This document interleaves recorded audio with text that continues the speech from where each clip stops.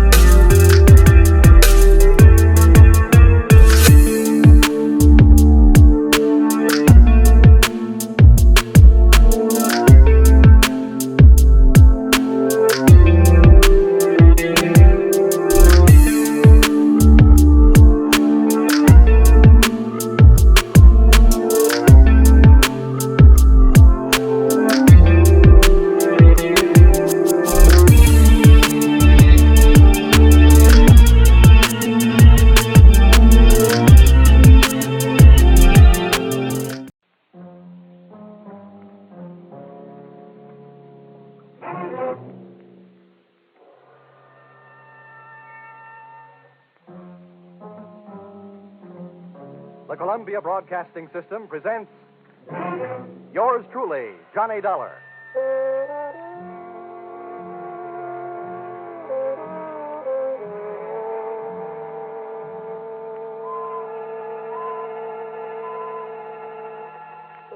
The next half hour has its baggage packed to take a trip with America's fabulous freelance insurance investigator, Johnny Dollar.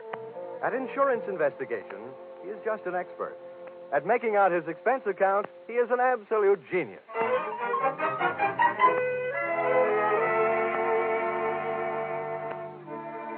Expense account, submitted by investigator Johnny Dollar. To Home Office, East Coast Underwriters, Terminal Building, Hartford, Connecticut.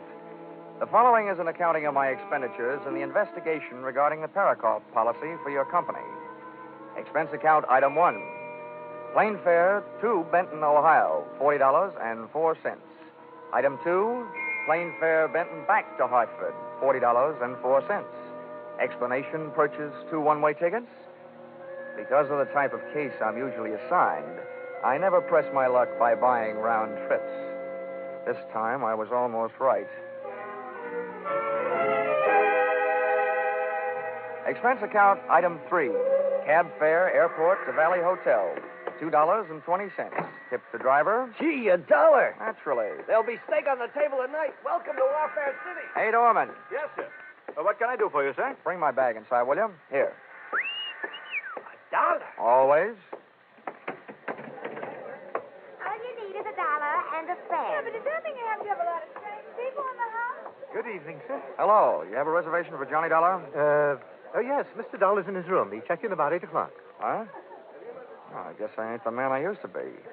What room is he in? Oh, sorry, sir. I'm not permitted to tell you that. I can phone him. Oh, no, never mind.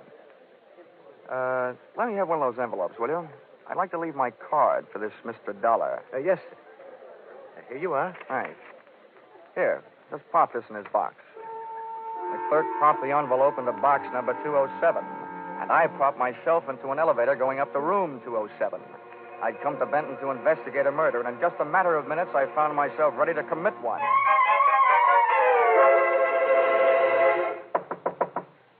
Yes? Who is it? Bellboy, sir. A package from Hartford. Just a minute. Package for me? Special delivery. Oh. Come on. Get up on your feet. Now, wait a minute. Take it easy. You must be Johnny Dollar. Sometimes strangers in a hotel room can be a lot of fun, but not when they're using my name. What's your angle? Listen, Dollar, I can explain everything. It better be good, and it better be fast. I didn't want to be seen waiting for you in the lobby, and it's important that I talk with you before anybody else does. That's why I'm here. I'm Eric Barker. Oh, the defense attorney in this Parakoff thing, huh? Well, I hope you're better at defending your client than you are at defending yourself. Whether my client goes to the chair or not, unfortunately, has nothing to do with my being a good lawyer. That's what I wanted to talk to you about. Well, I suppose this is one time when the attorney won't mind relinquishing the floor. Why don't you get up on your feet? Yeah, thanks. I will. Now, look, I'm no coward, Dollar. But if either one of us is going to get any place on this case, we'll have to work together. Now, I need your help, and I need it badly. I do a single act, sorry. Now, don't be hasty. I can help you, too. Just how much do you know about the Parakoff murder? All I know is it's one of the screwiest cases I've ever run into. All over the country, beneficiaries are knocking off insured people. But not here in Benton. Oh, no. Here they tell me the insured man, Harlan Wolf, knocked off his beneficiary and partner, PARAKOFF. And now I've got the jolly assignment of trying to keep the state from executing the insured man. My employer, East Coast Underwriters, isn't anxious to see $100,000 of their money burn up in the electric chair. Well, at least we're both stuck with the same tough job. Now, look, I'll tell you the few things I already know, and you fill it in from there. All I know is that Parakoff was shot to death, and that his business partner, your client, Harlan Wolf, was picked up leaving town and being held for the murder. What have they got against him? Only what they found on him. That's enough. The murder weapon. Any witnesses? One. Parakoff's wife, Marcia, an eyewitness. A murder weapon and an eyewitness. Well, it seems, at least at first glance anyway, that the state of Ohio will be receiving a large electric bill one day soon. Hey, is there any chance of my seeing Wolf? No, not before he's indicted. Great. Dollar, Harlan Wolf shot Parakoff in self-defense. There was no premeditation. Well, I'm convinced that I could get him off with a second-degree manslaughter verdict if it weren't for the tactics of the prosecution. What's that? Well, they not only have intimidated my character witnesses, they've suborned their own to perjury. That's the sort of thing I'm up against. Well, as the insurance companies keep on saying, never say die. So where can I find the widow Parakoff? Well, if they aren't holding her in protective custody so nobody can question her, she may be at home. That's 1375 96th Street. That's a lot of figures. By the way, how's hers? Expense account item 4, cab fare to home of murdered man and the girl he left behind him, $2.40. I shivered all the way out to the suburbs, but not from fear or anticipation. A simple case of summer shorts in red flannel weather. The Parakoff place was obviously the product of a good income and a bad architect. It looked like a great big wedding cake, and Mother Nature had mercifully iced the confection. The front walk was white and untrammeled as if driven snow. As a matter of fact, that's what it was. 3 inches of it, which meant that Marcia hadn't had a visitor in the past couple of hours. I was playing detective, and somebody inside was playing the radio. So I played Peeping Tom and loved every second of it. I couldn't see her face, but she had a lovely profile. I hastened to the door.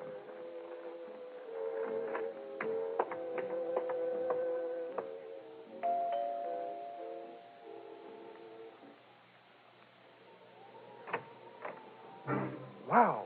Her hair was red and her eyes were green. Her hair stopped you cold, and then her eyes gave you the go signal. Yes? Would you mind saving that yes for later? I beg your pardon?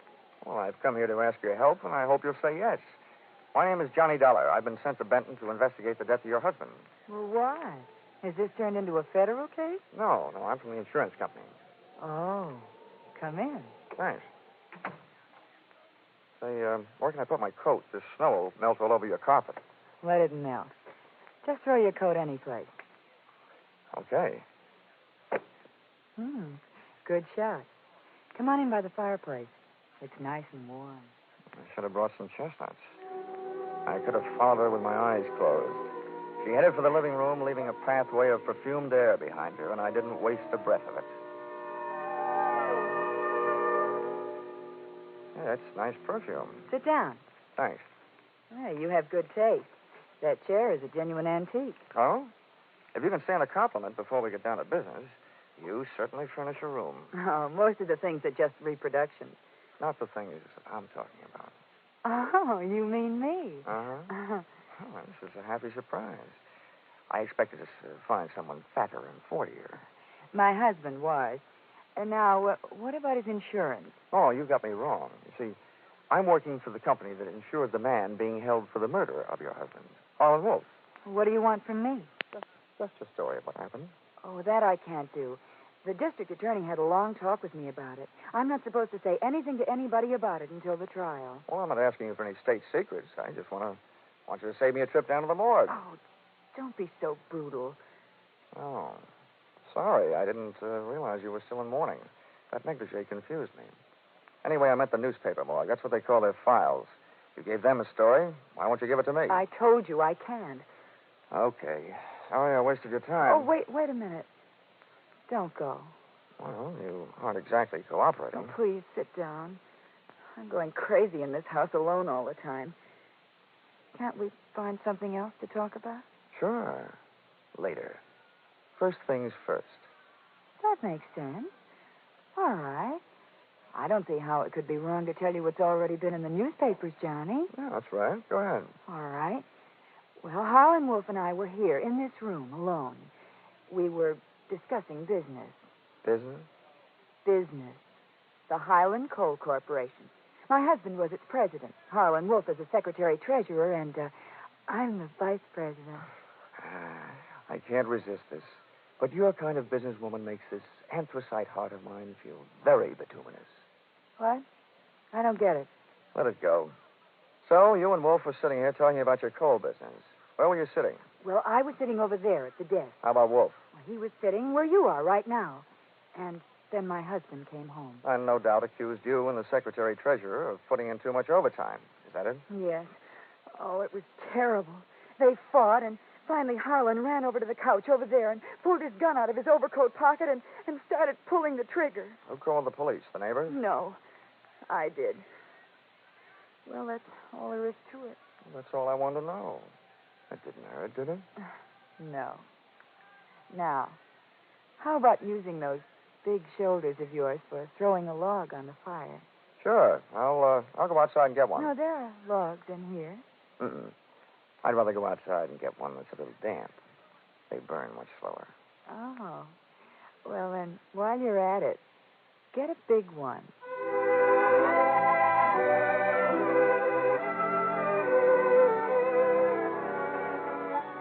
I left Marcia gazing into the fire, called a cab, and stepped out into the cold night air to wait for it. I went down the front walk with my mind on what was behind me instead of what lay ahead. Hey, Dollar. Out of the white snow loomed two very large blue police uniforms, completely filled. Get out of this Parakoff mess, Dollar. As a matter of fact, get out of this town. Why, officer? I'm just beginning to like it here. Look, this is from the top that makes it official. We've got the guilty man. We don't want any trouble. Look, you go back to the top and tell them that this is one sure way of getting trouble. They told us how to answer that one, too. I did my best. My best to break every one of the Marquis of Queensberry rules. I knew I was fighting a losing fight, but I was fighting for a little time. And that's all I got.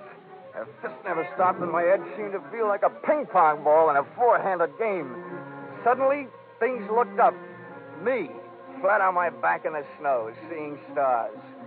Then a boot came flying toward my head and switched off all the pretty lights.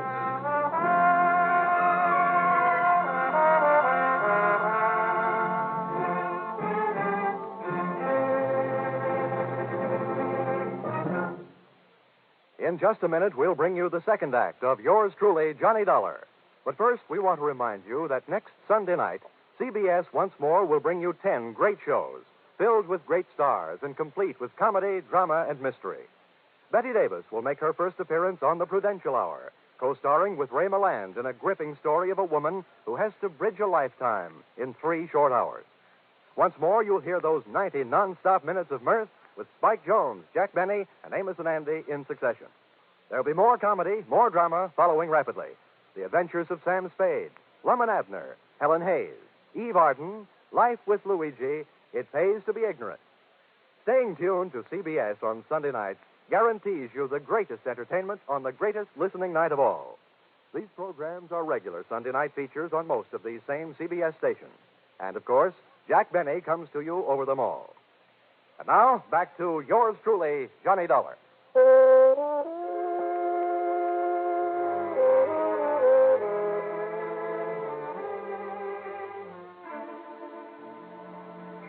Continuing expense account submitted by Johnny Dollar. To the Home Office, East Coast Underwriters, Terminal Building, Hartford, Connecticut. Expense account item 5, medical supplies, bonded, $7. Oh, and here's something I'll give you for free. A handy help for your regularly employed insurance investigators. When I find myself overwhelmed in a brawl with unknown assailants, cops included, I do my best to take away more than just bruises and contusions. During my career, I've picked more pockets than a rack boy in a pool room. And I added one more to the score during the brawl in front of the Parakoff house just before I went bye-bye in the snow.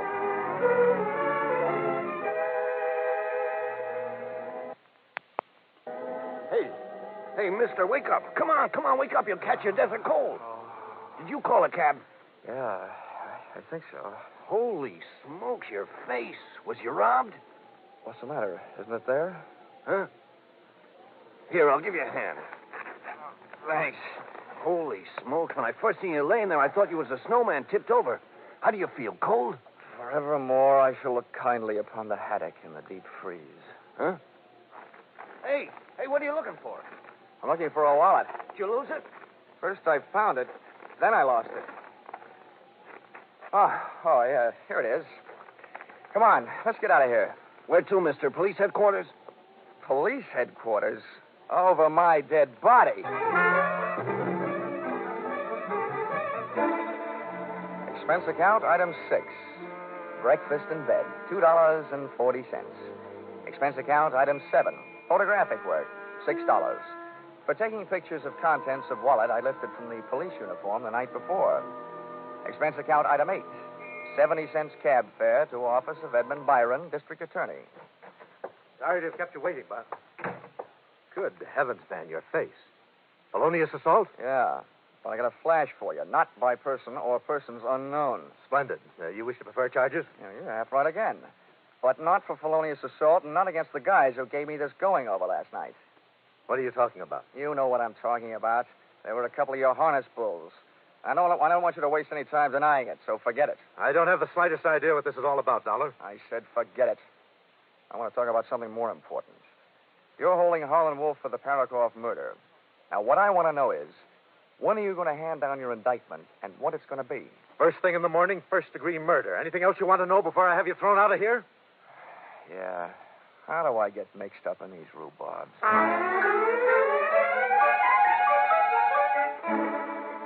Expense account, item 10, 5 cents. A phone call to my partner in despair, Eric Barker, attorney for the defense, who agreed to lend me a set of police photographs of the scene of the crime and the principals involved. Parakoff looked very dead. Marcia looked very frightened. And the accused, Harlan Wolf, looked very fat. The pictures of the scene of the crime indicated the shooting occurred with Parakoff and Wolf standing face to face, and that all of the bullets had gone banging straight into the right side of Parakoff's body. I set up an appointment to meet Barker at 3 that afternoon and decided to make the most of the time in between by seeing what kind of a trade I could make on that wallet I'd picked up during the winter sports of the night before. The name in it was Ben Arnold, and the address was disreputable.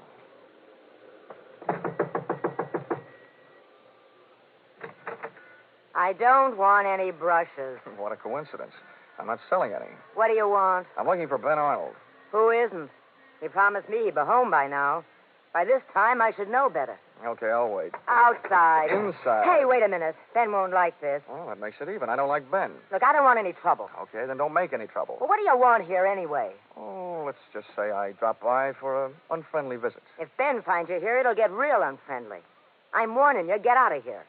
Ain't that face of yours marked up enough? Well, that mouse hanging under your eye isn't exactly a beauty mark. Ben really spreads his blessings, doesn't he? Hey. Ben really spread one blessing right there close in front of me. It was a small room, about the size of a large closet, with a clothes sprawl high and low, making the whole place look like a collapsed clothesline. And there, hanging on the back of the door, was Ben Arnold's police uniform. My eyes popped out, pushed one of its shiny brass buttons, and rang the bell. There, like little brass love letters on the brass, stood the initials CPD. And CPD were never the initials of the Benton Police Department.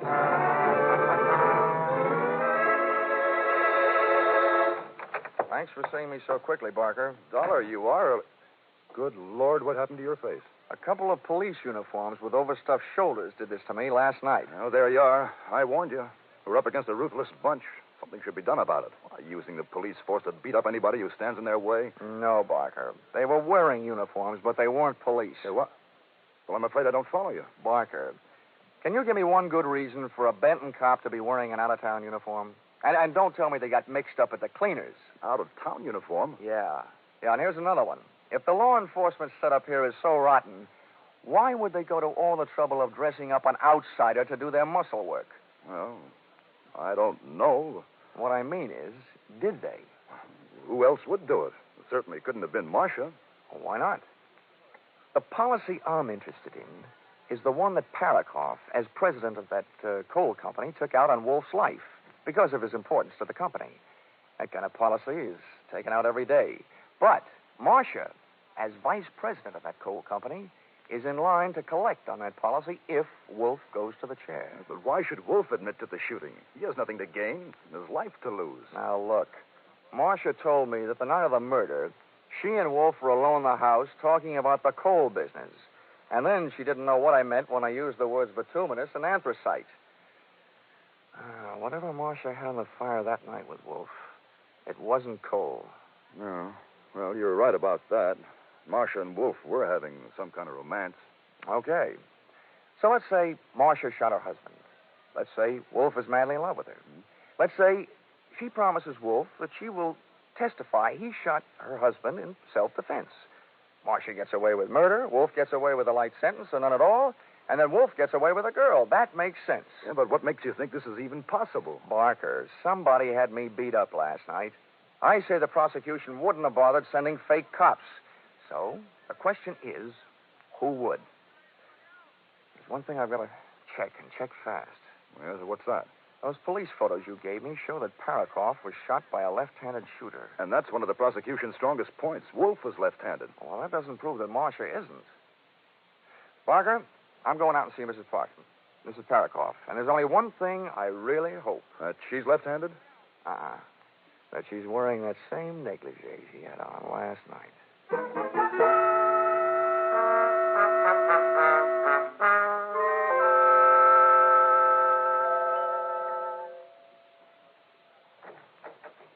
Hello, Marcia. Can I come in? Why, Johnny, what happened to your face? Oh, I didn't get down to the beauty parlor today. You look like you've been fighting. Uh-huh. Not too well, but wisely. Well, come on in the other room. And how about throwing another log on the fire? Say, you're a real little firebug, aren't you? You should have lived back in old Nero's time. Whose time? Never mind. I'll tell you what, I'll build the fire if you light it. Well, I'd love to. Oh, you're getting a dry one from inside. Last night you went all the way outside to get one that would burn for a long time. Oh, that was last night. You got some paper? Here's some. There we are. Okay, hot point. Here's my lighter. Touch it off. Okay. There, that'll do it. Come on. Sit down over here. No, over here will do. This chair is a perfect fit for me. Which makes me think maybe the state of Ohio has a chair that's a perfect fit for you. What are you talking about? Well, if you want to play games, I'll read you the rules. You know, there's a big advantage in being on my side of investigation. Fellas in my racket have the benefit of a lot of experience. But murderers, well, almost everyone is inexperienced at that business. One moment they aren't murderers, the next moment they are. Johnny, please. Now, let's have a look at what's on my side. For instance, from the empty shells thrown off by an automatic pistol, the experts can get a better picture of a murder scene than they can from the witnesses. Your husband was killed by a gun that was held approximately 18 inches away and directly in front of him. And the bullets entered the right half of his body. That means he was killed by someone who shoots left-handed. Harlan Wolf is left-handed. You can ask him. He'll tell you. I know that. And so are you. Anybody who lights a cigarette lighter with your left hand is left-handed, which makes you a good candidate. That doesn't prove anything. No? No, I guess it doesn't. But this chair I'm sitting in does. What do you mean? Last night you told me Wolf was sitting in it when your husband came home. And that statement makes you a liar. Look, I'm trained down to the point where my belt is ready to sue my hips for non-support. And I can just get into this thing. And Wolf's picture shows that he's got a beam like the Queen Mary. He wasn't in this chair, which makes me think he wasn't even in this room when your husband was killed. All right. So I'm a liar. That doesn't mean I'm a killer. Marcia, investigators can make a lot of mistakes, but a murderer can only make one. And you've made a big one. I tell you, I'm no murderer. You've got to believe me, Johnny. I'll tell you everything. You're right.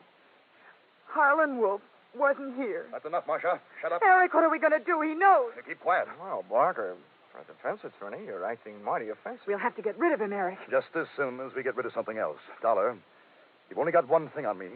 Ben Arnold's wallet. And I want that. Now. You're welcome to it, Barker. But it might interest you to know that I've had its picture taken this morning. Your phony policeman's wallet and everything in it. And copies are in the mail right now. The insurance company won't have any trouble connecting you with the comedy cops who beat me up last night. You're bluffing. Well, there's something else I've got on you, Barker. This morning, when I was lying in bed, counting the bumps on my head, it suddenly occurred to me that you were the only one who knew where I was going last night. So you must have been the one who had me roughed up. It also does my heart good to see you standing there with that gun in your left hand, which makes you a candidate, too. Shoot him, Eric. You're a lawyer, Barker. What's your legal opinion? Are you just an accessory after the fact or before the fact? Or are you the murderer? What are you waiting for? Shoot him, kill him, I tell you. Shut up, Marcia. Dollar, stand still. If you won't, I will. Give me that gun. Marcia, look out.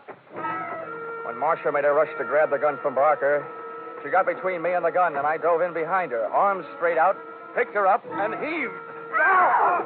Marcia went smashing into Barker, and I went in a frantic treasure hunt through that flailing mass of snorting, angry bodies to find the head that held the gun. Believe me, it was no place for a lady, but Marcia was no lady. I grabbed deep in between them and pushed Barker's gun hand up under the go-round, and just to make sure the rest was strictly a fist fight, jammed my trigger finger in over his and pumped till all the shots went into the ceiling. The way the plaster was falling, it was like another fight in the snow. But this time, Johnny Dollar came up heads instead of tails. Eric! Come on, Barker. Up you come. And down you go. Oh, Eric. All right, Marcia. All right. When I first met you last night, I asked you please to save a yes for later. I'm going to ask you a few little questions. If I'm right, let's hear it. 1. Did you kill your husband? Okay, 2. Did Eric Barker shoot your husband? Did you kill Harlan Wolf, tell him you did it, and talk him into taking this rap for you? It was all Eric's idea. He said we'd get rid of my husband and Wolf and... And collect their insurance.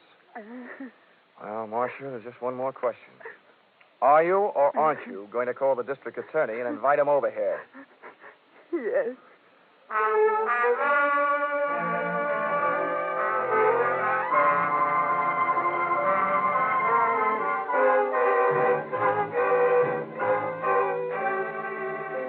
Expense account item 11. $12.40. There's lunch for the district attorney, who also turned out to be left-handed. And a very nice guy to boot. We had a lot in common. It was the first case either one of us had ever worked on where the defense had been working harder than the state to bring in a conviction. Also, that it was the first case where everybody on both sides turned out to be guilty. Defense attorney Eric Barker of murder, his girlfriend Marcia PARAKOFF of being an accessory before and after the fact, and Harlan Wolf of conspiracy to defraud. No wonder the nation's jails are getting overcrowded.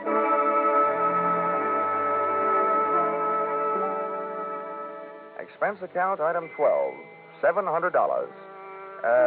Side trip to Miami, Florida. Purpose,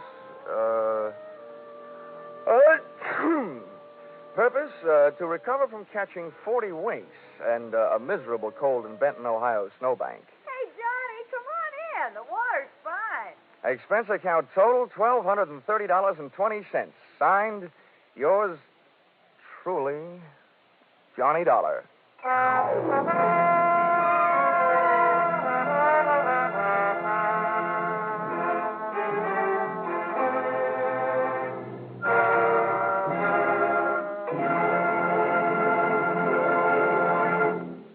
Now a word about a special CBS broadcast this Sunday. You'll find it a story that grips you for a full 60 minutes on the air. A startling drama of a young reporter who finds that his assignment comes too close to home. A revelation of disturbing facts about our mental hospitals based on actual documented reports and 6 months of intensive study and preparation. With Eddie Albert starring as the young reporter, this tale of a mind in the shadow comes to you by popular demand in a repeat performance next Sunday over most of these same CBS stations. Be sure to hear Mind in the Shadow next Sunday at 12:30 Eastern Standard Time.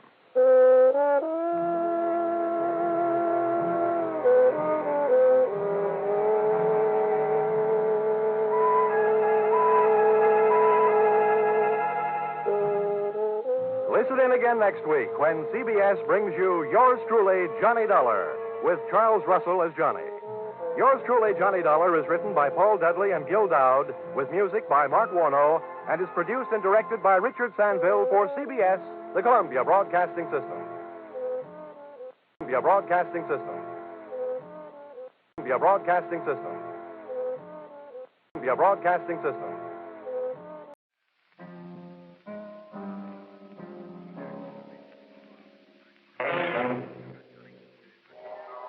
The Columbia Broadcasting System presents Yours Truly, Johnny Dollar.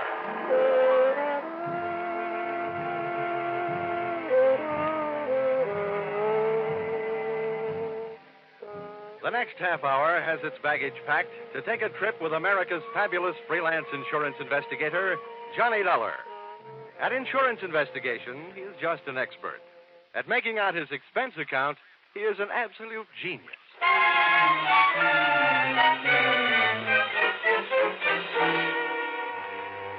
Expense account submitted by Special Investigator Johnny Dollar to Home Office, Oriental West, Cargo Bonding Company, San Francisco.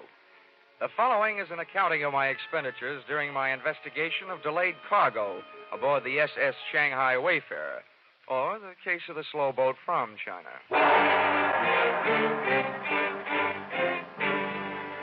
Expense account, item 1, $181.52. Plane fare from Hartford to San Francisco in answer to your urgent call. Expense account, item 2, $3. Lunch on Fisherman's Wharf in answer to my stomach's urgent call. Item 3, $1.20. Cab fare to your office. Dollar, my name is Fundy. I haven't had the pleasure of meeting you before. And may I say it's a pleasure meeting you. It's a rough trip. I'm glad it's over. Over? Oh, it's just begun. Here, Dollar. This is your plane ticket to Singapore. Singapore? Hmm? You know, Fundy, I had a choice. Really? To come to San Francisco to see you, or to take a case in Boston. A nice old lady on Beacon Hill clubbed her husband with an early American bed warmer.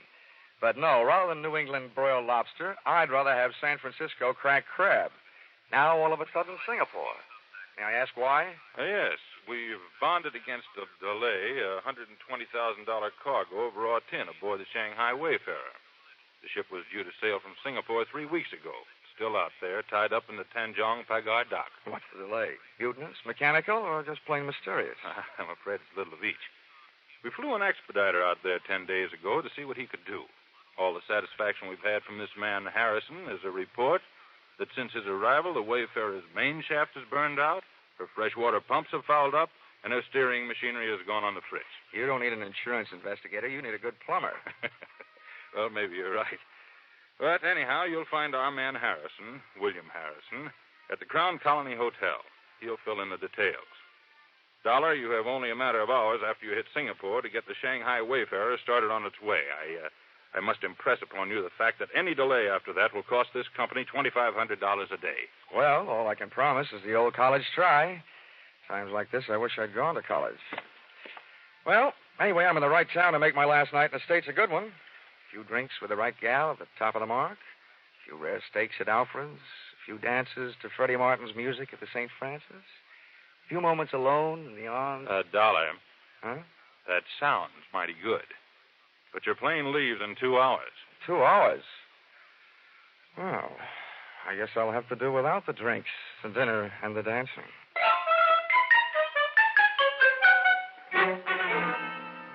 Expense account, item 4, $120.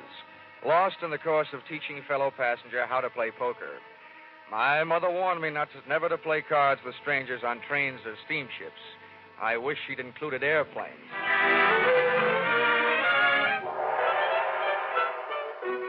You'd implied, Fundy, that the situation smelled. Well, you should have caught a whiff of the city, especially the native sections, through which I had to pass on my way to the Crown Colony Hotel. I found it on Anson Road. I found myself a room. I also found William Harrison's room.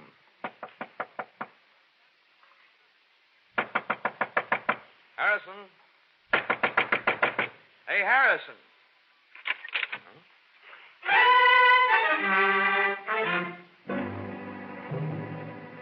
But I didn't find Harrison.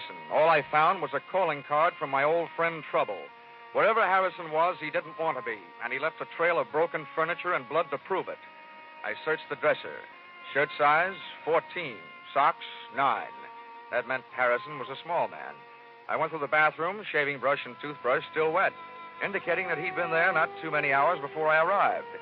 Then I tried the wastebasket. In addition to one large glob of used chewing gum, an empty cigarette package, and some old Kleenex, I found a swizzle stick with a name on it. The Collier Key Bar. Well, all that meant was that Harrison had a head cold and had been trying to cure it with Singapore slings. But at least I knew where he'd been drinking them.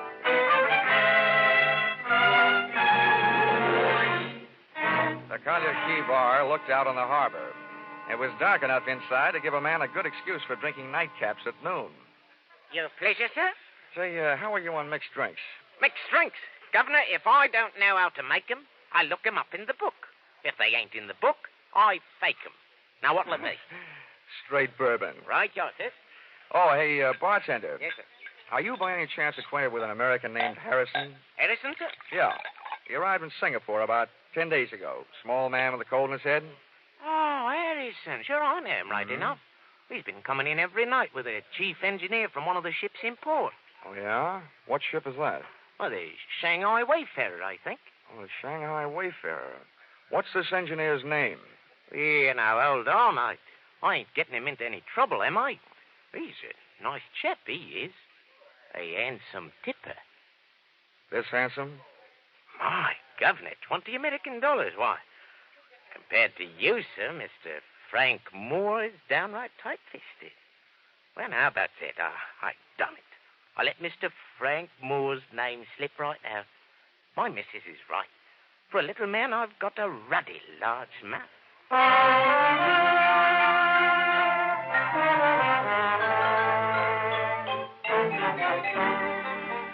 Expense account, item 5. Rickshaw fare to the Tanjong Pagar docks, 10 cents. Tip to Pony Boy, $1. The ships moored fore and aft of the Shanghai Wayfarer were busy stuffing the pungent treasures of the East into their deep steel pockets. The only sign of life aboard the Shanghai Wayfarer was the right hand of the burly gangway watch.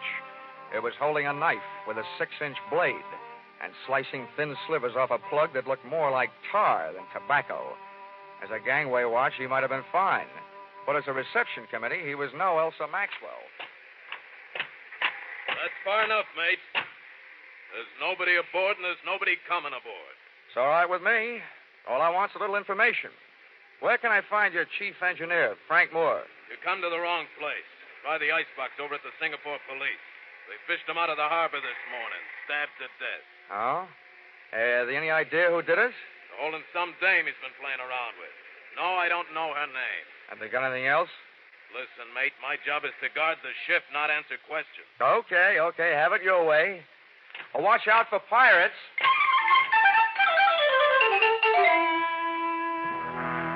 The British chief inspector, Singapore police, gave me everything except an invitation to tea. But unfortunately, he never even heard of Harrison. He took me into the morgue, and a look at Frank Moore's body told me nothing I didn't already know. He'd been stabbed, all right, and whoever had killed him had sunk him with a hole in one. As for his personal effects, his Maritime Union card confirmed the fact that he was indeed the chief engineer of the Shanghai Wayfarer. A stack of crisp American $20 bills in his wallet made me wonder whether he hadn't been picking up a little extra pin money for delaying the departure of his ship. And finally, a photograph that made me admire the late Mr. Moore's taste in women. Whoever it was that said, "Never the twain shall meet," should have met her. She was half caste and all woman.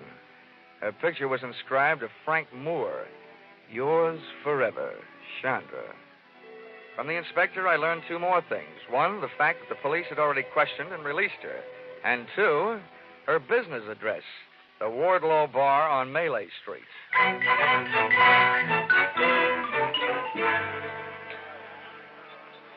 Hello, Mr. Young.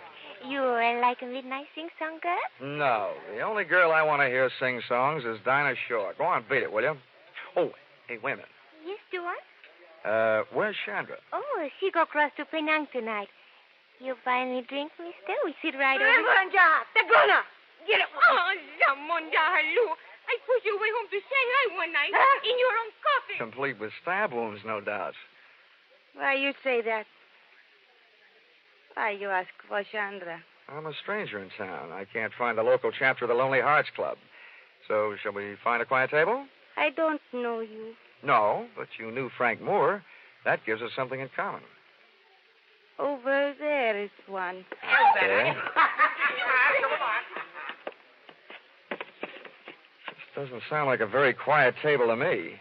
In Singapore, you will learn whispers stand out in the quiet. They disappear in the noise.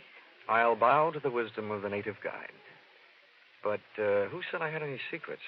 You talk about Frank Moore, so I know if you do not have secrets to give, there must be secrets you like to learn.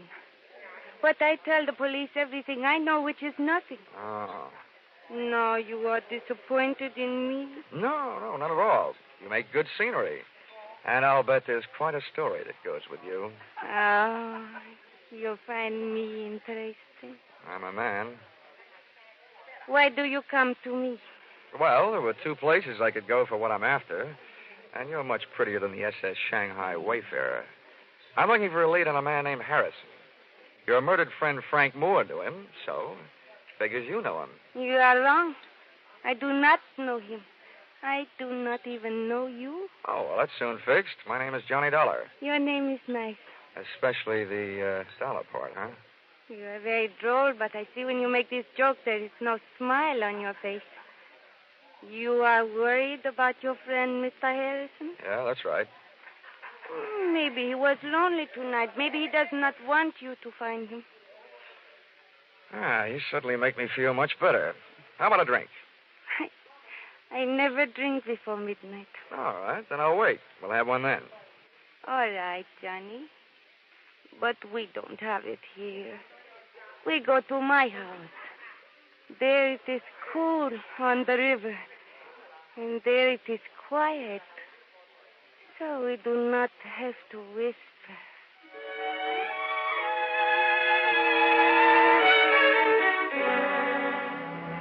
Midnight must have been invented for Singapore. And her house must have been invented for midnight. Only one thing looked out of place. Up on the wall was a souvenir of Chandra's war effort. A real American baseball bat. A Louisville Slugger. And on it was written, "Remember the U.S. Marines." Everything else in the place was soft. The lights, cushions, and Chandra. It is nicer to drink here, no? Yeah, may I say, it's a mite intoxicating without a drink. I wish the boys back in my high school senior class could see me now. What do you mean? In the graduation annual, they predicted I'd be a bookkeeper. Oh, I do not understand you. And neither did the boys in my senior class. Johnny, please say things I can understand. I want to know you better. Maybe if I stop talking altogether, you'll get to know me better. Johnny.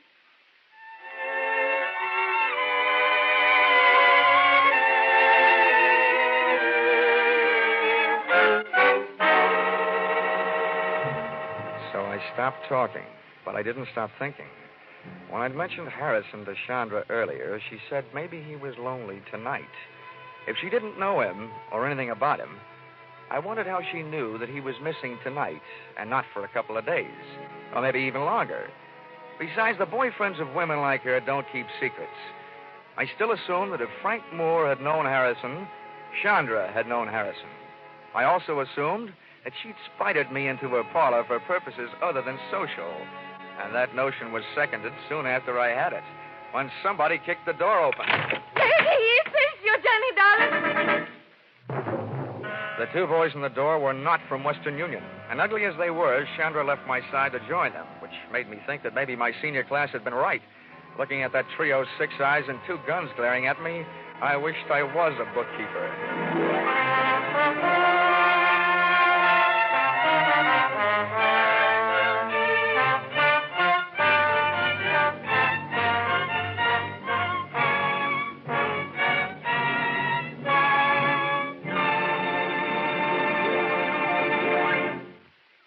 In just a moment, we'll return to the second act of Yours Truly, Johnny Dollar. But first, here it is almost the end of February. All over the country, people are thinking about their new cars. All but one man. And he remains quite content with his old automobile and wearing apparel, an ancient Maxwell and a well-worn toupee. For these reasons, and for several others, named Mary, Dennis, Don, Phil, and Rochester, he now has the #1 comedy show in America. All over the country, people think about him, too, every Sunday night. Hear the Jack Benny Show with Claude Rains as Jack's special guest next Sunday on all these same CBS network stations. And now, back to Yours Truly, Johnny Dollar.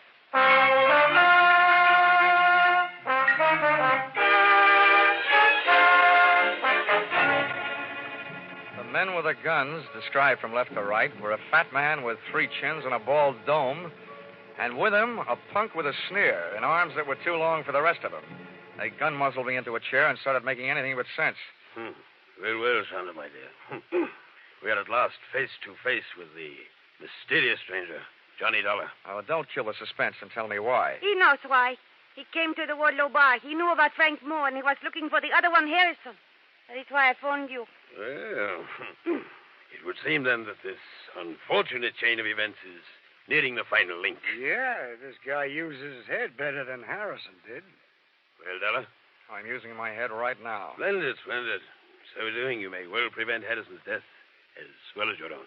Oh, well, that's better than nothing. But is that all you can offer? Skip the bargaining, Rustline. Takes too much time. Quiet, Corgi. There are times when money is cheaper than the results of your kind of blind violence. Well, Dollar, you do have a price. Take a tip from my last name. Start bidding. I tell you, you're nuts, Rustline. You aren't sure he knows where it is. He must know. He was looking for Harrison. They both know. You be quiet, both of you. 500 pounds English dollar.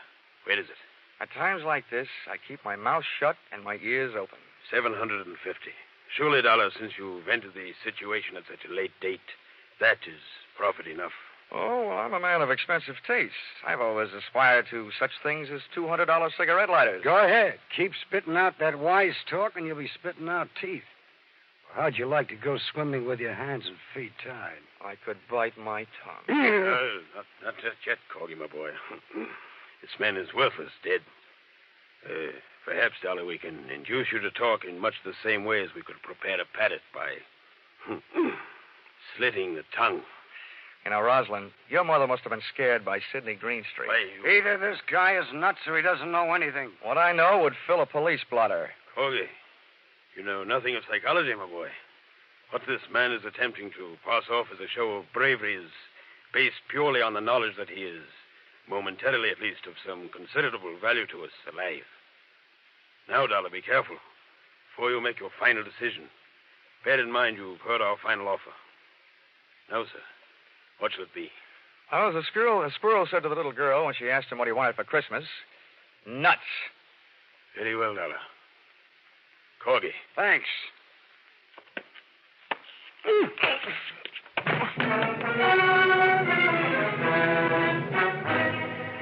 I finally came to in the dark, trussed up like a turkey, and lay there trying to figure it out. Obviously, the 2 rude dudes thought I knew something I didn't know. But what I did know was that finding Harrison had turned into a big, fat headache. Also, that I had accomplished exactly nothing towards speeding the SS Shanghai Wayfarer over the bounding main. While I was comforting myself by repeating over and over that old insurance company soother, never say die, I discovered I wasn't alone. Hello. Huh? Who are you? Well, you were here first. You tell me. Well, my name is Harrison. Harrison? Yes, who are you? I'm Johnny Dollar. I was sent out here by the Oriental West Cargo Bonding Company. Oriental West? Yes, I was supposed to do what you couldn't get done. And look at me now. Getting hit over the head and dumped in here must be par for the course. How long you been here, and why? Well, I've been driving myself crazy trying to figure that out. Well, this little guest house, wherever we are, must only have one set of proprietors. I can tell you who they are, at least by the names they're using tonight. Rosalind and Corgi. They offered me 750 English pounds to tell them where something called It was. What is It? Well, it's a package. What's in it, I don't know. It belonged to the chief engineer of the Shanghai Wayfarer, Frank Moore. He was helping me try to get the ship on its way, and I owed him a favor. He asked me to drop this package at a bar. The Wardlow bar, yeah, go ahead. That's right. I was supposed to give it to a girl named Chandra. She wasn't there, so I got her address and went out to her place. You mean that package is at Chandra's house? Yes. When I got out there, the Chinese maid let me in. I waited as long as I could, and then rather than leave what might be a valuable package just lying around loose, I put it into the bottom drawer of a dresser and left. Oh, great. For such things, I go around laying down my life. Well, it's obvious that these men will stop at nothing to get their hands on that package. Well, when they asked you where it was, why didn't you tell them? Then neither one of us would be here. What's more, I'm beginning to think the sooner they get the package, the sooner our ship sails. Frank Moore had been a good friend to me. He wanted Chandra to have it, and I couldn't just turn it over to those two. Well, I've got some news for you. And this should make you really unhappy. Those two happen to be in business with Chandra. Huh? They're all on the same team. She's one of them. What an idiot I've been. Well, here we are, all roped up. You know, for a pair of guys who came out here to speed a shipload of raw tin on its way, we're doing just dandy. We're lucky if we get out of this thing alive. Offhand, I'd say our host probably murdered Frank Moore trying to get that package. Maybe we're next. Uh-oh. Maybe right now. A beam from a powerful flashlight stabbed us in the eyes. The sudden change from too much dark to too much light kept us blinded. Well, look who's here. At least the voice behind the glare wasn't Rosalind's and it wasn't Corky's. But it was a familiar voice, one I'd heard and heard lately. He walked in on us, the flash in one hand, and in the other, a knife with a 6-inch blade. At first, I wondered whether it was the one that had been buried in Frank Moore's back. And then I remembered where I'd seen it before. The man bending over us was the burly gangway watch from the Shanghai Wayfarer. And you told me to watch out for pirates. Well, this situation is getting a little overcrowded. I didn't think there was room for any more. What do you want? You know what I want, Dollar. The same thing Rosalind and Corgi are ripping your hotel room apart for right now. Now, don't tell me you're looking for it, too. 2 things I know about that package, mister. The name is Rourke. Okay, Rourke. One thing I know is that it's dangerous company. The other is I want no part of it. The only thing I'm interested in is getting the Shanghai Wayfarer out of port. That won't be hard once I get that package. Where is it, Dollar? I'll trade the answer to that question for a little freedom. Okay. Hold still. Thanks. Harrison's next. I want him with us in case he's lying. All right. Okay, Harrison, roll over. Hey, you! When Rourke bent over Harrison, I drop-kicked the flashlight out of his hand, ran across the darkened room, through the open door, and kept on running. Sometimes the long way around is the shortest way home, so I headed for Chandra's house. I not only had some getting even to do, but I had some curiosity to satisfy. Somehow the Shanghai Wayfarer's failure to sail on schedule was tied up with a mysterious package. But how? Why? I decided I'd earn the right to see what was in that package.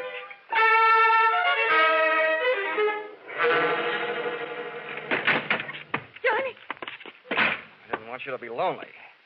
I heard your playmates are over making themselves at home in my room, so I thought you and I could have a little chat. Maybe I've got a surprise for you. What, Johnny? I think I know where that package is.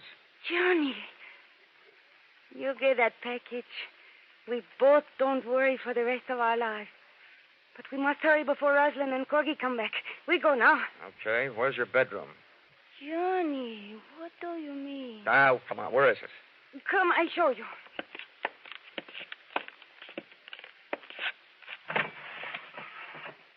No, it cannot be. There's another one, no. It's been here all the time. And now while I open this thing, you can go and have yourself a nervous breakdown. Say, this is more fun than unwrapping Christmas presents. And now I take off the cover. Wow. Now I know how the winner feels on Hit the Jackpot. The package was paper all the way through, brown wrapping on the outside and green spending on the inside. Big bundles of fresh, clean American 20s. Thousands of the same kind of bills that the Singapore police had found in the late Frank Moore's wallet. It would have taken half a day to count it, and I'd wasted too much time already. They'll be no good to you without me, Johnny. You have to know how to get rid of them. Oh, counterfeit, huh? Yes. They are made in China. Frank Moore brought them from Shanghai to Rosalind to take to the States, but Rosalind was not here in Singapore. He was late, so Frank had to make some accident happen to his ship to keep it from sailing. But then he changed his mind. He decided he would give the money himself. But Rosalind caught up with him. Oh, I see. He was sending them to you by way of Harrison, just before he was knifed by Rosalind, huh? Who talked him into that? You, by any chance?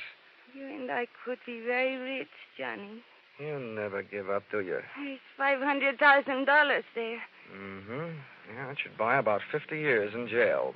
I'm taking this down to customs and you with it. No, I do not think you do. Uh-huh. Time to play another visiting team. Come on, beautiful. I don't want you in the way. Let go of me. I grabbed her, lashed her wrist with a cord from the package, and since she liked money so much, I stuffed her mouth with a fistful of those troublesome $20 bills. I locked her and the rest of the loot into a closet and dashed into the other room looking for a weapon. And then I remembered that Louisville slugger from the U.S. Marines. I was glad they'd landed. I grabbed it off the wall, got a toe hold in the carpet on the left side of that door, wrapped my fingers around the bat, swung on the back of my shoulder, and waited.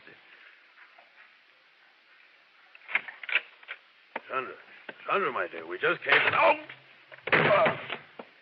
2 out and 1 to go. Go! 3 outs, and the side is retired. What a ball game. First, I take your guns. And now we sit and wait for you to wake up. I'll take over from here on in, Dollar. Huh? Oh, I don't know about that, Rourke. I happen to be the guy who has the gun. Oh? Well, here. Take a look at this. What's in your wallet that I want to look at? More hot 20s? I'm not taking my eyes off you, Rourke. Okay, I'll turn around with my hands up, and then you can look at it. Okay, fair enough. But if you so much as move, I'll start shooting. That's the deal. Oh, it's a fine time to learn this. Are you satisfied? John Joseph Rourke, U.S. Treasury Department. Come on in. I'm sorry I couldn't come out into the open before, Dollar, but I was too close to the payoff of this case to take any chances. Well, you know, I'm beginning to think that just being in this town is taking chances. That counterfeit's been funneling through this port on its way from China for months.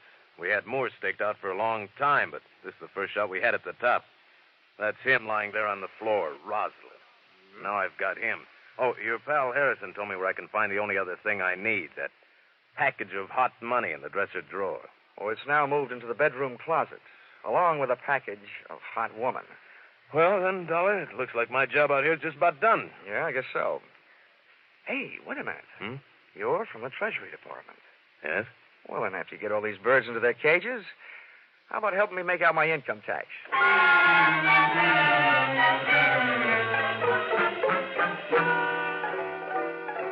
Expense account, item 6. Hotel bill, 1 night in Singapore, $5.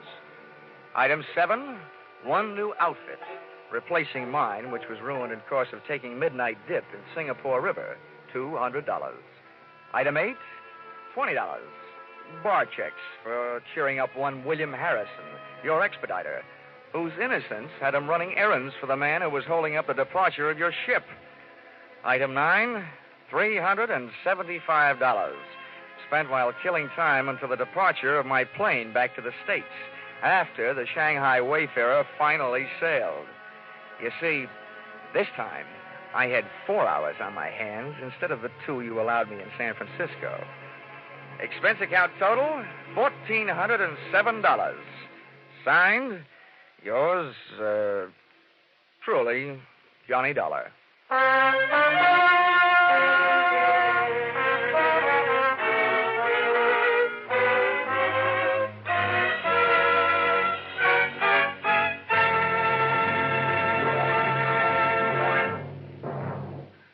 In just a moment, we'll tell you about next week's Johnny Dollar Adventure. But first, for more exciting drama in the mystery and adventure line, remember CBS 2 thrill-packed Saturday night shows, The Adventures of Philip Marlowe and Gangbusters. Be sure to hear Philip Marlowe and Gangbusters tomorrow night on most of these same CBS network stations. Next week, CBS will take you adventuring with Johnny Dollar, hitting the hot spots in Palm Beach and New Orleans, with the star of Hades, Diamond, on a trip all points south. Charles Russell plays the role of Johnny. Our music is composed and conducted by Mark Warno. Yours truly, Johnny Dollar, is written by Paul Dudley and Gil Dowd, and is produced and directed by Richard Sanville for CBS, the Columbia Broadcasting System.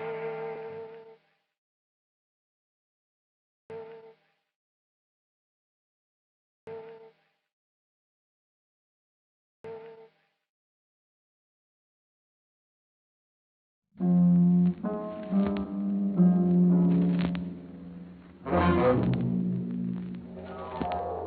Columbia Broadcasting System presents Yours truly, Johnny Dollar.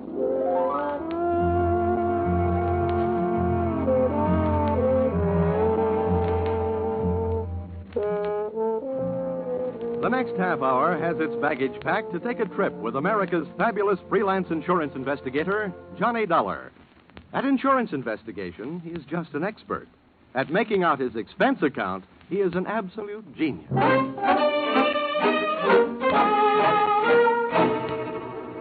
Expense account submitted by Special Investigator Johnny Dollar to Home Office, American Continental Life Insurance Company, Hartford, Connecticut. The following is an accounting of my expenditures fulfilling your assignment as a bodyguard, the body being that of your late policyholder, Robert W. Perry. Expense account item 1. Fare on night train Hartford to New York, $3.80. Expense account item 2. $1.80 taxi to Lower Manhattan the following morning. To officers Perry and Van Bruten, importers, arriving as promised at exactly 9 a.m. Help you? Yeah, my name is Johnny Dollar. I have an appointment with Mr. Perry for 9 o'clock. Oh, yes, from the insurance company. Well, you're right on time. Yeah, they told me I'd better be. Mr. Perry just came in. He's alone and waiting for you. I'll buzz him that you're here. Thanks.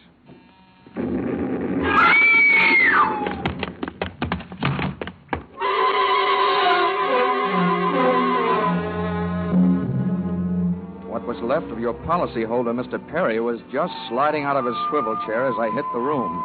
The top of his desk had erupted, and splinters of mahogany pointed their sharp fingers upward through lazy circles of smoke swirling toward the ceiling.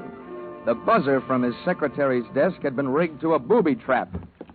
Oh, no, Mr. Perry. Stay away from him. There's nothing you can do for him. He's dead. Oh, what happened? What happened? Whatever happened? Come on, let's get back out of here. Here you are now. Sit down. I'll get you a drink of water.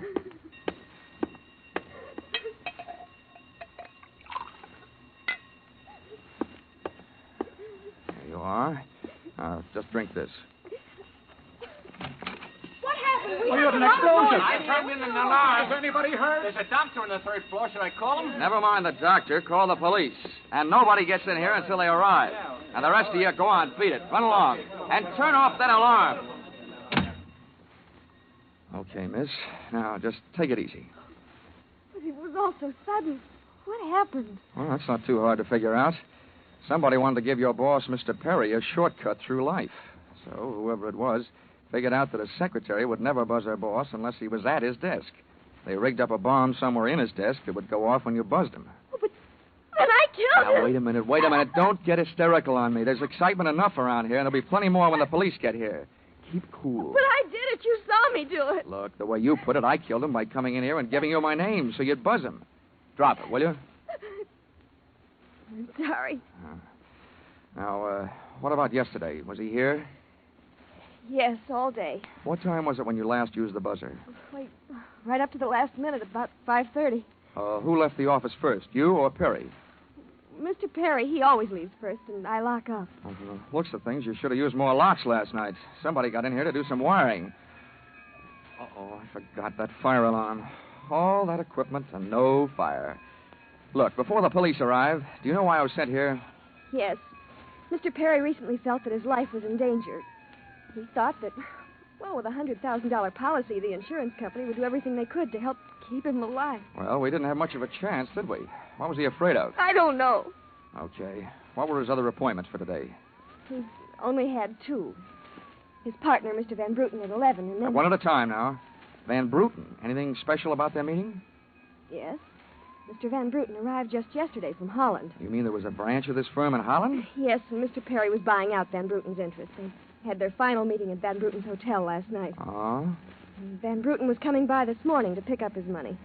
Cash? No, a cashier's check. The bank is to deliver here at 10:30. Now, quick. Perry's other appointment. Who was that?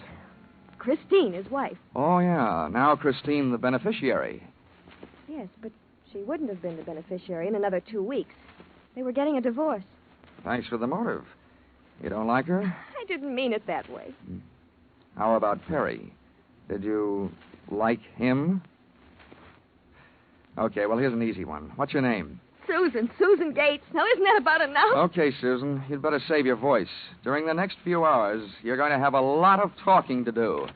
Oh, here come the firemen, and we haven't even got a child to ask them to save. Where's the fire? I'm looking for a fire. Just stick around. When the cops get here, somebody will get burned.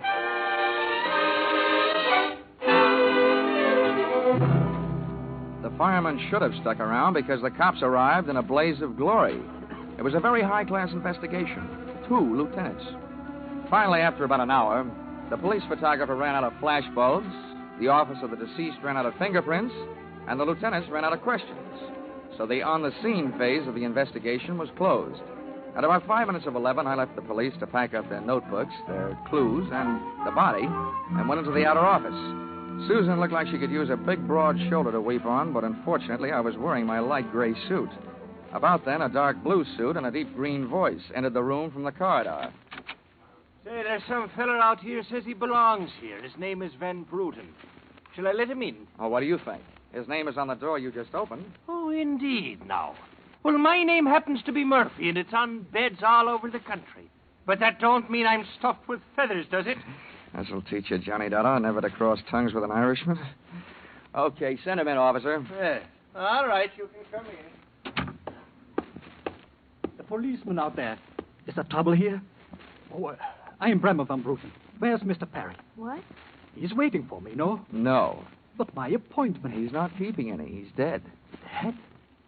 This is impossible. Last night I saw him. He was well. What happened? He was hit by a buzz bomb. A buzz bomb? Please. Oh, sorry. I forgot other people aren't used to these things.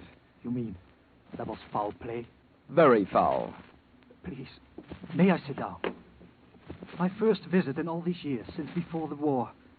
It was to be so happy. Now, tragedy like this. He was a good man, a good partner. I understand that as of last night, you were no longer partners. Yeah, I'm glad you mentioned that. I realize, of course, that it is indelicate to speak of such things as money at a time like this. But that is why I'm here, to receive my payment. Oh, just because Perry got his, there's no reason for you not getting yours, huh? But you misunderstand me. I am deeply grieved. Since the transaction was consummated, what is there to do? A delay would be a needless waste of money. I have already paid for passage back to Amsterdam tomorrow. Your check is here, Mr. Van Bruten. Here you are. Thank you. In all my years of business, this is indeed the saddest moment. Yeah, those are very kind words, Van Bruten, and I'd believe them if your eyes would stop counting all the zeros on that check.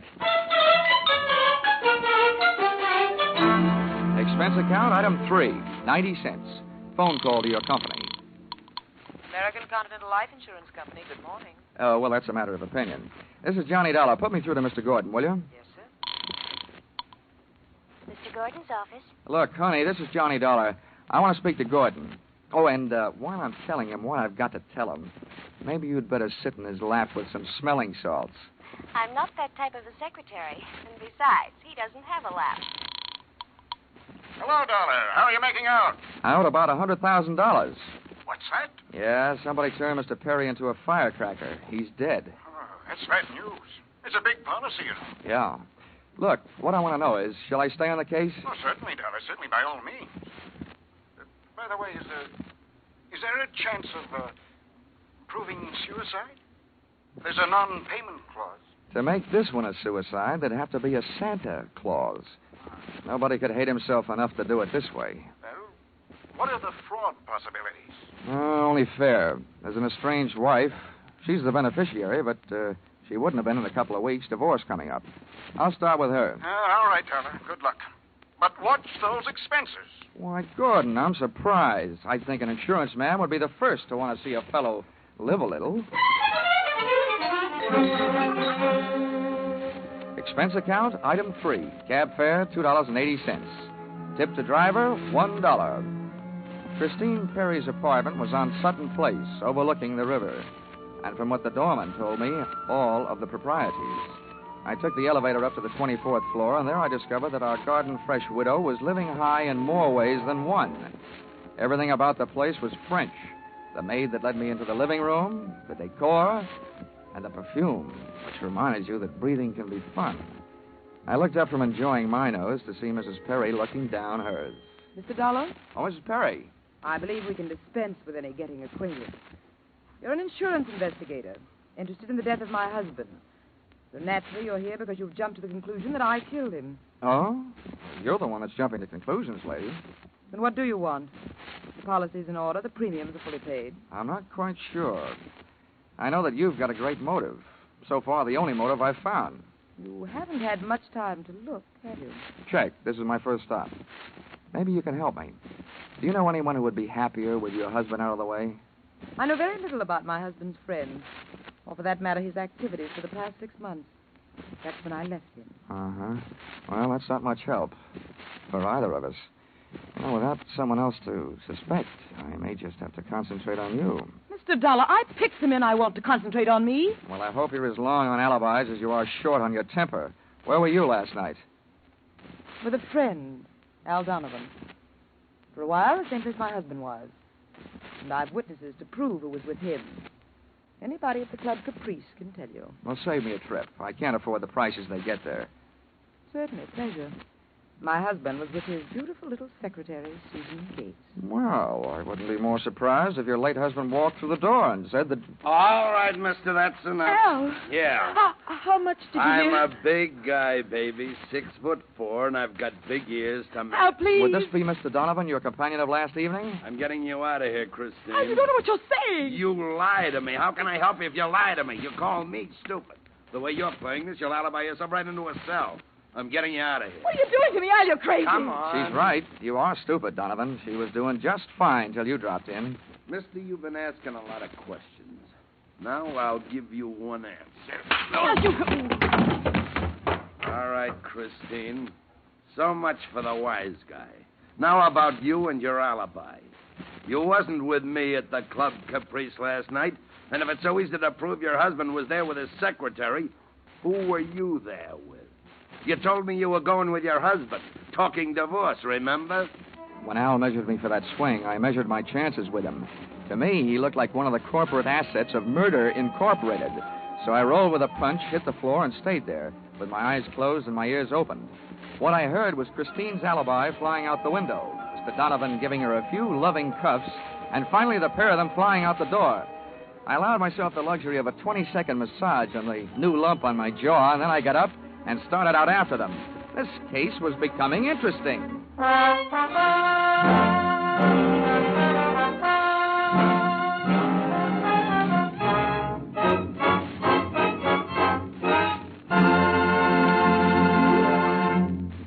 In just a moment, we'll return to the second act of Yours Truly, Johnny Dollar. But first, this important message. $60 million is what the Red Cross needs to carry on its great work in 1949. If this seems like a lot, just try to review briefly the various activities of the Red Cross. It can't be done briefly. Red Cross services extend into every area of our lives, bringing care, comfort, and recreation to the men in the armed forces, bringing first aid training, nutritional programs, nursing services, blood banks to our own communities. And all the time, as these activities go on uninterrupted, the Red Cross is holding itself ready to spring into instant action in case of disaster. Fire, flood, explosion, any sort of catastrophe finds the Red Cross on the scene with food, clothing, and medical care. $60 million isn't so much in the light of such activity. We can make it with each of us contributing. We're giving to our own safety, security, and peace of mind, and to our neighbors, too.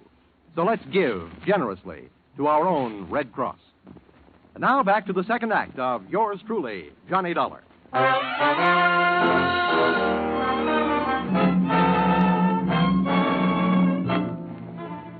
I hit the street just in time to see Donovan pushing Christine Perry into a cream-colored convertible. When they got rolling, I piled into a cab and followed them, and the chase was on. At 57th and Broadway, things got complicated. My cab was 3 cars behind theirs when a red light flashed them to a stop. Then the door of their convertible flew open. Christine jumped out, dashed across the street, and down to the subway. Since Donovan didn't follow her, I followed him. When he finally pulled to a stop, he took 2 chances. He parked in a no-parking zone and walked straight into the building beside it. a police station.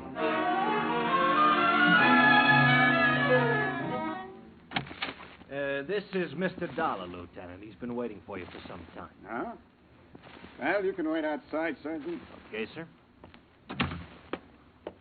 My name is Johnny Dollar, Lieutenant. Here are my credentials. Insurance, huh? Yeah, the Perry murder in particular. Well, you've come to the right place, Dollar. A man named Donovan just walked in here and made a full confession. He what? That's right. My clerk's just typing it up. In the meantime, the gentleman is down in the tank having a bite of lunch on the city. He confessed. Does his story add up? As far as I know. I haven't heard too much about the case myself. It's not in my precinct. What did he use for a motive? Jealousy. Says he's in love. Wanted to marry Perry's wife. Did he say how he managed it? Yeah. He stole a key to the office from the wife's apartment, entered the building last night, and wired a bomb to the buzzer system. Uh-huh. Well, guys do a lot of strange things in the name of love. Yeah, looks like Donovan did. Yeah. He either killed a man, or he's trying to cover up for someone who did. Now, listen, don't execute him for a couple of days. Huh, Lieutenant?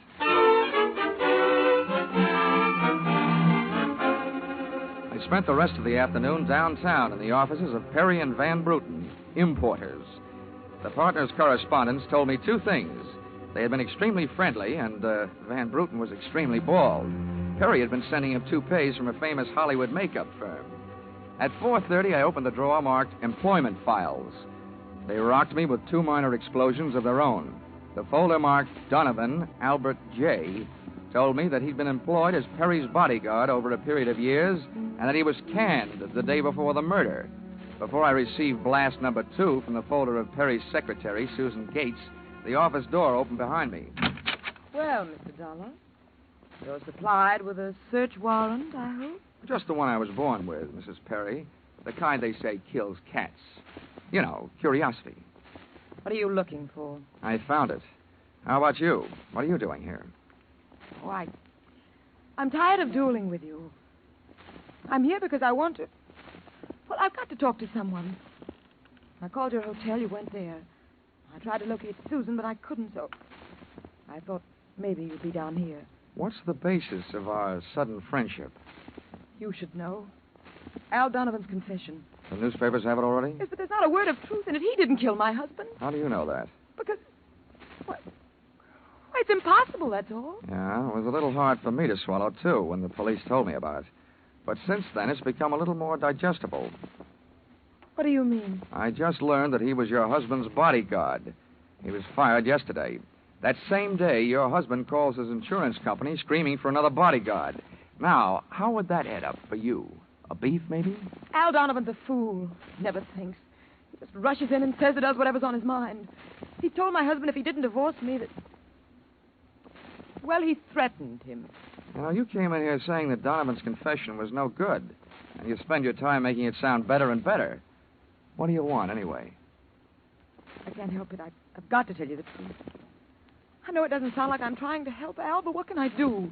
You really want me to answer that? Here. If you want to help Al, phone the police. Tell them Donovan made that phony confession to cover up for you. It's simple. Not as simple as that. You don't need the gun, Christine. Hang up the phone. Sure. I hope you don't mind my aversion to being held for murder myself. Well, that's a common aversion. I'm in no hurry to see you behind bars. But don't forget, when the cops want to pick you up, they'll do it. Now, don't spoil the rest of the afternoon. Take that gun someplace else. I've got things to do. The first, I imagine, will be the call that I wouldn't make. Not necessarily. If it'll make you feel any better, we'll just put this phone out of order. Satisfied? Of course not. But don't get me wrong, Mr. Dollar. I wish you nothing but success in your investigation.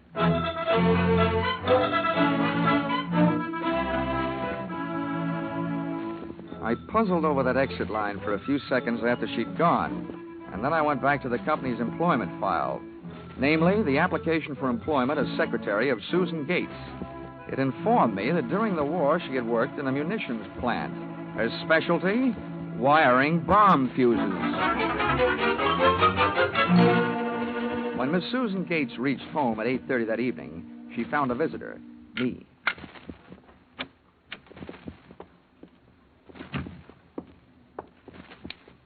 Oh! How did you get in here? A professional secret. Oh, you scared me. What do you want? Why did you come here? I wanted to bring you the good news.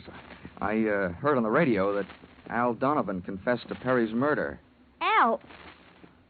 I can't believe it. Why not? Who do you like for the spot? Why, Christine. Al is covering up for her. I'd like to agree with you. If it turns out that Christine wound up her husband's life with a bang, the company that hired me saves $100,000.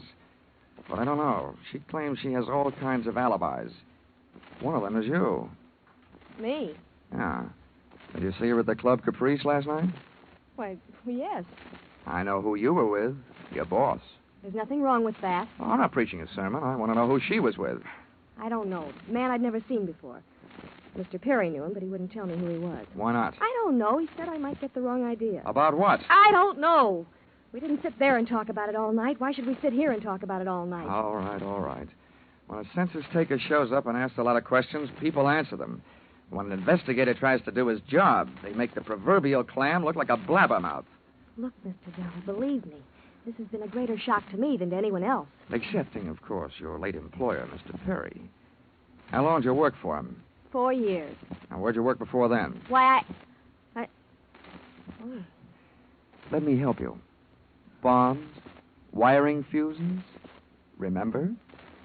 All right, I remember. Good. Then maybe you'll remember a little bit more. Let's go back to last night. The guy with Christine Perry.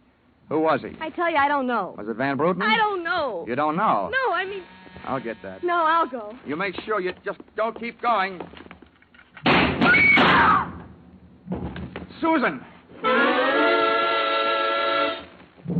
When Susan snapped the spring lock to open the door, the gun outside opened up. The first slug caught her in the left shoulder, spinning her out of the way of the rest of them. It was getting monotonous. Every time a buzzer went off, things started booming. Susan was sprawled out on the floor in front of the door, and to open it, I had to move her. By the time I did, the hallway outside was empty. Okay. Come on, take it easy. It won't start hurting for a couple of minutes. We'll have a doctor here by then. He'll give you something. Now, just try and keep calm. Here, I'll throw my coat over you. Now, try not to move. Oh. Trying to ruin this rug. Never mind the rug. What we want to worry about is who tried to ruin you. What'll they do to me? What will who do to you? They'll arrest me. No, they don't arrest people for getting shot. You have any idea who it was? That man in the office this morning. The one who picked up the check. Van Bruten? No, he wasn't Van Bruten. He was a phony. Yes. And you still gave him that check? Yes. Well, I won't ask you why. But apparently you gave him the money and then tried to blackmail him. Is that right? They'll arrest me. I wouldn't be a bit surprised. Who is this guy? Where can I find him? Oh. Come on, now, don't pass out on me now. His name, quick. Van Sant. Where's he live? Nelson Hotel. Under his own name? Oh, I don't. I don't blame you. I could use a few moments of unconsciousness myself.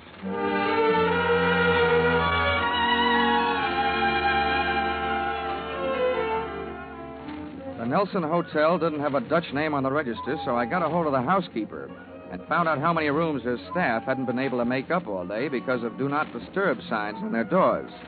I went a-calling at these particular rooms. On the 9th floor, I awakened one old maid. On the 7th, I startled a bunch of poker players who thought they were being raided. On the 5th, I blushed my way out of the bridal suite. And on the 4th, I struck the door of 427 and the jackpot. Who's there? Don't you see the sign? I do not wish to be disturbed. Oh, sorry, I must have the wrong room. I started up the hall after the fire axe, but when I got to it, I changed my mind. One of the few things I'd learned about this guy Van Sant was that he loved to murder people through doors, so I decided against trying to chop his down. Then I remembered the way those people came pouring out of those offices earlier in the day when they heard that fire alarm. So I picked up the little red hammer next to the big red fire axe, broke the little glass window, pulled the little brass hook, and set off a big brassy noise. Then I rushed back to 427. Fire! Fire! Where's the fire? Right here in my eyes, sweetheart. Why you come here? You wish you hadn't. Never mind the dresser. You're through shooting guns for the day? What do you think, Vincent? You want to try some more? You cannot make me stay here. The fire. We will all die. You look good barbecued, but I'll make a deal with you. You talk. And if I like what I hear, I'll show you how to get out of here alive. How do I know this? Well, you don't think I'm going to stay here and fry, do you? And if you don't start flapping that tongue in a hurry, I'll probably just tie you to a chair and run. First, where's Van Bruten? You will find him in the bedroom. He better be alive. He's out cold. What's the matter with him? He will be all right. He is on the sedatives. Where did this identity switch start? You better hurry up. I smell smoke. I knew Van Bruten in Amsterdam. I knew about the sale of his interest. And I knew that the girl in the office here had never seen Van Bruten. Well, let's go now. Now, don't get up. I can feel it getting warm in here. The firefighters. We will be saved. Now, don't be too sure. They always start at the top floor and work their way down. Come on, I can hear those flames crackling. You know the rest. Last night, when the transaction was all finished with Barry, I gave to Van Bruten some sedative and his cocoa. You set up that bomb so Perry'd get it before you showed up to pick up the check. Yeah, I told you that. Then it happened that girl didn't know I was an imposter. I don't know how. Well, let me tell you. She's been sending old Van Bruten in there toupees for the last 4 years. Gray ones, my red-headed friend. Oh, yeah. Let us get out of here, no? Yeah, out cold.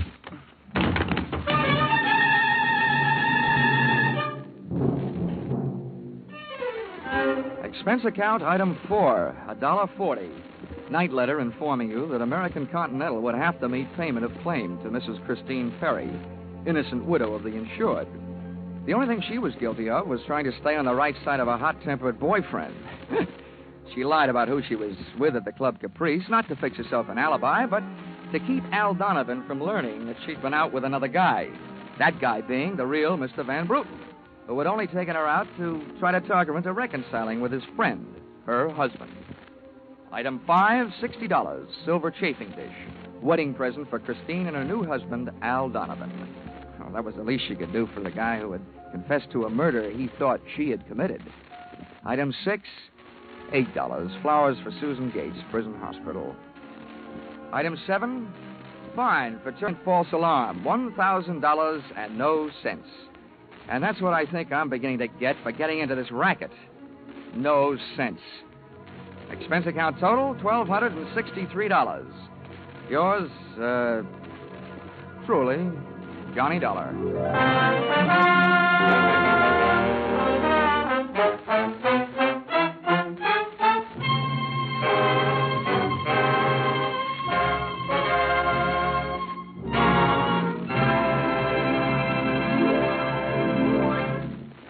In just a moment, we'll tell you about next week's Johnny Dollar Adventure. But first, this reminder. Just a little earlier tonight on CBS, Jack Benny turned dramatic actor on the Ford Theater. But this Sunday, he'll be back again on his own show with a special treat for the Jack Benny fans. After the last broadcast on which the Ronald Colemans appeared, thousands of letters came in from fans asking that Jack invite Ronnie and Benita back again soon. The Waukegan Wit did, and Ronnie and Benita, by popular demand, returned to the Jack Benny program this Sunday in what should result in one of the most hilarious broadcasts of the year. So be sure to listen to Mr. and Mrs. Ronald Coleman on the Jack Benny Show, which is heard on all CBS stations this Sunday.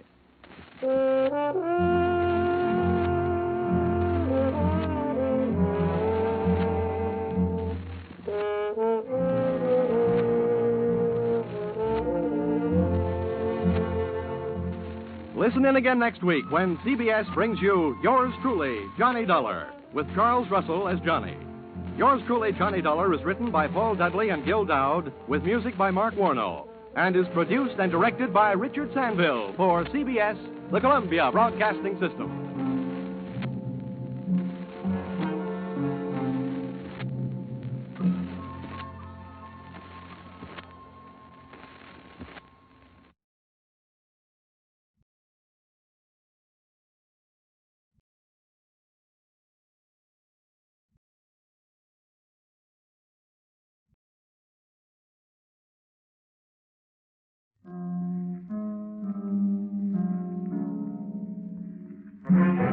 The Columbia Broadcasting System presents Yours Truly, Johnny Dollar.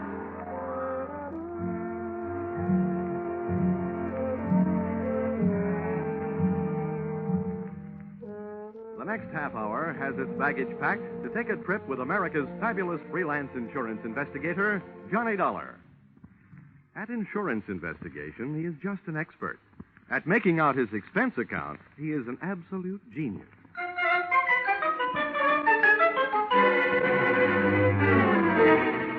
Expense account submitted by Special Investigator Johnny Dollar to Home Office, Nutmeg State Casualty and Bonding Company, Hartford, Connecticut. The following is an accounting of my expenditures during investigation of series of accidents affecting your policyholder, the Funfair and Weatherly Carnival shows, or how I went for a spin on a case we might refer to as murder is a merry-go-round. Expense account item 1, 25 cents. Purchase of Billboard, theatrical magazine, to check the route of Funfair and Weatherly Carnival shows. Expense account item 2, $68. Air and train fares to Talladega, Alabama. Item 3, $1.10. Cab fare and what was only a fair imitation of a cab from Talladega Depot to the dusty vacant lot which had overnight found itself wearing theatrical makeup.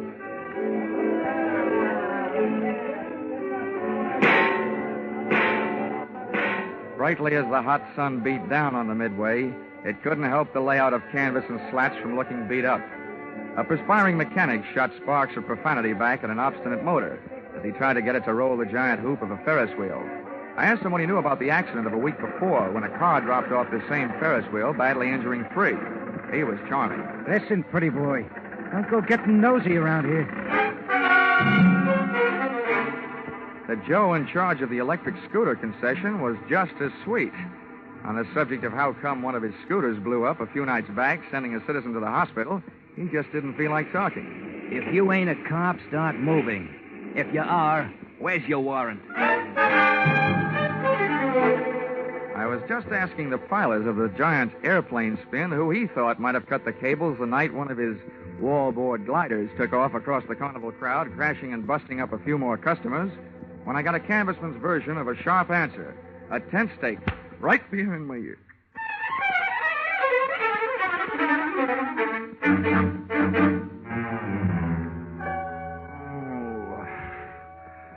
Well, those sleeping beauties waking up, huh?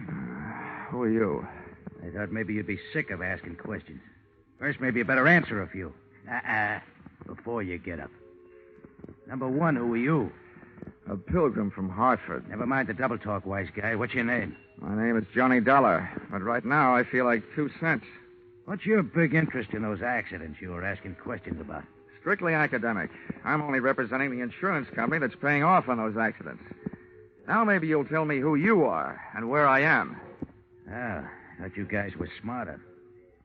Dollar, I'll let you in on a little secret. Next time you want to find something out on a traveling show, get to the boss first. Asking a lot of questions around a circus or carnival lot is unhealthy. Where is the boss, Miss Pepper? Louise is in the other end of this trailer. She'll be right out. Okay, you can get up on your feet. Oh, thanks. I hope you don't mind if I don't stay up on him. I feel more like sitting down. Go ahead. You still haven't told me who you are. My name's Brennan. Oh, yeah. Shanty Brennan. Yeah, you're the general manager of the show. They told me all about you. Louisa Pepper's right arm and strong arm. How long will she be? Yeah, she's getting dressed. Just finished taking a nap. We drove all night to get here. How about having a blast with me while you're waiting? No, thanks. I haven't enjoyed a noon bottle since I was 2. But don't let me stop you. Thanks. Oh. You sure you won't have one? I'm sure. Brennan, the insurance company's been checking up on your show. The police chiefs in the last 10 towns you've played say it's a clean one. We haven't got a pickpocket or a grifter on the lot. But plenty of trouble, huh, during those past 10 stops? At least once a night somebody's got hurt. But never any of us. It's always 1 or 2 of the townies, the citizens. Last night a car on the whip cut loose. That sent 4 to the hospital. 4 more insurance claims for Nutmeg State Casualty and Bonding, huh? Yeah, and 1 more town we won't be able to play again for a couple of years. It's a wonder we didn't travel out of that town last night by rail, tarred and feathered. For 10 straight nights now, you've had at least 1 big accident every night. What's your guess, Brennan?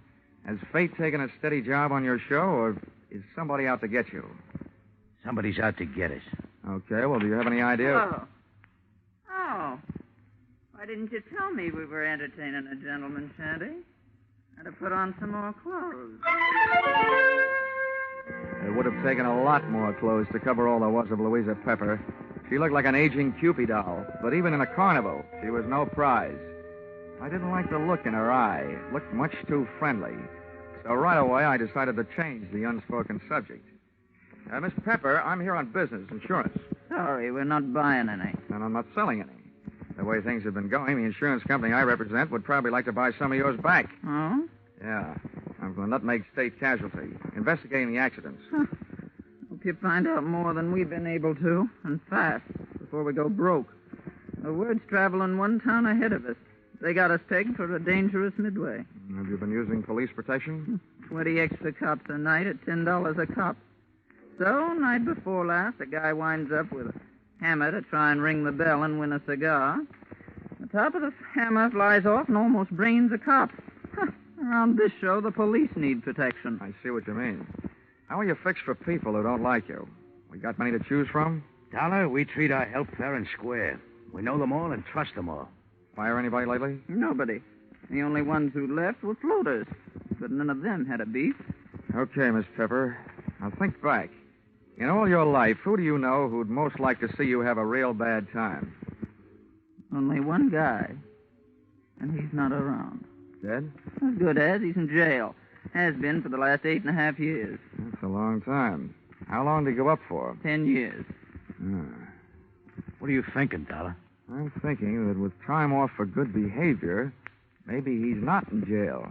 Not in jail? Shanty, he's got to be in jail.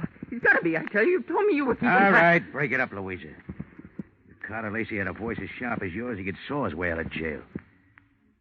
Okay, Dollar, you made a guess. How about seeing how good it is? Sure. I'll find out if your bogeyman is still in jail, but I didn't catch that name. Lacey. Carter Lacey. And where's he been in the pokey? Massachusetts State Prison, at Charleston. Well, what did he go up for? What's that to you? Cut it, Louisa. Dollar, we sent Carter Lacey to jail for attempted murder. He tried to kill Louisa's niece, Myrtle. Is she around? He's running the snake show on the Midway. Dollar, how soon can you check whether Carter got out? As soon as I can make a telephone call. But, Shanny, before I do, I'd like to elaborate on that guess I made. Now, I'd not only guess that Carter Lacey is out of jail, but I'd also guess that he's been out a little over 10 days.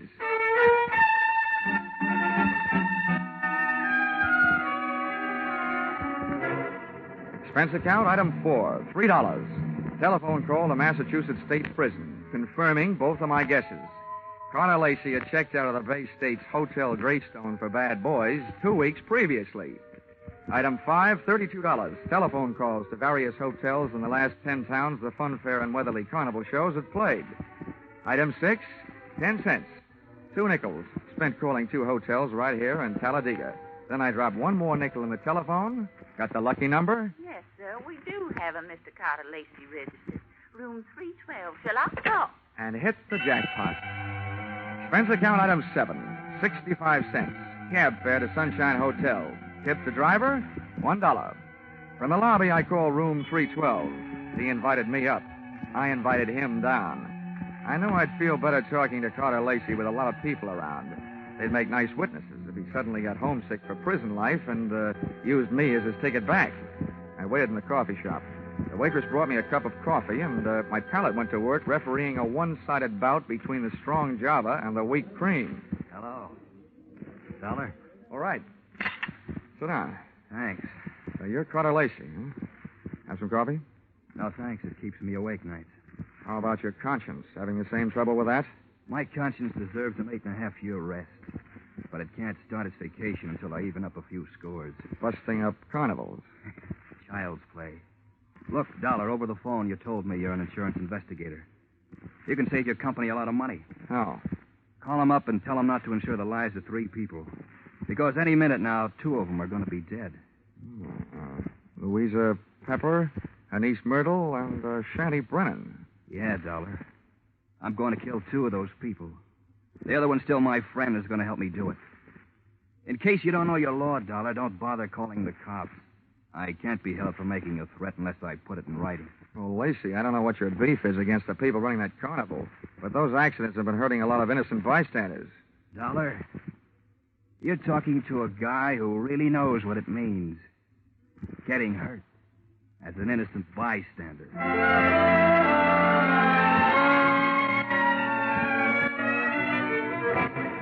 Expense account, item 8, $25. Retainer to local detective agency hiring shadow for Mr. Carter Lacey. Explanation, an ounce of crime prevention is worth a ton of trials. Item 9, $1.20. Cab fare back for the evening's festivities at the Fun Fair and Weatherly Carnival, which was rapidly becoming more and more of a thrill show.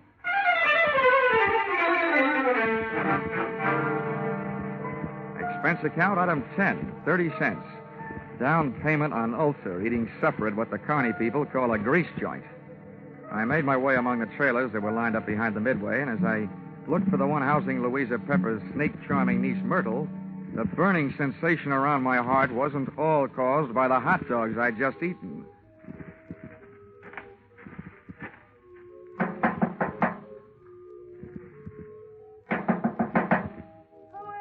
I've got a message from Carter Lacey.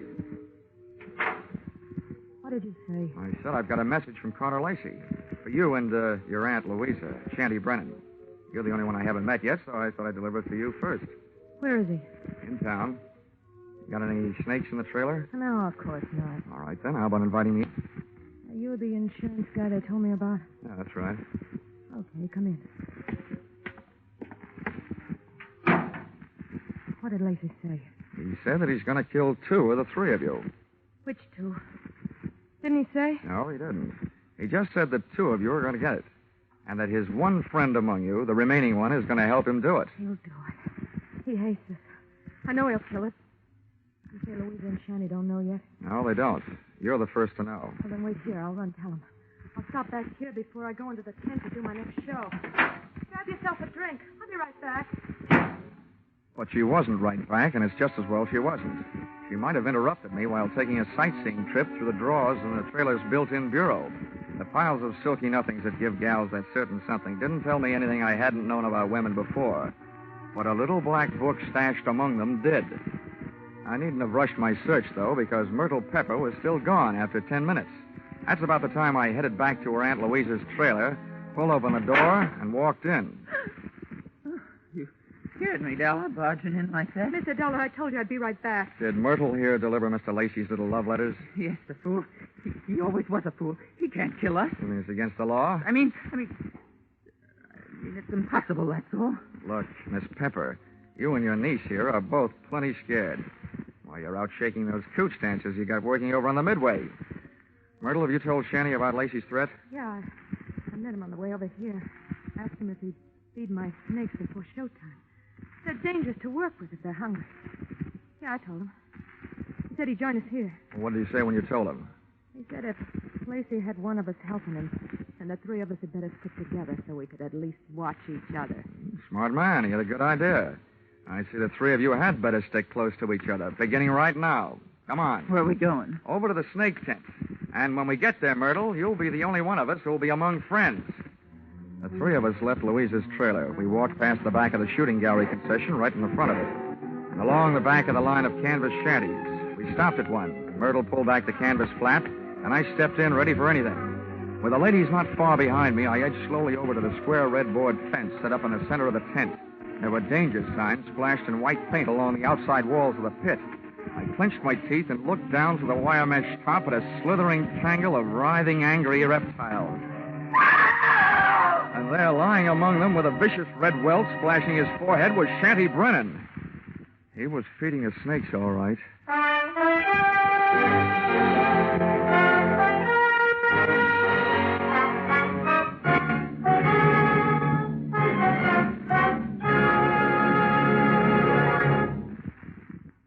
In just a moment, we'll return to the second act of yours truly, Johnny Dollar.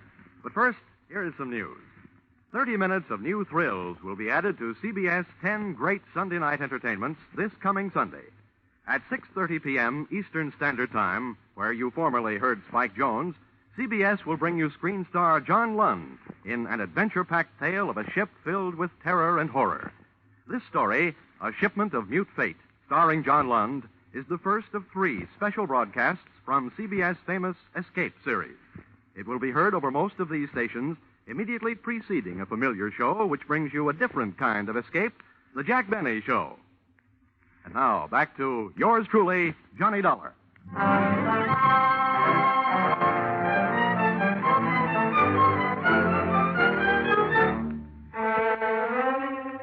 I'd just seen a murder mystery where the actors had been hissing instead of the audience.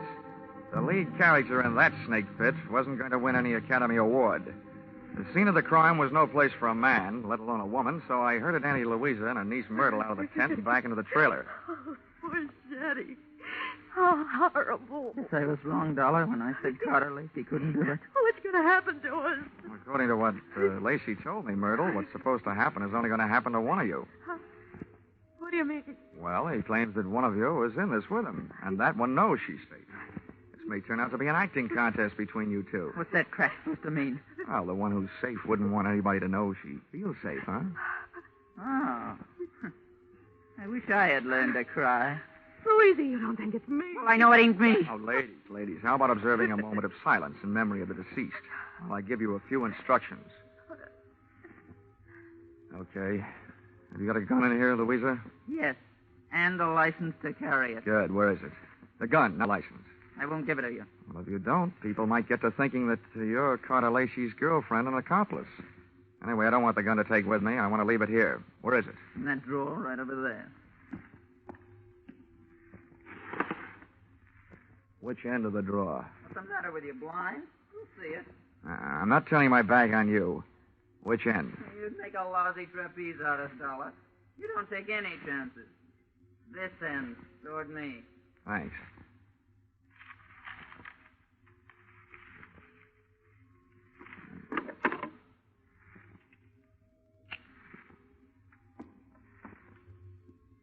Well, now where are the keys to the car hitched to the front of this land yacht? What are they for, Dollar? Just another chance I'm not taking. With those keys in my pocket, this trailer won't be joyriding anybody off into the night. Where are they? I'll get them for you. Wait a minute, Myrtle. How come you know where Louisa's keys are? Yeah, Myrtle. How come? Because, well, they're laying right there in plain sight. Oh. Thanks. Now I'm going out and call the police. Louisa, I want you to get into that chair down at the other end of the trailer. Okay, General. You got the gun. And you, Myrtle, get on that bunk down at the other end.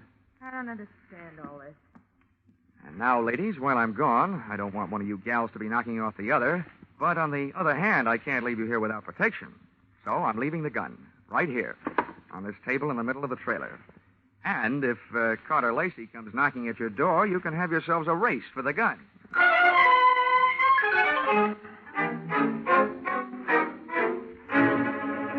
Expense account, item 11, 5 cents. Telephone call to the local police, plus another nickel spent calling a taxi. The cops arrived in 4 minutes, the cab in 15. Its driver had no siren to take him through the traffic lights. Item 12, $1.10. Cab fare on an exceedingly slow and torturous trip to the Sunshine Hotel. Tip to his kind of a driver, a nickel. I went up to the 3rd floor and headed down the hall to Carter Lacey's room, 312. I rapped for an entrance, but all that came back was an echo. The lock on the door was the soft touch type known to the trade as the burglar's friend, so I went in.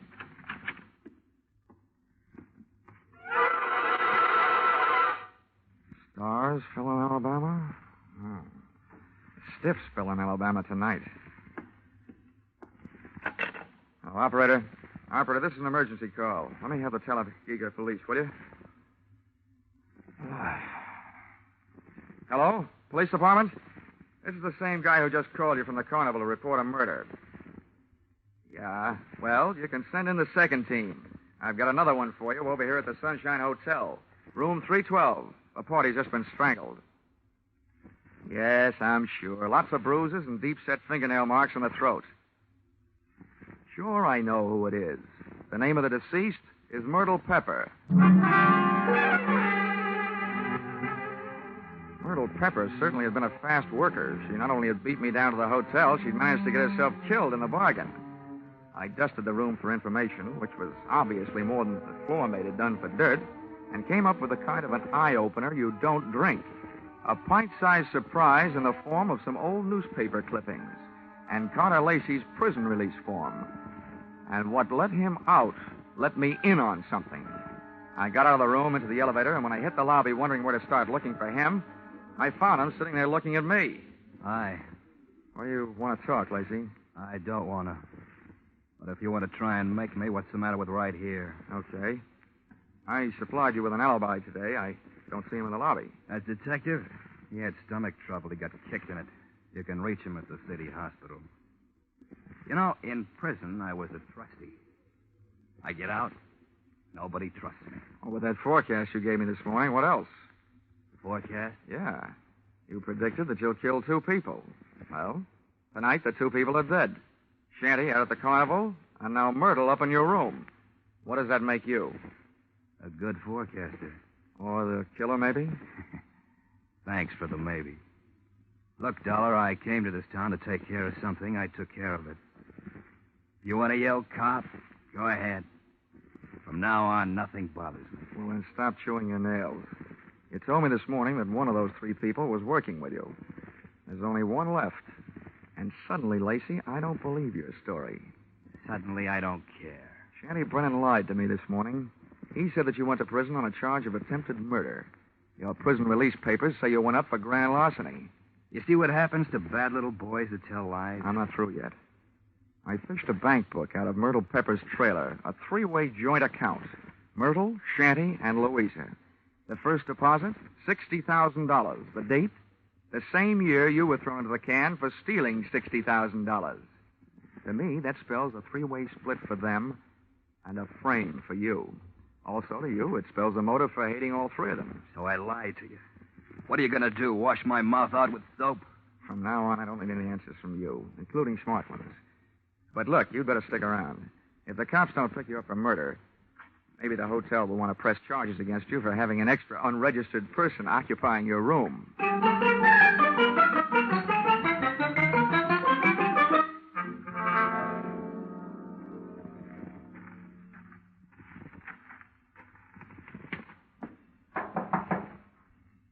Who is it?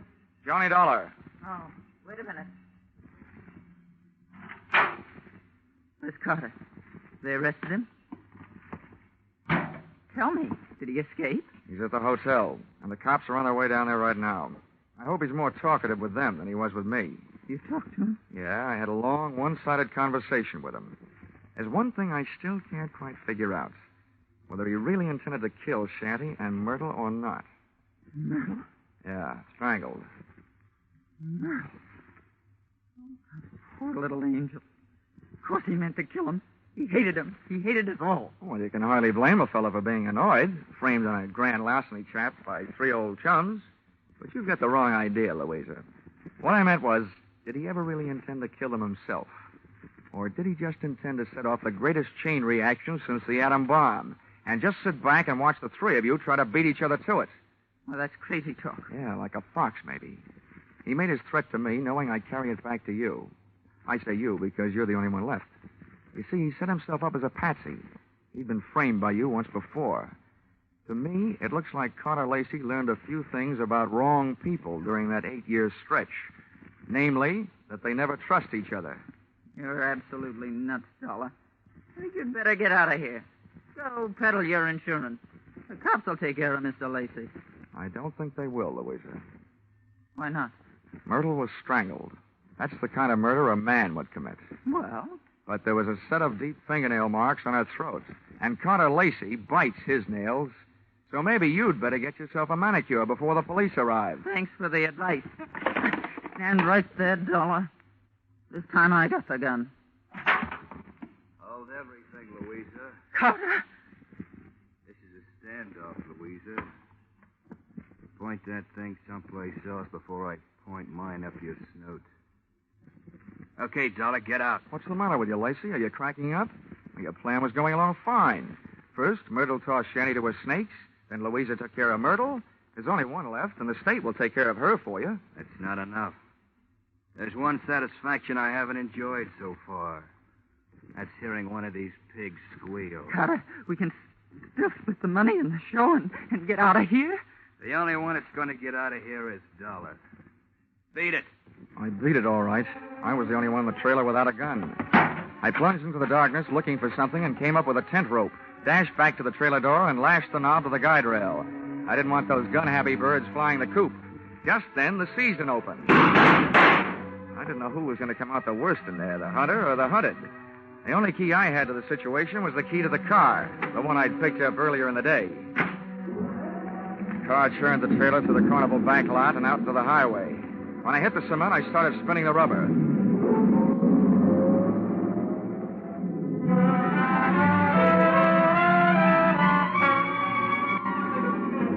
Just as we hit the streets of the sleeping city, things woke up. Whoever was left back there snapped a shot at me through the trailer's front window. The second shot was my cue to try to ruin their aim by playing rockabye trailer, swinging the car from one side of the street to the other. Just as the not-so-sharp shooter made another try, I picked up just what I was looking for, a game of tag with a police patrol car.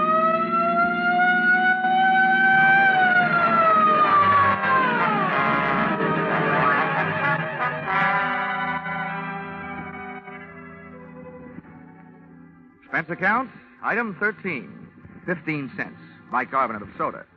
Those Midway hot dogs I'd had for supper were no thoroughbreds. Item 14, $35, cigars for night shift. Talladega police, for whom I had started things smoking.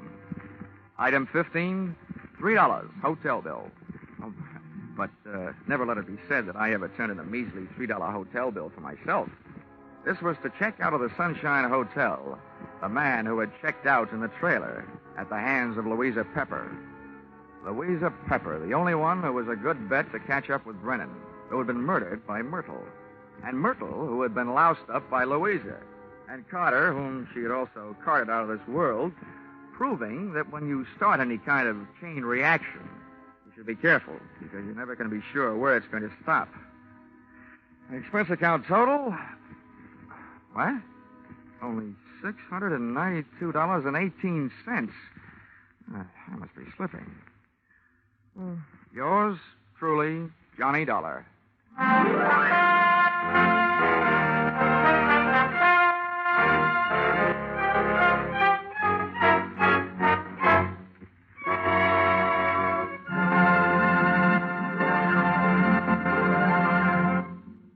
The madman of music is moving. Yes, Spike Jones, formerly heard on CBS on Sunday, is already unpacking his famous collection of flit guns, dishpans, and other instruments, ready for tomorrow night's premiere broadcast as a CBS Saturday star. Hear the Spike Jones Show on most of these same stations tomorrow night at 7 o'clock Eastern Standard Time, when it joins Vaughn Monroe, Gene Autry, Gangbusters, and Sing It Again as a regular Saturday night CBS feature.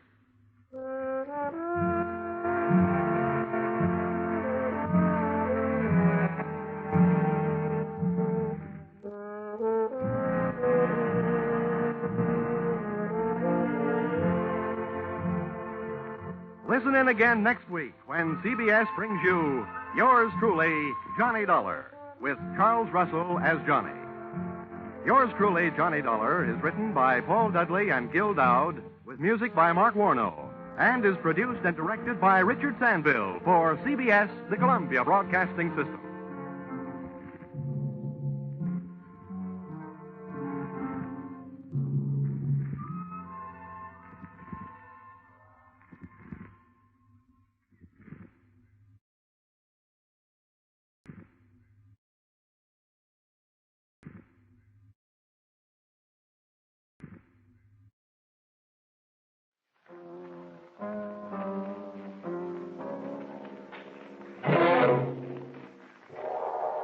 The Columbia Broadcasting System presents Yours Truly, Johnny Dollar.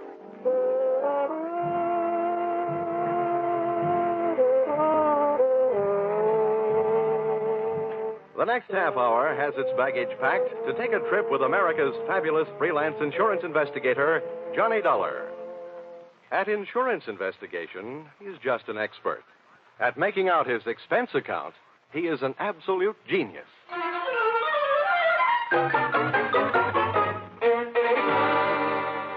Expense account submitted by Special Investigator Johnny Dollar. To Home Office, Honesty Life Insurance Underwriters, Terminal Building, Hartford, Connecticut. Attention, Austin Farnsworth, General Manager. The following is an accounting of my expenditures in the investigation of policyholder Milford Brooks III for your company. Expense account item 1, 75 cents. Cab fare to your office in answer to your original hurry call. Tip to driver, $1. Expense account item 2, 25 cents. Shoe shine. You remember I got my shoes scuffed when I unsuspectingly walked through the private door to your office. Dollar, grab him. He's trying to jump out that window. Let me go. Get off. I'll show you. Oh, no, you don't. Hey, let go, you fool. Get away. Had a nice try, sonny boy. Now pay attention to teacher. No. Class dismissed. Well, Mr. Farnsworth, why didn't you tell me what you had waiting for me? I'd have worn my boxing gloves. Dollar, this was all a complete surprise to me. Well, just in case your little chum on the floor there wakes up in a hurry, I think I'll close the window. Now. My goodness, Dollar, what are you doing? I'm sitting on his head. I don't care if this guy tries killing himself again. I just don't want him to try and kill me. After all, we haven't even been introduced. Dollar, that happens to be one of our largest policyholders. His life is insured with this company in the amount of $2 million. Oh, now I can see why you're so anxious to keep him from putting a dent in the sidewalk. Precisely. He'd also put quite a dent in your company's bank account. By the way, Dollar, aren't you in danger of smothering the boy sitting on his head that way? Maybe. Now, tell me, what's this guy's name and what's his story? That, sir, is Milford Brooks III. As I said, we have him insured for $2 million. His mother and father left him with a paid-up policy for the sole purpose of enabling his heirs to pay the inheritance taxes on his estate when he dies. Unfortunately, due to the kind of life he's been leading, Brooks not only hasn't any heirs, he hasn't any money. He blew all his cash? That's right. Now he's trying to get some out of us by threatening to kill himself. And that policy pays off on suicide. In a mortuary, he'd be a millionaire, huh? Please, Dollar. Sorry, go on. 1/2 hour ago, Milford walked into this office and changed the beneficiary in his policy. When that was done, he proceeded to demand, not request, mind you, $500,000 in cash. Oh, well, say, that's quite a touch. When I explained to him that there was no loan provision in his insurance policy, he threatened suicide. He said I could either give him the $500,000 cash or pay off the $2 million on his policy. So all you have to do is to keep him alive. And he's managed to make that no small problem. The man he named as his new beneficiary, just before he made his demand for the cash, is, well, it's downright frightening. Why? Who is it? One of the most notorious gamblers in the East. His name is Hatcher. Harold Hatcher. Oh. You know him? Yeah. Say, that kid's been a post office pinup boy for a lot of years. Well, there's the situation, Dollar. I'm engaging you to protect Milford Brooks' future. Yeah, what there is of it. The way this lad operates, you'd think he had but 2 lives to give for his country. He's not only set himself up to get knocked off by somebody else, he's just dying to do the job himself. Well, it just means that you'll have to work twice as hard. Oh, it also means something else. What's that? That you'll have to pay me twice as much money. Oh, you'll get your money. The situation demands sacrifice, I'm afraid. But protect the boy, Dollar. Give him something to live for, an interest in life.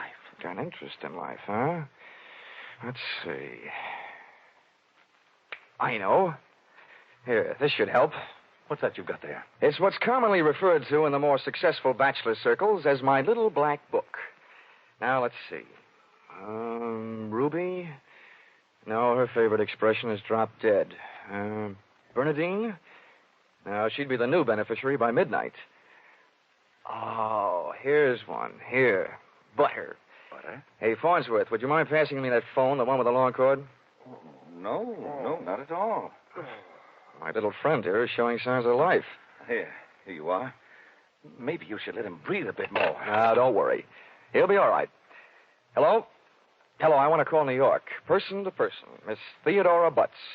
Yeah, that's right. And you'll get her at Hudson 24292. Dollar, you're not thinking of taking this boy to New York, are you? Well, I'm going there myself, and you want me to keep an eye on him, don't you?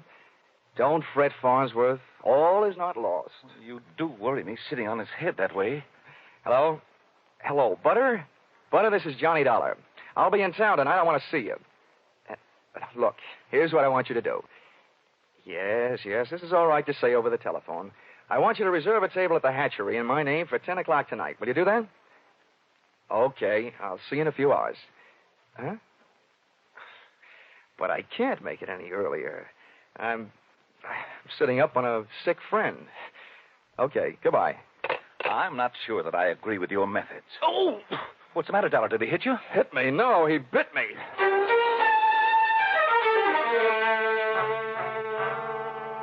Expense account, item 3. Liquor, $18. Keeping Milford Brooks III peaceful seemed to be the immediate problem, and a bottle of rare old brandy seemed to be the immediate answer. I poured most of it into him, loaded him into my car, and we headed for New York. As we passed through New Haven, he opened one eye, looked up, saw the ale bowl, and gave 3 cheers for old Eli. Yeah, right. Old Yale would sure be proud of you. Why anybody would want to insure you for $2 million is more than I can figure. Yeah, well, my daddy loved me very much, and my mother loved me very much. Not only that, but I love somebody very much. And not only that, but I hate somebody very much. Hey, you want to know something? Huh? Next to one other guy, I hate you most of anybody else. Here, lover boy, it's cocktail hour again. Time for your bottle.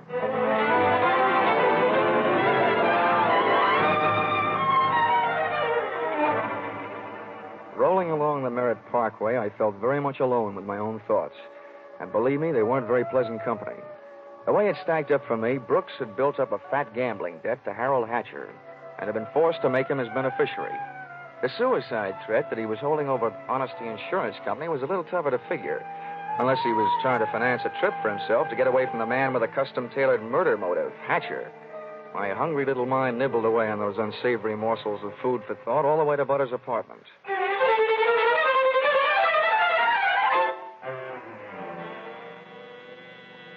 Hey, where are you taking me? I want to go to New York. If you don't behave, Buster, I'll punch your ticket. Johnny, darling, welcome to New York. Fastest trip I ever made. Quiet. Well, where did you find this? In a box of Cracker Jacks. Come on, let me in. Oh, I don't know about you, Johnny. Some men bring me flowers and some bring me candy. What do you bring me? A boiled owl in a Brooks Brothers suit. Oh, I'm pleased to meet you. My name is Brooks, but I haven't got any brothers. Lucky them. Fix the pillows on the couch, will you? They look more at home in the bathtub. Oh, come on, Buster. Lie down. Oh, I'm charmed. Thank you. Hey, this kid's liquor sure can hold him. He's passed out. How long have you been playing nursemaid to this bottle baby? Lead me into the bar, sweet. Let's get away from this buzzsaw, and I'll tell you all about it. Sure, come along. Horrible examples don't seem to bother you, do they? If you knew how that guy's been bothering me. What'd you do to me? Oh, let's just say he put the bite on me. The river sure does look pretty tonight. Like a brandy? Well, anything but. I've been sniffing that secondhand, all the way from Hartford. Oh, make it a Bravo root beer. Hey, Butter. See that big boat out there? Mm-hmm. Oh, I sure would like to be on it with you. Sailing off to faraway romantic places. Get with it, darling. That's the 125th Street Ferry. Here's your root beer. Come on now. Tell Butter all about it. First things first. Now that I've got a Dad's old-fashioned root beer, how about giving me one of Mom's new-fashioned kisses? And then I'll tell you all about it.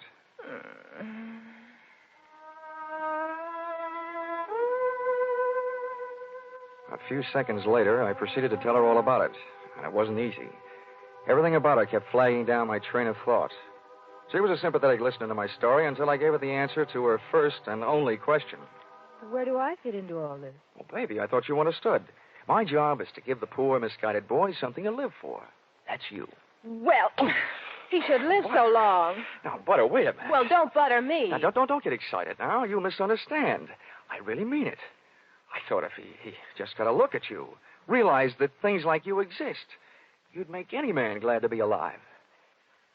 If you can't stand it, I'll take him away. But I sure need you, Butter. Come on, baby. Melt a little. I wouldn't let you get hurt. You know that. Did I hurt you? No, I'm getting used to it. People have been taking pokes at me all day. I'm sorry. Ah, that's better.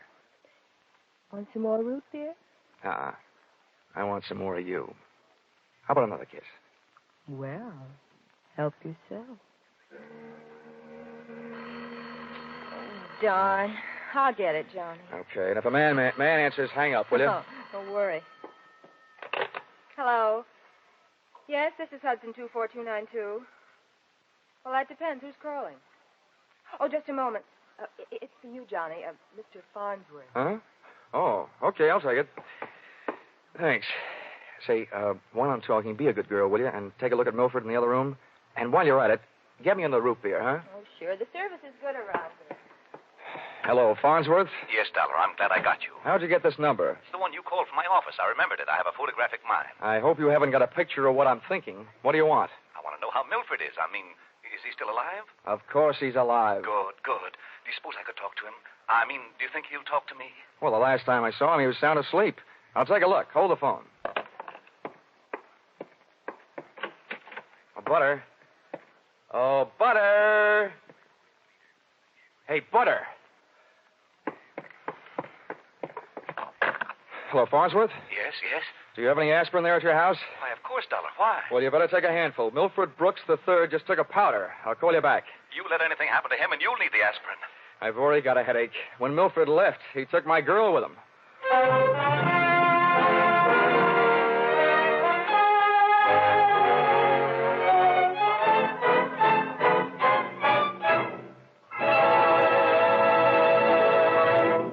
In just a moment, we'll return to the second act of Yours Truly, Johnny Dollar. But first, we want to remind you that it was 437 years ago, next Sunday, the famed Spanish explorer Ponce de Leon began his search for the Fountain of Youth. By sheer coincidence, the man who's still looking for it, Jack Benny, will be heard on CBS next Sunday at 7 o'clock Eastern Time. And now, back to Yours Truly, Johnny Dollar.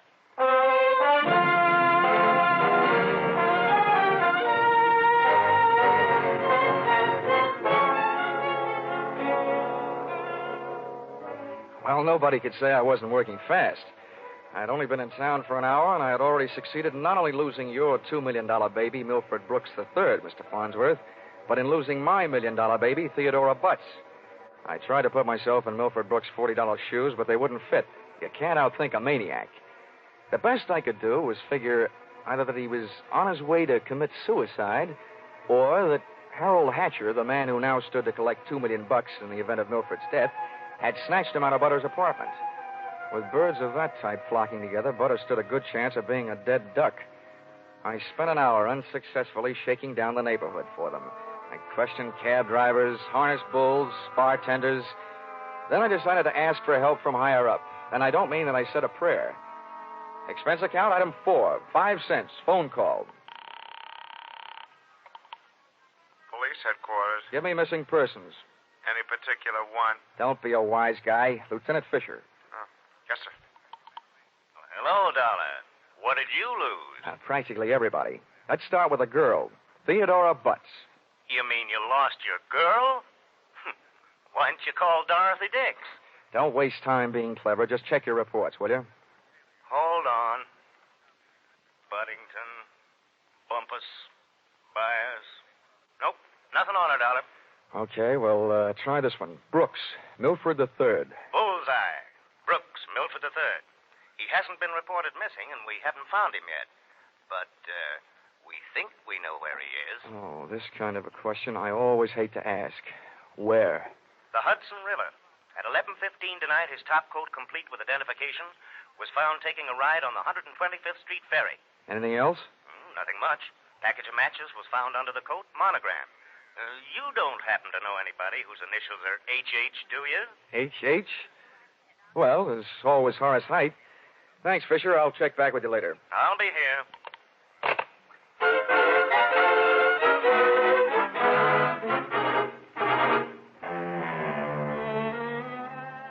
Expense account, item 5. Nightclubs, $28. Harold Hatcher's hatchery was in a cellar under a hotel, but the prices were high enough to rate a penthouse. The club was draped in too much satin, its lady customers in too little. The decor was French provincial, music Brazilian, and the food was nowhere. The drinks looked weak and the waiters looked strong. All in all, the joint was a sight for sore eyes, for making them sore. The only pretty thing in the place was a blonde. She came strolling up to my table, her hips unconsciously sending subtle little messages back to the rumba band. She opened her mouth, slid her tongue over her lower lip, and let a few warm, soft words slide out. Looking for someone? Oh, well, you'll do until the real thing comes along. Sit down. Thanks. No, I won't have a drink.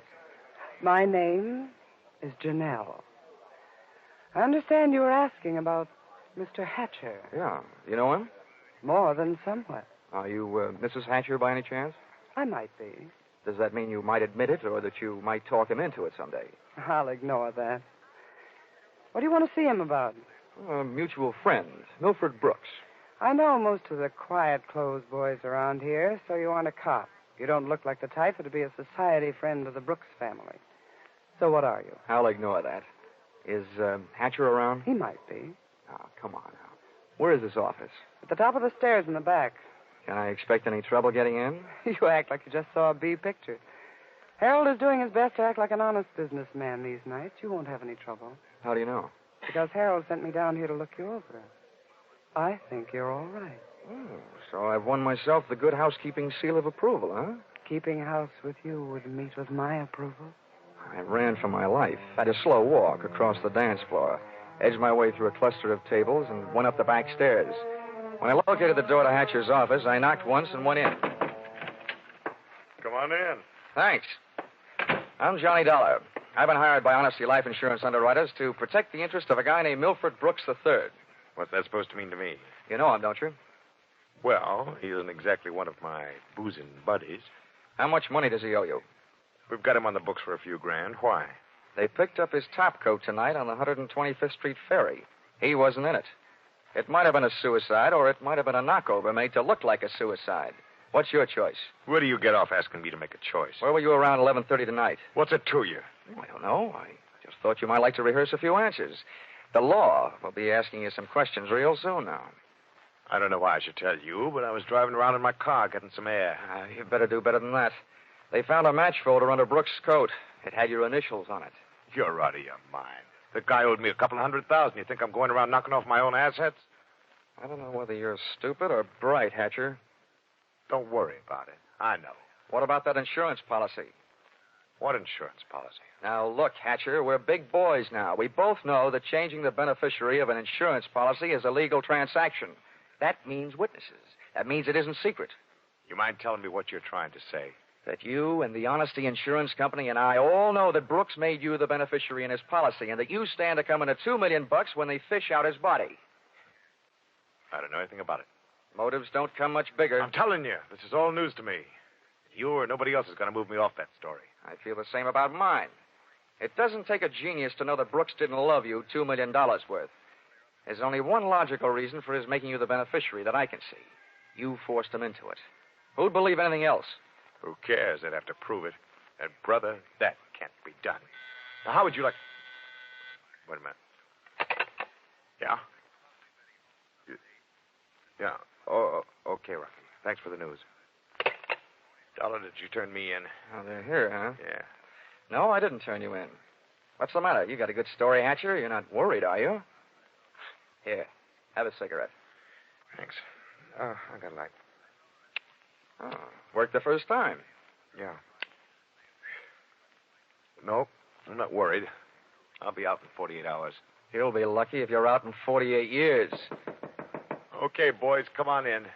The homicide boys invited Hatcher down to headquarters. He accepted and invited them down to the bar for a no-hard-feelings drink. They accepted. I walked back down the stairs into the club. The place hadn't changed. Same stale customers, the same stale music, same stale air. And the same lovely Janelle sitting at the same unlovely table. Hello.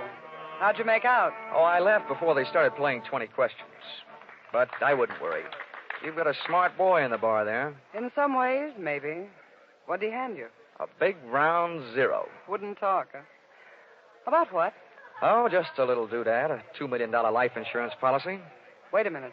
That young Brooks kid? Yeah, that's right. Oh, I knew it. I tried to tell him, but he wouldn't listen to me. Trying to tell who what? Hatcher. But he'd get into trouble about that policy. It just looks funny, him being made the beneficiary. You knew about it, huh? I suppose you also know what was behind it. Sure, Milford owed him some money. A lot of money. It's in writing. What kind of writing? It's a personal note that Brooks was going to get back if he made Harold beneficiary. It's up in his office. Hey, you must be awful close to Hatcher. I'm the close, friendly type. I'll have that drink now. You've earned it, beautiful. She had earned it, and I had a hunch as to why. If ever I saw a gal busy putting the skids under her boyfriend, she was. Even if she helped send him up on a murder rap, I would have bet a quick 50 that she'd tipped him to the police. It's happened before if the boyfriend is the murdering type, and it's a nice, neat, legal method of disposal. Janelle led me back up the stairs and into Hatcher's office. I sent her back down to watch the bar to divert Hatcher in case he decided he'd forgotten something. Brooks's personal note made out to the gambler was easy to find, lying neatly in the middle of the top desk drawer. But I found something even more interesting when I went through his wardrobe closet. I began to see a glimmer of light. And then, encouraged by not too much thinking on my part, it turned into a veritable bonfire, which I hoped wouldn't be too hot for me to handle.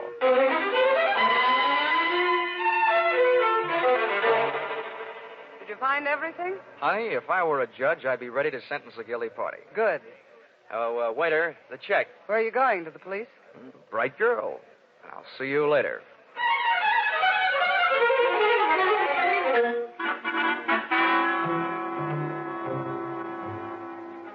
Expense account, item 6. Cab fare, $1. Tip to driver, $1. Once out of the hatchery, I walked to the corner, got into a taxi, and waited. In just a few minutes, my favorite suspect came out of the club, jumped into a taxi, and the chase was on. We nuzzled our way through the traffic over to 2nd Avenue and headed downtown. Then he took a right turn on 45th Street over to Lexington and headed uptown. But they didn't lose us. At 72nd, the cab ahead turned right and pulled to a stop. My driver was on his toes, and his toes were on his brake. We stopped, too, half a block behind. You want I should wait? Oh, here you are. Keep the change.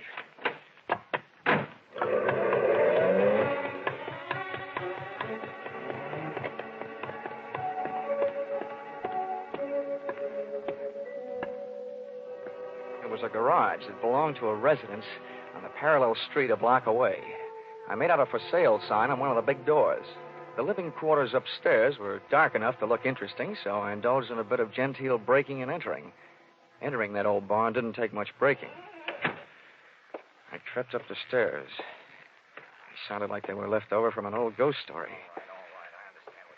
And so did the first voice I heard when I stopped, halfway up. So we've got to be careful, especially about that Johnny Dollar. Are you sure he didn't follow you? That voice sounded awful dry to be coming from a guy who supposedly had spent most of the night snoozing on the bottom of the Hudson River. It was MILFORD Brooks III.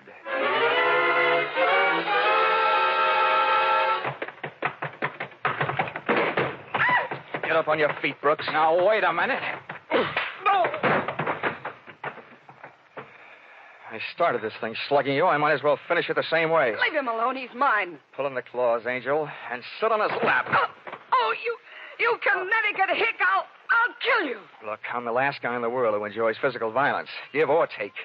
But believe me, you two are coming mighty close to changing my whole character. Now settle down before I really lose my head. Get off of me. I should have known better than to get mixed up with a low-class nobody like you. Cut. We've pushed the lady around enough, Brooks. Tell me to be careful. Why didn't you think of that before you led him here? Wipe your nose, big boy. Now, don't you go getting fat-headed gorgeous. Neither one of you is exactly what I'd call a mastermind. When you planted that match folder underneath the topcoat on the ferry boat, you both should have been more careful. Huh. You think so? You bet I think so. If I were planning a piece of evidence to incriminate Mr. Harold Hatcher, I would have left a cigarette lighter. I found one in the pocket of every suit he owns, back there in his closet in the club. It wasn't hard to figure out that guy never carries a book of matches. What do you want? I'm only interested in one thing, saving the insurance company $2 million. And, Buster, I think you've done it for me. Wait, look, Dollar. This is insurance fraud. It has been ever since you put on that fake suicide attempt, trying to extort $500,000 out of the company for you and Janelle. Wait a minute, Dollar. So much for the company. Now, something a little more personal and a little more serious. Where is my girl? Well, she's all right, Dollar. I couldn't help it. I had to get out of that apartment. She caught me leaving. I had to take her with me. Where is she? Well, I didn't mean to hurt her. I was afraid she'd yell. Oh, you miserable... I'll tell you where she is, Dollar. I put her in a cab and sent her to the emergency hospital. Get up. Oh, no, Dollar, please, I'm let going me to give you the beating yell. Harold. Hatcher. You had your fun, Dollar. Now I want mine. How did you get here? New York City, world's most efficient police force, remember? When they think maybe a guy's jumped off a ferry boat and nobody's seen him do it, They check the turnstile counters at each end. In the case of Brooks here, as many people got off that boat as got on. Yeah, it makes sense. They'd hardly hold a guy for murder just because somebody else lost a topcoat. How'd you know we were here? You know me, Janelle. You never go any place that I don't know about. Okay, Brooks, you felt like explaining. Now I feel like listening. Get it up. I don't know what you mean. I know what you mean, Hatcher. One, he gave you a big, fat $2 million motive for murder. And two, he did his best to make it look like you did murder him with that broken-down match cover plan on the ferry boat. Why? Well, they wanted to get rid of you and live happily ever after. The big mistake they made was in trying to shake the insurance company down for some ready cash. And you, baby. Harold, please. You put him up to it, didn't you, you cheap little muscler? No, Harold! Calm down, Hatcher. You don't need a gun around here. They're tame. You don't know me very well, Dollar. I'm going to teach all of you amateurs a lesson. How these things are really done. Come on, Brooks. No, Hatcher. You can have everything I've got. For a second, it looked like Hatcher was going to take everything. But I hadn't gone that far to see Brooks knocked off with me as a witness. Hey, maybe I wasn't going to be a witness. Maybe I was going to be a victim, too. When that thought hit me, that's when I flew across the room and hit Hatcher in a do-or-die flying tackle from behind. Oh. Hatcher went down shooting. I went down kicking, and a lucky boot knocked the gun out of his hand. I beat him to it and swung it straight into his skull. Oh! Half the people in the room were lying there bleeding. Brooks from a gunshot, Hatcher from the gun butt. Janelle and I both stood there panting. But believe me, not for each other. We stood that way until the police arrived.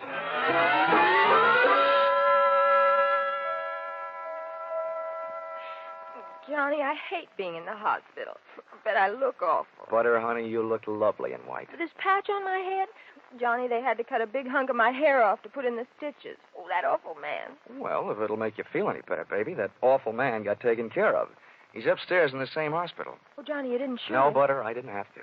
Harold Hatcher saved me the trouble. They don't know yet whether Mr. Brooks is going to live or die, but it doesn't make much difference to me or to the insurance company. He signed a statement admitting attempted fraud. Serves him right hitting a lady on the head. Johnny, what am I going to do? My hair will look awful. It'll take months for it to grow out. Now, don't worry, Butter. I'll buy you something to cover it up. I know a guy over on Fifth Avenue who claims he makes something that looks prettier on a woman's head than her hair. Expense account, item 7. $640. Ladies' hats. To cover the lump on lady's head. Expense account, item 8. $20.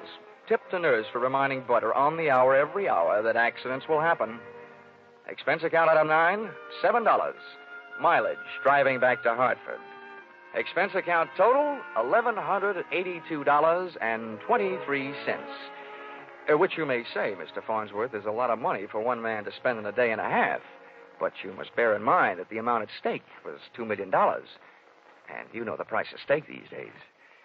Signed, yours, truly, Johnny Dollar.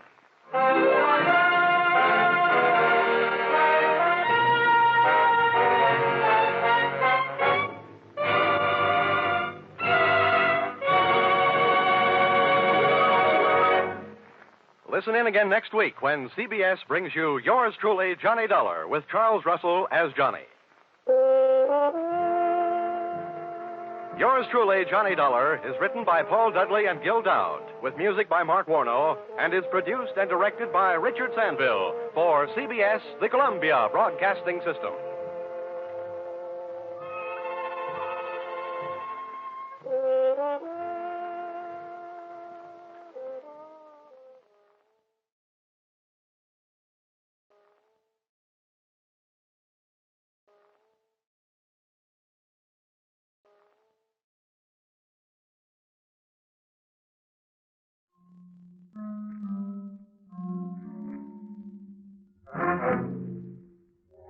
Time now for yours truly, Johnny Dollar.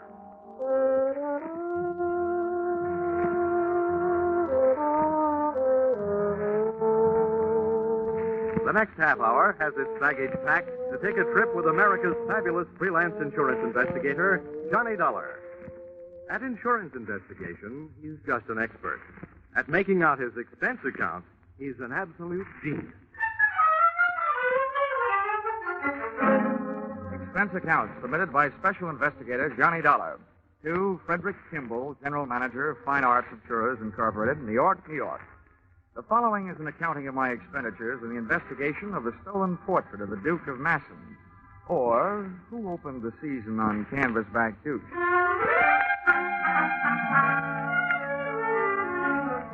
Expense account, item 1. $350, plane fare, New York to London. Item 2, $125. Replacement, brand new light tan topcoat, borrowed and not returned by fellow passenger during flight. We had cleared Gander, Newfoundland, and were 4 hours out, flying at 20,000 feet over the Atlantic, with the night and the weather, fighting it out to see which could darken the sky first. Most of the passengers were asleep, but the rough weather was giving the man in the seat beside me a rough time. Although the plane had leveled off, his dinner was still trying to gain altitude. Among other things, he complained of chills, so I slipped out of my topcoat and threw it around his shoulders. Oh, thank you. I'm sorry to be such a bother. I think I'll try a drink of water. Okay, I'll buzz for the steward. No, don't bother. She's up forward. Maybe the walk back will do me some good. I'll be right back. I'll be here.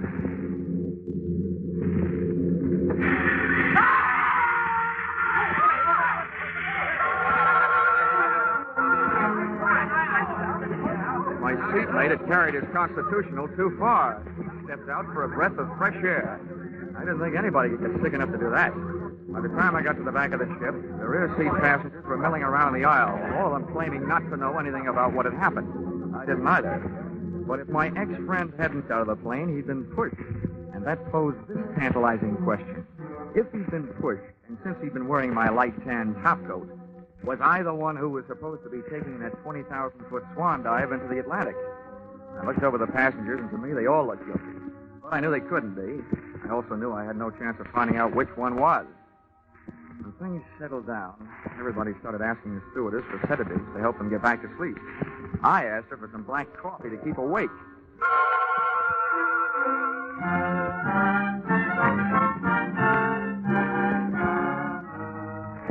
By 4 o'clock the next afternoon, I was in good health, in London, and in the office of your policyholder, Dexter Morley. Yes, I've been expecting you, Dollar. Your company cabled that you were coming. Very generous of them to send you all the way over here to help. The way I have to pad my expense account to make an honest living. Don't ever accuse my clients of generosity. Oh? Oh, no. They aren't being soft-hearted benefactors. They're being hard-headed businessmen.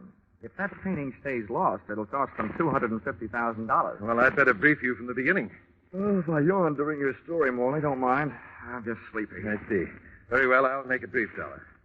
Well, during my lifetime, I've developed an overwhelming appreciation for fine painting. Unfortunately, I have not been able to develop the fortune that should go with it. As a result, I haven't only not been able to paint great paintings, I've not been able to afford to travel to the museums around the world where the great masterpieces hang. I guess there must be a lot of people stuck in the same fix. Exactly, and that's what gave birth to my plan. I have organized what you might call the Masterpiece of the Month Club. Its members are 12 of the top museums and galleries in the world. This plan calls for them to rotate their most famous paintings. In other words, if the people can't afford to come to the pictures, my scheme brings the pictures to the people. A new one, every month. Oh, that's very interesting, Mr. Morley. But let's talk about the one that got away. Oh, yes, of course. I was merely outlining the background of this case to delineate my responsibility in the matter. Well, so now we know that you feel personally responsible for the loss of the painting, even though it's well insured. Mr. Dollar, no amount of money can get that picture repainted by the man who originally painted it. The artist, Monet, has been dead for more than 300 years. A real gone guy. Well, if we fail to recover Monet's masterpiece, the Duke of Massen, it would not only be a tremendous shock, but also a tremendous loss to the world of art. Further, it would ruin my reputation. The very first painting to be loaned arrives here in London from Paris 4 days ago. And the first night after I deliver it to the museum, it is stolen off their wall. Okay, Mr. Morley. So much for the story. Where's the museum? It's the New Art Gallery at Coventry. Here's the address. I won't be able to accompany you myself as I'm flying across the channel immediately to try to calm the officials in Paris. The ones who loaned the stolen painting. They've been calling incessantly. I'll phone my assistant, Miss Harding, to meet you at the main entrance in the museum. Let's say 45 minutes? Okay. Tell her I'll be the man asleep on the step.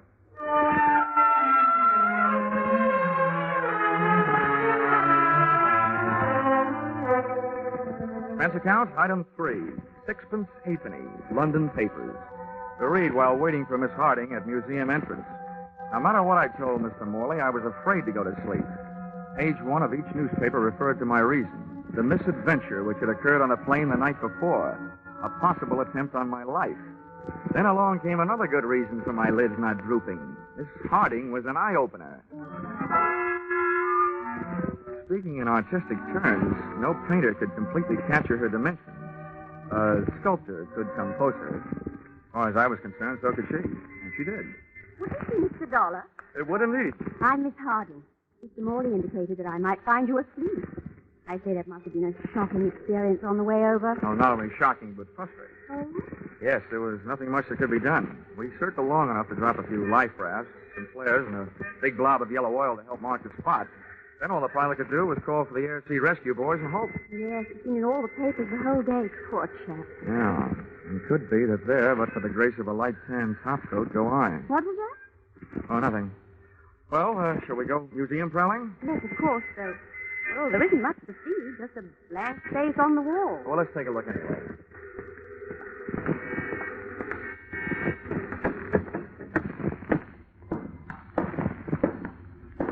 Hey, did you say a blank space on the wall? Why, yes. You mean they stole the painting frame and all? Indeed, they did. Oh. Art thieves are doing things the hard way these days. Usually they just cut the painting out of the frame, stick it under the coat, and make a getaway. Yes, Mr. Dollar, I know. But perhaps this job was done by a beginner, or perhaps the burglar was interrupted and had to make a run for it, frame and all. There are infinite possibilities. Yes, infinite. Thanks. Mr. Dollar, frankly, I think this trip here to the museum is an utter waste of time. I've gone over the whole situation with a gentleman from Scotland Yard.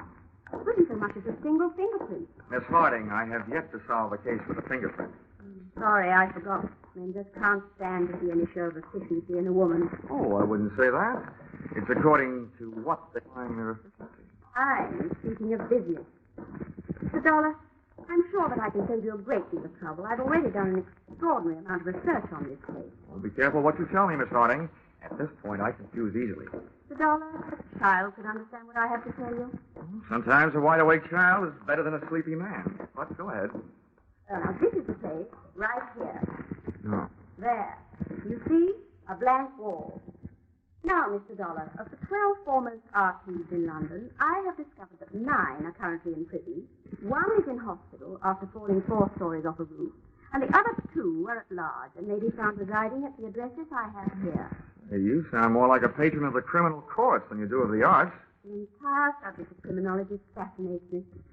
Now, have you seen enough of your blank wall? Yep, things are blank enough. Give me those addresses. And while you're at it, maybe you better give me yours. Mr. Dollar, you don't think I look suspicious? Oh, no. Delicious.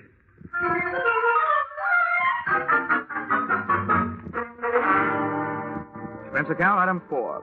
5 shillings. Cab fare to Scotland Yard. Tip to driver, 2 bob. When it comes to money, I speak all languages. Scotland Yard from the outside looked like a big public school. Well, it has taught a lot of lessons to a lot of people. Inside, it was tea time. When I inquired for the officer in charge of the robbery with which I was concerned, I was led to an Inspector Carew. First, he gave me a cup of tea. Then he gave me my lumps. Mr. Dollar, you sit here and ask me why we haven't done something. Believe me, sir, the yard is not as archaic as its architecture. There's a simple legal procedure which must occur before we can make either an investigation or an arrest. Well? First, a complaint must be lodged by the legal owners of any stolen property. At that point, and at that point only, are we allowed to act. You mean nobody called for help? Well, naturally, when the museum discovered the painting gone, they immediately rang us up. We went to court to gather primary evidence. Unfortunately, there was none. Well, what about the owners of the painting, the museum in Paris? As yet, we've heard nothing. We expect to momentarily. Inspector, just out of curiosity, what about this girl, Miss Harding? I'd say she's, a jolly fine type. I mean, do you know anything about her? Say, didn't you Yanks carry off enough of our girls after the war? I'm not in the importing business. I mean, is she known to you professionally? What? You suspect her? Well, not particularly, but she did give me this list. In her opinion, this is the who's who and where they are of your city's light-fingered art lovers. Let me see it. Well, quite complete and quite accurate. Hardly the work of an amateur.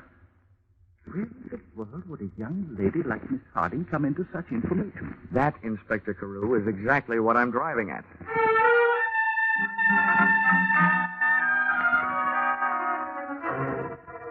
Back in a taxi, headed from Scotland Yard on my way to check into the Mount Royal Hotel, I gave my eyes a rest at the risk of missing the sightseeing, but my mind refused to follow suit. It now had 3 blank walls to stare into. The one in the museum, the one at Scotland Yard, and the most provocative of the 3 to look at, the girl who knew too much, Miss Muriel Harding. My mind also kept ruffling my nerve ends with a question.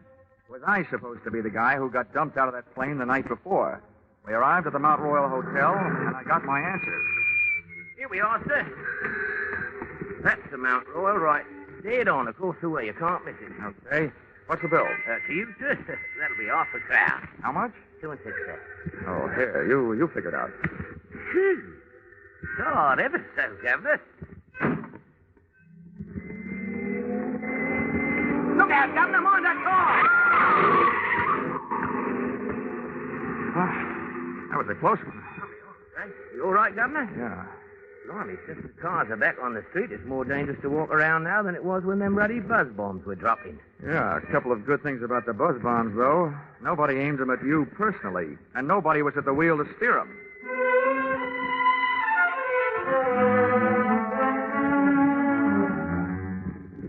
That made it official.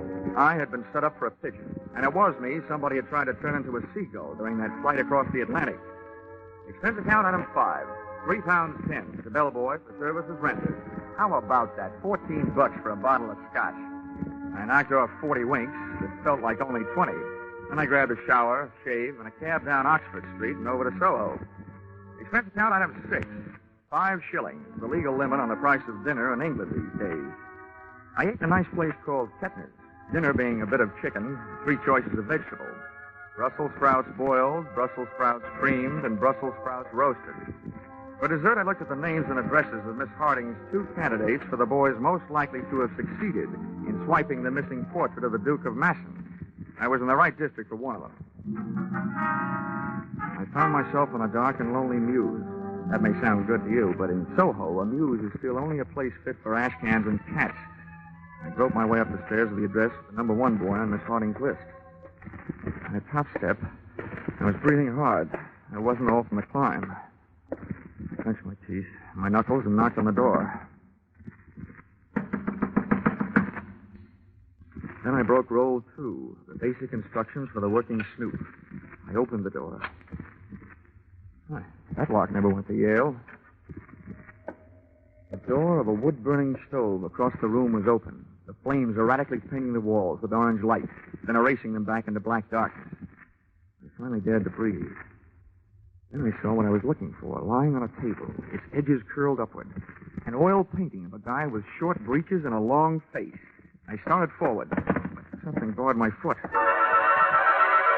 I stared down at the floor in front of me. First it was pitch black. Then the light from the stove flared up, and I saw that the object was what I thought it was, and hoped it wasn't. A man, wearing his head, and I don't mean his hair, parted in the middle. I rushed across the room, flipped the middle off the top of the stove to give me more light, and looked for a telephone. There was none in the room with a corpse, so I tried the door of the next room. And the door I was trying started erupting.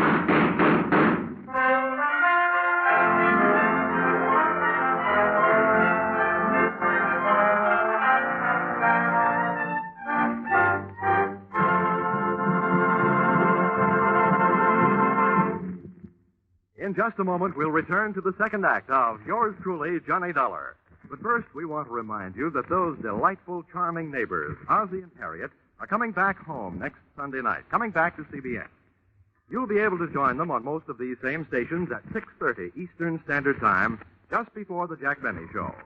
Ozzie and Harriet now have their own sons, Ricky and David, playing themselves in place of the young actors who formerly portrayed them.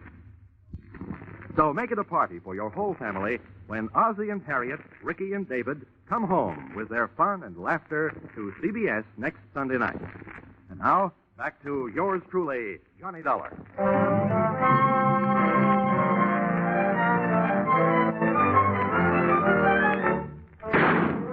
When those bullets came crashing through the door at me, I dropped to the floor. I still don't know whether my knees buckled or I meant to go down. I stayed where I was. But whoever it was on the other side of that door decided to take off. Out the window.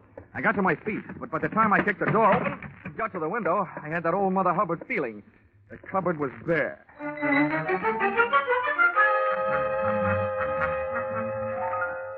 And that's what I'm doing here in your flat, Miss Harding. After my little adventure, the first thing I did was to call the police. And the second was to come here to call on you, the girl who steered me into that shooting gallery. Well, you needn't sound so annoyed at me. Of course, I advised you to go there, but after all, it was your duty. And you did recover the picture. And almost lost my health doing it for the third time. Really? Yes, really. First, somebody tried to make a sea-going paratrooper out of me. Then they tried to make me part of the pavement by running me down with an auto. And now tonight, somebody on the other side of a door tries to turn it into my personal copy of the Pearly Gate. That's really enough for me. Mr. Dollar, where is the painting now? At Scotland Yard. And now let's change the subject back.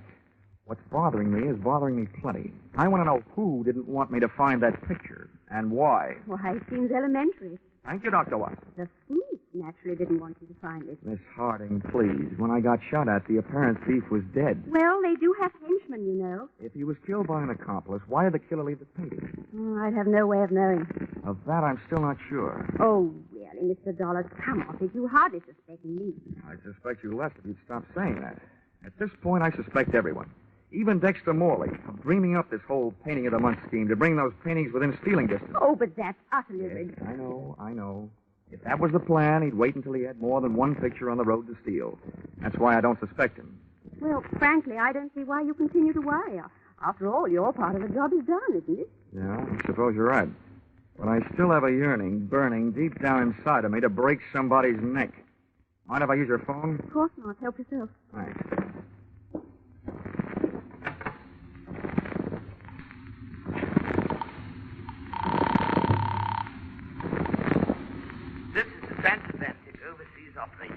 Hello, I want to talk to New York.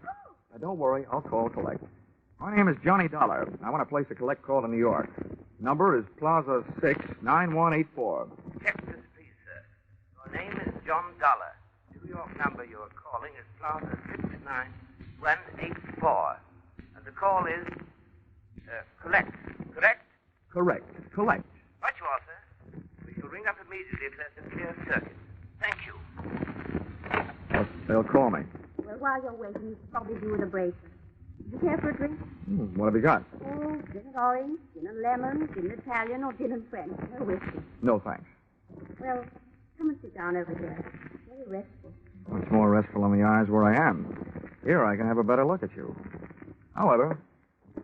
Why, Mr. Dollar, you can be charming. Do you mind if I change the mistress of Johnny? It sounds much more fun.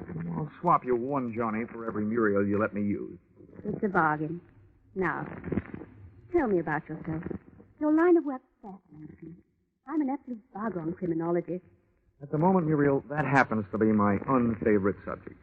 Let's talk about you. Where shall I begin? Just after the age of 21? You're a saucy type.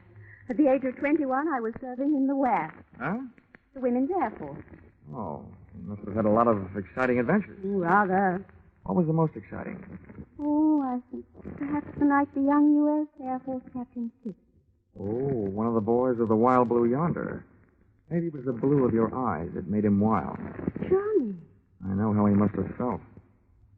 Gee, Johnny.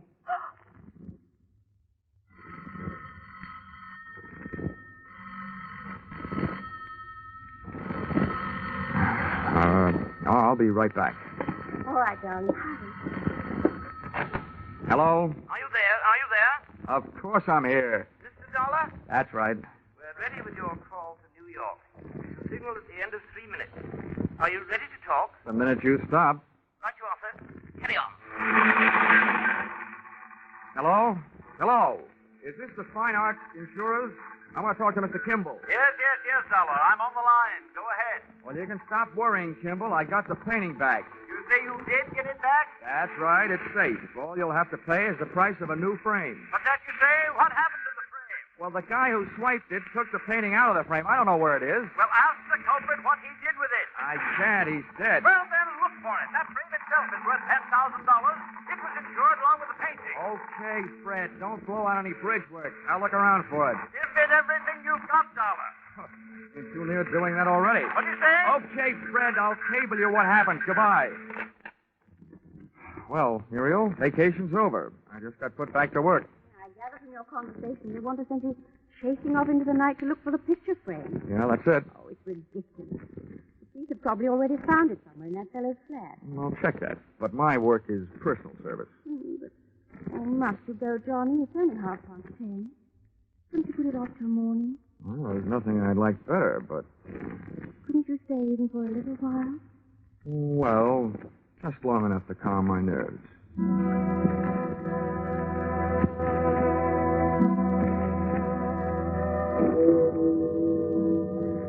Big Ben was ringing up midnight on Time's greedy cash register when I finally cleared with a bobby guarding the back alley flat that had not so long before given up one unprecious life and one very precious painting. The place was darker than it had been on my previous visit, and when I groped for the electric switch, I realized why. There had been a brisk fire blazing before. In the bottom grate of the stove, I found enough unburned portions of the hot picture frame to justify my conclusions. And I found something else that came under the category of hot rocks.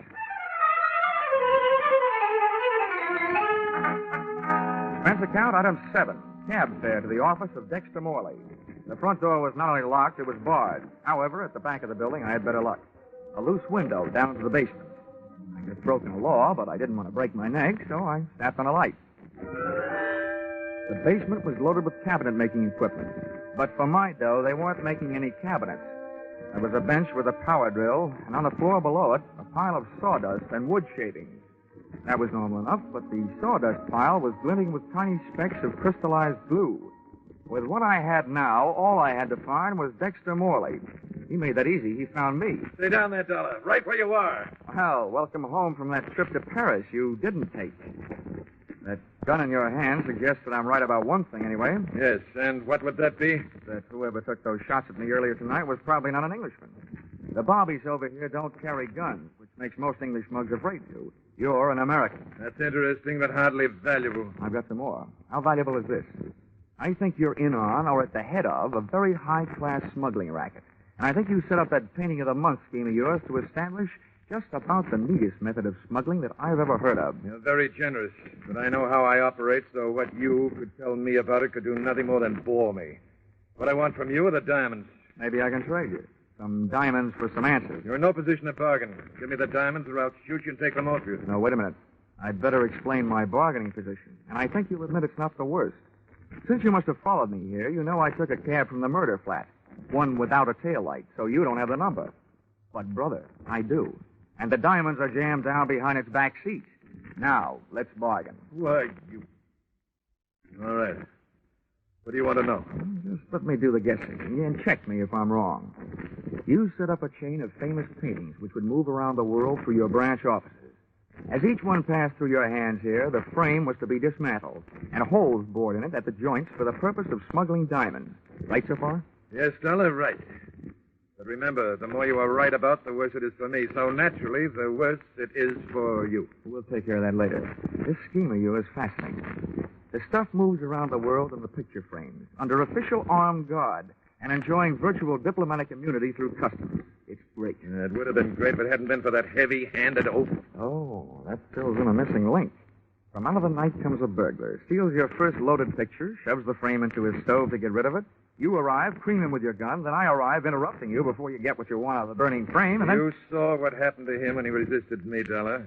But now you must realize that I won't hesitate a moment. It works the other way, doesn't it? You kill me, who tells you the number of that taxi? And without it, you'll never get your diamond. There are ways. Keep your hands behind you. Painful. I thought so. Your head will wear out before this gun barrel does.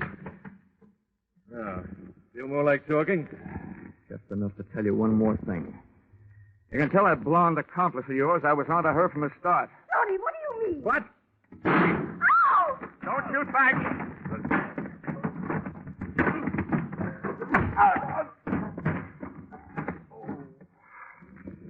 I can't repay you for those 3 tries you made or had made on my life, Morley.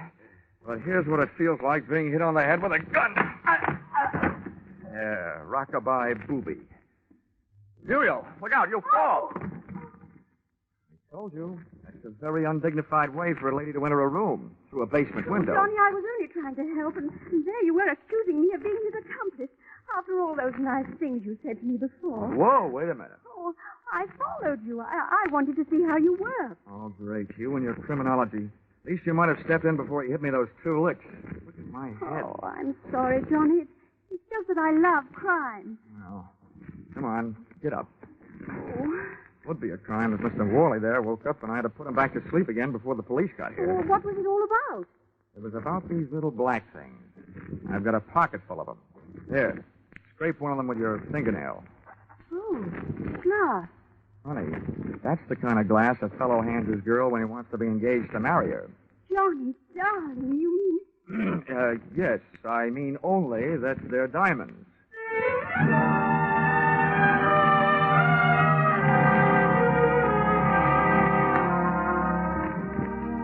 Expense account, item 8, $350. Plane fare out of attempted matrimony by the party of the second part. Item 9, $25. Gift to Muriel Harding. 2 books, one on the art of crime, the other on the art of cookery, in the hopes that the latter might attract her to the pursuit of a more womanly hobby. Item 10, 10 cents.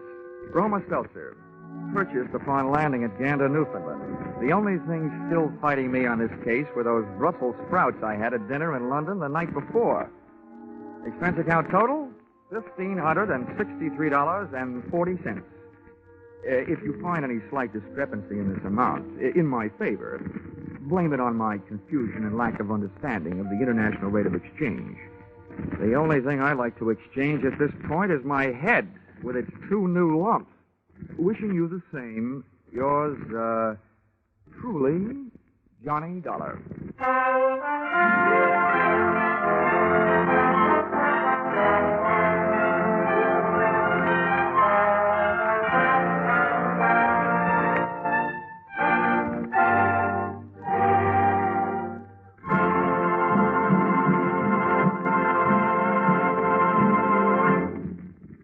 In just a moment, more about Johnny Dollar. But first, Academy Award winner Jane Wyman comes as guest to the Family Hour of Stars, and Ozzie and Harriet return in triumph to CBS.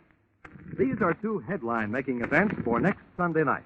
Add these 2 shows to the top comedy of Jack Benny, the feminine charm and dramatic talent of Helen Hayes and Eve Arden, the ace comedy teams of Amos and Andy and Lemon Abner, and CBS Sunday night makes great news. On top of this, there are the notable Mystery Capers with Sam Spade, and the laughter with Life with Luigi and It Pays to Be Ignorant. So don't miss a single one of CBS 10 great entertainments next Sunday night when they're heard over most of these same stations. Jack Benny, of course, comes to you over them all.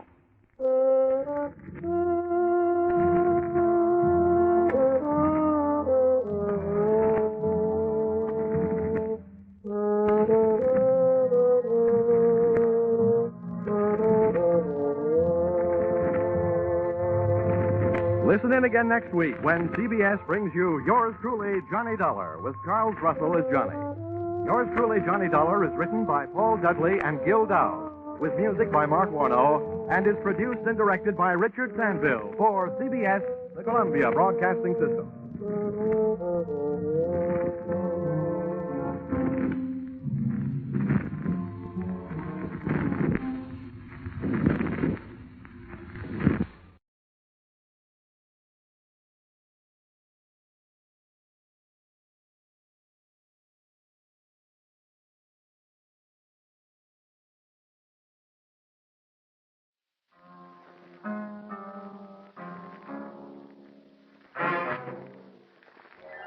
Time now for Yours Truly, Johnny Dollar.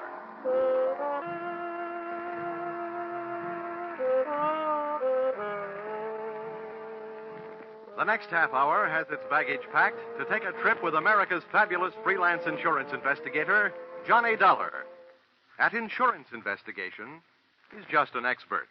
At making out his expense account, he's an absolute genius.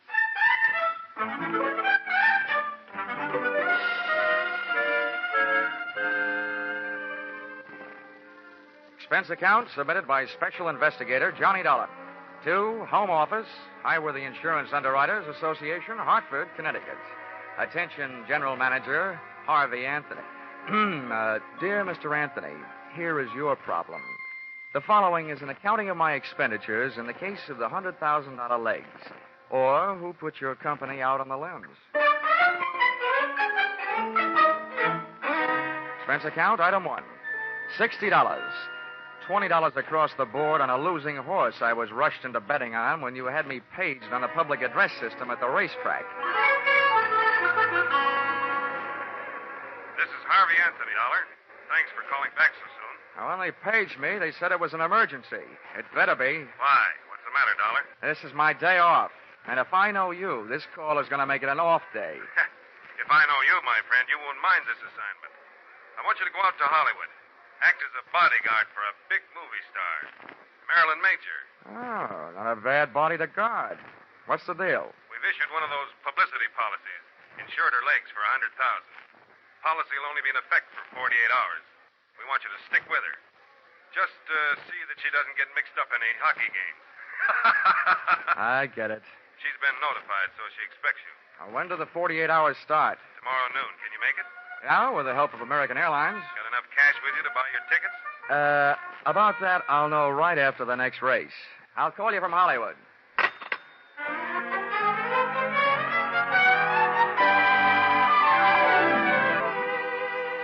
Expense account, item 2, $10. Borrowed from a friend. Taxi fare from the racetrack to town, where I cash check to pay, item 3, $186.13. Plane fare, Hartford to Hollywood. Item 4, $350. Cab fare, Los Angeles Municipal Airport to the home of the insured, Miss Marilyn Major, at the Horizon View Apartments on the Sunset Strip. Tip to driver, $1. Miss Major's apartment had the best view of the horizon, it being the penthouse. But her outlook was anything but rosy. I found the apartment door open. First I looked in, then I went in.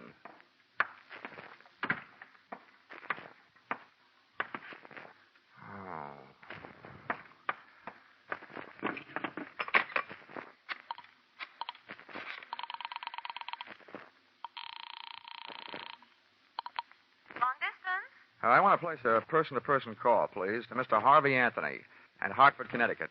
Volunteer 36000. My name is Dollar, as in blood money. While I was waiting to get Mr. Anthony, I wondered who had got Miss Major. In the movies, I'd always thought she looked right at home anywhere. And now, right there in front of me, she was passing her toughest test. Lying there, nice and relaxed.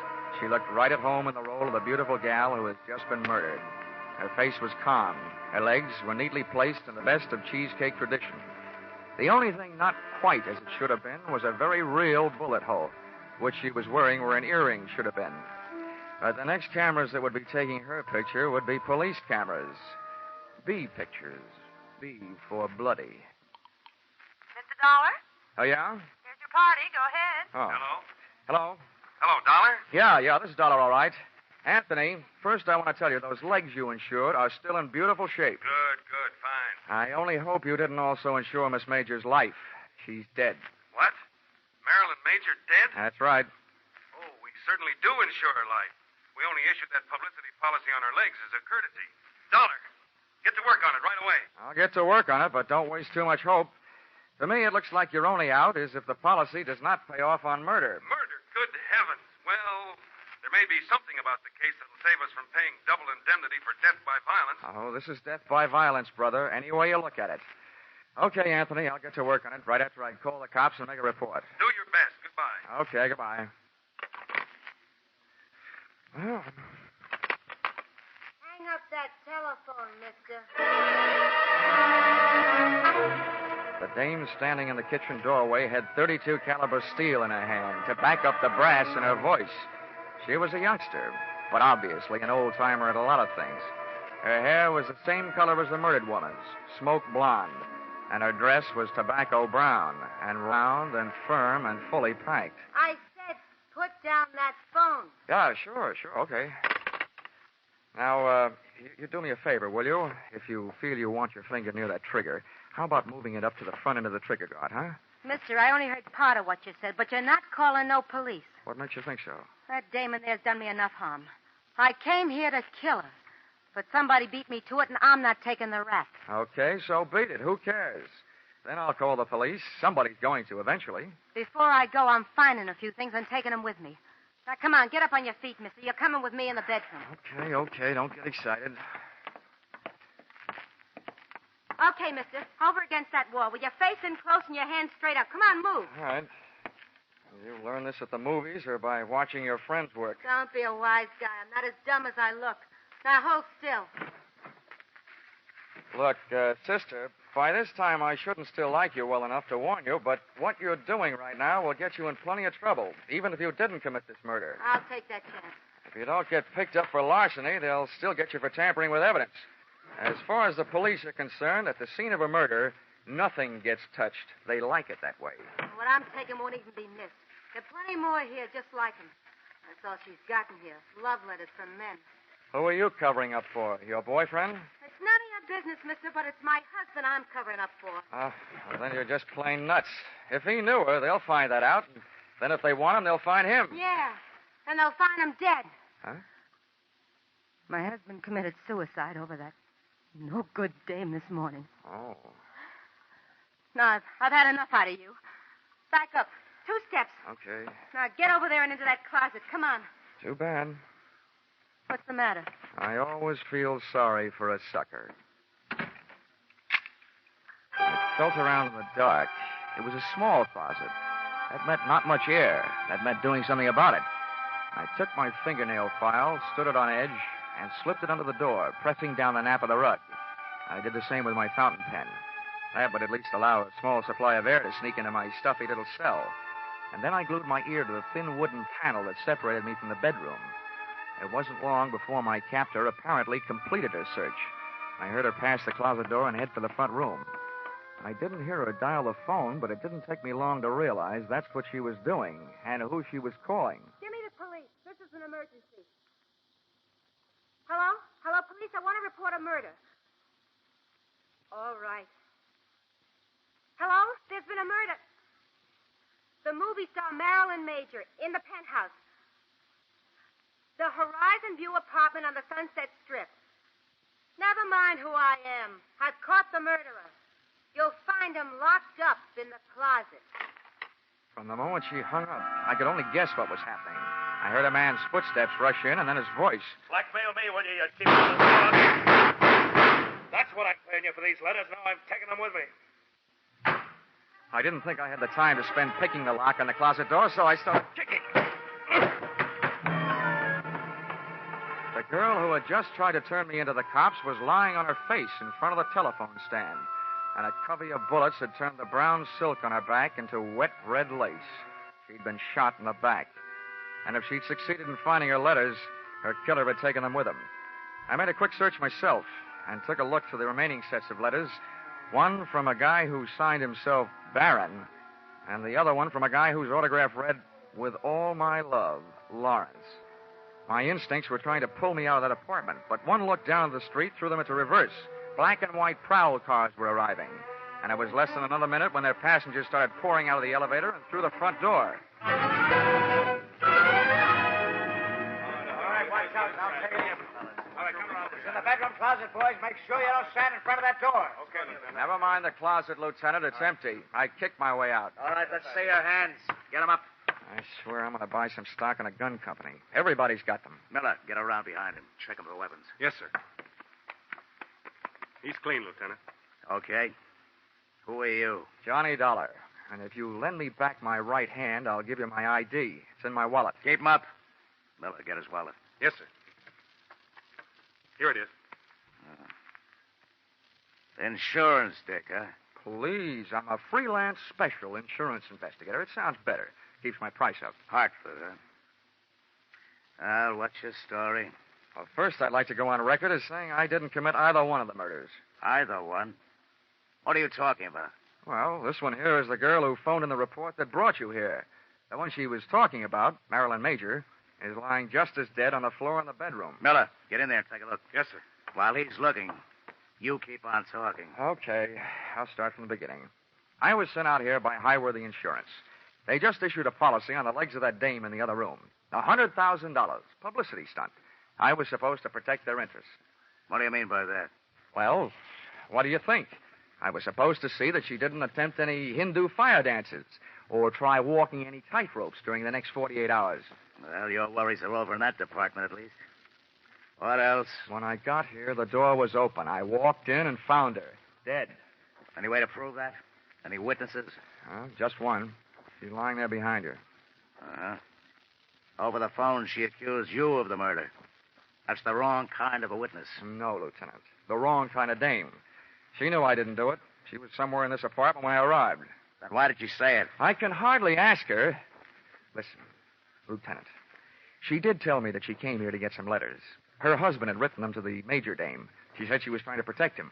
From what? Who knows? Maybe she just wanted him arrested in peace. The guy committed suicide this morning.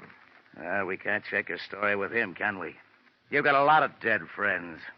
How did this one here get that way? I'm not sure. While I was in the closet, I heard her call you. And then a man came in and yelled something about blackmail at her and shot her. And naturally, he had disappeared by the time you kicked your way out of the closet. That's right. This story of yours may win some kind of a prize, Dollar, but not for me. I'm not a judge. That's one thing in my favor. Hey, Lieutenant, I got something. The dame is dead, all right. And look what I found in that closet. A fingernail file, a fountain pen with a name on it, Johnny Dollar, and a .32 caliber revolver jammed in a shoe. Well, Dollar, that combination puts you in a kind of jam, too. Look, Lieutenant, I think I can make you see things my way if you let me go through my story once more. I was sent out here by Highworth, the insurance underwriter.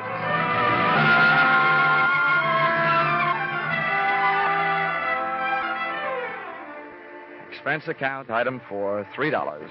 Candy, gum, cigarettes, and magazines to make cell number 36, Los Angeles City Jail, less like a no place and more like a home. There's something about a jail door closing on you that sounds very final.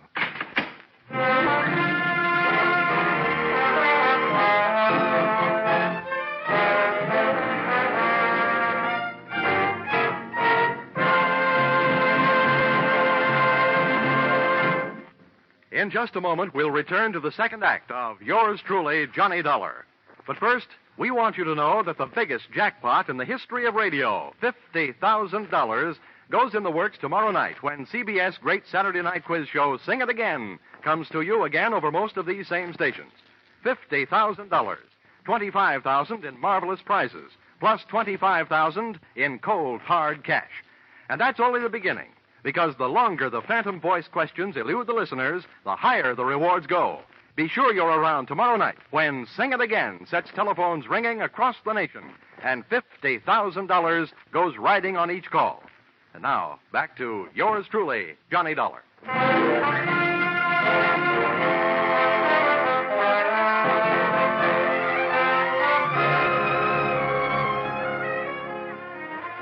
When I accepted this Hollywood assignment, I visualized spending much of my time gazing upon bars, but not the kind offered by cell number 36.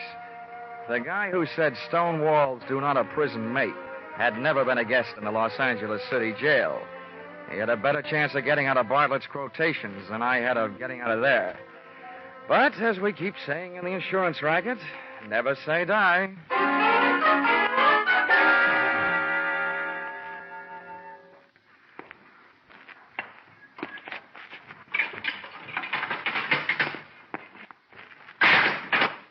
Well, Lieutenant Roach, what are you in for?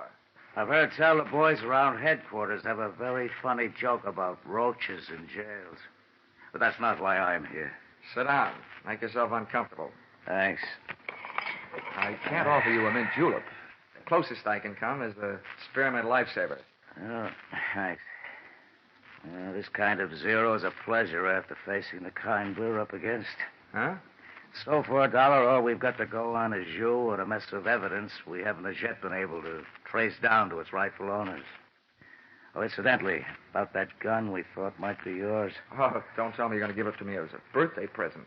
It was the weapon used to kill Marilyn Major, all right. The paraffin test we took on your hands let you out.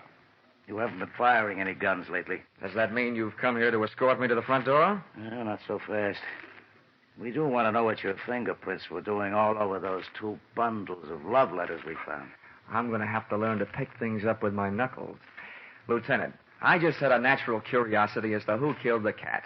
The only difference between us, Roach, is that your curiosity is official. How far did you get? Not far enough.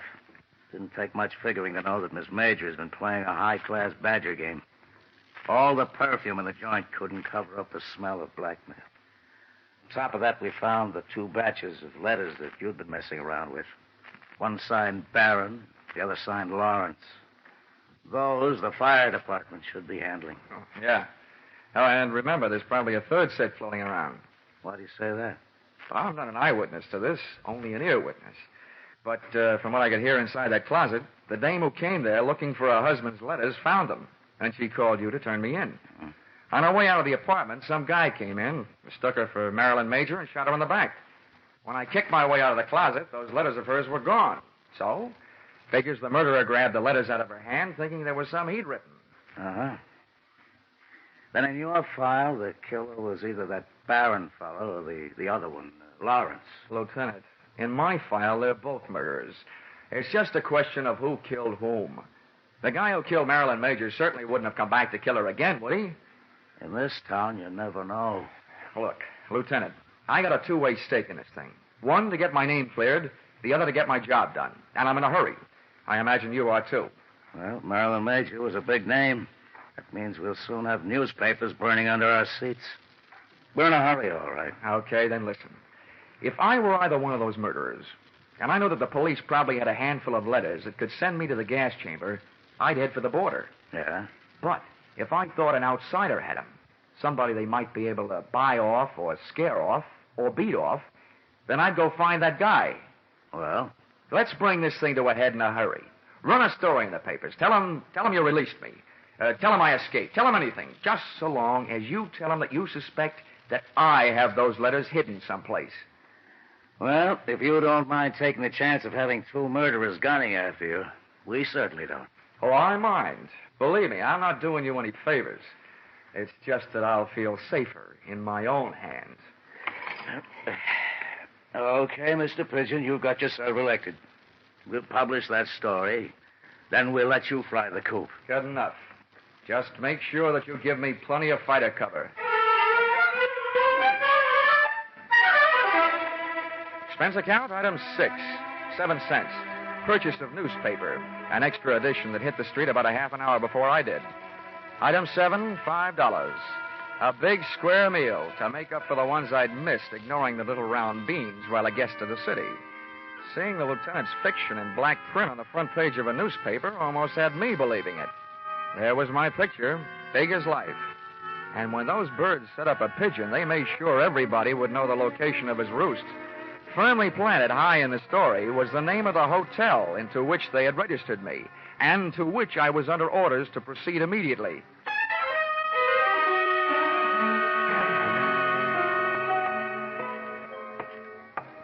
As I walked down the hotel corridor to my room, I felt an icy chill and a flight of goose flesh headed south down my spine.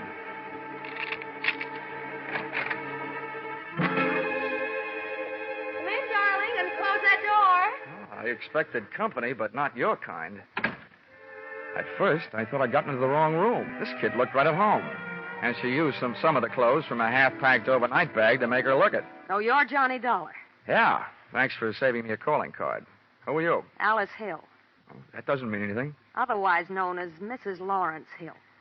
Oh, Lawrence. Oh, the last time I saw that name, it said, with love. But not to you. That's why I'm here. I want those letters. Why aren't you carrying a gun? It'll be here if we need it. We? Yes. My husband's down in the lobby. Look, if you give me those letters he wrote, I'll pack up my little bag and leave, and everybody will be very happy. Yeah? I think I know the next line, but go ahead. I hope you keep on being that smart. My husband was watching for you when you came in, so he knows you're up here. Naturally, he knows I'm here, and he's on his way up. We want those letters. This isn't just a Badger game. This is the World Series. If I don't give you the letters, your husband busts in here, shoots me, and I get written off under the unwritten law. Neat, neat, neat. It's a handy law. You're right. It's covered a multitude of sins. Where are the letters? Where's your husband? What's the matter with you? What do those letters mean to you? Well, right now, they look like my only hold on the future, Mrs. Hill. How do I know that you and your dear Lawrence won't kill me after you get them? Do you want me to take your word for it? Well, I'll have to trust Lawrence. He'll know what to do. I already know. There's nothing else for him to do.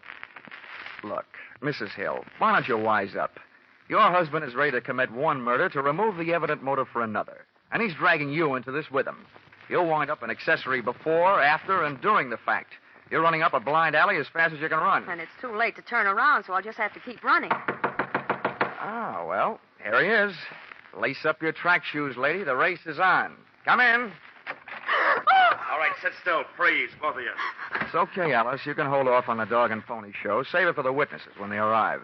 Don't waste it on Lawrence and me. That isn't Lawrence. What? Oh, so this must be Barron. You all through? That depends on that gun in your hand. Where are the letters? Letters. Yeah, I'm beginning to feel like a mailman when he's late getting around in the morning. There's one thing I want to know. Where did an ugly part-time Romeo like you find all those pretty words you wrote? Look, don't get me sore. I'll blast you, letters or no letters. Ah, that's the tone I was trying to bring your voice up to, Mr. Barron. No letters is exactly what I've got to offer. He's lying. He admitted to me that he hasn't. He's trying to blackmail you, Barron. That's what he's doing. Who are you? Never mind. My husband's in the same boat you are. I read the papers. Lawrence, huh? That's right. He'll be here any second. Between us, we'll figure out something. Now, stay away from it, Dollar. I'll answer it. Yeah, good idea. If a man answers, hang up. It'll be Lieutenant Roach. Wait a minute. Okay, answer it, Dollar. But the first wrong word fires this gun. Oh, you can believe me. Nothing but right words are on the tip of my tongue. Hello? Whoever was on the other end of the line decided not to talk and hung up. So I started an imaginary conversation with Lieutenant Roach of Homicide. While I was talking, I was thinking. Barron's voice was the voice I'd heard when I was locked in the closet. That made him the guy who shot the girl who turned me in. By the process of elimination, Lawrence Hill was elected murderer of Marilyn Major. During my talk, which made no sense, and my thoughts, which made plenty of sense, I was checking the length of cord on a phone. I needed Barron a little closer, so I started tossing enough dangerous words into the mouthpiece to draw him closer, threatening me with his mutters, his looks, and his gun. He moved into range, and I moved into action. I heaved the base of the telephone straight into his face. I moved in with my knee right after it. Stumbled back, letting go of the gun, which I kicked under the bed. Then I made a break front out of the dresser next to the bed, using his head to break the front. The water from the cracked-up pitcher hit him in the face, but it didn't do him any good. Hey, get out from underneath there. Get away from that gun. Come on. Well, I got a hold of your ankles. I got a good mind to do this thing right and heave you out the window. Let go of me. Come on, now, stand up. You. All right, how much do you want? We don't want any trouble. Just let me out of here. We'll pay you anything. My husband's an important man. So am I. I've had all the pushing around I'm going to take. From now on, I'm the dealer, and your hand is to shut up. All I want to do is get out of here. Oh, no, you don't. I baited you. You tried to bait me. Now we'll both sit here and bait your husband. That must have been him that called this room and hung up when he heard my voice. One thing I didn't bother to tell you. Your husband couldn't have known I was up here until then, because I came in the hotel the back way and came up here the back way. Elevator and all. What do you mean? You baited me. Why do you think the police put my name, my address, and my picture in the newspapers? To draw autograph on us? Oh. Oh, is right. Now get over there in the corner while I retrieve Mr. Barron's gun from under the bed before some mouse crawls out of the woodwork and tries taking a shot at me. Go on, get going. Turn around. Okay. Now, if you don't want me shooting runs in your stocking, don't make a move while I'm under the bed. I feel like something that old maids hope for. Lawrence! Where is he? On the floor. He's got a gun. Shoot him. Kill him under the bed. No, Lawrence, not him. Don't. He's under the bed. Under the bed and taking no chances.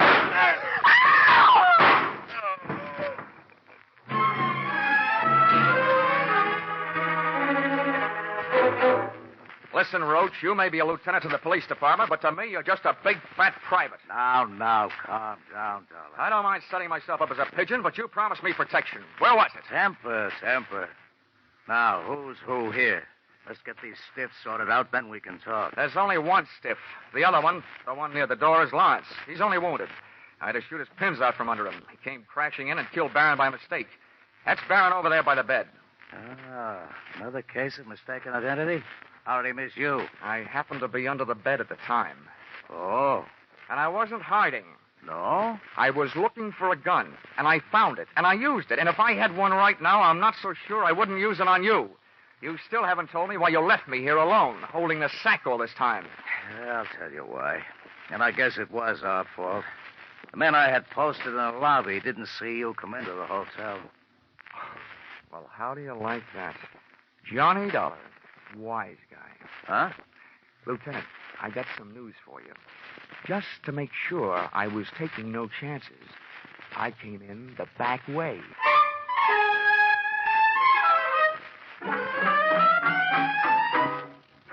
Expense account, item 8, $62. Hollywood Entertainment. Seeing what there is to see at Ciro's. Item 9, $105. Seeing to it that one of the things I saw at Ciro's had a good time with me at the Mocambo. Item 10, $186.13. Plane fare, Hollywood back to Hartford.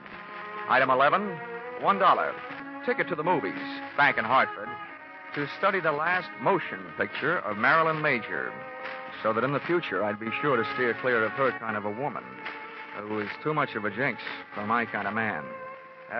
Expense account total, $948.76. Signed, yours, truly, Johnny Dollar.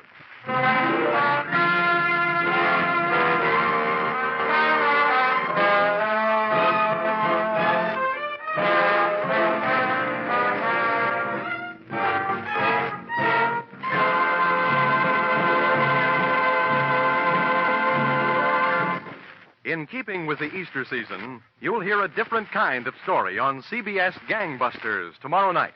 The authentic story of a former gangster's fight to go straight, broadcast in cooperation with outstanding parole authorities. You'll find this Easter Eve Gangbusters drama as gripping as any program CBS has ever brought to you. Tomorrow night, you'll also find a mid-April adventure with the intriguing title, The Heat Wave, on CBS Philip Marlowe program. Gangbusters and The Adventures of Philip Marlowe are regular Saturday night features on most of these same CBS stations.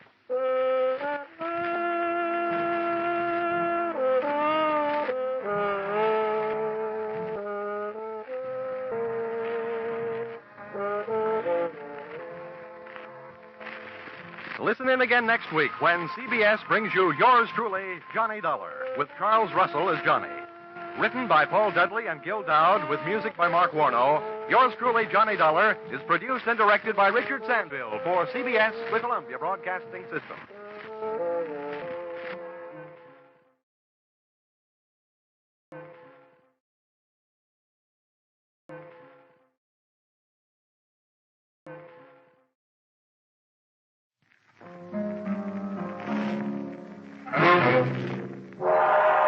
Time now for yours truly, Johnny Dollar.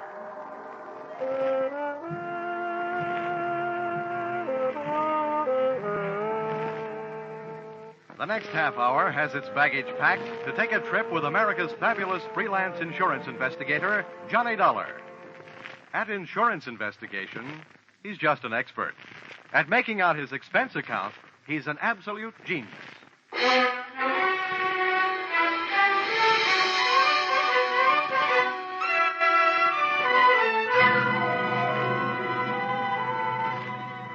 Expense account submitted by Special Investigator Johnny Dollar to Home Office, American Pioneer Life Insurance Company, Hartford, Connecticut. Attention, W.K. Green, General Manager. The following is an accounting of my expenditures in the case of Barton Drake, or how I played ducks and drakes with a drake who ducked. Expense account, item 1. $100 I'm charging you for 1 hour's sleep I missed answering your telephone call at 9 o'clock in the morning.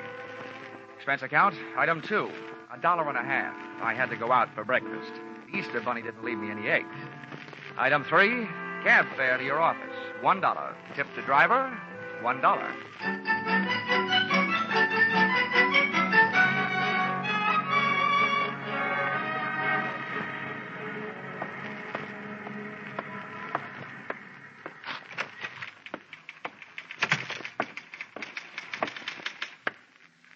morning, Johnny. Why don't we make that good night sometime soon? Shall we, Chickie? Well, I've had to type up some of your expense accounts. I think maybe an evening with you might be fun.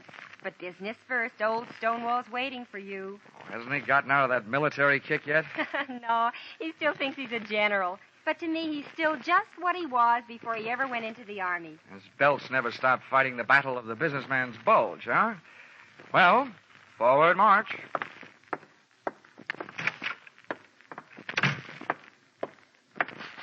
Good morning, Mr. Green, sir. Mr. Dollar reporting as ordered, sir. Addie, Oh, yeah. What's this saluting and heel clicking about? Oh, I thought you might be homesick for some military courtesy. Yeah, I'd be surprised to get any kind of courtesy from you. But we're not paying you to be polite. Sit down. Here. I got a job for you. Here. I've had a copy made of the file in that case. You can take it with you. Thanks. Barton Drake, huh? Oh, yeah, I remember him. Let's see. Life insurance, $30,000. Beneficiary, Mrs. Barton Drake. Well, what is it? Is he dead or just dying? Neither, we hope. Well, if you'll pardon a little before-noon philosophy, just by living, a man is slowly dying of old age. We have a statistical department to worry about that, Dollar. Your job is to find this man, Barton Drake. Okay. What's the story? As far as the company is concerned, the story started one night just short of 7 years ago. Oh, that would make it 1942. Yes, the same year I was called upon to fight for my country. Yeah. In the insurance division, Pentagon Building, Washington, D.C. Huh? But don't get me wrong. Those who served can be just as proud of what they did as those who fought. As you were saying. I merely used the word fight as a general term. Yes, General. Barton Drake, one night about 7 years ago? Yes. When we issued the life policy on Drake, he listed his occupation as that of hardware store proprietor. Hardware? As I recall it, he specialized in unregistered pistols, handcuff keys, and hacksaws. And if I'm not wrong, at the time he disappeared, he was under suspicion of grand larceny and wanted for assault with intent to kill a police officer. Yeah, that's right. At the time, he was suspected of a number of large robberies. Now, refresh me on that cop shooting. How'd that happen? You remember. When the police arrived at the house to pick him up, he opened fire from the bedroom window, made a dash for it out of the back to his own car. There was a chase during which the car skidded and went through the rail of a bridge into the river. Oh, yes. Now I remember, yeah. They never did recover the body or the loot. All they got back was a wet Buick. Dollar, that was 7 years ago. At least it will be 7 years in one more week. At that time, Barton Drake will be declared legally dead by the probate court. His wife has already instituted proceedings. And when the court says she's a widow, she says, I want my $30,000, and you have to pay it, right? Exactly. But we're not going to pay that $30,000 if we can help it. At 9 o'clock this morning, the Missing Persons Bureau of the New York Police Department called us and gave us reason to hope that Drake is still alive. What happened? Did they see him in a crystal ball? You don't know how close to the truth you came, Dollar. Oh? The Missing Persons boys have a new habit these days. Whenever there's a television show where there's a public crowd involved, they watch it. Last night, they think they spotted Barton Drake at the prize fights. Now, that's all we've got to go on, but we think he's alive and that he's somewhere in New York. Well, that's a start, anyway. I know where to find New York.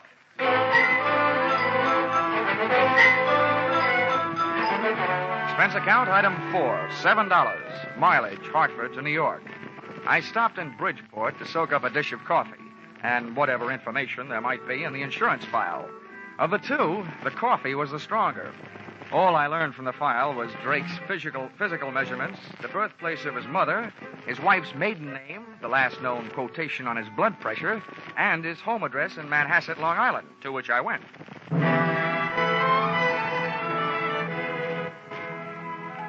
The house had a $40,000 look about it, and its grounds were being manicured by a gardener who had a $12 a day look about him.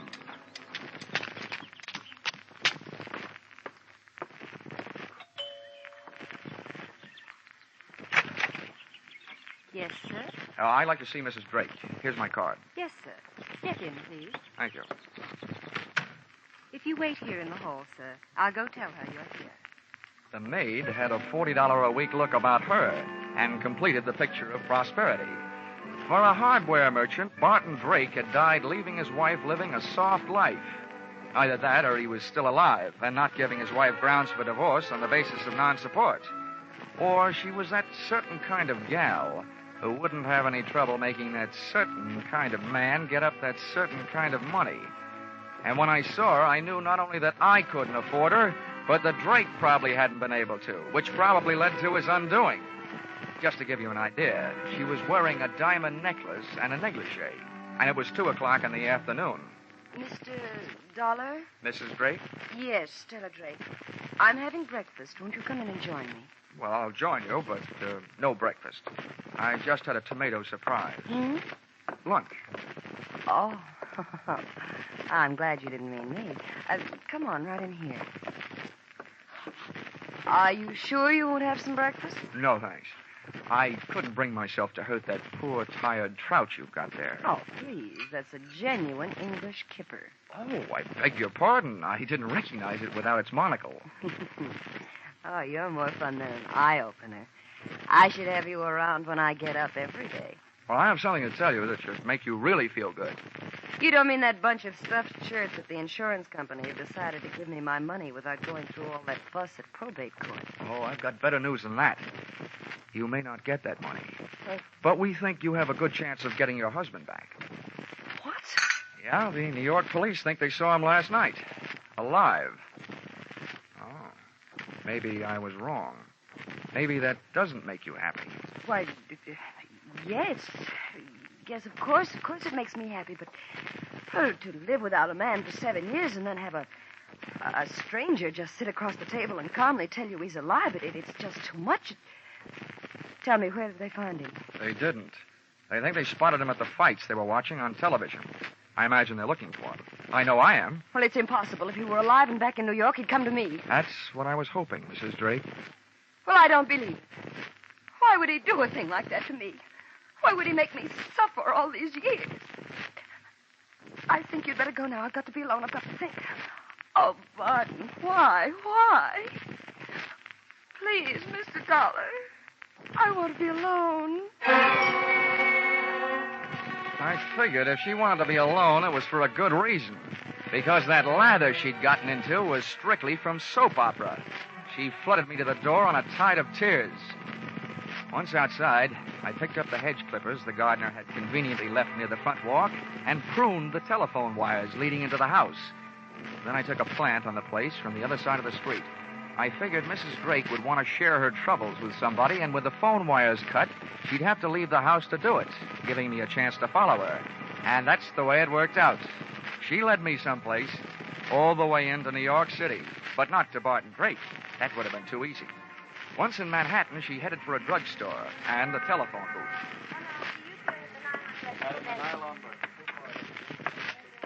I slipped into the phone booth beside hers. I got the receiver off the hook and my nickel in the slot in time to use an old trick of mine. As she dialed, I tried to duplicate it with my phone.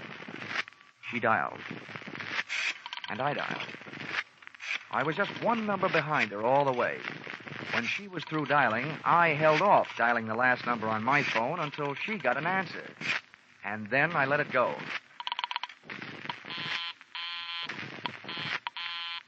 The number she was calling was busy. There was still room for coincidence, but it was good enough for me. I jotted down the number I'd gotten out of my little telephone game of tag and then listened. I've got to see you right away. We're in trouble. All right, I'll meet you in front of you. The usual place.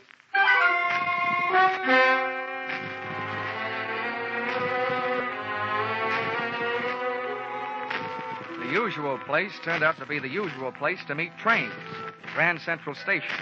But no train ever pulled into where Mrs. Drake went. As a matter of fact, no man ever did. Unless he was a plumber, maybe. That's right, where the ladies go to powder their noses and things. She came out 30 minutes later alone, but she never hit the street. Instead, she went through the tunnel into the adjoining Commodore Hotel and checked into room 407.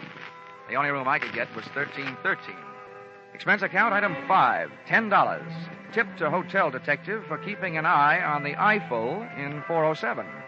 Item 6, $35. Purchase of portable phonograph. Item 7, 65 cents. Purchase of phonograph record. Frank Sinatra singing Night and Day. With this for ammunition, I went back to my hotel room and, gunning for a bird I'd never seen, I set up the phonograph near the telephone, put on the record, and placed a call to the number Mrs. Drake had called earlier in the day.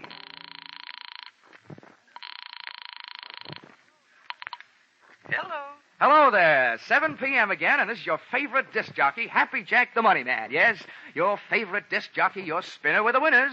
Tell me, are you listening to our show? My radio is not on. Goodbye. Oh, hold the phone, madam. A little thing like that doesn't make any difference to Happy Jack. Here's all you have to do to win a house full of prizes. Now, you just listen closely over the phone and identify today's puzzle platter, and you'll win all these wonderful prizes. A genuine Sunbeam Mixmaster that makes those fresh little eggs just happy to get beat up. Yes, and you'll clean up with the next prize. Make a real clean sweep with a Hoover vacuum cleaner with all attachments and no strings attached. And to send you tripping happily through life, you'll also receive a handsome set of easy-to-lug luggage, a pair of gladiator bags. Are you interested? Why, of course I am. All right, then. Here's the tune.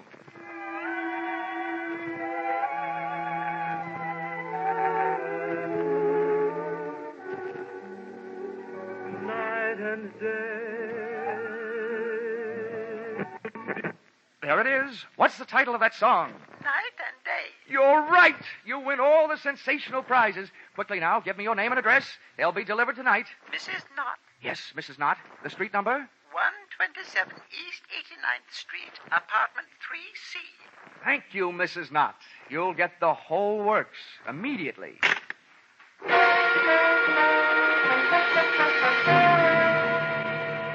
Expense account, items 8, 9, and 10. $39.50 purchase of Mixmaster, $79.50 purchase of vacuum cleaner, and $89.50 purchase of luggage. You may resent this expenditure, but there's one thing you must remember. Nobody can resist trading their name and address for something for nothing.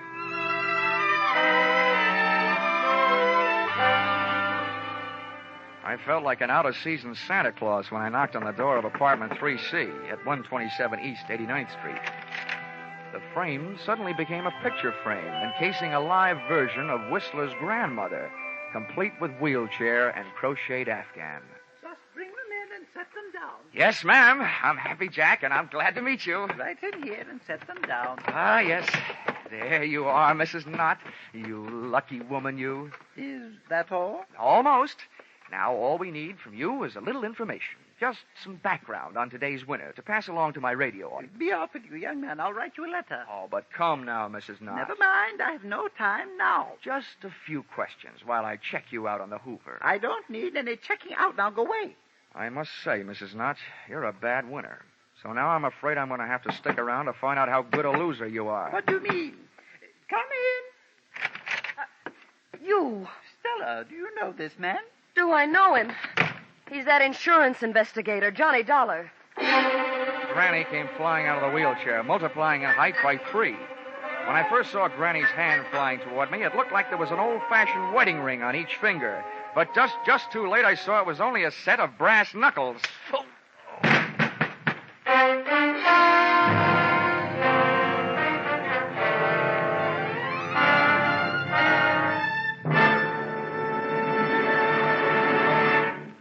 In just a moment, we'll return to the second act of yours truly, Johnny Dollar. CBS cordially invites you to hear the adventures of Philip Marlowe and the stories of modern crimes and their solutions as unfolded on Gangbusters when they come to you every Saturday night on most of these same CBS stations. Tomorrow night, Philip Marlowe will investigate the mystery behind the cloak of Kamehameha, and Gangbusters will deal with the case of the Callous Killers. Now back to yours truly, Johnny Dollar.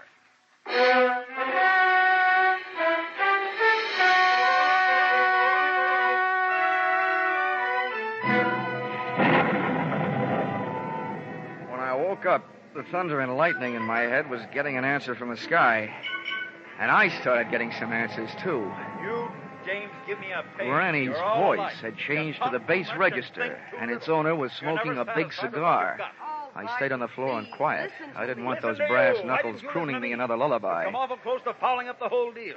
I told you I didn't want you to try to collect on that insurance. Why'd you do it? It's $30,000, that's why. To hear you talk, you'd think you were going hungry. What do you think I am, some empty milk bottle you can run down to the corner and get your nickel back on? What were you trying to do anyway, sell me out? Sell you out? You know what started this trouble. You had to go to the fights last night. Oh, a big man.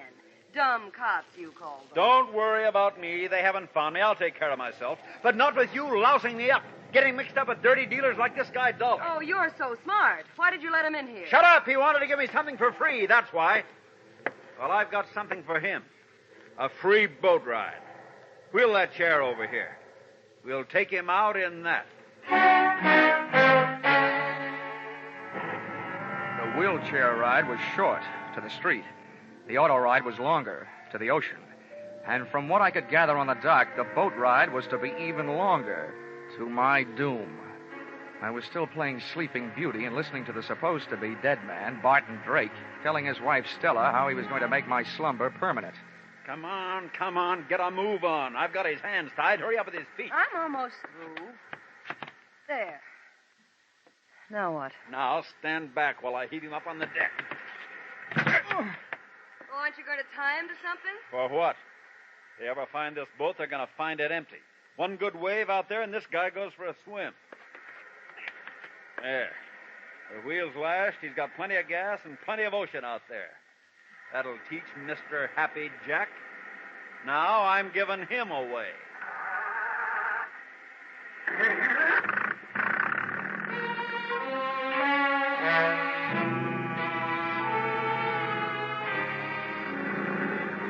Taking that salt shower bath with my clothes on wasn't the big chill in my life. I was scared. My heart was racing faster than the boat engine. And for the first 20 minutes, all I could think about was hanging onto that slippery deck with all I had to hang with. My hopes and my heels. I was on a thin strip of deck after the wheel. Hard by my hands was a deck cleat. With that for a starting point, I went to work, trying to out-navigate that rope, with which Barton Drake had lashed the wheel. I worked my tied wrists over the cleat and dropped my legs down over the side into the icy racing water. I had rigged myself into a human jury rudder to swing the boat off its course. I didn't know where it would take me, but I didn't care so long as it wasn't out to the open sea.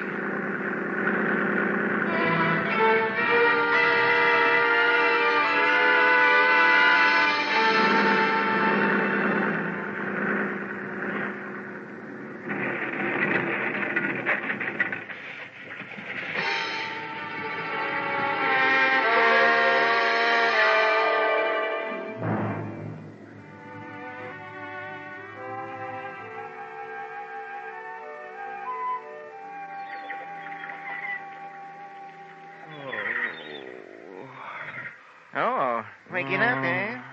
Might as well tell you. Your boat sunk and you ruined my knock last night doing it. I have to pay for it. Oh. My name's Fred Kindly. I pulled you off the beach. I'm expecting to be paid for that, too. Will it cost me to find out where I am? Well, it ain't worth nothing. Talk ain't. You're on Slate Island.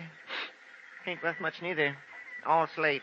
Didn't have the sense to grow no chalk to go with it. Dandy. Where are my clothes? Out in the sun. How about my wallet?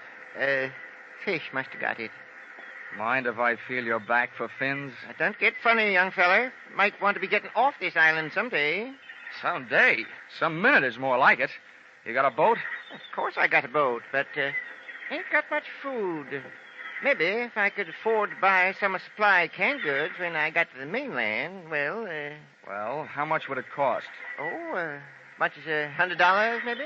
Okay, it's a deal. Let's go. Hold on now. Only said maybe. Come think of it, might cost $200. Oh, okay.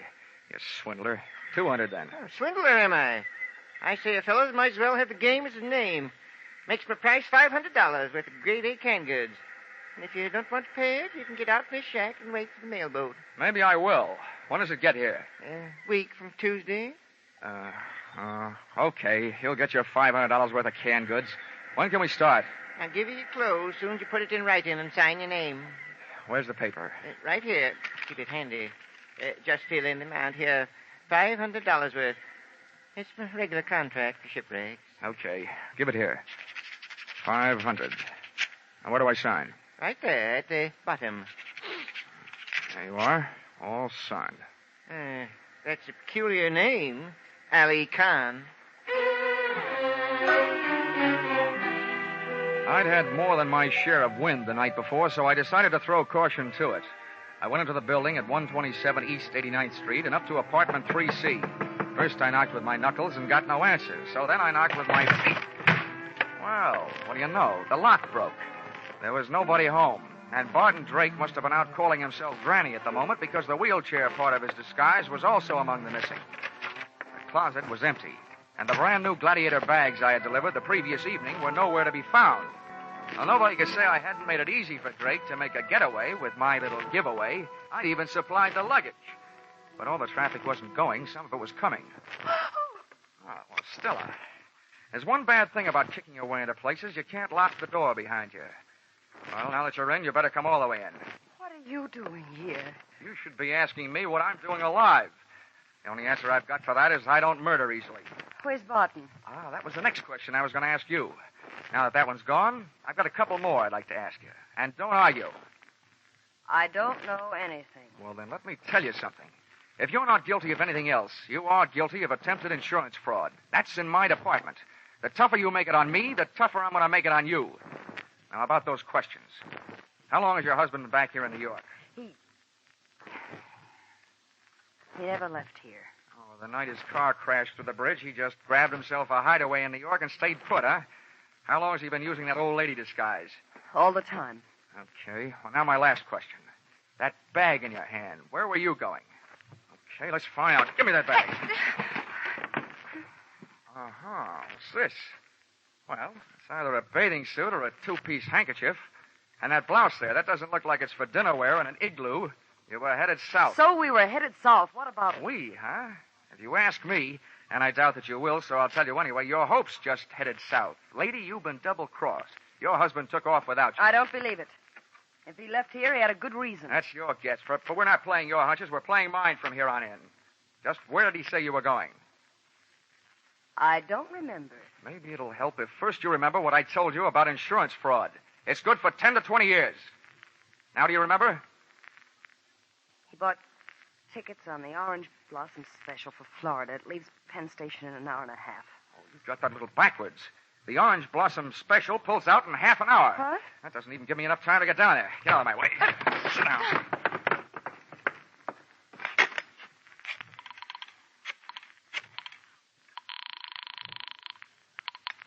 Information. Hello. Information.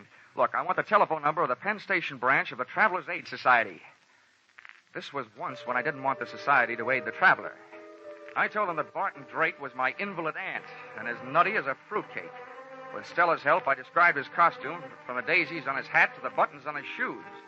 I tagged it off with a warning that when my aunt left the house, she thought she was a honeybee and was on her way to throw herself in front of the Orange Blossom Special, wheelchair and all. The guy on the other end of the line took off to round up the railway police, and I took off to round up a taxi.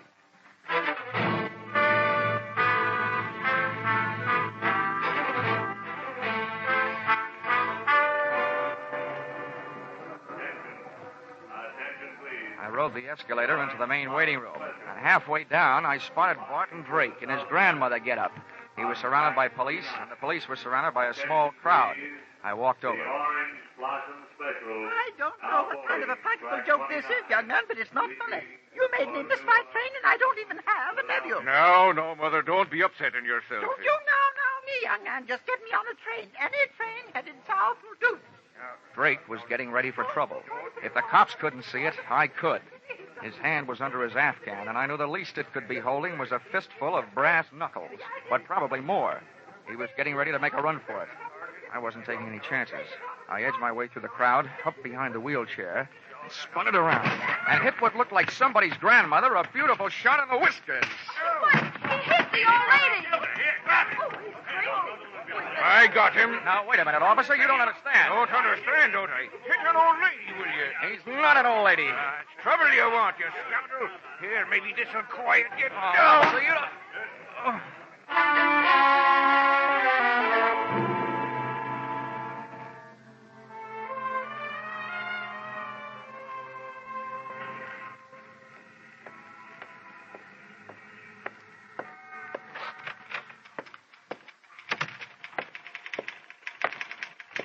Johnny. Hiya, Chickie. Oh, that bandage. What's the matter with your head? No brains. Where's the general? Oh, when he found out you saved American Pioneer $30,000, he decided to take the morning off and celebrate. He's out playing golf. Oh, great. To celebrate my getting hit on the head with police clubs, he goes out and swings golf clubs. Oh, Johnny, I was sort of Now, hoping don't that... worry, Chickie. I've still got enough energy left for nightclubs. You want to help me with this expense account? I'll get it out of the way. Oh, that's all that stands between us. Uh-huh. Expense account submitted by Special Investigator Johnny Dollar to Home Office, American Pioneer Life Insurance Company,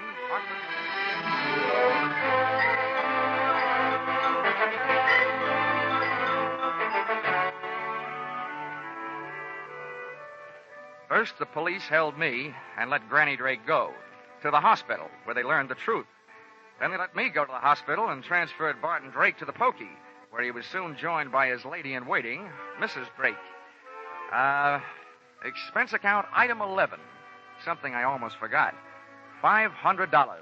Canned goods. For the man who got me off the rocks on Slate Island, Mr. Fred Kindly. Even if he did rob me, I didn't feel like robbing him. The only thing I did do was remove all the labels from the $500 worth of canned goods. I'm sure that this will see to it that Mr. Kindly had some very unbalanced meals, because I happen to know that there's no difference in the sound of canned tomatoes and canned peaches when you shake the can. Expense account total, $1,482.63. Yours, truly, Johnny Dollar.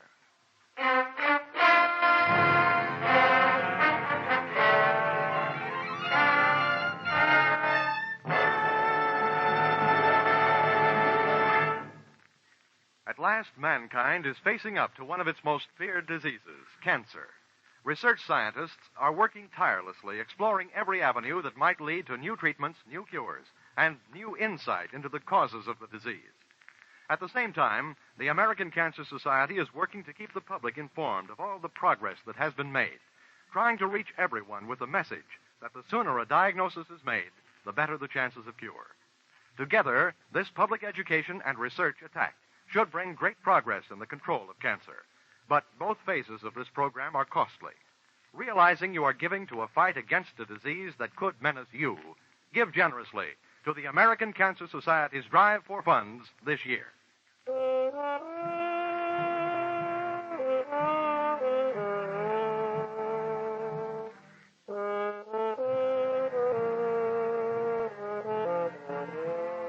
Yours truly, Johnny Dollar, stars Charles Russell as Johnny. Our music is composed and conducted by Leith Stevens. Yours truly, Johnny Dollar, is written by Paul Dudley and Gil Dowd and is produced and directed by Richard Sanville for CBS, where 99 million people gather every week, the Columbia Broadcasting System.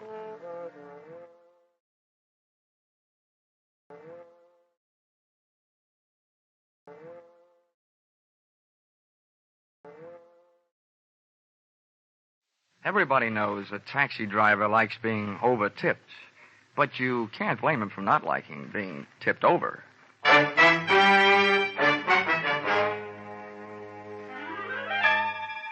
This is another in the adventures of America's fabulous freelance insurance investigator, Johnny Dollar.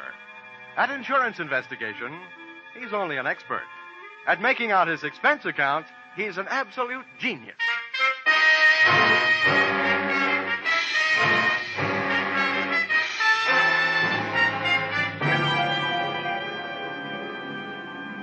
Expense account submitted by Special Investigator Johnny Dollar to Home Office, the Nutmeg State Liability Underwriters, Hartford, Connecticut.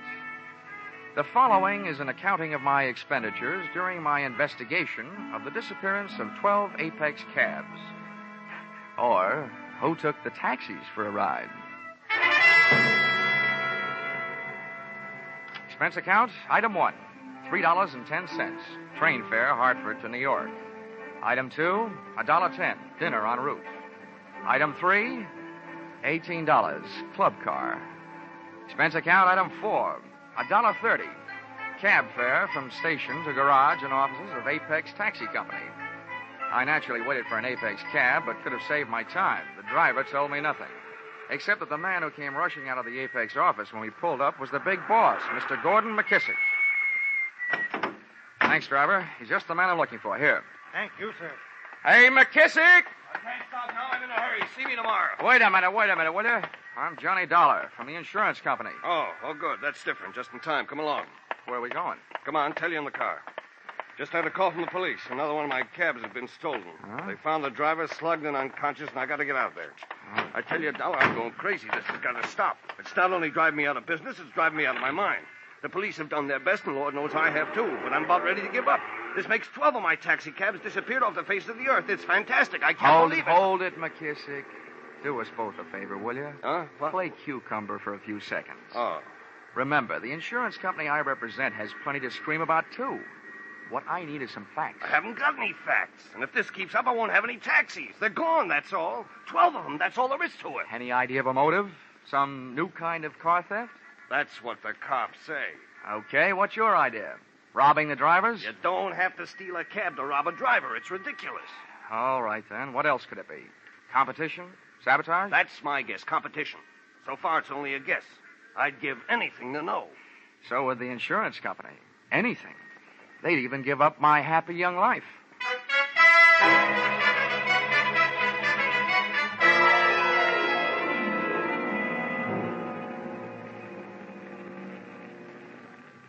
This is it. 13th and East River. Yeah, and there's the crowd. Humanity's strongest magnet. Blood. Yeah. Back. Please. Stand back. Come on. Hey, officer. Huh? Officer, What do you want? Look, here's my ID. This man is McKissick, the victim's boss. How about getting us through that crowd? Well, all right, but I don't know. The right side of his face don't feel much like talking. It's caved in. Stand aside now. Come on. Move. Out of the way.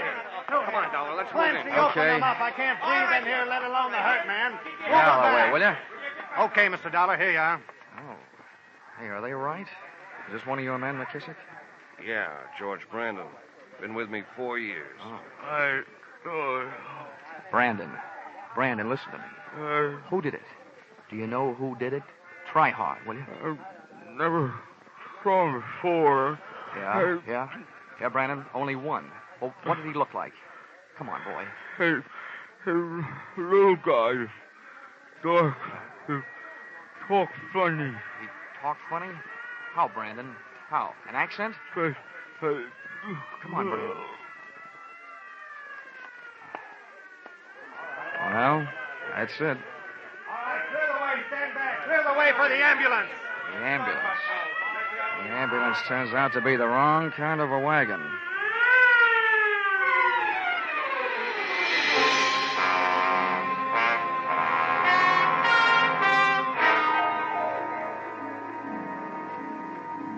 Expense account, item 5, $28. Transportation the following day, visiting hospitals and the homes of the other 11 Apex drivers who had lost their cabs. During the course of this, I contracted a severe case of what GIs used to refer to as Jeep seat.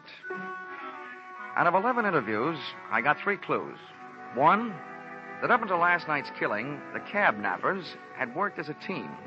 The little dark guy with an accent, as described by the dead driver Brandon, and a 300-pound accomplice wearing a seersucker suit, a Panama hat, and a complexion akin to a perspiring blob of leaf lard. This heavier of the two heavies, it seemed, never actively participated in any of the rough stuff, merely assuming the role of director of operations. Clue number 2, that in each instance, the driver's uniform cap was also stolen, which indicated to me merely that the getaway driver was very much interested in looking like a cab driver. And finally, clue number 3. From the most disgruntled of the drivers interviewed, the fact that the fleet owner McKissick had spent 3 years bootlegging, another 4 bookmaking, and had spent some very short vacations getting away from it all in prison, which naturally led me back to McKissick's Apex garage and office. Come in. Oh, Dollar. Well, what have you found out?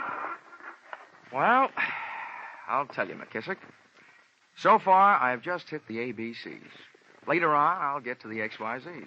Look, Dollar, I'm getting fed up with double talk. What I want to talk about is a double life.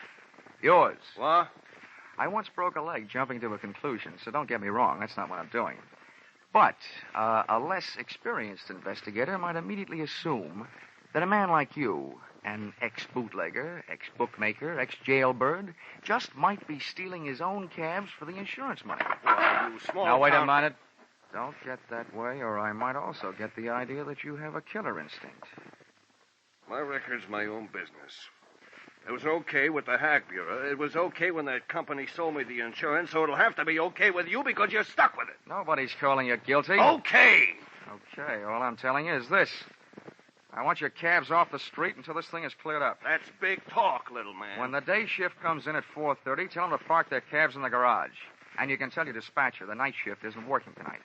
Bad enough to have my competition running me out of business. Now the little helper from the insurance company shows up to finish the job, huh? I'm not trying to put you out of business. I'm trying to keep you in. Well, it don't sound like it. No cooperation from you, no insurance. I'll have it canceled as fast as I can get to a phone. How about it?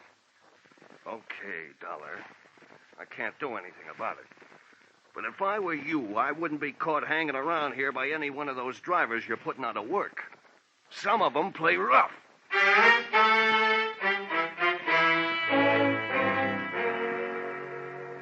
You can always depend on a cab driver for being on time when it's time to knock off work.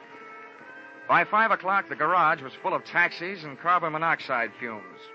By 5:30, it was devoid of humanity, and a night watchman I'd met before stood guard outside the locked gate.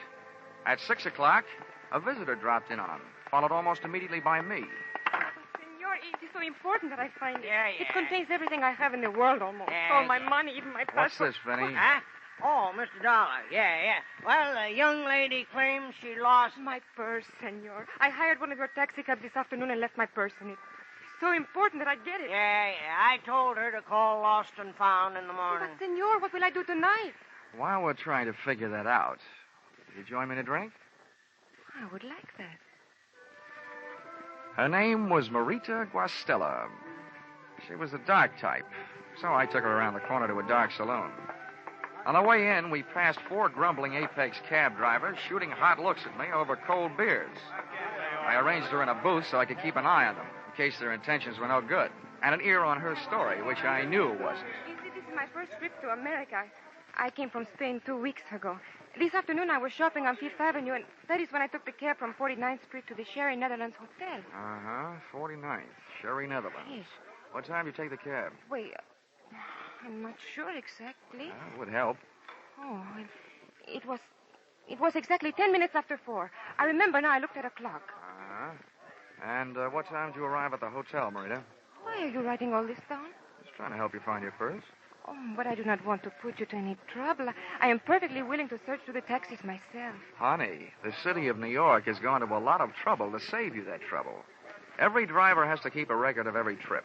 Where he picks up his passengers, where he drops them, and when. He puts it on a big card. So all we have to do is find out which card has your trip listed on it, then we'll know which cab. Oh, I see. Then we'll go to the little cab and probably find your little purse. All right? Oh, it is very good of you, senor. If you would not mind the trouble. Sometimes bothering with this kind of trouble eliminates my employer's troubles. How about another martini?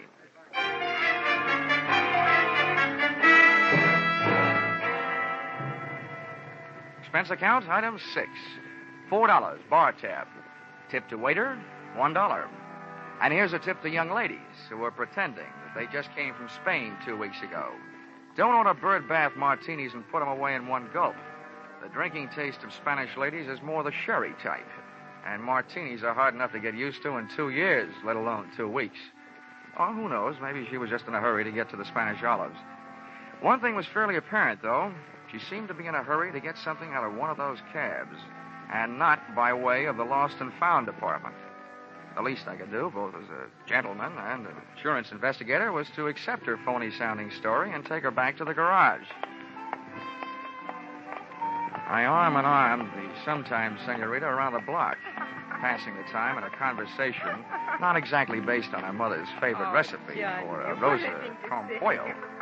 As we passed the office portion of the Apex cab building, I gave up looking into her eyes and saw something that was open even wider, the garage gate. Johnny, what is it? The watchman, he's gone. Perhaps he just stepped inside. Look at the stains on the sidewalk. Blood. Bridewell. He's been... Bridewell? Who's Bridewell? I do not know. Who's Bridewell? Please, let me go.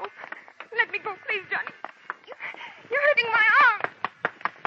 Marita had twisted away and was hightailing it up the street. I went stamping up the ramp in the direction of the source of the scream. On the way up, I hit the light switch. In this racket, even big boys should be afraid of the dark. the first portal, I slowed my run into a pussyfoot pace and edged around the corner, sliding my back along the dispatcher's counter. When I got halfway down, the corner of my right eye picked off a pair of high black shoes, night watchman type. Heels on the floor, toes pointed up, sticking out from behind the end of the counter.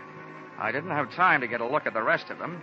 Something so round, so firm, and so fully loaded gave me a cold steel kiss under the left ear. Pray do yourself the favor, sir, of remaining absolutely still.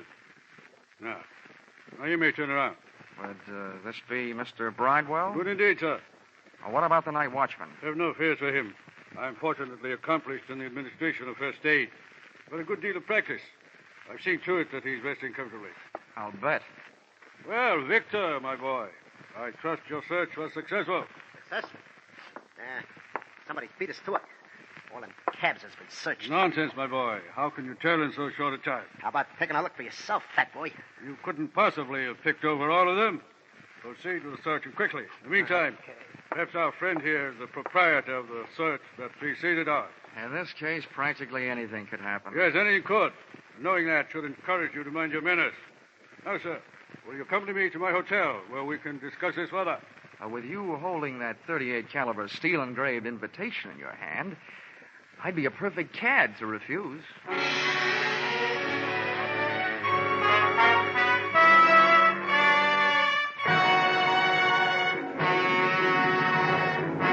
In just a moment, we'll return to the second act of Yours Truly, Johnny Dollar.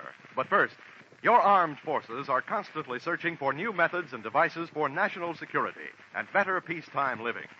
Today's serviceman is a skilled professional who works with advanced techniques and equipment. If you're interested in science and technical subjects, your armed forces offers you a great opportunity now. Find out how you can join the world's greatest scientific enterprise, the Armed Forces of the United States. Now, with our star, Charles Russell, we return to the second act of Yours Truly, Johnny Dollar. And tonight's story, Who Took the Taxis for a Ride?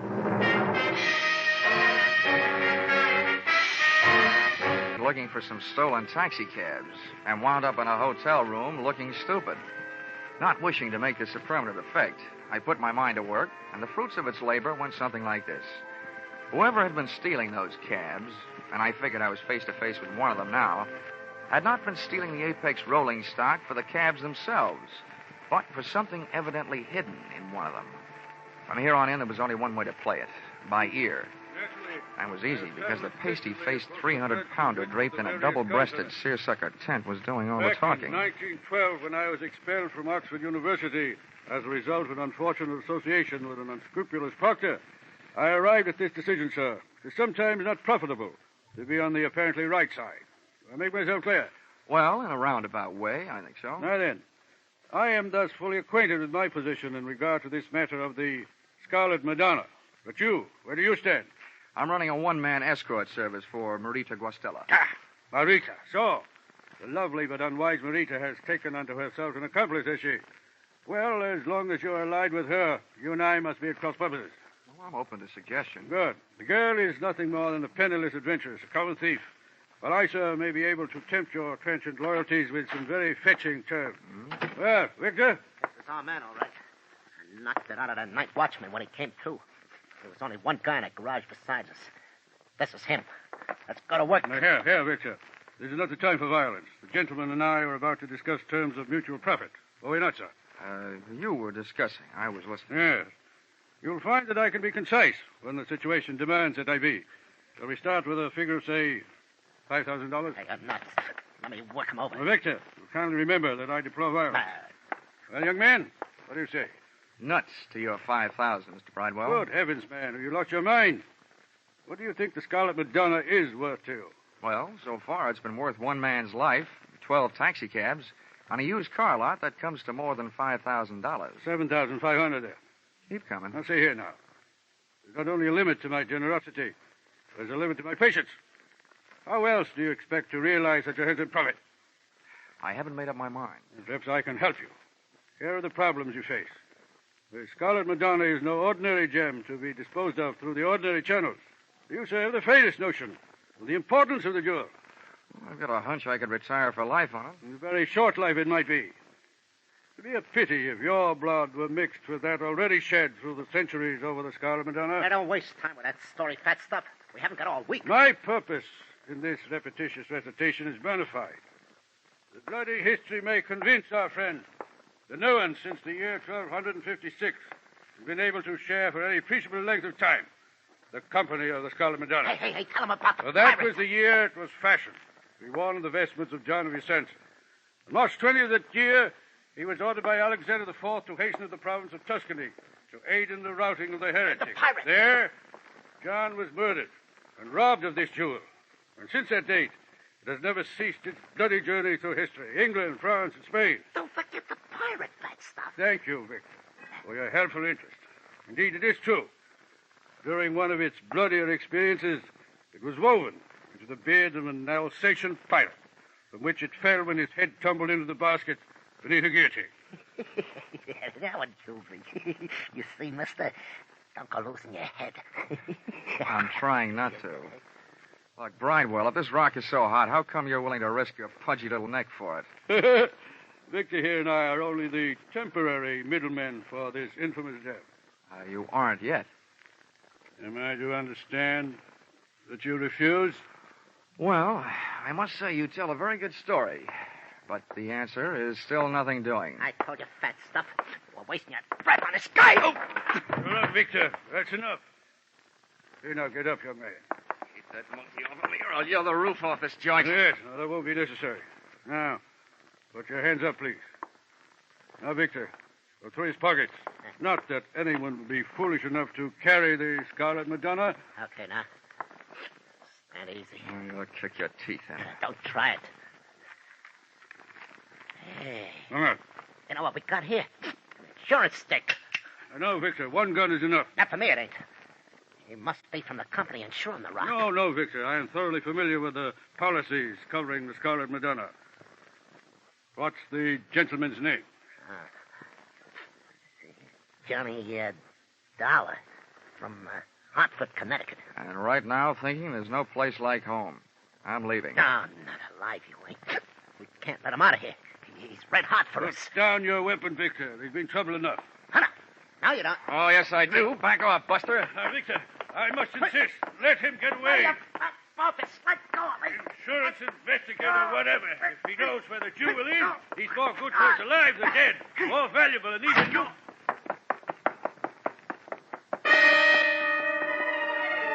The elevators weren't fast enough. I hit every fourth step down 8 flights of stairs to the lobby and out into the street. Mr. Dollar. Johnny, I must see you. Oh, Marita. Well, this saves me looking for you. You just tag right along. Taxi! Here you are, sir. After you, Lady of Spain. Thank you, Johnny. You're welcome.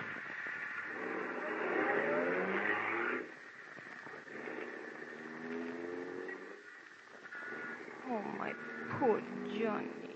What did they do to you?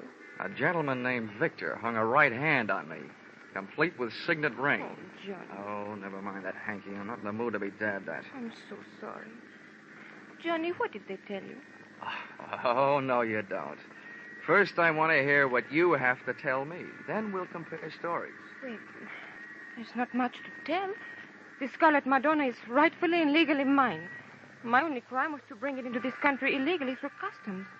I met Bridewell and that horrible Victor on the ship. And when I got to New York, I realized that they were following me. I was terrified. That I'll believe. I was in a taxi cab, and they followed me in another. It forced us to a curb. And, well, I hid the jewel in the upholstery of the taxi. Then I jumped out and fled for my life. Oh, I remember that it was an Apex cab. I've been trying to find the exact one ever since. So apparently they. How'd they find out? They ran after me that night. They searched me and all of my belongings. And then when I started my search, they realized what I was doing. Well, looks like anybody can catch the brass ring on this merry-go-round. Please, Johnny, tell me that you will help me to recover the Madonna. Look, gorgeous. All I'm trying to catch up with is a dozen stolen taxicabs. But you are not just going to leave me flat? With that figure? Impossible.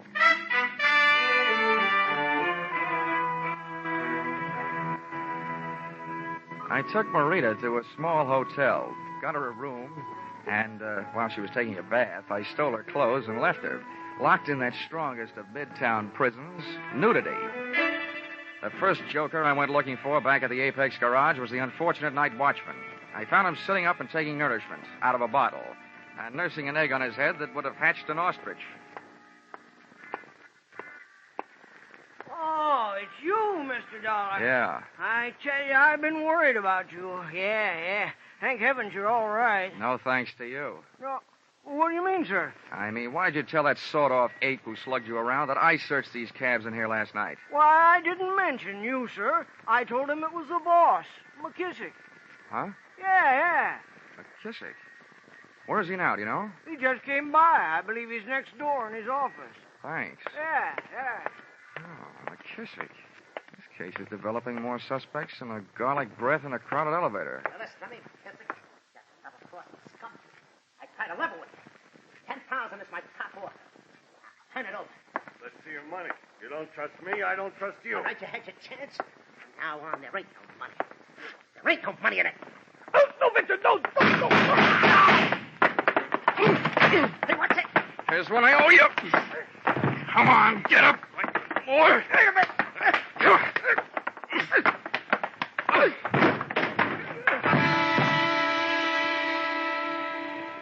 Then I finished the job he had started. I found the Scarlet Madonna clutched in McKissick's dead hand. For a Scarlet Madonna, it was mighty green. It was an emerald about the size of a pack of cigarettes that's been flattened out in your pocket. A Madonna figure was carved in bas-relief on one surface. As I stood over the body of McKissick, looking down at the green gem in my hand, I realized where it got its crimson name.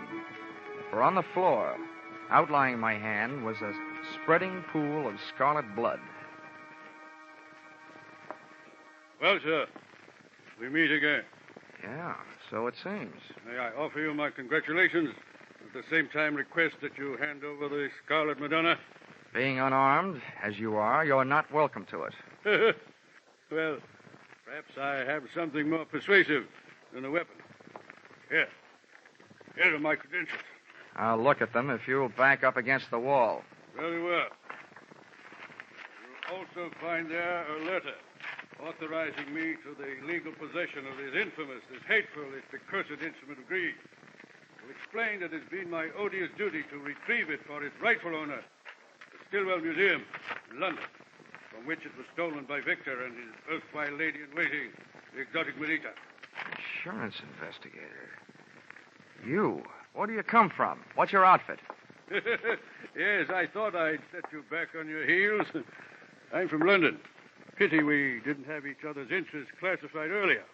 We might very well have, shall we say, collaborated in this matter. Yeah. I'm sure there's an unvoiced question lurking on the tip of your tongue. My association with the bestial Victor. Well, at this point, I didn't want to insult you. Think nothing of it, my boy. Due to a fortunate similarity in voice and physique to your accomplished actor, Mr. Sidney Greenstreet, I find myself automatically listed as undoubtedly the villain of the piece.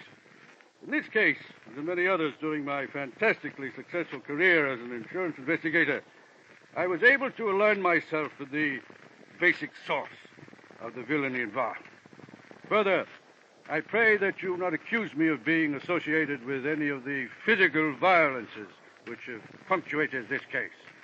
In short, this Victor fellow occasionally slipped through my fingers. Look, all I'm trying to find is 12 lousy taxi cabs. Well, then, your troubles are at an end, my boy. I shall write out an address. Fine. And then... there you shall find them unharmed in the warehouse hard by the East River. Okay. You'll forgive me, I'm sure, if I tell you that in this case, it is but another small milestone in the glorious pathway strewn with superior accomplishments in solving those minor mysteries evolved by the niggardly minds of the sniveling criminals who would offend the sanctity of that guardian of the peace of the public mind, the insurance company. Amen.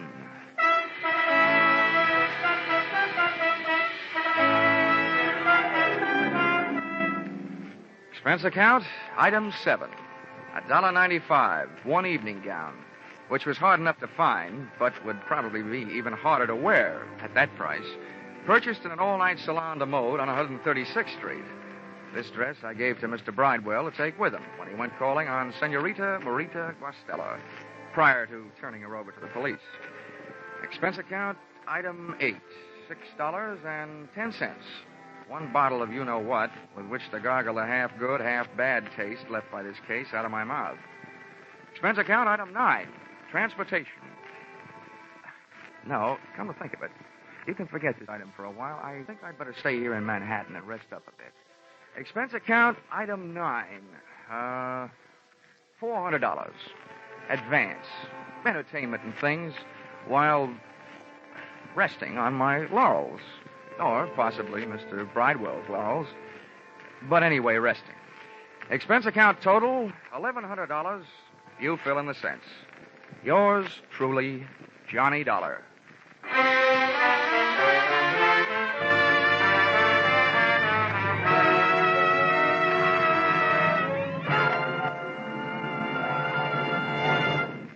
Yours truly, Johnny Dollar, is produced and directed by Norman MacDonald and stars Charles Russell, with script by Paul Dudley and Gil Dowd. Featured in the cast were Herb Butterfield as Mr. Bridewell, with Paul Dubove, Lillian Baeff, Lou Krugman, Junius Matthews, Jan Arvin, and Jack Prusian. The special music is written and conducted by Leith Stevens.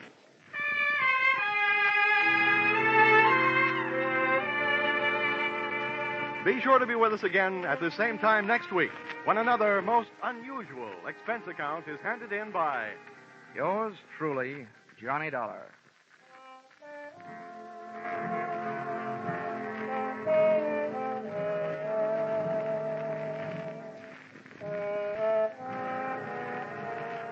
The great hit tunes of early 1939, Deep Purple, Penny Serenade, I Cried for You. How many more can you remember dancing to, romancing to?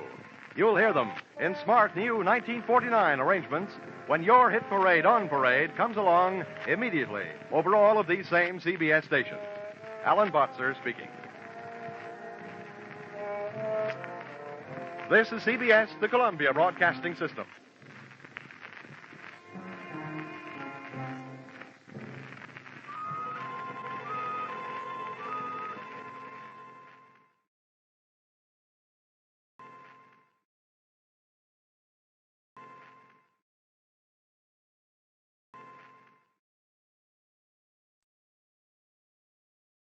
I hope St. Peter's listening. This report may one day help qualify me for that pass through the pearly gates. This case almost rushed me up there.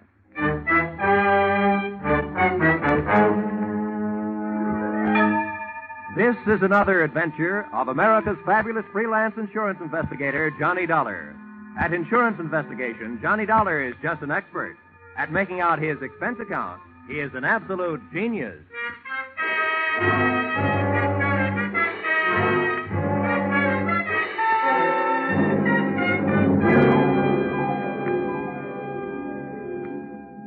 Expense account submitted by Special Investigator Johnny Dollar. To Special Investigator Johnny Dollar. This one's on the house. I wouldn't even bother itemizing it, except that the whole thing is probably tax deductible. The following is an accounting of my expenditures during my investigation of Bonnie Goodwin. Or, she was under 21, but that didn't mean she was involved with nothing but minor vices. Or, murder ain't minor. Expense account, item 1. $12.40. Scotch whiskey and cigars consumed at surprise party arranged for me by one Mr. King Hart at my apartment in Hartford, Connecticut at 1:25 in the morning.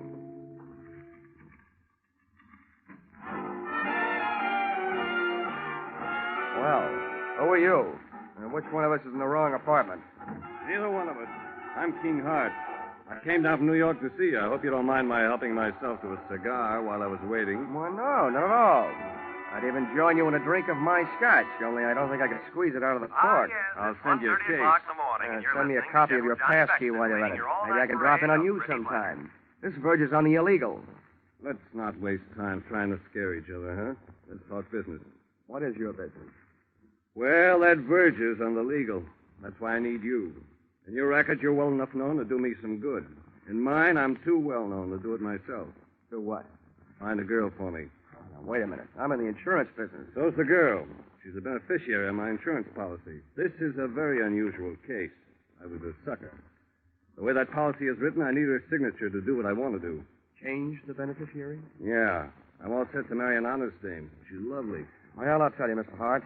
I make it a habit to work for big insurance companies, not individuals. Sorry. How come?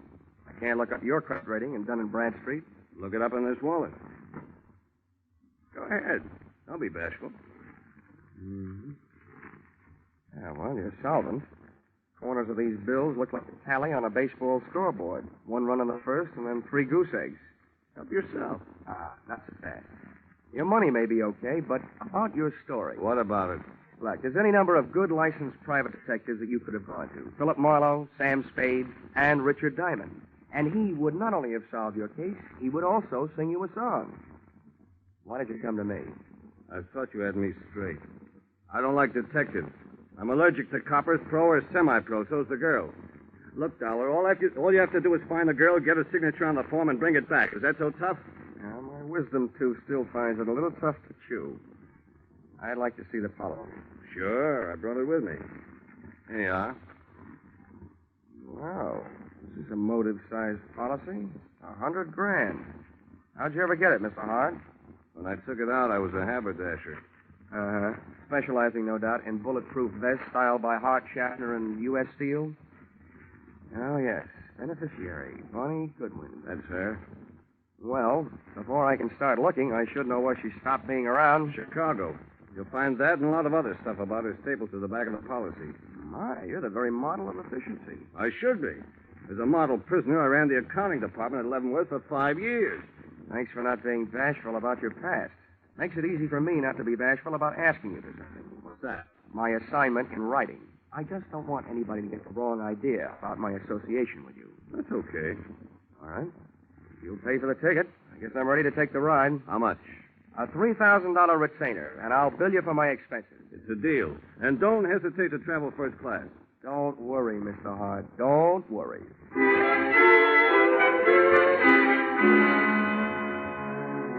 Expense account, item 2, $55.32. Plane fare, Hartford to Chicago.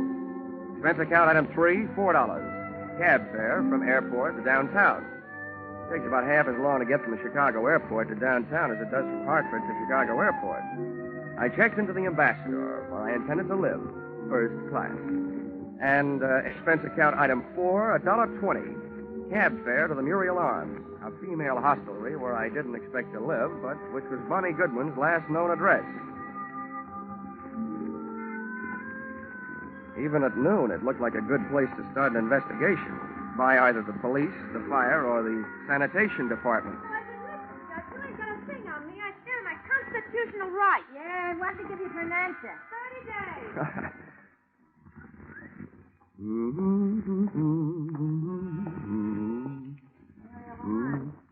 She hasn't called back after 4. Hello, Muriel Arms. I'm sorry, Miss Graham left a note to serve until 2:30. Hello, Muriel Arms. Call back after 2:30, please. Pardon me? Muriel Arms. No, she isn't. She'll be back in 5 days. Hey! Yes, sir. Where can I find the room clerk? That's me. Oh, good. I'm looking for a girl who used to live here. Her name's Goodwin. You remember her? Oh, the little princess? Yeah, I remember. I'm trying to forget her. Well, I'm trying to find her. You know where she went from here? No, and I don't care. One of the girls said she saw her hanging around Emma's place back over on West Street. You'll hear it before you see it. I'm sorry, mister. That's all I got time for. These calls are piling up. Hello, Muriel Arms.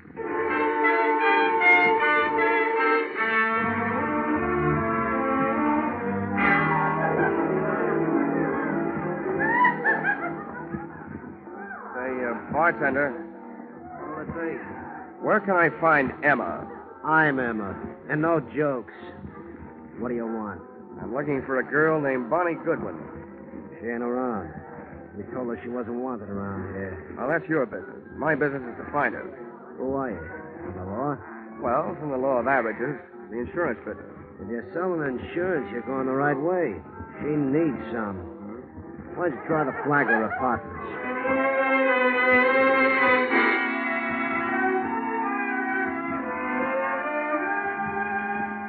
Not only did the Flagler apartments fail to produce Bonnie Goodwin, but so did about 18 other wayward way stations scattered from the Loop to the far north side. She was an easy girl to follow, but a hard girl to find. One of the things I learned along the trail was that Bonnie's heart was apparently no express train. It made a lot of local stops.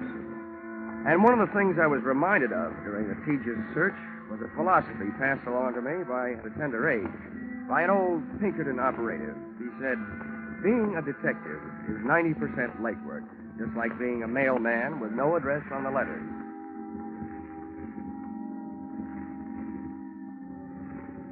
Expense account, item 5. $14.95, shoe leather.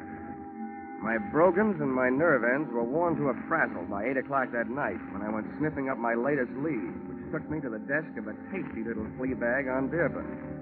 Oh, it felt like you were picking up the 7-year itch just walking into the lobby. Hiya, Sonny. Are you looking for somebody?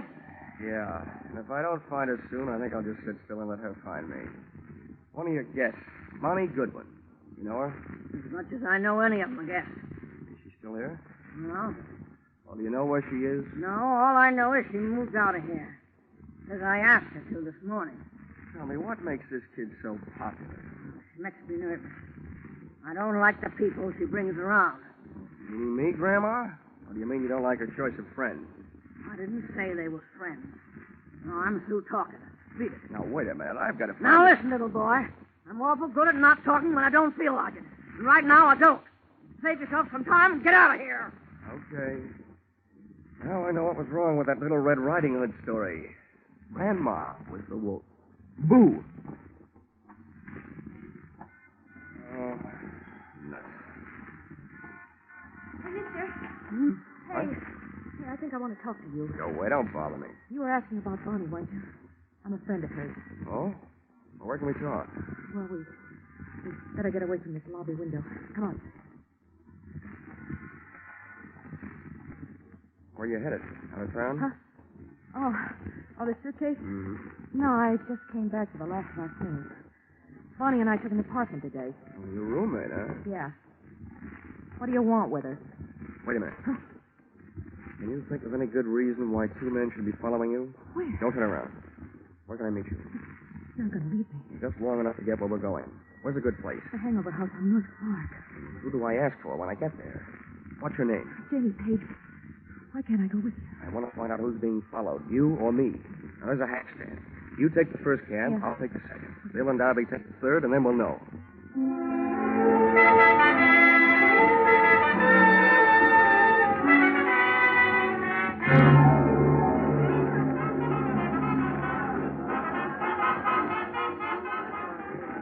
What did you find out? Oh, nothing, Janie. Those guys pitched me the biggest curve since Lefty Grove. What does that mean? We took 2 cabs, so they took 2 cabs. One of them followed me, so it figures one of them followed you. Any idea why? Now, wait a minute, mister. First, I got to get you straight. I just picked you up on a hunch because you don't look like the other ones. Who are you, and what do you want with Bonnie? My name is Johnny Dollar. My business? Insurance. Insurance? Who's dead? King Hart? Did I hear a hopeful note in your voice, Janie? Well, is he? Like in my business, I've learned never to give a definite answer to that question. But, as far as I know, he's still alive. He was when I saw him yesterday. He hired me to find Bonnie because he wants to get her name off his life insurance policy. As simple as that. That skunk. And what he put her through. You can file this question under N for none of my business, but just what did he put her through? He built her way up, and then he dragged her way down. And she's still too good for him, for anybody who works for him. I'm getting out of here. Maybe I told you too much about my business. Just enough. You're trying to help King Hart take away the only thing he left her. If I have my way, she'll never sign away the money from that insurance policy. Good night. This was the first chance I'd had all day to make anything happen. With a little luck, Janie Page was going to finally bird dog me straight to the little chick who had flown so many coops, thus making herself so hard to find. As she started down the 60-foot length of the long, narrow bar toward the back door, I saw 2 familiar hulks launch out of their chairs up near the front door. They were after her, and too big for me, our opponents from that game of taxi tag. So I set about stopping them. I took advantage of the narrow room, the big crowd, and a little bitty drunk. I hated to do it, but I had to turn the bottle baby into a bottleneck. I I hope he was too numb to care. Hey, lay off the little guy. He wouldn't take him out of his own business. I saw it. Well, it's guys like you that give Come on, let me like through here. Get out of our way. We're coming through. If you like mob scenes, it was a great go-round when it lasted. But it only lasted 40 seconds. And then we got upstaged by some off-scene action out in the back alley.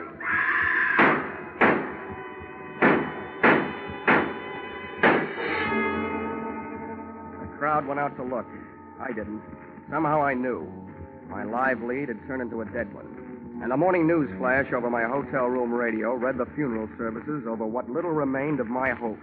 Guns roared on Chicago's north side again late last night when 6 slugs tore the life out of a 105-pound brunette in an alley shooting reminiscent of the early 30s. Listed at the city morgue as dead on arrival, the body was identified as that of 19-year-old Bonnie Goodwin, ex-girlfriend of the notorious hoodlum King Hart.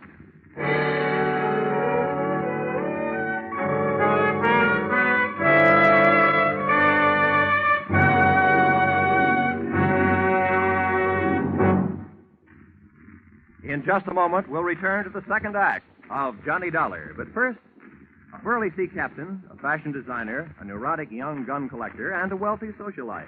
One of them very much dead. These are the elements Police Commissioner Bill Grant faces in his adventure on Call the Police tonight. Join Bill Grant for the thrills of the chase as he sets out to solve the case of the hero's funeral. And then take in Sam Spade's latest two-fisted adventure, well spiced with wisecracks. Bill Grant of Call the Police and Sam Spade, like Johnny Dollar, are regular Sunday visitors on most of these same CBS stations. Now, with our star, Charles Russell, we return to the second act of yours truly, Johnny Dollar.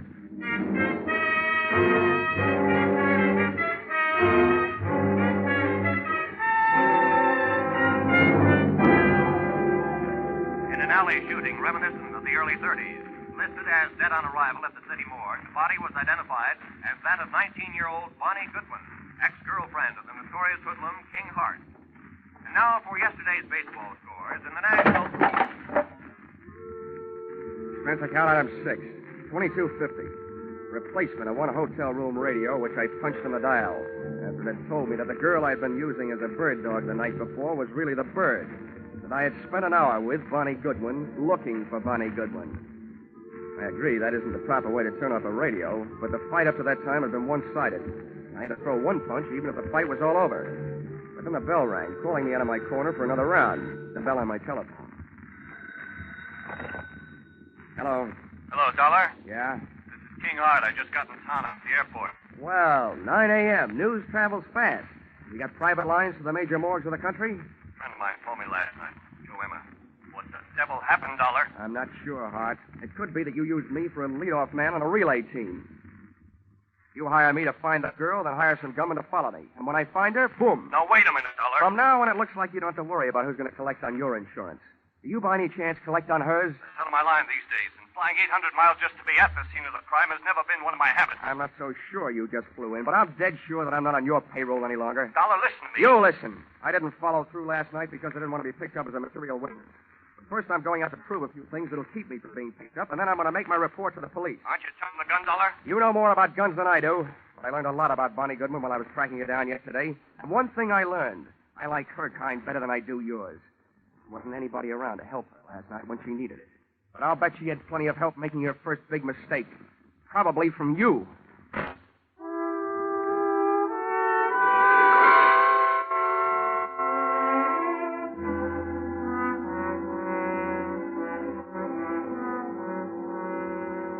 Any morgue is a masterpiece of refrigeration. Just thinking of one can give me a real cold chill. When I walk into one, I feel an icicle forming on each separate vertebrae in my spine. And when I start walking out of one, I feel the ice begin to melt. You do yourself any good? Maybe. Thanks for letting me go through a thing. Here, buy yourself a cigar. Oh, this I'll buy a box. It's a big tip. It should be. You've been a big help. I'd gone to the morgue to find an address, and I'd found it. In the suitcase, monogram BG for Bonnie Goodwin. I also found that the body had been identified by her roommate.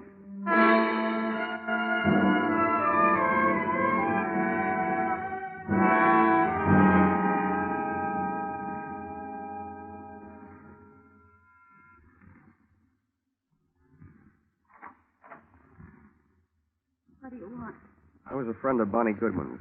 I want to talk to you about her. You're no friend of hers. I knew them all. Leave me alone. There's nothing to talk about. She's dead, isn't she? Yeah.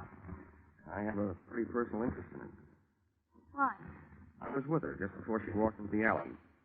And you might be interested to know that she was using your name. How do you know? You don't know my name. Janie Page. So you're packing. I might be unpacking. When you pack, you fold things on the bed. When you want, you put them on hangers as you take them out of the bag. Now, you know where you're going? You better close the door.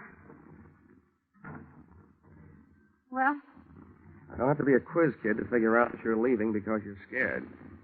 Probably running away from the same thing Bonnie didn't have a chance to run away from. I'd like to find out what it is. Bonnie didn't have any big brothers looking out for her. What's your angle? I'll break it down for you. About 10% of my interest is keeping myself from being implicated in what happened last night. The other 90% might get me a merit badge in a Boy Scout troop. I'm just trying to do my good deed for the day. I'd like to see somebody get paid off. Who's your candidate? Kinghart? He's one of the people she was afraid of. For a little girl, she had a lot of people after her. Did she double-cross too much, talk too much, or just know too much? She knew too much. About what kind of thing? The kind of thing smart people stay away from. Wasn't she? Couldn't. For a girl being mixed up with the wrong people is an incurable disease. She just waited out. Mm-hmm. See what you mean. You can't throw a bad reputation into reverse. You can stand a compliment.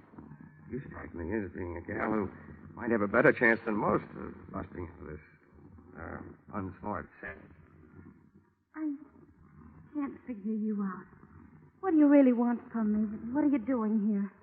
Who are you working for? I always feel sorry for you kids. Particularly the nicer ones. Oh, who knows? Maybe I'm just being selfish. Maybe this is a good chance for me to show off in front of heaven. I'd like to revise those percentages I gave you. From now on, let's call it 10% me, 10% Boy Scout, and 80% you. Well, now that I've cut you in for most of the profits, I'll get some help. I haven't got much to give you, but I think it was King Hart. Why? Is that insurance policy? That'd be one good reason. And the others? She brushed him. He wanted to marry her, but she brushed him. He was crazy jealous. King Hart claims he was in New York at the time of the shooting. If he can prove it, he's clear. But assuming that he did have some gun work to do in Chicago, who would he hire to do it? A guy named Joe Emma, by any chance? Joe Emma? He'd be more interested in shooting King Hart. They split up over Bonnie Goodwin. Emma wouldn't leave her alone till after Hart got out of town. Is that enough reason for him to kill her? I don't know. I don't know how jealous he gets. There's only one other thing I'd like to know. What? How I'm going to help you. I want to do something more than just help you pack. Hey, how does this sound? You and Bonnie are about the same type, same build, same hair, close enough to confuse anybody in a dark alley. Hey, what have you got going? If I could get a little story published on the first page of the evening paper to the effect that the body in the morgue, originally identified as Bonnie Goodwin, is not Bonnie Goodwin, that it was identified in error and actually is you, Janie Page, I think we can sweat Bonnie's killer out into the open, trying to finish the job. Hey, what are you trying to do to me? I'll get killed. No, you won't, because you won't be waiting here for them. I will.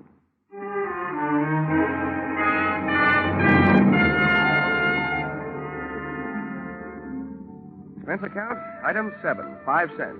Phone call to an old newspaper friend. Expense account, item 8, another nickel, one evening newspaper. Which proved to me the power of having old friends, and which I hope would prove to me the power of the press. The story, including the girl's address, was right above the weather report. And it looked like a fair night for Chicago, but a stormy night for me.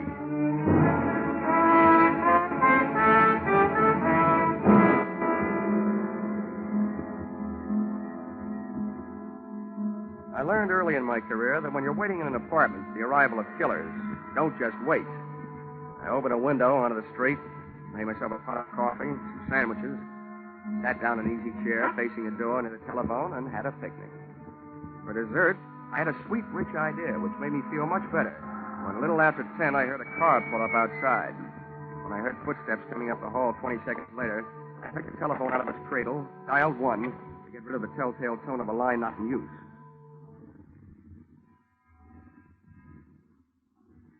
Come on in. It's unlocked.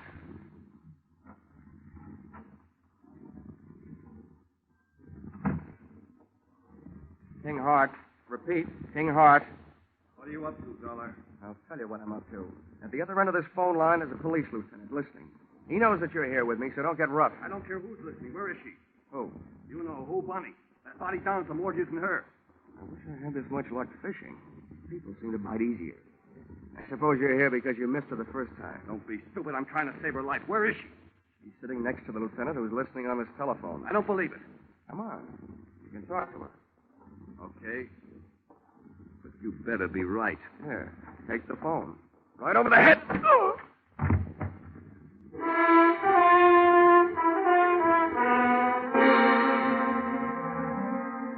Dragged Mr. King Hart into the living room closet, went back to the phone, and really called the police to tell them that I had their man. I still had the phone in my hand when the apartment door opened, framing two masses of manhood, one of whom I knew. So this time, just to play safe, I said into the live phone, Joe Emma, and help her. Shut the door, Angie. Yeah. It ain't our insurance sale. Who you talking to with that telephone? Police. I just gave them your name. Hang it up. Okay. Pretty smart trick, I suppose.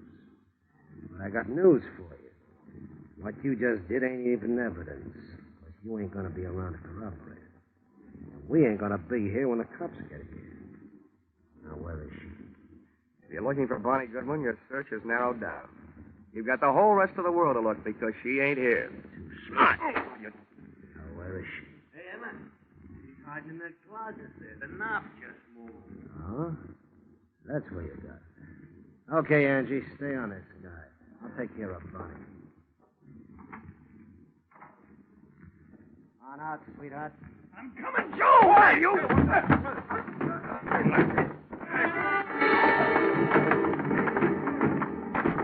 Joe Emma had expected the pleasure of kicking a girl around, but instead found himself being belted around by a man.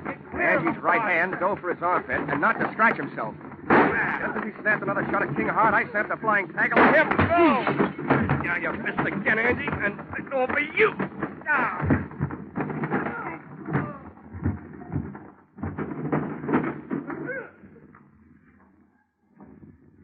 Congratulations, King. It's a delightful right hand you throw. Never mind that. Where's Bonnie? She's dead, Hart. I planted that newspaper story that she's still alive. I didn't read any newspaper story. I just came from the city morgue. The babe they got isn't Bonnie Goodwin. I never saw her before. Isn't Bonnie? Well, then why did... Oh. Emma kills her roommate in the dark alley by mistake. So Bonnie switches identities to make herself officially dead so she can live longer. Where is she? I want her back.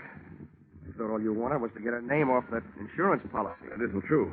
If I wanted an insurance investigator to find her, what else could I tell you so you take the case? I want her back. You'll have to make up her own mind about that. For you, I'm not playing Cupid.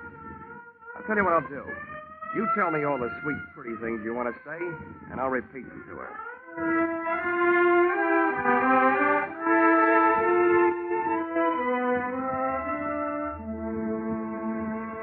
Expense account, item 9.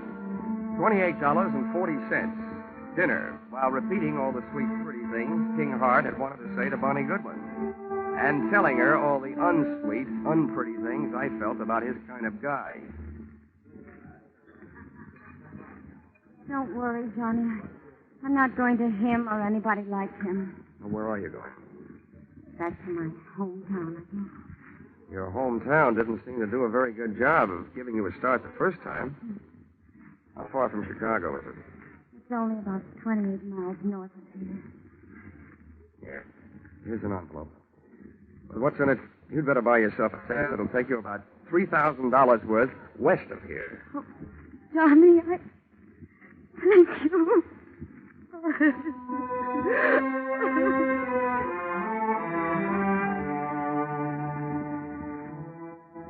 Expense account, item 10, 20 cents. 2 beers, one for me and one for King Hart. I told him that his money was taking Bonnie on a little trip back to happiness. And he told me that if I ever expected to collect any expense money from him, I knew where I could go. Expense account total, $163.55. You'll notice that this is very low, but remember, I'm paying this one myself. Yours, very truly, Johnny Dollar.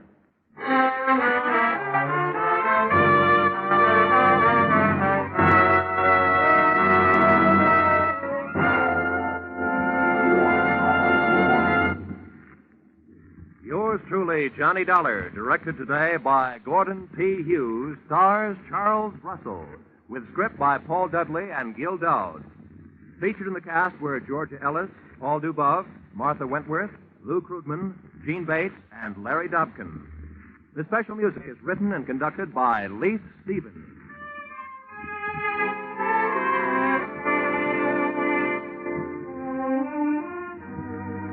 Be sure to be with us at the same time next week when another unusual expense account is handed in by yours truly, Johnny Dollar.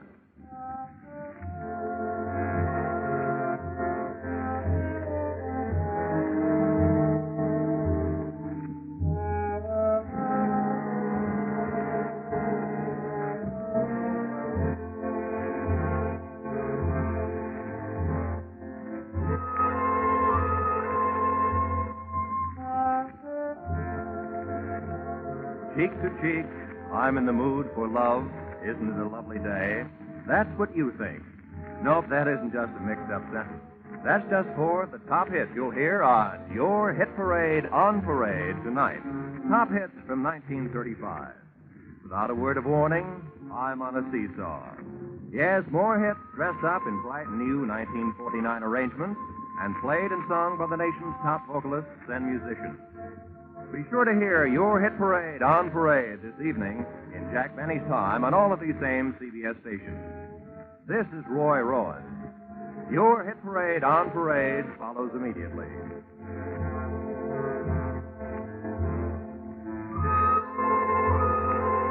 This is CBS, the Columbia Broadcasting System.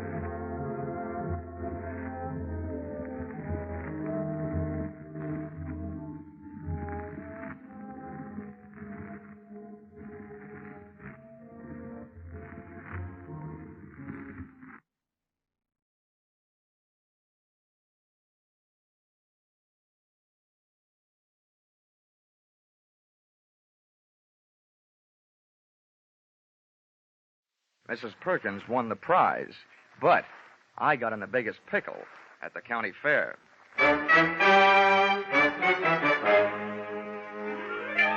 This is another in the adventures of America's fabulous freelance insurance investigator, Johnny Dollar.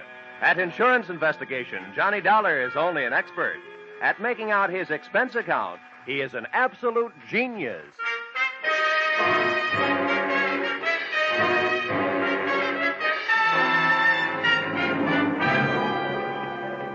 Expense account submitted by Special Investigator Johnny Dollar. To Home Office, Corinthian Liability and Bonding Company, Terminal Building, Hartford, Connecticut. The following is an accounting of my expenditures during my assignment as bodyguard to Grand Blue Ribbon Champion, Spotted Poland China Hog, Rosie Barron of Iowa. Or How You Cast My Pearls of Wisdom Before Swine. Or Out of the Fire into the Frying Pan. Expense account, item 1. $76.80. Train and bus fare, Hartford, to the town of Carver, county seat of Carver County, Iowa. Expense account, item 2. $2.50. 1 Coke, 3 handkerchiefs, a bottle of salt tablets, and sunglasses, with which to combat the Corn Belt heat. Item 3, 6 bits, jitney ride to the Carver County Fairgrounds. Undoubtedly named that because the band I found in the midst of playing its afternoon concert was only fair. Hey, friend. How's that? I'm looking for a pig named Rosie Barron of Iowa. Tell me where I'll find his cage. Cage? They don't keep Rollo in no cage. Rollo? Who's he? Well, that's short for Rosie Barron of Iowa. Oh, yeah. Any fool would know that. Uh-huh. Can you tell me where he is? See that building over there, the livestock building? Yeah. You'll find Rollo in the swine wing. Swine wing? Well, that conjures up a dainty picture. A flying pig. Afraid Rollo won't ever do much flying. Weighs 980. Oh, well, thanks a lot. Neighbor. Yeah? Why don't you try slipping out of that there coat? You won't find it near as sweaty. Oh, yeah. Thanks, Hiram. Oh, he didn't even wait to be my best friend. Hey! Wait, I'll come with you, neighbor. It was was 96 in the shade, but things were getting hotter. Shots and screams from the livestock building were the only things that could bring me on the run, with Hiram on my heels. Hey, what do you suppose that was? First, I ran into a stranger just outside the entrance. Get out of the way. Let me out of here. There's there. Then I ran in through the door. Somebody do something. Don't just stand there. Where's the sheriff? Hey, Hiram, what happened? Well, didn't you see? Didn't you hear? That there woman's Mrs. Tiller. Somebody must have stole her diamond brooch. Oh, good. I was afraid somebody might have put the snatch on Rollo. Her husband owns Rollo. They must have been taking her pictures of Mrs. Tiller in the middle of a crowd. And when they had her smiling real pretty, them flash bulbs went off, and then somebody must have reached around from behind her, yanked the brooch, and started shooting a gun in there. That's a tried and true method of busting up a crowd to help make a getaway. You think anybody saw who did it? Couldn't. Those flashes would have had them blind as bats for a minute. There's the sheriff. What's his name? That's Harry Blewett. Harry Blewett? Yeah. Sounds like a slogan from the Republican campaign. Hey, here, you. Wait a minute, let go. When everybody around here is trying to get my coat off. Come on, Sheriff. Loose the haberdasher. All right, now, never mind the fancy talk, young fella. I saw something pass between you and one of the thieves just outside the door. Oh, you're out of your mind. That guy bumped into me. He came crashing out of here, and I happened to be in the way. I'll bet you happened to be in the way. Accidentally on purpose. Now, that's an early American comeback. But that's the way it was. Now, look, I won't ask you for a search warrant, Sheriff. You think I got the brooch on me? Start looking. All right, I will. All right. Now, in that pocket, cigarettes and a lighter. I see 'em. You see? Yeah. And in that pocket, handkerchiefs and salt tablets. Salt tablets? Mm-hmm. Now, why don't you look in my inside coat pocket? And there you'll find my wallet and identification. I was coming to that. Dollar. Insurance investigator, right. Hartford, Connecticut. Well, what brought you out here? I'm a piggy sitter for the Corinthian Liability and Bonding Company. They wrote a policy for $25,000 on your friend Rollo, Rosie Barron of Iowa. Who ever heard of taking out a $25,000 insurance policy on a hog? I did. And right now I wish I hadn't. Some people pay high premiums for publicity, Sheriff. And that's what the Blue Ribbon Prime Packing Company is doing in this case. Now, may I have my wallet back? I want to count my money. Yeah, now, here. All right. Here's your wallet. You may think you're quite the joker, young fella, but I'm telling you right now, I'm going to keep an eye on you. I got a better idea than that, Harry. If I were you, I'd go looking for that photographer. Why? What'd he do? He took the picture. And there's just a chance the thief may be in it. Say, that gives me an idea. Sheriff, whoever says you aren't smart makes no mistake.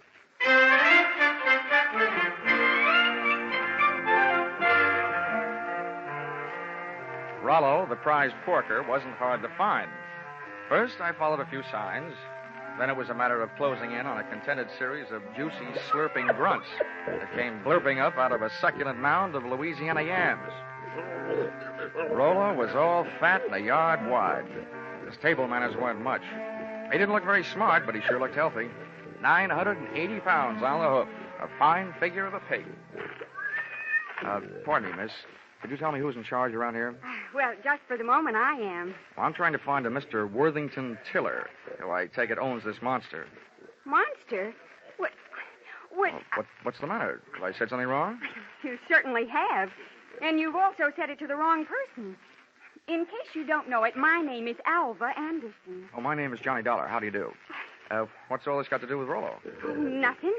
I just raised Rosie Barron of Iowa from a suckling, that's all. Kind of got away from you, didn't it? I'm sorry, Miss Anderson. I apologize. To you, too, Rollo. Sorry about the interruption, Miss Anderson. Some fool made off with my wife's diamond brooch. How's this excitement affecting Rollo? I hope he hasn't lost any weight. Well, he took it very well, Mr. Tiller. Oh, good. This gentleman wants to see you, Mr. Dollar. Yes. Oh, from the insurance company. That's good, right. Good. Well, I'm glad you're here. We'll have your picture taken right away with my wife and Rollo. Oh, it'll make grand publicity for Blue Ribbon Prime Packers. Oh, I don't mind having my picture taken. Just so long as your wife doesn't mind having people pinch your diamond brooches. Oh, well, then, don't worry about that. It was fully insured. Oh, that kind. The thing I want you to worry about is Rollo here. As president of Blue Ribbon, I paid Miss Anderson $10,000 for this magnificent swine, and I don't want anything to happen to it. You bought him for $10,000, insured him for $25,000, and you don't want anything to happen to him? Well, I don't mind paying those exorbitant premiums when I get back the kind of publicity this will bring in. I can see it in the papers now. America's fabulous insurance investigator, Johnny Dollar, sent from Hartford, Connecticut, to guard the life of that fabulous prize swine, Rosie Barron of Iowa. Well, Mr. Tiller, I don't mind getting my name in the paper for a pig, just so long as it is not in the obituary column. I just couldn't stand having my tombstone read, Johnny Dollar no longer am. He gave up his life for a great big hand.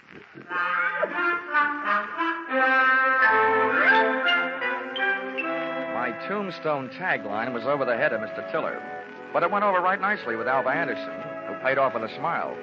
I parlayed that into a conversation, helped me pass the time while guarding Rollo, the poor man's blue boy. By the time it was over, Alva knew a lot about me, and I knew a lot about pigs.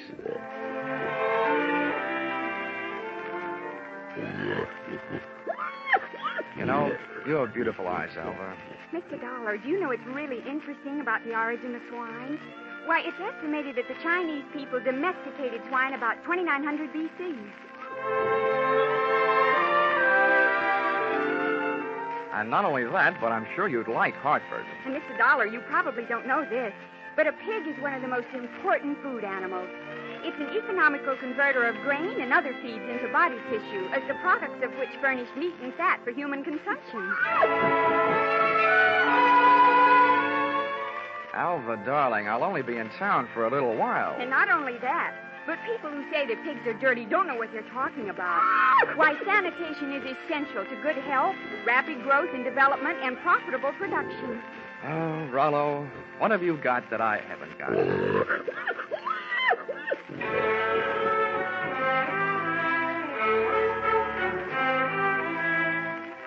I still don't know whether Alva stuck around because of my charms or Rollo's. But she was still there at the changing of the guard when Mr. Tiller, in person, came to relieve me long enough for a trip to the dining hall. And what do you think they had for dinner? What else? Baked ham. Oh, dinner was wonderful, Johnny. Coming from you after eating baked ham, that sounds practically cannibalistic. Oh, Johnny, stop. More coffee? No, I've had it. Alva, you know, there's something I've been trying to say to you for the past 5 hours. Yes, Johnny? Well, it's just that, well, I want... What? Oh, he's the sheriff. Oh, why doesn't he blow his siren? Well, I have to be going. It's time to get Rollo ready for the winner's parade past the grandstand. I'll just run along. I'll just go with you. Hey, Dollar, Dollar, I want to talk to you. Well, I'll see you later, Johnny. Yeah. Well, Sheriff. Hey, you being a sort of investigator, Dollar, I knew you'd be interested in my methods. Well, you're sure interfering with mine. Huh? Yeah. Oh, well, do you know what I did? What? I found that photographer, had that picture developed, and rushed it up to the state capitol. And they just called me.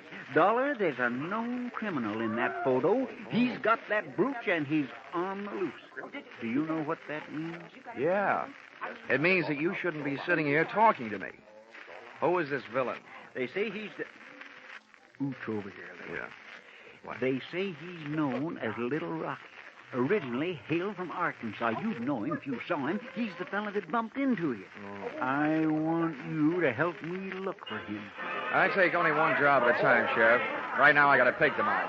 And there goes the Grand March. Boy, in case I'm interested later, how much do you pay your special deputies a day? $7 and expenses. Sheriff blew it. I'm afraid that blows it.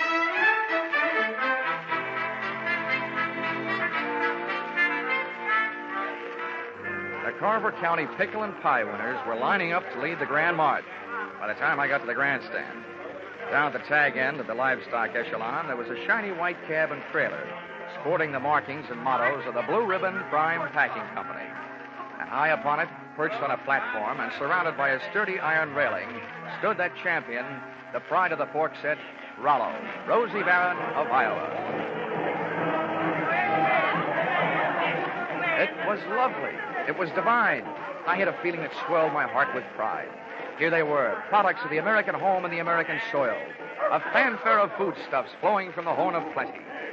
Just because of my association with Rollo, I felt that I was playing some small part in this gallant parade as it was started the first leg of its journey. It was inspiring. It was thrilling. It was... Boing! All of a sudden, it was downright frightening. As Rollo's chariot rolled by, I got an eyeful of its driver. It was my comrade in collision, the guy who had put the snatch on Mrs. Tiller's diamonds, Little Rocky from Arkansas. I added to my treasury of thankless tasks by trying to pin a tackle on a 5-ton truck. I got a door handle with one hand, running more with one foot, and a clout in the teeth from an unexpected adversary. Knock him loose, Milo. He's on the running board. Hey, what? I was flat on my back. Everybody was screaming and hollering. The truck went crashing to the fence. And Rollo, Rosie Baron of Iowa, was one little piggy who wasn't staying at home.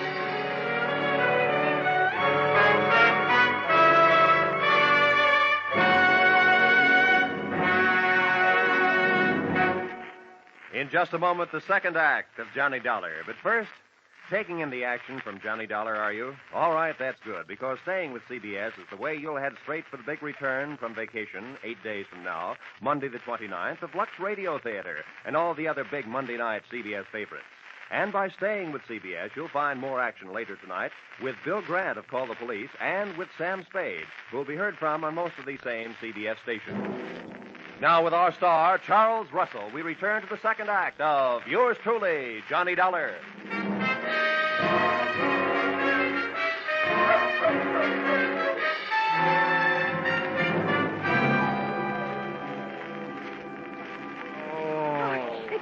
Johnny, are you all right? Can you get up? Well, the spirit's willing. I'm not sure about my spine. Here, let me help. I'm the guy who goes around telling kiddies never to hitch rides on trucks. Well, nobody can say I didn't make a dent in Iowa. It was wonderful the way you tried. But what are you going to do now? Right now, I don't know. The only place I can think of at the moment where I might find a hot pig is a barbecue stand. Oh, this is no time to be funny. Well, look, up until now, all the laughs are on me, kid, so let me be the judge, huh? Well, what are you going to do? Well, first I'm going to practice my arithmetic and see what adds up. You can't unload a stolen pig in a pawn shop. So, question number one is, where do you unload it? Where would you go? Well, where would I... Well, I'd never thought of it. Well, here's what I figured. The Rollo on the hoof is too well known to peddle for anything like the dough he's really worth. I mean, he's not like a big diamond that you can cut up and Or is he? What is the going price on pork? The market this morning was at $23.50. Well, that kind of money hardly sounds like Little Rocky's kind of project. But maybe things are tough. By the way, Alba, have you ever been in Arkansas by any chance? Why'd you ask? Just wondered. Hey, Dollar, just a minute. I want to talk to you. Barnyard bloodhound himself. Yeah, Sheriff? Would you mind, Alfred? I was just leaving. How could she be that cold on such a hot night? Huh? What's bothering you, Sheriff? I saw your little performance, Dollar, when you leapt at that truck. Just how hard was you really trying? How hard was I... I ought to punch you in the nose, badge or no badge. Now, don't you go getting huffy. I just want you to know that I don't fool easy. When I'm on a case, I'm suspicious of everybody. Yeah, that must be rough on your wife. How often do you have her in handcuffs? Huh? Well, Now, look, Sheriff, all I need from you is the use of a car so I can go looking for old Lordhead. No, you don't. There's enough missing around here as it is. Rollo, Miss Tiller's jewelry, and I ain't about to add a county vehicle to the mess. And besides, I want to keep an eye on you. Good. You might learn something. Come on. Here, wait a minute. Where are you going? Over to the Ferris wheel. That truck hasn't been off the fairgrounds more than a couple of minutes. I want to get a look at the countryside. Ferris wheel. Say, that gives me an idea. I hoped it would. Come on. Say, Sheriff, I don't know very much about this farm-side ferreting racket. Well, there's more to it than meets the eyes, I can tell you that. Oh, yeah, I'll bet there is. Tell me, didn't I see a feed trough on Rollo's truck with a lot of mash in it? Well, now, let's see. If he ate yams this afternoon, he'd eat mash tonight, all right. Does mash kick up any kind of a smell? Oh, sour as swill. But the pig seems to like it. Uh-huh. How does this sound to you, Sheriff? Suppose right after you take your ride to the top of the Ferris wheel to case the countryside, we were to get ourselves a nice hungry pig. Say, that gives me an idea. We could take that pig and he could smell that mash in the air and sniff out the trail of that truck. Sheriff, if you aren't a genius, I wouldn't be surprised. Oh, Shaw. It was planting time in Iowa that night, at least for ideas, 2 of which I had planted in the not-too-fertile mind of Sheriff Harry Blewett. And as long as it took us to walk from the trotting track to the Ferris wheel, it came harvest time for notion number 1.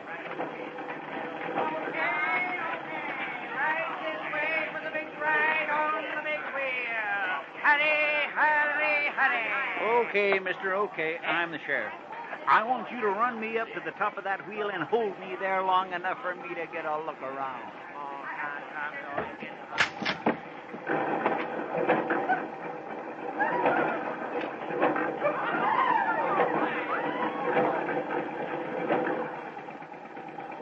When the wheel came to a stop with Harry Blewett sitting in his little cage at the top, I pulled a low trick on the high sheriff. I bought a pink lemonade from the juice stand next to the Ferris wheel, walked over to the motor that rolled the big heap, unscrewed the cap on the gas tank, and gave it a big, long drink.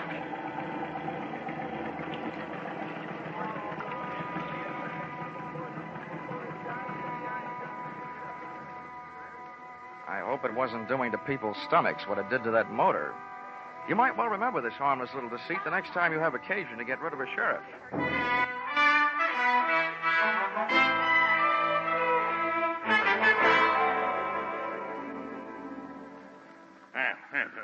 This kind of publicity is a little too expensive, Dollar.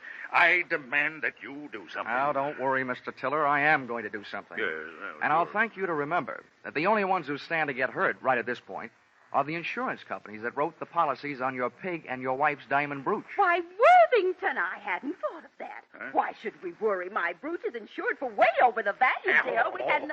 Hortense, you keep flapping that loud tongue of yours, and the first thing you know, they'll be accusing us. Why, they wouldn't dare. Oh, yes, we would, Mrs. Tiller. But we're just not the type A $15,000 profit on a pig and whatever else you could make on your jewelry might make anybody the type, Mrs. Tiller. Now, see here, Dollar.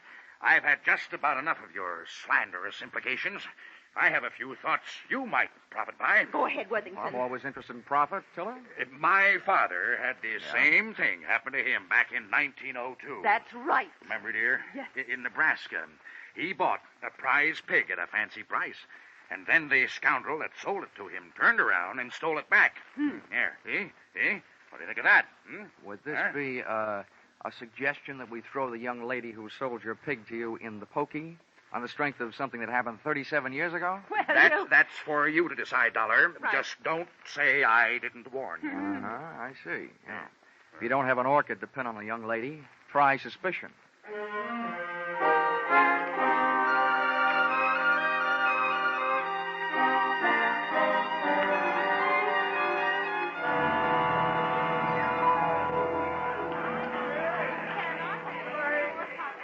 Most of the crowd packed in the grandstand watching the free attractions, I had a good chance to scout the fairground for Alva Anderson, from whom I wanted to learn a little bit more about the habits of not only pigs, but their ex-owners. Our trail led me past the home-baked cakes, hybrid corn, the watermelon pickle, tractor and harrow exhibits, and all the way back to where I'd first met her, Rollo's pen in the swine wing of the livestock building. But when I got there, Rollo's cupboard was bare. Alva was leaving for the rear door in the company of a small, tough-looking gent carrying a sack over his shoulder. Name of Little Rocky from Arkansas. I could hardly believe it, but they piled into a car and hauled off up the road. At the risk of adding one last insult to the most recent injury I'd inflicted upon Sheriff Blewett, I stole his car and went dusting up the highway in hot pursuit. There's nothing easier to follow than a red taillight on a clear night. And the bright Mazda Ruby tacked onto the rear of Little Rocky's car led me around the village of Carver and 11 miles out to the pastures to a shack hidden in a grove of elm trees 100 yards off the road. I parked the car and legged it in. From 25 feet away from the house, I could call the roll through an open window. They were all there. Little Rocky, the strong-arm man who would knock me off the running board, Alva Anderson, and last but not least, there was Rollo, all 980 pounds of him, And most important to me, still alive. Here you are, Milo, you stupid clown. Now, stop. This is all the sweet potatoes that was left. First we go through them, and then we'll be ready for you, Alva. Oh, but I told you I don't have it. We'll see about that later. Hey, Milo, don't get the porker excited. I didn't do Here, nothing. put the sack on the table. Then when we look at him, we throw him out the window and away from him. Now, hurry up. All right. Well, it ain't in this one. Ain't in this one either. Nope. Ain't in this one. Shut up, just look. Well, I just... And from now on, from you, no thinking. Anybody dumb enough to stash a $30,000 hunk of jewelry and pig food ought to go see a head doctor. Oh. Through the open window, I was being bombarded by sweet potatoes and facts. While making a getaway after ripping the brooch from Mrs. Tiller's throat, little Rocky's accomplice had suffered a sudden attack of panic and had hidden the brooch in one of Rollo's lunchtime yams. Whether that yam was inside the piggy or out, they and I were apparently just on the verge of learning. That does it, I guess. Ain't here. Then that means... That means your little friend here had a $30,000 snack today, which right now is giving me a great big bellyache. You know all about pigs. What do we do about it? Well, Rocky was yellow. He wouldn't rub him out. Look who's talking. Here, take my 38 if you're so tough. Yeah, I thought so. Now shut up. Well, I ain't killing no piggy with him just standing there looking at me. If he'd only make a break for it, I'd mow him down. You. Now look, baby, we'll kill him if we got her. We want that chunk of ice and we want it fast. Milo, tease him into the corner with a sweet potato. We're throwing them all out the window. Oh, please, Mr. Rocky, You don't. shut up, too, and sit down. Close your eyes if you want to. Oh, please, Mr. Rocky. In the manner of Sheriff Blewett, I had an idea. Given to me, of course, by Rocky. Alva was sitting in the corner, Rollo was scratching his side by rubbing it against the opposite, and Rocky and Milo were standing shoulder to shoulder in the middle of the room, ready to advance on him. I groped around in the dark until I found one of the yams, and taking the sweet potato delicately in my hand, I tossed it through the window so that it would roll to a point just behind Rocky and his pal Milo. Look out! He's shooting! Oh, Johnny, help! Rollo took my bait and, getting to it, knocked his two would-be executioners in a heap on the floor. I took over from there, jumping to the window and applying a kitchen chair dutifully to the prescribed areas, reducing enemies to a state of unconscious surrender. They gave out, Alva gave up, and Rollo gave me a dirty look.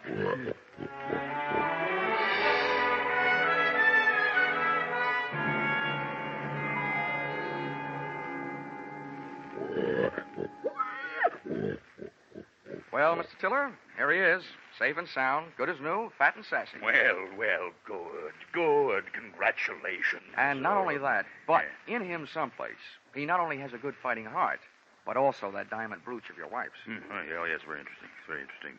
Well, I'd better go charter a plane. Rollo is due in Kansas City at noon tomorrow. Oh, but it might upset him, Mr. Tiller.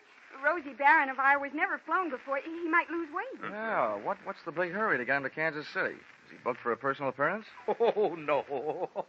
No, hardly that. He's due to be slaughtered at a special ceremony. All the plans are made. Oh, I wouldn't want to disappoint my boys. They've been looking forward to this. Oh. How do you like that? Why, it's almost murder. Poor Rollo. Oh, Johnny. Come on, let's get out of here, Alva. Gosh, who would have ever thought I, Johnny Dollar, would ever gotten so attached to a pig?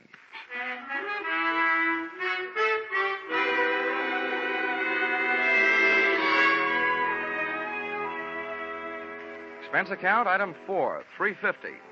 Dinner for Alva and me. A vegetable dinner, by the way. And speaking of that, reminds me, if you find a $30,000 brooch in a pork chop, it'll only mean that the Blue Ribbon Prime Packing Company didn't have much luck when they went looking for it. Expense account item 5, $20.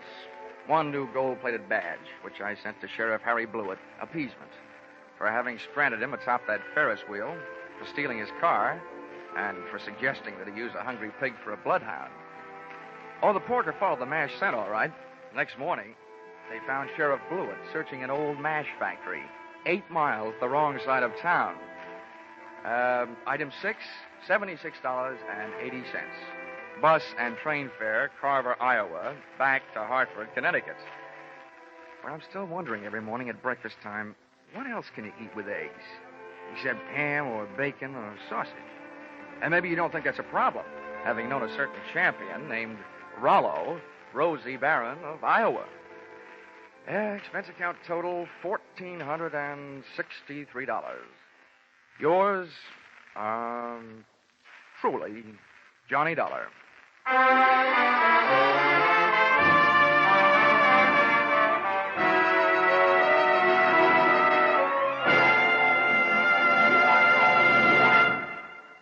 Yours truly, Johnny Dollar, is produced and directed by Norman MacDonald and stars Charles Russell with script by Paul Dudley and Gil Dowd. Featured in the cast were Parley Bear, Sammy Hill, and John Daner, with Junius Matthews, Ann Morrison, Jack Crucian, and Paul Dubov. Pinto Colvig was Rollo. The special music is written and conducted by Leith Stevens.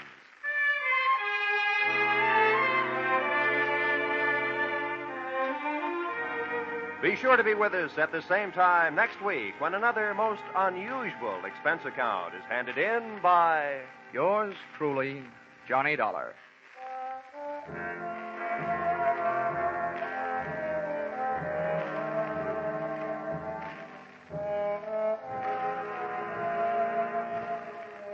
Your Hit Parade on Parade will be back tonight in the familiar CBS Jack Benny time with the great tunes of August 12 years ago.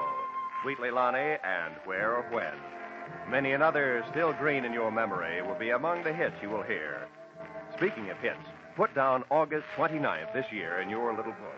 That's when Arthur Godfrey and his talent scouts, the stars of Lux Radio Theater, My Friend Irma, and Bob Hawke return to join Inner Sanctum. So make your Monday nights a regular date with CBS. This is Roy Rowan speaking. Stay tuned now for your Hit Parade on Parade. This is CBS, the Columbia Broadcasting System.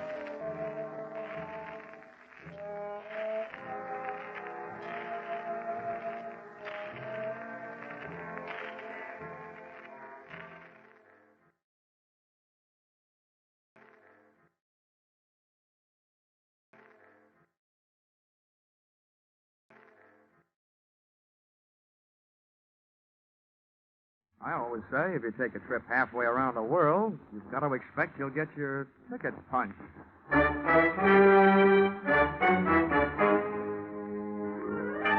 This is another in the adventures of America's fabulous freelance insurance investigator, Johnny Dollar. At insurance investigation, Johnny Dollar is only an expert. At making out his expense account, he is an absolute genius.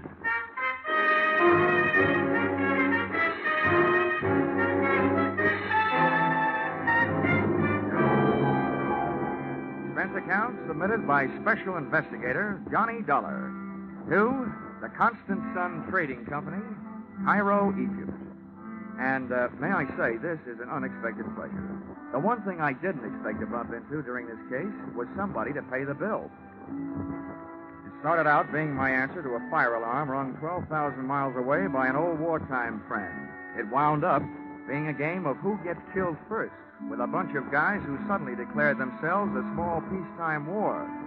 The difference of opinion arose over a little hassle I might call the expiring nickels and the Egyptian jackpot. Expense account, item 1, $2,200. Air transportation from little old Connecticut to big old French Indochina, or specifically Hartford to Halfpenny. That's where I got off the plane to take a breather. But after smelling the air and getting hit in the face with a bucket full of lukewarm raindrops, I got right on another plane bound for my destination, where I'd been summoned by an urgent cable, Calcutta.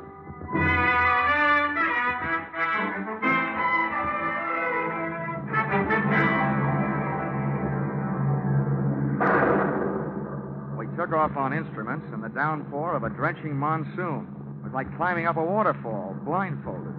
We got chased up to 20,000 feet, clear up into the penthouse, by a batch of black-hearted thunderheads laced with lightning. And there we stayed, sucking oxygen for 9 dreary hours, and waiting for the moment we'd get off our island in the sky.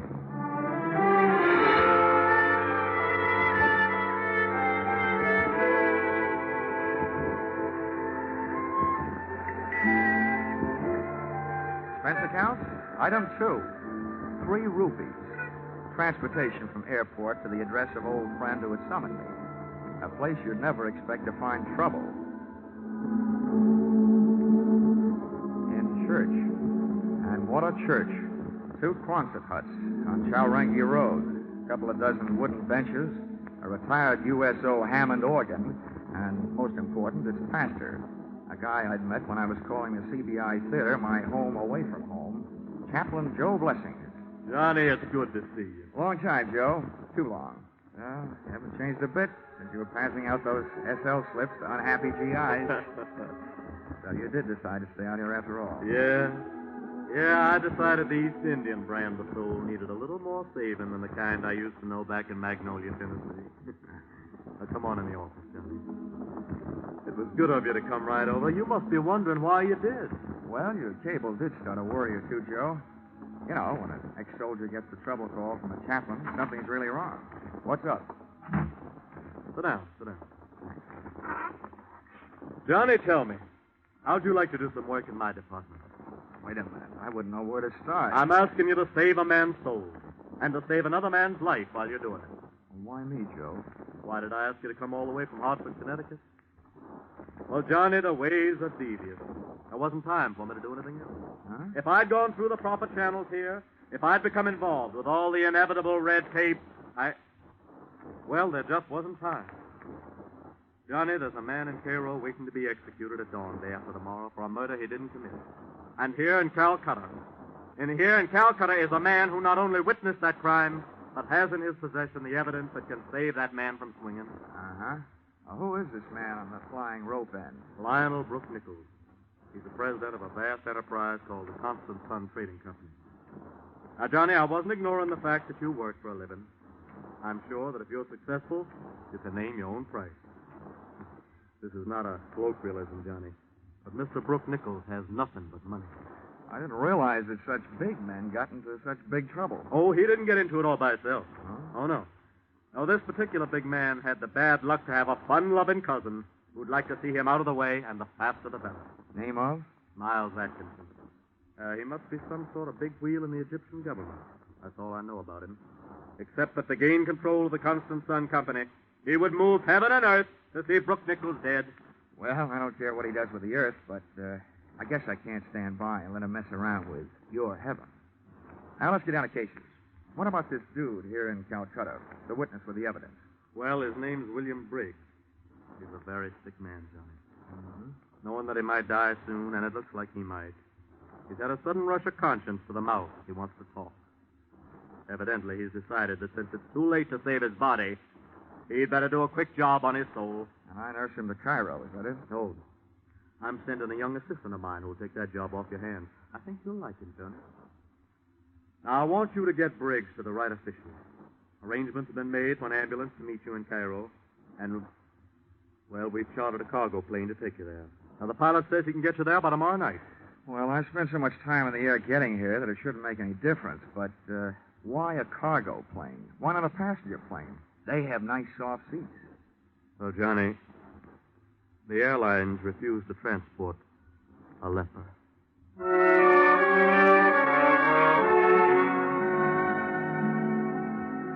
Heaven sure has some good salesmen on the road, and Chaplain Joe Blessings is one of the best.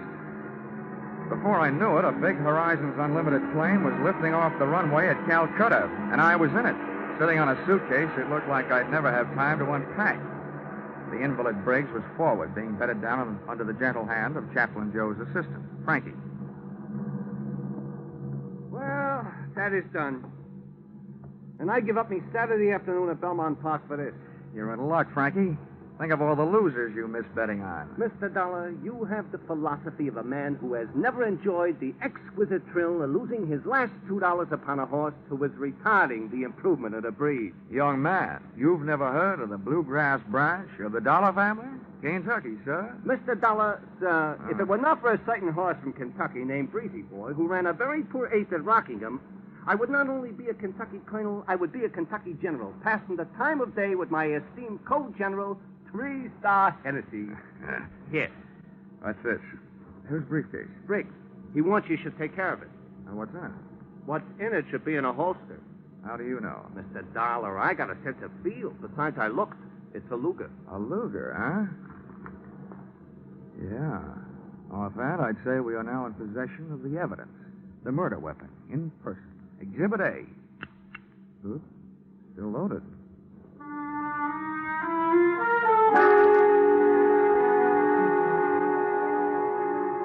With Exhibit A making an arsenal out of my right coat pocket, we touched wheels at Bombay for 3 hours and fuel, and then hiked back up for the run across the Arabian Sea.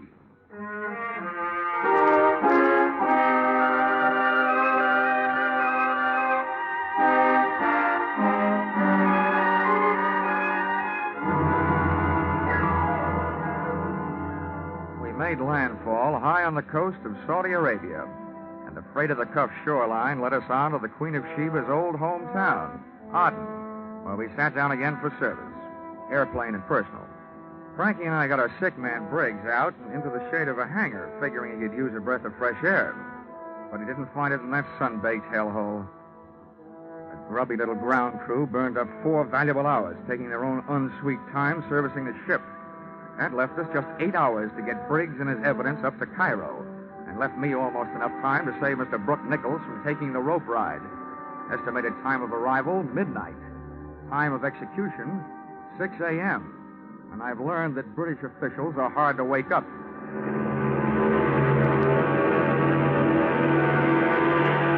Pilots stood the ship straight on its tail and made a fighter takeoff, getting out of there. We were 40 minutes out of Aden, about 5,000 feet above the Red Sea, when we ran into what I've learned to expect in my business, the unexpected. Hello. Could either of you gentlemen tell me where I pay my fare? Well, where did you come from? Hey, a walk-on like this I have not seen since Minsky. It's all right, gentlemen. You can pop your eyes back in. You've seen a woman before. Oh, I've never scooped one up out of the sky before. Could it be she's an angel? What are you doing here? I'm afraid I'm what you'd call a stowaway. How'd you get aboard? When the plane was empty, I locked myself in the powder room. I'm sorry I had to do it this way, but I have to get to Cairo immediately. The next airline flight doesn't go out till 11 tonight. I should write to the captain and have him turn around and dump you back. Please, don't. I'm perfectly willing to pay my way. Don't worry. We can't spare the time. Mr. Dollar, there are only certain things which make air travel a pleasure to certain people. With me, that is a stewardess, and I would be glad to brief her about her duties. You go check the patient, Frankie. I'll check Miss Stowaway. That's what comes from always being only an assistant. I noticed that poor man on the stretcher when you took him out. Who is he? Never mind. What's your name? Fate Fabian. What's so important you've got to get to Cairo this way? Sorry, Mr. Dollar, that's a secret. It's also a secret how you get into that tight little dress you're wearing. I'm glad you like it. A dress, yes. Secrets, no. When I find myself in an airplane with a stowaway, I smell trouble. That trouble you smell costs $85 an ounce. Now, listen, save your sharp talk for a cocktail lounge. Don't waste it here. You must think I'm kidding. This is serious. You're flying across international boundaries. Now, who are you? I told you. Fate Fabian. Here. Here is my passport, and here is money. How much? Okay. We'll call it a sort of bond to ensure your good behavior. $500. All that for good behavior? That's awfully high. So is this airplane. If you don't like it, jump.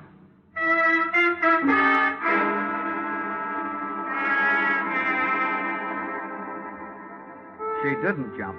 And, after 7.5 more droning hours, I was glad of it. Fate Fabian was all woman, all beautiful. All in a pretty nice relief from watching the time run through my wristwatch. She spent most of the trip sharing my suitcase with me. But once I looked up at her, when she was silhouetted against a window, posed against that moonstruck Egyptian sky. And it was almost worth the trip, the way she looked, wearing those stars in her hair. Just about then, a vague glow on the horizon took over where my conscience left off. We were coming into Cairo, and the problem of landing 50,000 pounds of airplane replaced the problem of landing 120 pounds of woman.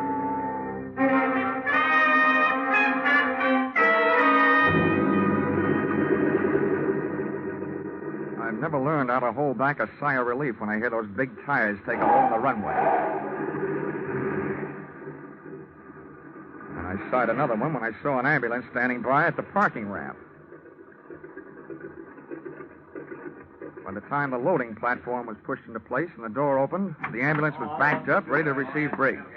Oh, are you the chap bringing a Mr. Briggs in from Calcutta? Yeah, that's right. Never mind a stretcher. He's on one. Oh, right, sir. We'll fetch him off then. Come along, Roscoe. Come in. You all ready to go, Frankie? Mr. Dollar, watch your language. That is not the thing to say about Mr. Briggs.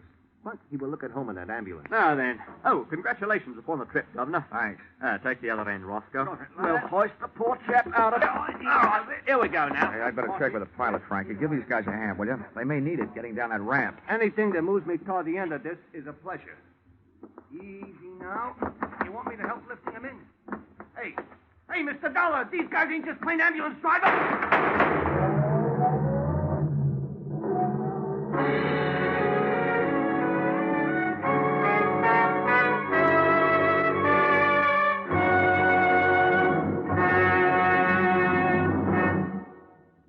In just a moment, we return to the second act of Johnny Dollar. But first, whatever you're planning to do over the Labor Day weekend, be sure to plan to listen over most of these same stations tonight to a wonderful new show on CBS. It's Horace Height's original Youth Opportunity Show, a full half hour of fun and excitement. You'll get the thrill of a lifetime hearing talented young Americans get the chance of a lifetime. Don't forget, Sunday night with Horace Height, the Horace Height Original Youth Opportunity Show, starting tonight on CBS. Tune in this fall for the shows that you love best of all. Listen carefully, here's the address. It's CBS. Now, with our star, Charles Russell, we return to the second act of yours truly, Johnny Dollar.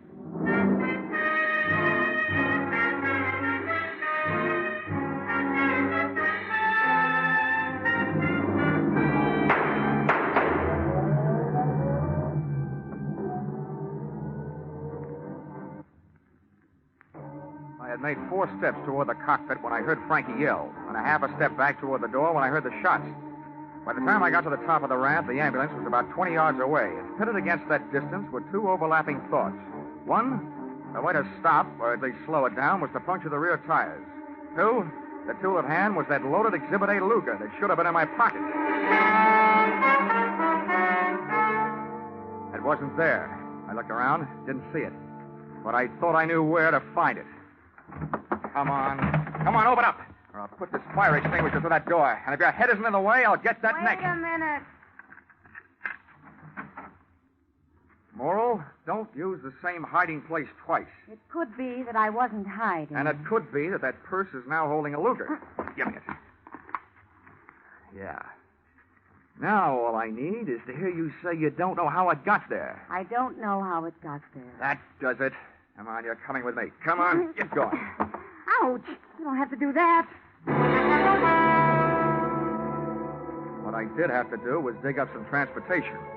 It turned out to be a taxi whose driver had slept through the excitement, and therefore was the only one at the hack stand. I think he was still asleep when I gave my unwilling companion an ungentlemanly shove into the rear seat, and we left.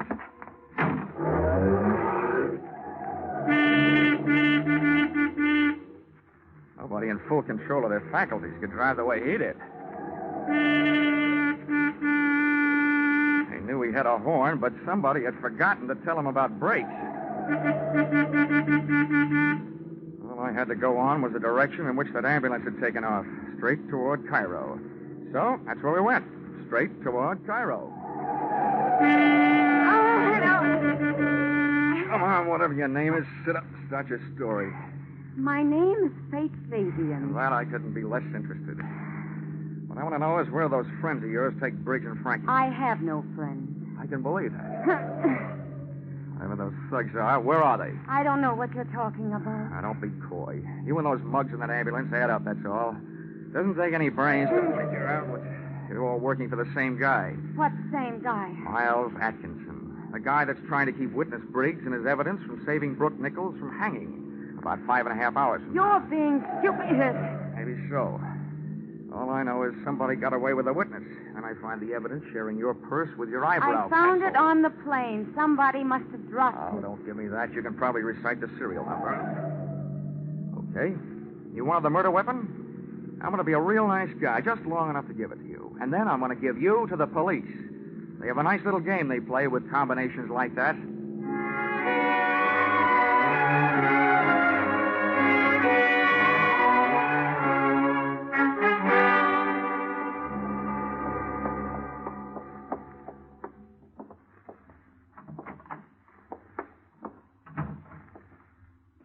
Hello. Are you the chief inspector? I am. Now, this girl keeps telling me her name is Faith Fabian. How do you do, Inspector? I've looked forward to this. I'll bet. Well, my name is Johnny Dollar. I'm looking for somebody who knows the Brooke Nichols case. Well, you certainly came to the right place. I know about the Brooke Nichols case. Well, that's what I'm here about. You can bust that case wide open, Inspector. Brooke Nichols is innocent. Now, here. This Luger is all the evidence we'll need. Thank you, Mr. Dollar. Oh, one thing you'll still have to help me find, though, is a man named Briggs. He was an eyewitness to the murder. I brought him all the way from Calcutta, and somebody put the snatch on him at the airport. Not only that, they grabbed the guy who was helping me. Oh, yes. Yes, that would be the obstreperous young gentleman you call Frankie. Oh, you know where he is? Oh, yes, indeed I do. Then he's all right. Yes.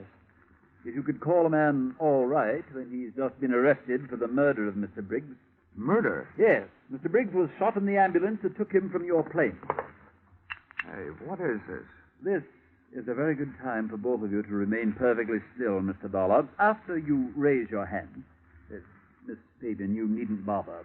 There's hardly enough of that dress to conceal all of you, let alone the weapons. Thank you.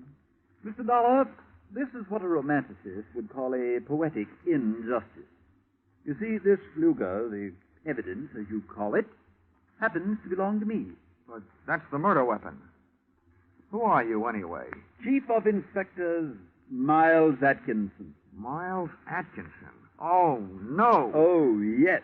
I fly 5,000 miles from Calcutta to put you in the hands of the police. And you turn out to be the police. Yes. Bloody convenient, isn't it? Not for me, it isn't. Get steady, old boy. You know, this gun was probably the most fortunate purchase I ever made in my life. First, it killed a man who was in my way. Then, because it disappeared, it made it possible for me to establish false evidence, ostensibly proving that my esteemed cousin, Brooke Nichols, was guilty of the murder. And now, his death by hanging will place in my hands the controlling interest of the Constant Sun Trading Company. Quite a bargain. Thank you, Mr. Dollar. Not you, the gun. Which I shall now put to its final use. And after it is disposed of you two, I shall dispose of it. That was the prettiest confession I've ever heard. I'm surprised that a chief inspector and bargain hunter should sell himself out so cheaply. What do you mean by that? That the confession was complete, voluntarily made in front of witnesses, and that we are leaving with it, and that you are coming with us. Hey, Faith, baby, take it easy. No sense going on the make for a hot bullet. Mr. Dollar is right. I warn you, the one who moves first dies first. Very well. Faith. One step closer, Miss Fabian. I'm not afraid of you. All right, you asked for it. Now take it. What is this? No use, no bullet. No, you can't stop me now. Take cover, You won't. Faith. Been ladies' day so far, now it's boys' Look time. out, he's throwing the gun. He did throw the gun, but not at me. At the single light fixture in the middle of the ceiling. And when that went out, so did Atkinson. Out through the door. And the case was on. There was no dope. He knew where the light switches were, and as he went racing past them, he switched them off. It was like night flying without the benefit of carrots in my diet. Chasing him down those long, empty, echoing corridors and up the stairs to the roof. At the door to the roof, I threw on our brakes by throwing an arm around Faith. She was soft, and it was dark, but I was scared. I figured Atkinson might have picked up a weapon on the way. And that turned out to be an underestimate. What he had picked up was a fire hose.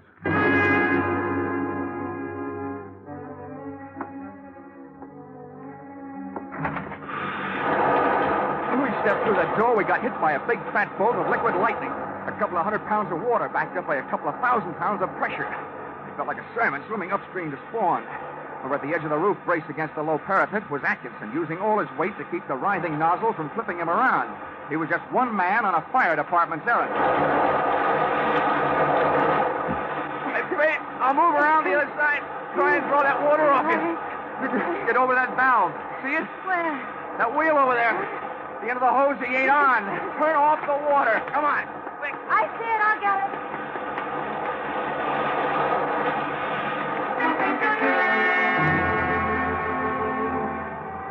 Instead of dropping away to a dribble, the hose suddenly snapped its muscle up to its hardest as a driving surge of water went through it.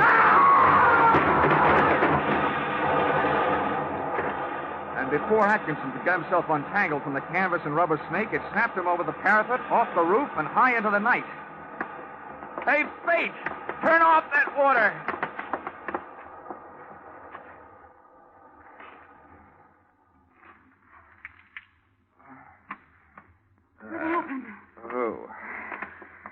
Poetic justice, baby. That fire hose threw Mr. Chief Inspector Atkinson off the roof. And he made a hole in one. Right through that gallows down there. The same gallows from which Brooke Nichols was supposed to hang in a few hours.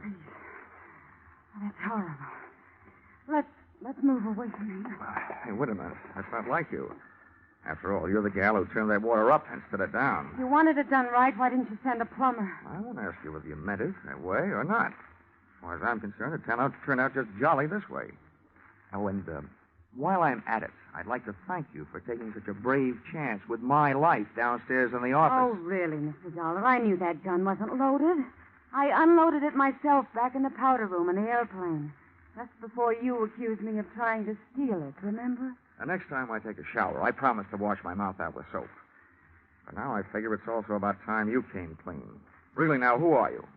I'm sorry. My name is still Fate Fabian. All right, you've made a sale. Your name is Fate Fabian. Well, what's your interest in this case? No interest at all. It's just part of my job. They do hire people to police the police, you know. I happen to be one of those people. Do you want to see my credentials? Your credentials look all right to me, baby.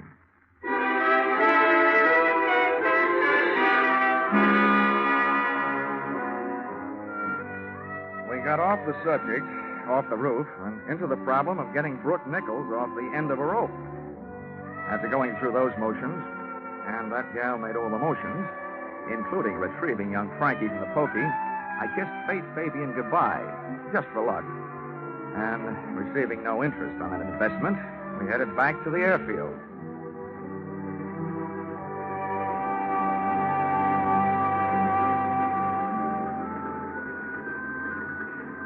By the time that fireball Egyptian sun had poked its top rim over the leftover GI issue hangars at the east end of the field, the plane was serviced and panting to pry open the sky.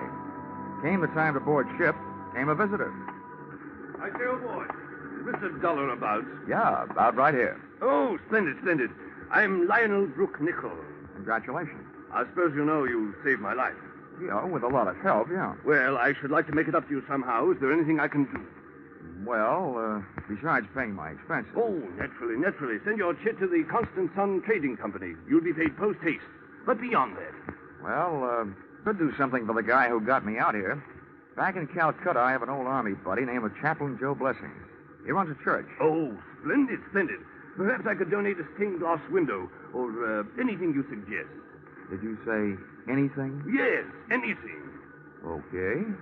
Well, look, Chaplain Joe Blessings doesn't need a stained glass window because he hasn't got any place to put it.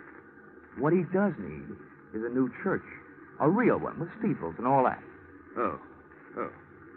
All right, then. Very well. Done.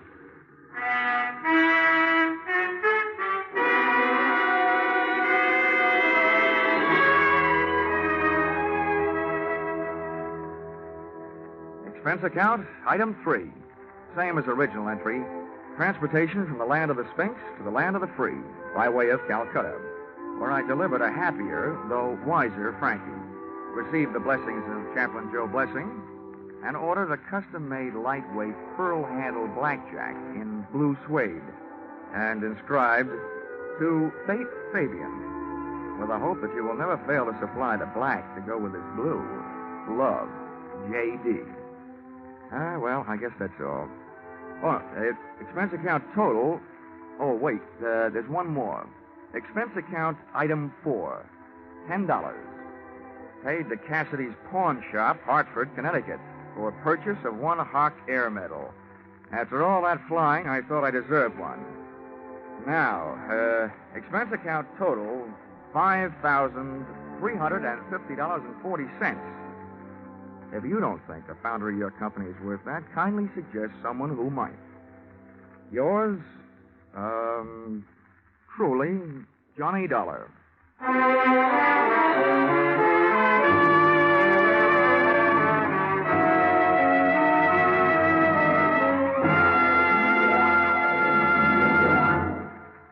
Yours truly, Johnny Dollar, was produced and directed by Gordon T. Hughes and stars Charles Russell, with script by Paul Dudley and Gil Dowd. Featured in the cast were Georgia Ellis, Jack Edwards, Parley Bear, and Paul Dubov. The special music is written and conducted by Leith Stevens.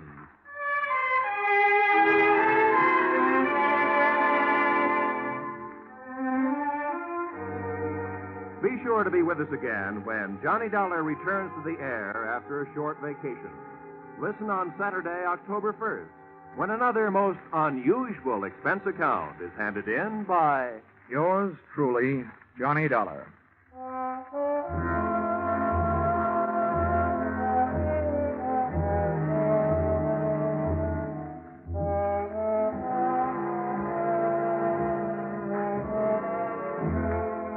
Next week at this time, on many of these same stations, Eve Arden will bring you the madcap adventures of America's favorite schoolmistress, our Miss Brooks.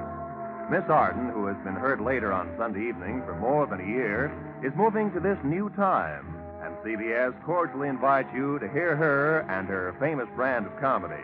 To make sure, consult your local newspaper listings next Sunday for the new time, when you'll hear Eve Arden and our Miss Brooks.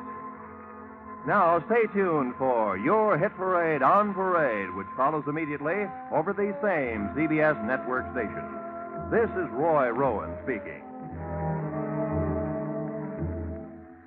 This is CBS, the Columbia Broadcasting System.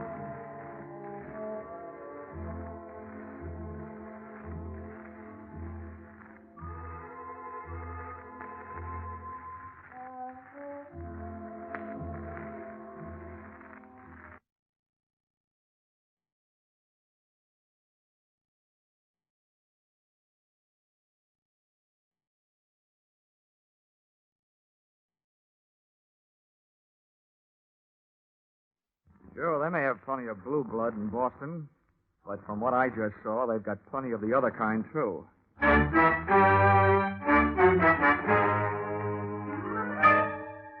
This is another in the adventures of America's fabulous freelance insurance investigator, Johnny Dollar.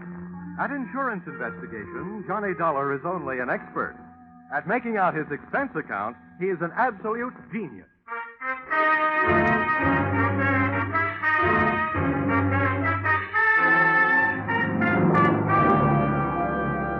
Expense account submitted by Special Investigator Johnny Dollar. To Home Office, Tri-State Life and Casualty Insurance Company, Hartford, Connecticut. The following is an accounting of my expenditures during my search for your missing policyholder, Miss Michelle Marsh. Or, she came in like a lion and went out on the lamb. Or, she should have been banned in Boston. Expense account item 1. $2.85. Railroad transportation, Hartford to Boston. Expense account item 2, $1.80. Cab fare to the corner of Longwood and Huntington Avenues, a half block from the apartment house that was Miss Marsh's last known address. Boston may be called the cradle of liberty, but somebody else got rocked to sleep that morning on Longwood. The shots came from 2 carbines and 2 men in one light tan club coupe parked across the street. I waited long enough to memorize the license number as the pot rotted out of there, and then I headed for the victim. My heart was pounding, but not from exercise. He'd been sprayed coming out of a doorway that, in another 20 seconds, I would have been going in. But the coincidence didn't stop there. Take it easy now, will you? We'll get you some help. You know who did it? March. What? I didn't get you. Tell him. Ask. Michelle March. Michelle March? Well, that's who I'm looking for. What's she got to do with it? Can you hear me? What's Michelle March got to do with it? Come on now, try.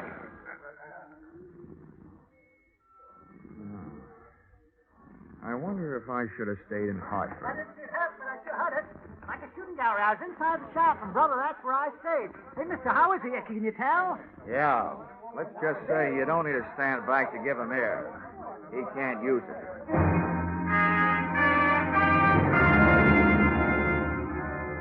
While the two limelight-happy characters from the crowd argued about who was going to notify the police, I disappeared from the scene by way of that desk doorway, pausing inside just long enough to learn from the buzzer panel that Michelle March's apartment number was, unluckily, 213.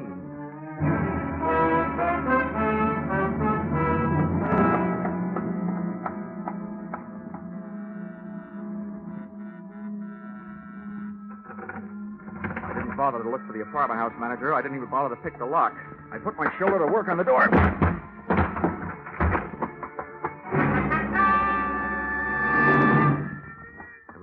Apartment to search, but it didn't offer anything to find. The only thing even faintly resembling a lead I found on the floor behind the bureau. A book of matches that advertised Boston's Best Bar by Far, Flannery's, with an address on Washington Street. About then I decided that rather than being found at the scene of breaking and entering, I'd look up the police at the scene of murder.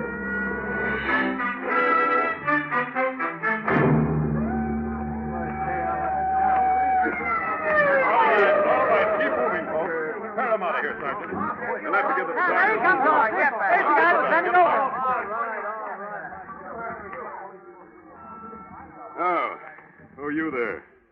What do you got to say about this? Oh, not much, Lieutenant. He was shot from across the street by two men in a tan club coupe. Probably stolen. License number, Massachusetts 3R165. Weapons were carbines, .30 caliber Army issue. You sure of all that? Yeah. Here. This will tell you why I make it a habit to be sure of things. Oh. Dollar. Insurance investigator. Uh-huh. Hartford. Well, in a way, that makes two of you. Huh? I'm Lieutenant Bell, Dollar. Sergeant Major. The dead man was a local detective. Private license, good business. And a bad reputation. Name of? Something I can't pass out right now. Well, look, here's why I'm interested, Lieutenant. If friend detective was on a case, he could have been hired to find the same party I was hired to find. And since he was blasted at said party's last known address, it could be that somebody doesn't want said party found. Which paints an interesting but gloomy picture of my future. Who is this said party? A girl, Michelle March, reported a missing persons in New York yesterday by a worried sister, who was also the beneficiary of a $25,000 insurance policy owned by Miss March. The insurers, Tri-State Life, got the report from missing persons and hired me to find her. You think she's dead? I'll tell you when I find her. Yeah. Now, what makes you think the deceased might have been looking for her, too? Because he mentioned her name just before he went bye-bye. Where are you staying, Dolly? Just in case we need you. Cartwright Hotel. Now, look, Lieutenant. You've got a murder and I've got a missing person. You can loaf if you want to, but I'm eager. I want to talk to the apartment house manager. Any objections? No. Go right ahead, Dolly. Good luck to you.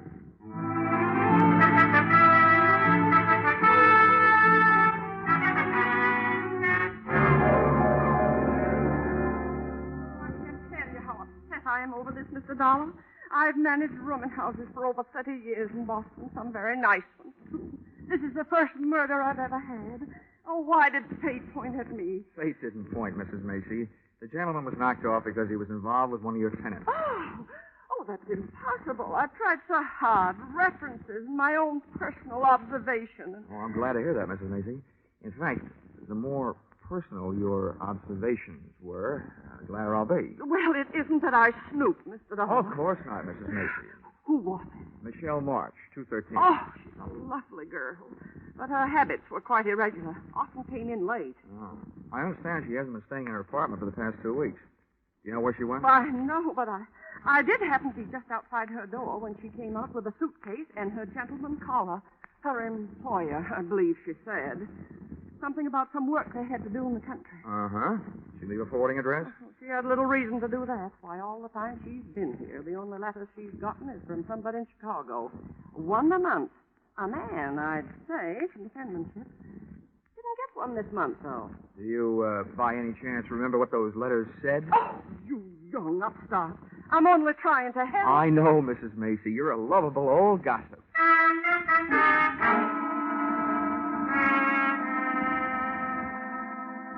After Mrs. Macy chased me out of her apartment, I questioned some of Michelle's second-floor neighbors. What they gave me only augmented the story I already had. She hadn't been seen in the company of anyone for 4 or 5 months, until Dapper, medium build, and Swarthy took over. All of them had seen him. None of them knew his name, but they all agreed he was the guy Michelle March had marched away with. Everything I learned added up to a dame getting tired of waiting for somebody in Chicago and ducking out with somebody else. It would have looked that simple if it hadn't been for that detective who had so recently taken up new headquarters in the city morgue.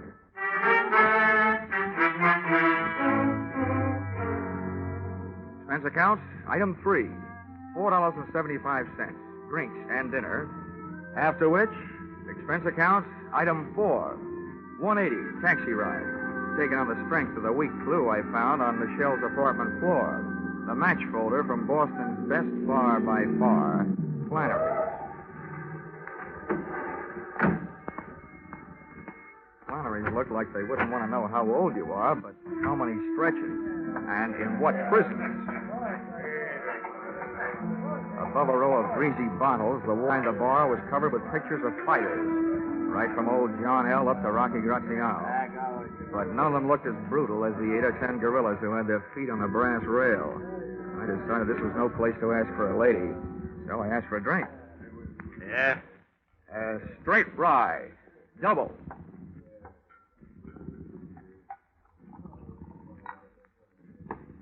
You've never been in before. Where are you from? I'm trying to forget. Has, Blackie been around lately? Who's Blackie? Well, maybe that's not his full name. It's the one I knew him by. He wore a lot of sharp suits, about medium build, dark, swarthy. That could be anybody. Now, drink your drink, pay for it, and move along. Now, wait a minute. Now, I haven't got anything against the guy. I'm looking for a dame that's with him, see? What's the freeze for? I need the room, expecting a private crowd. Now, beat it. Time off, Flannery. Maybe I want to talk to these guys. I'll see that, Flannery. Yeah, I told Joe I'd beat him at the... I'll get closed up again if I give any more trouble this week. Take him outside, Roxy, huh? Shut up.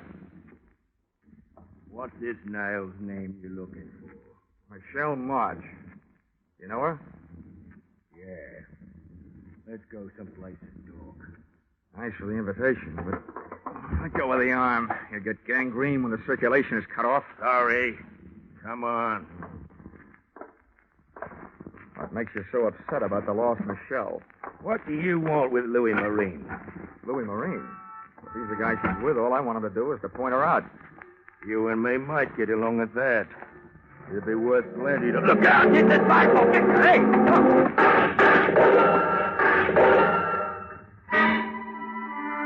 The car they were in was different, but those carbines sounded the same.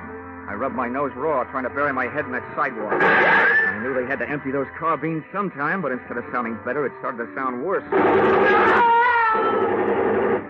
I twisted my head, shot a look at the street, saw one of the attackers in the process of falling out of one of the windows of the gun car. Closed my eyes again and realized why they never let my kind of insurance investigator be a policyholder. I'd been sent to find a missing girl, and there I was in the middle of another Boston massacre.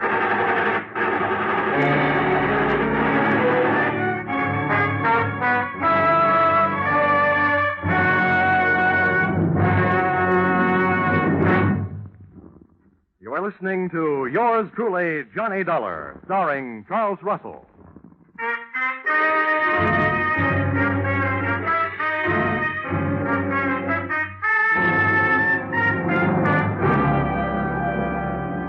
It took a full 20 seconds after the smoke of battle had started to clear for me to realize that I'd been saved by the arrival of fire support from an unexpected source. The police. I looked around for my new friend and brother target, Roxy, but he had disappeared. A wave of suspicion broke over my flow of thought with this question. How did it happen that all those cops with all those guns just happened to be in all those hiding places waiting for those gunmen to drive up and open up? Answer? A hunter's stew like that usually calls for a pigeon. I didn't feel like flying, but I did, straight back to my hotel, with one landing and a newsstand. An evening paper gave me everything else I needed, except the feathers. But I wasn't exactly cooing when I got to my hotel room phone and put a call through to the Boston police.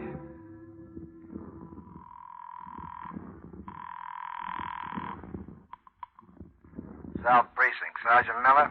Give me Lieutenant Bill in homicide. One moment. Homicide, Lieutenant Bill. This is Dollar, Lieutenant. Oh, Dollar, sure. I'm glad to hear from you. I'll have your badge for this. What did you say? The evening paper. Quote, Boston private detective, whose name has been withheld by police, was slain today, presumably to stop his search for a missing girl. It was learned by this paper from reliable sources. Oh, now, Dollar. That another investigator still alive has joined the hunt for the girl. Well, Johnny Dollar, well-known Hartford insurance sleuth, checked into room 705 at the Cartwright Hotel today. Well, you want more? Why, I can't understand it. I told the boys not to say a word. I think the boys didn't. Oh, now, see here. A man would have to stoop pretty low to use methods like that. You probably touch your toes every morning for practice. Well, I hope you got the results for your stakeout in front of Flannery's. You got 2 hot carbines and a hot car. The evidence that could have talked, those gunmen, are so full of police lead that your only chance of learning anything now is to find somebody strong enough to pick them up and write with them. Now, wait a minute, Dollar. You know who hired them? Well, I'll find out. When you get confused, check with me. I think I know. Now, do I get the name of that private detective? The deceased? Well, I don't see any harm. Bernard Knight. Hired by? Well, all right, Dollar. If you'll cooperate, I will. According to his files, he was hired by Roxy Morris to find the girl. Now, who hired the gunmen? I think, but don't know that they were hired by a gent named Louis Marine to stop Roxy Morris from finding Michelle March. Why? We'll have more about that later. But if you'll put a search on that pair of names, I'll look for a good night's sleep.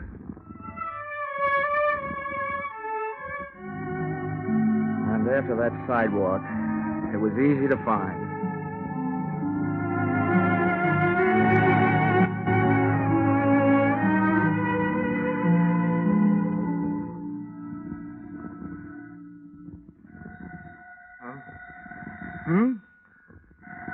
Oh, Boston. Good morning. Hello, is this Mr. Dollar? Wait a minute till I pick you up off the floor. Who is this? Is this Mr. Dollar? Yeah, it is. Well, this is Michelle March. Huh? Good morning, Michelle. I've been looking for you. That's why I called.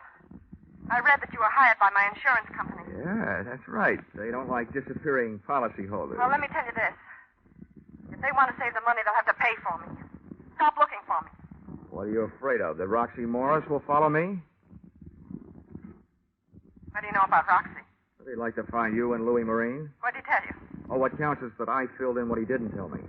Namely, that he was in Chicago for a year, and you were supposed to be waiting for him in this fatal apartment on Longwood Avenue. But instead, Louis Marine landed, took the situation well in hand, and captured you for himself.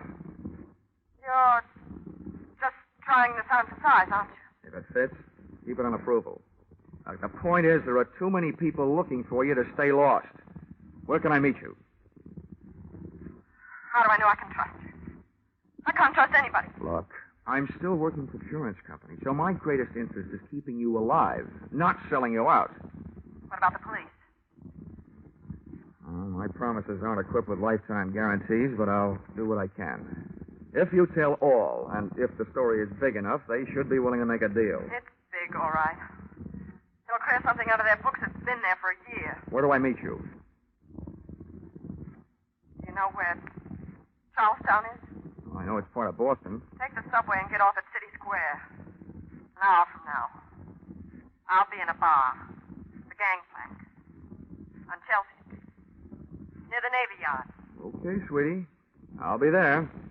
Up until now, whoever's been doing the shooting has used everything but battleships. Even though Michelle's story sounded like trap bait, cheesy indeed, I had to take a chance. I dove into a cab and had the cab drive into the top of Hanover Street and down to Boston's North End. Playing quiz games with strangers in that section is called Take It or Lump It.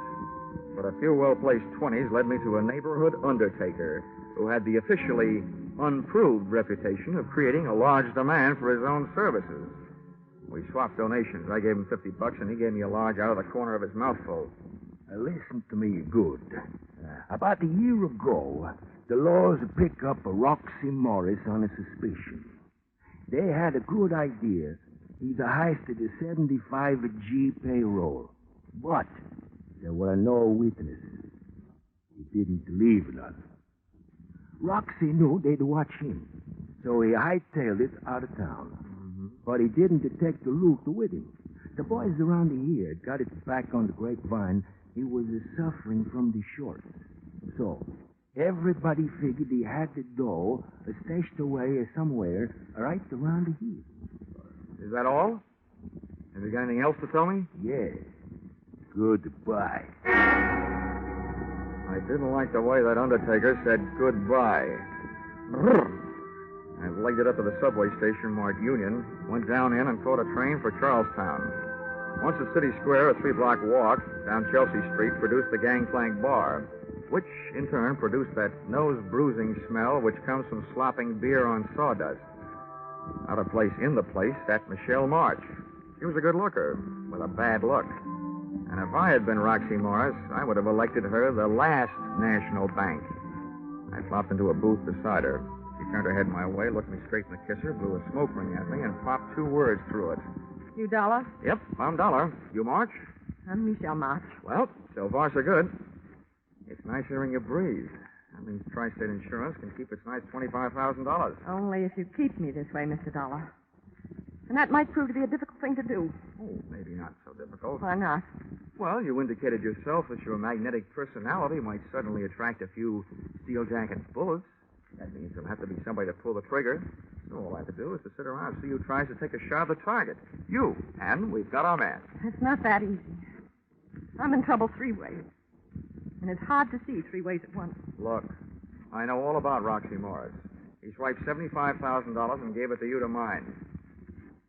You don't know the half of it.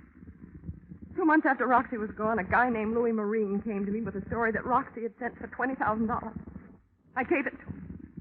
Then he told me that Roxy had never sent for it. And that if I squawked, he'd convince Roxy that I'd fallen in love with him and just given him the money. Either that or he'd tip off the police. He had me going and coming. Nice fellow. He wouldn't leave me alone. He made me give him $15,000 more of Roxy's money. And 2 weeks ago, I got word through to Roxy in Chicago. He blew up. Turned on me. I've been running from him ever since. He wants his $75,000, all of it. And I haven't got it. Oh, seems like you've been taking chances all the way. Now, you know what I want you to do? No, what? Take one more.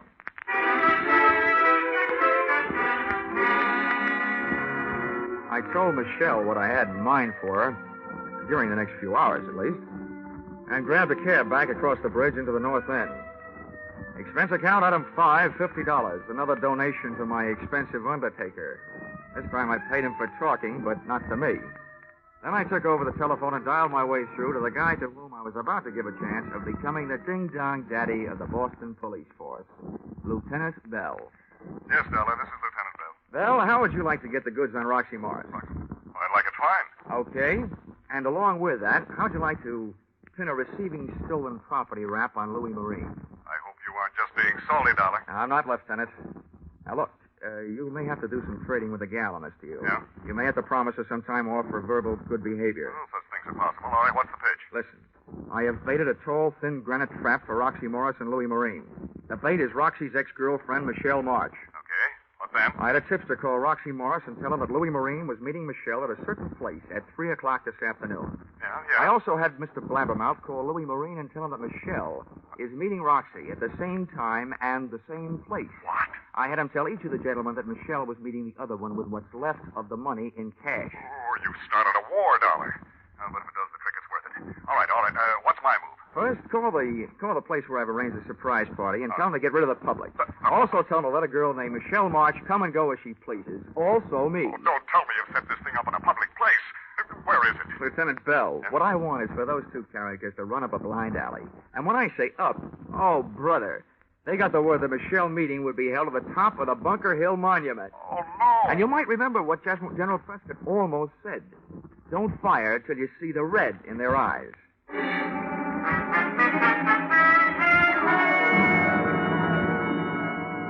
I was back in Charlestown and at the base of the Bunker Hill Monument at 2:45. The door of the museum at the bottom was open, but a state park officer stood by its side. I told him who I was, and he nodded me through the bronze doors. Officer, did Miss March get here? Yes, sir, young man. She went up the shaft. Oh, well, look, can I run the elevator myself? There isn't any elevator. Just steps 200 to 300. Oh. Ow, this may be going to heaven the hard way, but here goes.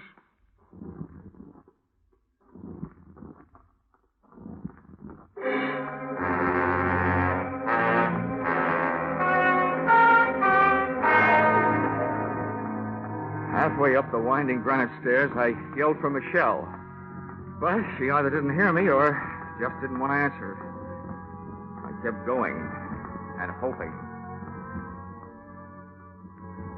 As I came closer to the top, I tried yelling again. Still no answer. Finally, I made it. Up into the observation landing at the top. Michelle was there. She still wouldn't talk, but she had written me a note.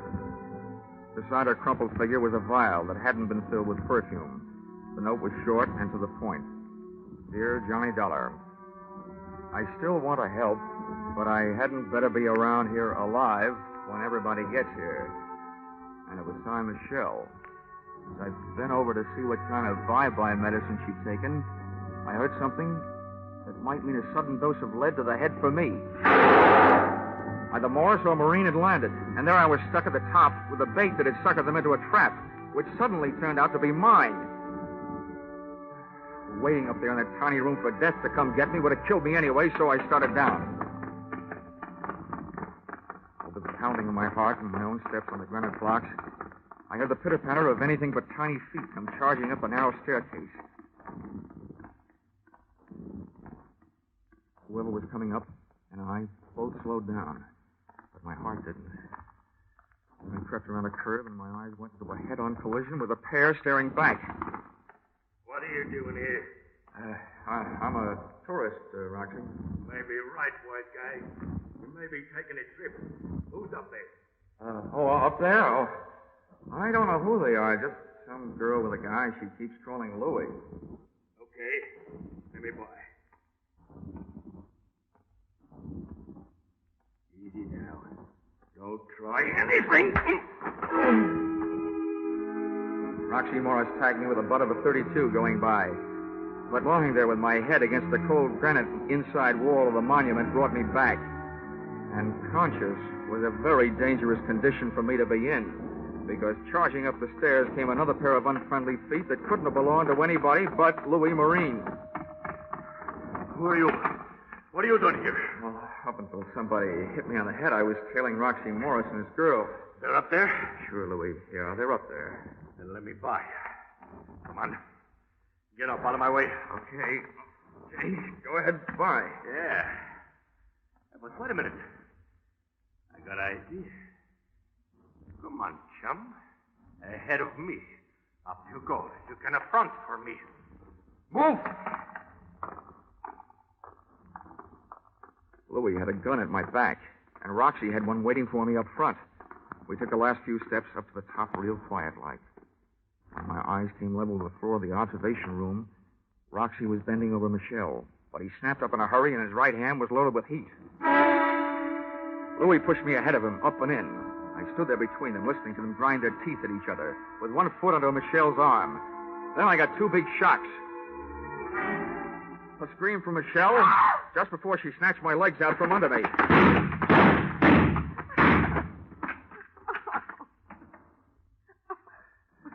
Hey, what are you doing alive? I don't know. I guess I didn't take enough. Well, whatever you're doing alive, I'll tell you one thing. Your two boyfriends sure took care of each other. Come on. Let me get you out of here. Oh. I didn't think I'd be able to carry me down all those stairs. Now I have to carry you.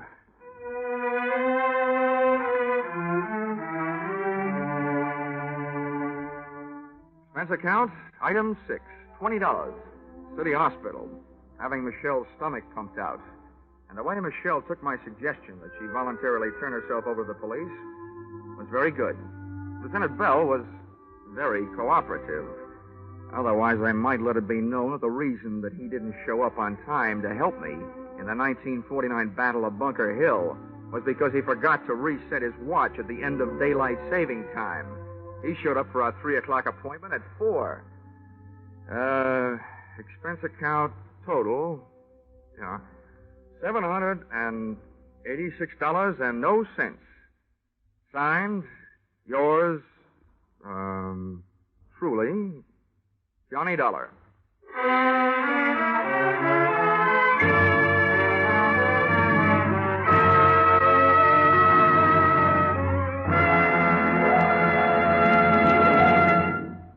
Yours truly, Johnny Dollar, is produced and directed by Gordon T. Hughes and stars Charles Russell with script by Paul Dudley and Gil Dowd. Featured in the cast were Bill Boucher, Myra Marsh, Dick Ryan, Larry Dobkin, Charles Seal, and Dorothy Lovett. The special music is written and conducted by Leith Stevens.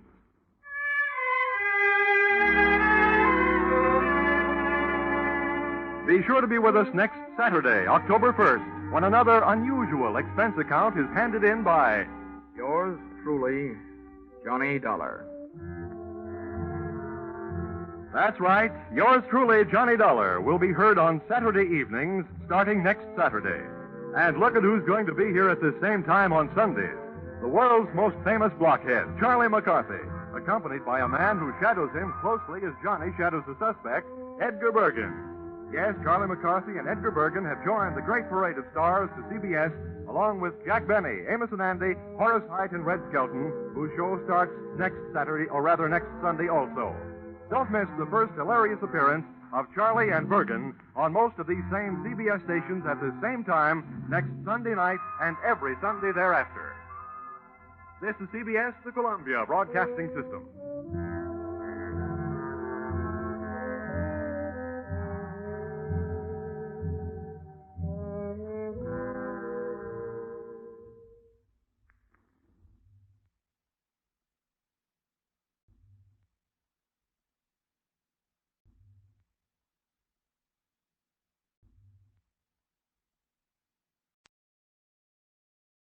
This you can really call a fish story. And I was the live bait.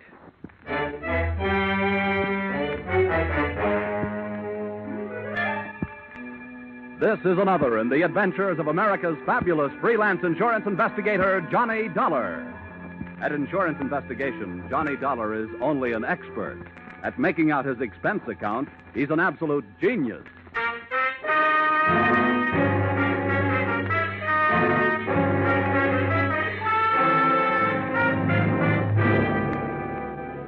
Expense account submitted by Special Investigator Johnny Dollar to Intercontinental Marine Insurance Company, Hartford, Connecticut. The following is an accounting of my expenditures during assignment in San Pedro, California, investigating the loss of 2 pieces of property insured by you. Or, the tuna were running and so was everybody else. Or, I caught a fishing boat, but you should have seen the one that got away. Expense account item 1, $176.87. Airfare from home base in Hartford to off base in California. Expense account item 2, $10. Cab fare, Los Angeles Municipal Airport to the waterfront office of the Pacific Deep Sea Canning Company in San Pedro. There was perfume in the air. Channel number 5. Inside, the name on the door said Walton. That's who I wanted to see, so I walked in. Well, who are you? I'm here to follow up the claim you made to Intercontinental Marine Insurance Company. My name is Johnny Dollar. Oh, when'd you bring the money? I need boats. The tuna are running. No, Mr. Walton, I didn't bring any money. All I brought is a suspicious nature and an inquisitive mind. What the devil do you mean by that crack? Now, don't get your fish in a stew, Mr. Walton. This is standard procedure. No insurance company is going to shell out $400,000 without first taking a long, lingering look. Well, there's not much to look at. Yeah, so I understand. According to your claim, two of your boats, the Frank Walton and the Nancy Walton, left port Monday afternoon and headed out on a southerly course. When you tried to establish radio contact Tuesday morning, you couldn't raise them.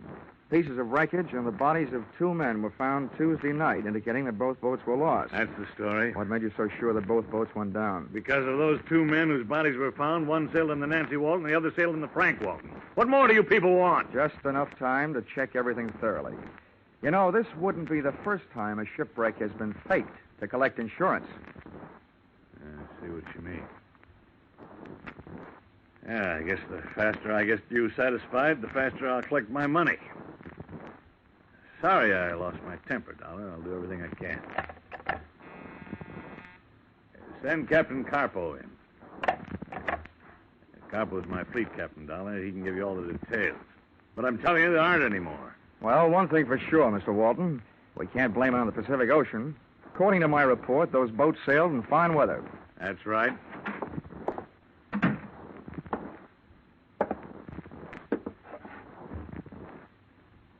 Call me, boss. Yes, George, this is Mr. Dollar from the insurance company. He's here to investigate the sinking. So? I'm happy to meet you, too, Captain. What do you want? First, I want your theory as to what could have happened. I don't know. I wasn't there.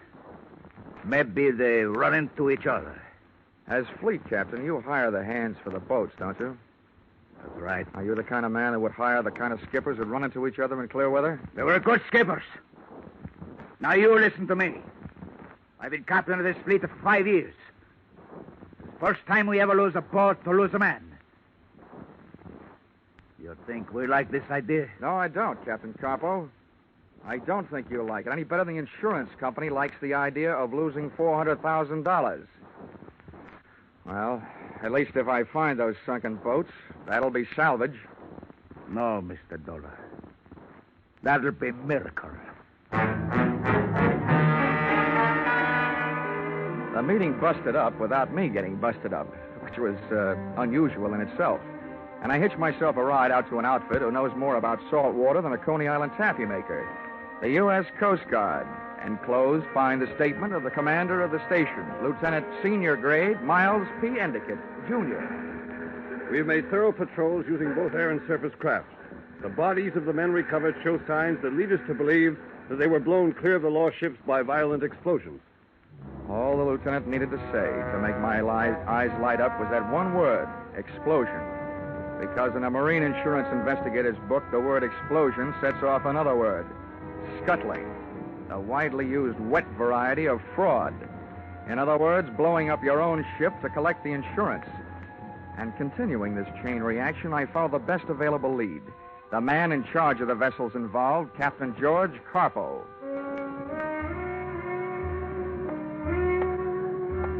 I found him at 11 that night at a combination restaurant and bar named after the oriental fishing bird, the cormorant. As I looked in through the greasy window, an interesting sight greeted me. Captain Carpo slipping into a booth already occupied by an olive-skinned brunette, who was good enough looking, but obviously less than a queen. Carpo stuck his face in hers, spat a few words at her that I couldn't hear, shook his sledgehammer fist at her, and stomped out through a back door. I gave the front door some business, and, trying to look like I belonged to the place, strolled to the bar, bought myself a blast, and walked it over to the ladies' booth. Well, who sent for you? Do you mind? I haven't got anything to lose if you haven't. What do you mean by that? If those are your own teeth, maybe you don't want to lose them. Oh, Carpo's a jealous type, huh? You don't believe in sharing the wealth. Are you Carpo's girl? Part time. Who are you? Well, if Captain Carpo comes back, he'll tell you anyway. So the name is Dollar, Johnny Dollar. I'm an insurance investigator. Investigating what? Marine life? Marine death. There was 2 sinkings in the Walton fleet. Company that sent me here insured the boats. Sounds to me like you got yourself a tough job. Why? Oh, I don't know. Who are you going to ask questions? They've been reported with all hands lost. Who knows? Maybe I'll bump into a talkative seagull. Or maybe, if I'm lucky, a talkative girl. What have you got that could make a girl talkative, mister? Well, discounting my natural beauty and charm, I have money. Not too much money, but money. Keep coming. I know enough not to talk before I give what I want. Well, that makes it a Mexican standoff. I know enough not to pay for something I haven't heard yet. Let's start out with an inexpensive question, like, what's your name? You can have that for free. Anita Vargas. How long you known Carpo? If you'll pardon the expression, on and off for the last 6 months. How's he for money? Has he turned into a big spender recently? Sure. Instead of 2 drinks a night, he's now buying me 4.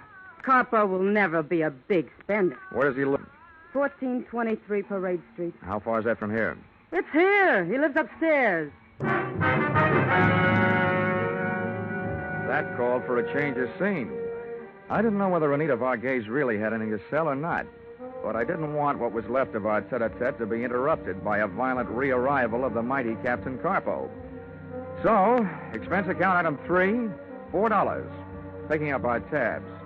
Item 4, 6 bits, picking up a taxi, which dropped us at another bar, slightly less oriental, but definitely more obnoxious.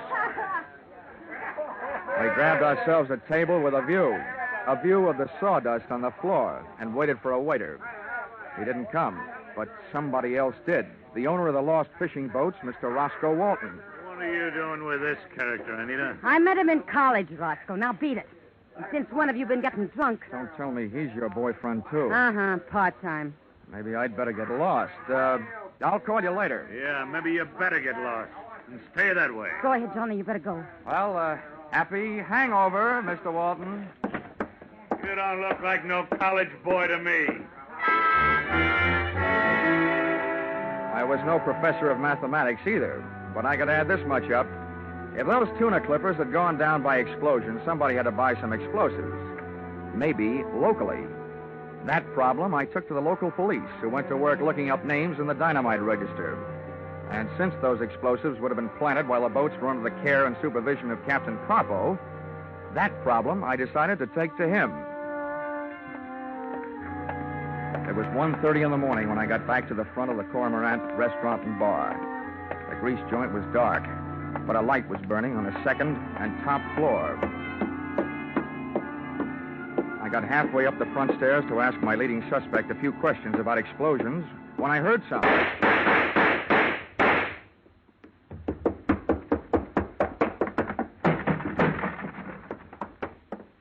Carpo was still moving when I got up there, but not for long. The back door was as open as the captain's life was closed. I looked down the back flight of stairs. It was either too dark or there wasn't anybody there, and I wasn't going down to look. I'd been over the body just to make sure. Oh. First they beat him half to death. I wonder why they didn't finish him that way. Huh? Well, sir, perhaps it would be best if you were to remain where you are. At least my pistol seems to recommend it. Well, you seem to have done inestimable damage to my good friend Captain Carpo. The poor fellow seems to be definitely dead.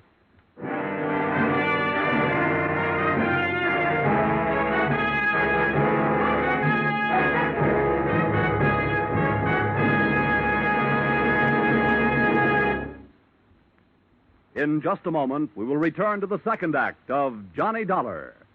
But first, you might be interested to know that CBS has acquired a couple of blocks of wood. You're not interested? Well, would you be interested if you knew that those blocks of wood had been carved into certain figures? No. Well, then let's try this. Would you be interested if you knew that those carved blocks of wood could talk? Now you're beginning to sit up and take notice. Well, we might as well come out and tell you that these talking blocks of wood are named Charlie McCarthy and Mortimer Snerd. That they and a lively fellow named Edgar Bergen will be making their first appearance over most of these same CBS stations this Sunday evening, and that you'll be able to hear them every Sunday thereafter. Now, with our star, Charles Russell, we return to the second act of yours truly, Johnny Dollar.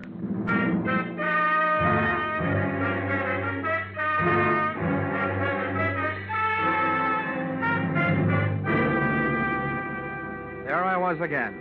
Always the suspect, but never the tried. With a dead body at my feet and a pistol at my head. The man holding it was neither small nor large. Thomas Mitchell type. His frame was fighting the seams of a sloppy tweed suit, and his pouchy face was fighting the alcoholic content of his blood. Well, sir, what do you have to say for yourself? Oh, don't be ridiculous. I came to talk to this man. Killing him would hardly be the way to kick off a conversation. How about you? What are you doing here at 1:30 in the morning? Most amusing, most. Two accused men, each of them judging the other. With a dead man for a jury.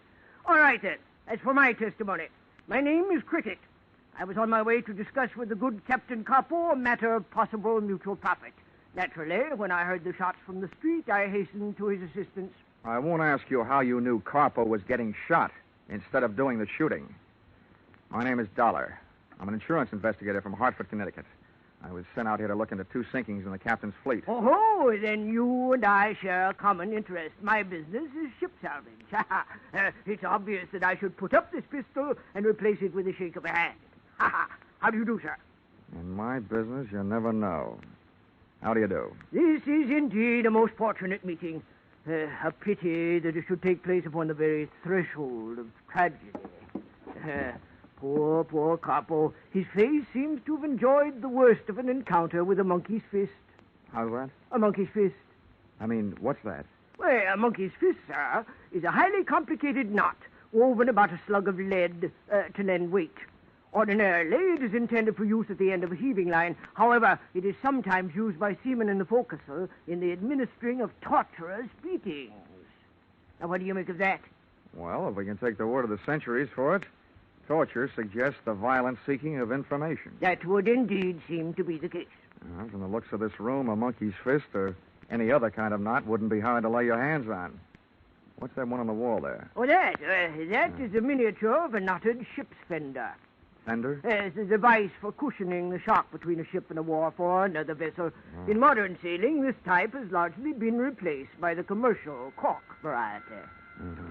Oh, somebody evidently heard the shots and notified the police. Awkward. Look, Mr. Cricket, Yeah? I feel like talking, but not to the police. Splendid. Perhaps then you would be kind enough to join me in a nightcap at my quarters? Lead me to it.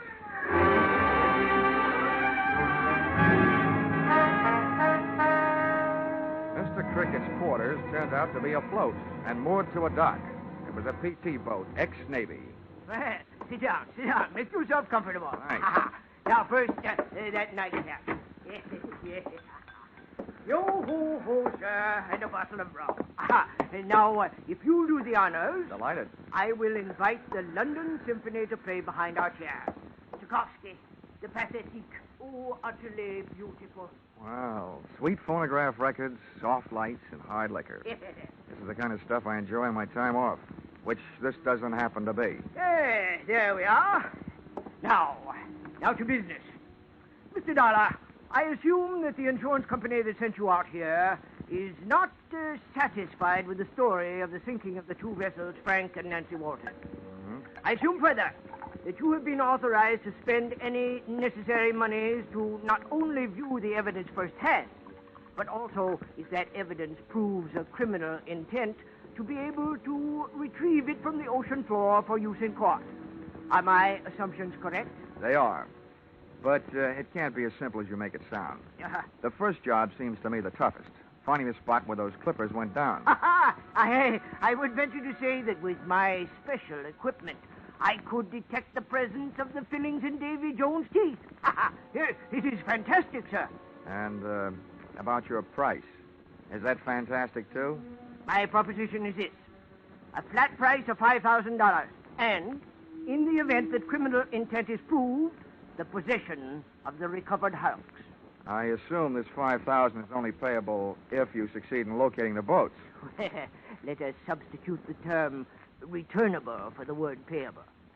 I will need $5,000 in advance, and our contract shall state that in the unlikely event of failure, you shall get your money back less my necessary expenses. Agreed? Agreed. I'll have your money for you in the morning. Good. I trust I shall have your boat for you in the afternoon.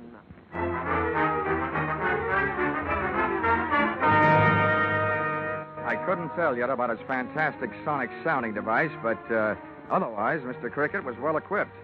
By ship-to-shore telephone, he ordered me a taxi, which I ordered to a corner near Roscoe Walton's Pacific Deep Sea Canning Company. Carpo's death made me want to get a good look at Carpo's office.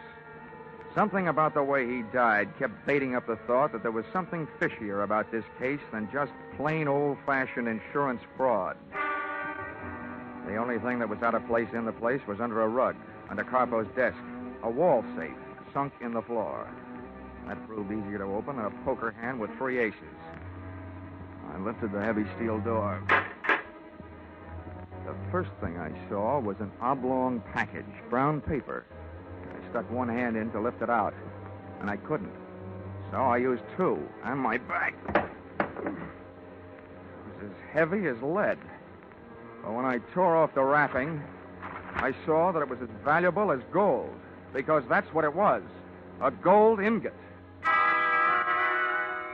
I didn't even have time to wonder because the subject suddenly changed from lead to gold to cold steel in his voice and in his hand. Hold it there. Hey, Mr. Dollar. Oh, it's a little late to be canning fish, isn't it, Walton? Yes, but it seems to be just right for breaking and entering. What are you doing here? Entering the last phase of this investigation, Walton, and breaking the back of your little racket. Or I should say big. What do you mean, racket? To me, it looks like your boats have been bringing in more than fish from the Mexican coast. This heavy little handful makes it look like they've been hauling in Mexican gold. I don't know what you're talking about. I'm not going to stand here and be accused. You're so right you're not going to stand there. Not on those feet. Ah! Give me that. You and take this. Johnny, are you hurt? Are you kidding? You'll never make a living being a fight referee. I'm what is commonly known as the winner.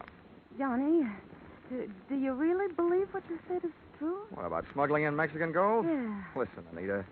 When you find a private citizen with a gold ingot, he is not using it for a watch fob. The only thing I learned after that was that 2 hours in the sack does not constitute a good night's sleep. By 10 in the morning, 1 phone call east and 1 telegram west delivered $5,000 into my hands from a local bank. And I, after a quick call to the Coast Guard to cover a few final details, placed myself into the hands of Mr. Cricket, Deep Sea Guide Extraordinary.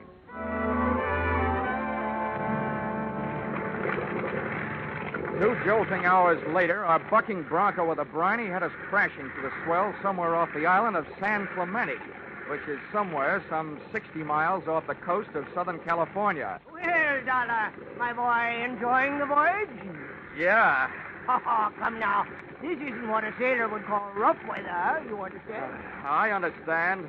I only hope my breakfast does. Oh, this is nothing. Why, I recall one time off the Spanish coast. Mr. Cricket! Yes, my man? According to my reading, we're about there. Good. Reduce your RPM. Now, Dollar. Now, prepare to be amazed. Mr. Cricket had good reason to chirp about one thing. He sure knew his business. An hour later, the hulks had been located. We were riding on a mushroom anchor. A diver had been put over the side and was tug-of-war topside by a cable on a winch. All right, careful now. Okay, clear the rail. Easy does it. Far away. He's aboard and flat. Quickly now, get his helmet off. Now, Dollar, we shall see. For $5,000, I'm going to have to see. Well, Riley, what luck? We hit it right on the nose. They're both down there 30 yards apart. Well, Dollar, are you satisfied? Just about 90%, Mr. Cricket. Oh, and the 10%? Oh, look, it's this way, Mr. Cricket. If this case gets any place, I'll probably have to testify in court. So far, everything I've got is secondhand. That isn't worth much in court. I've got to see those boats. What? Why, good heavens, man. You mean you want to go over the side? I don't particularly want to, but it seems to be part of this job.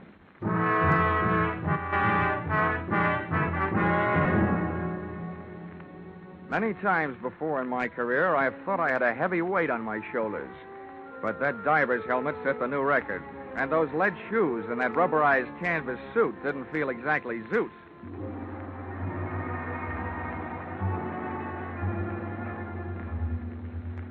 The temperature of the water outside felt much cooler than that forming on my brows. This was a steam bath, airtight. 8 days later, in my mind at least, my lead wedgies groped for a foothold on a slimy bottom, and I had arrived shipside. As I had no immediate way of determining the sex of a sunken ship, I couldn't tell from abaft the beam whether I was looking at the Frank or the Nancy Walton. About then, a passing current grabbed me and invited me out to dance along the ocean floor. I grabbed out for anything for support, and it turned out to be a rope hanging from the clipper's gunwale. Well, Dollar. When the drift passed on enough, All right? I had a chance to take a closer look at what I was hanging on to. The line was secured to a woven rope ship's fender, which Mr. Cricket had not so long before told me was fashioned about a buoyant core of cork. But this one felt heavy enough to be loaded with county cork. And as for buoyancy, this was about as buoyant as a lead balloon. It was resting on the bottom and heavy to lift. The next current that swept over me was mental. I clawed the shark knife out of the diving suit belt, started hacking at the woven rope, then through a thin layer of canvas. And that's as far as I got. Dollar, is this phone system operating? Here now, Dollar. Are you there? This ain't the three little fishies. Oh, good. Have you seen the ships? Yeah, they're here all right. Are you satisfied that they were sunk by explosion? Yep. They're blasted in all directions. Then I have earned my $5,000, and I must bid you farewell. What? What are you talking about? Oh, you have been all but lost in a diving accident. Oh, yourself. What'll that get you? In disposing of you, sir, I am confident that as well as pocketing your $5,000, I will also do away with the meddling of the insurance company. You see, when my diver comes down to recover your unfortunate body, he will continue our search for the gold. Oh, well, I've got news for you, pal. You evidently didn't knock the hiding place out of Carpo before you killed him. But I was lucky. Not only have I already found that gold, I have stashed it. Here now, Dollar. You're bluffing. If you think so, turn off my air. Ah, so you do know about it. Dollar, tell me honestly, are you open to terms? Well, I'll think about it. Haul away!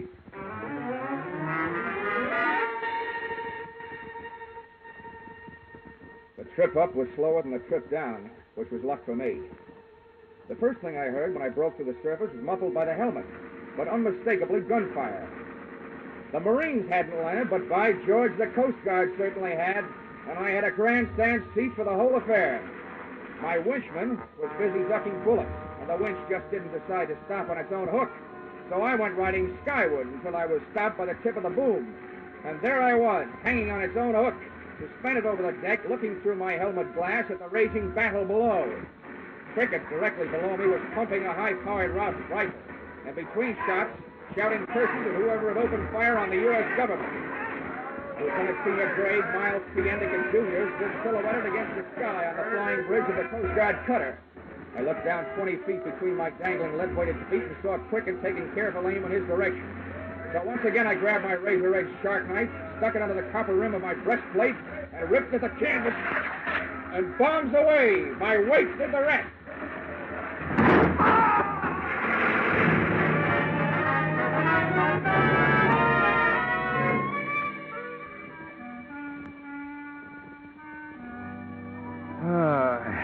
Expense account, item 5. Cab fare to the San Pedro Police Headquarters, where I made my statement and heard Mr. Crickett's. A badly damaged Mr. Cricket. Well, sir, during a short stay in Cleveland, it was brought to my attention that every city in the country was suffering an epidemic of small-time gold robberies. dentist offices, pawn shops, and so forth. Such a condition piqued my curiosity. Yes. Well, there's my love for money. And I studied the situation more closely.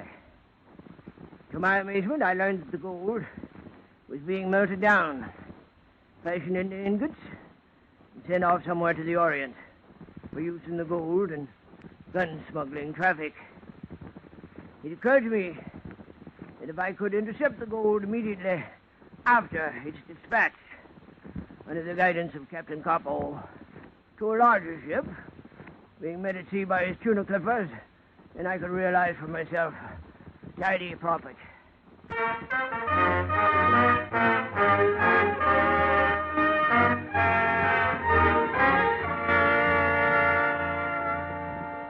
Expense account, item 6. $7.50. A 5-pound box of chocolates for Miss Anita Varghese. Address, San Pedro Municipal Jail. It seems that the police sometimes classify a part-time girlfriend as an all-time accomplice. Expense account, item 7. Airfare, Los Angeles to Hartford. $176.87. And being Friday, what do you think they serve for dinner on the plane? What else? Tuna fish salad. Expense account total, $1,264.28. Yours, truly, Johnny Dollar.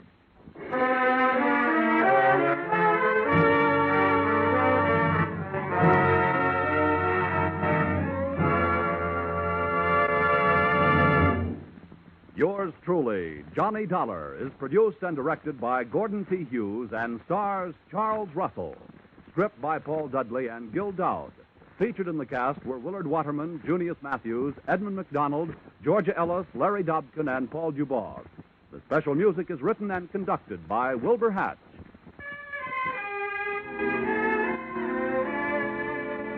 Be sure and be with us at this same time next week when another unusual expense account is handed in by yours truly, Johnny Dollar.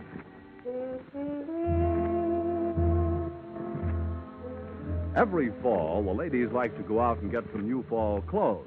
Well, CBS has gone out and gotten some new fall shows. One of the gayest of these new programs is The Red Skelton Show, which makes its bow over most of these same CBS stations this Sunday night. There's no one quite like Red Skelton, as you'll find out when you tune in tomorrow. The Red Skelton Show is a part of the CBS Great Sunday Night Laugh lineup. Don't miss it. Now stay tuned for Vaughn Monroe, who follows immediately over most of these same CBS stations. Paul Masterson speaking. This is CBS, the Columbia Broadcasting System.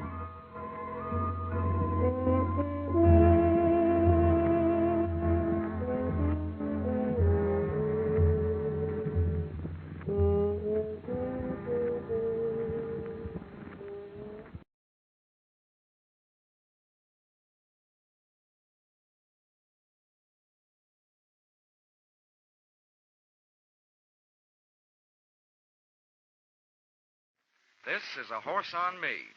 But I did find out that in a race for life and death, the police laboratory is where they make the photo finish.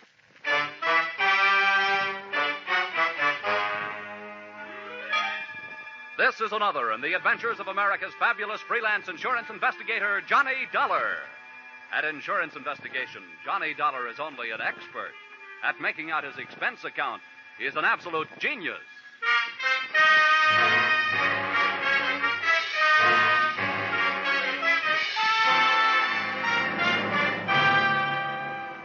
Expense account submitted by Special Investigator Johnny Dollar to Hartford Branch, Lloyd's Underwriters Association.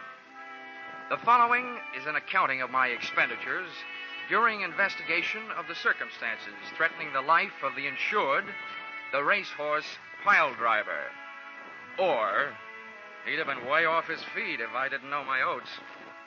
Or, it's great to get a kick out of life so long as it isn't a kick in the head.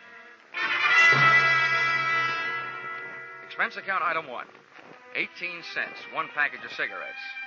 You may consider this a personal item, but that's where this case really started. At the cigar stand, ground floor, terminal office building, here in Hartford. I'd come down in one of the elevators, noticed a little guy with a cane standing with a starter. After I passed them, I felt myself being pointed out. And not being the type who likes being followed for long periods of time, I gave myself a good reason to stop and look things over. Hello, Mr. Dollar. Hiya, Mac. Give me a pack of Luckies, will you? I just sold you a pack when you came in. I know. But things may really start smoking any minute. Here. Good morning to you, sir. I've been led to believe that you were one Mr. John Dollar. Would that be a fact? Yeah. I'm Dollar. What can I do for you? Well, I am quite a famous fellow myself. Perhaps you've heard of the fabulous jockey Earl Sand? Yeah, but... Well, next to him, I was among the best. May I introduce myself? I'm the famous little Nettie Montana, sometimes called the short Johnny Longden. Shake hands. Oh, how do you do? Now, to business. I think I have a way for you to solve my problem and make yourself an honest buck besides. Oh, now, whoa, pony boy. You're wasting your time. I don't bet the horses, and when I do, I don't buy tips from touts. Oh, now, wait a minute, pal. I did not introduce myself for the purpose of being insulted. I will have you know that I, too, do not consort with touts. I will thank you to keep a civil tongue in your head. Oh, I can see this is going to be one of those days. What is your problem, mister? Well, it is a problem best not overheard by people in the lobbies of office buildings. But this much I can tell you. It is about a horse and $50,000 insurance. That is why I came to you. Well, I'd be richer if I'd known more about horses, and poorer if I'd known less about insurance. Maybe in this thing I can break even at least. Come on. I hope you are not too much of a purist to ride in a taxi. Little Nettie looked like he'd stopped growing physically at the age of 14. And every once in a while he talked like his mind had also called it quits at about the same time. The only thing slick about him was his hair. The only thing sharp, his clothes. Liars always talk too much, and little Nettie wouldn't say a word until we were inside my apartment. So even before he started his pitch, I half believed it.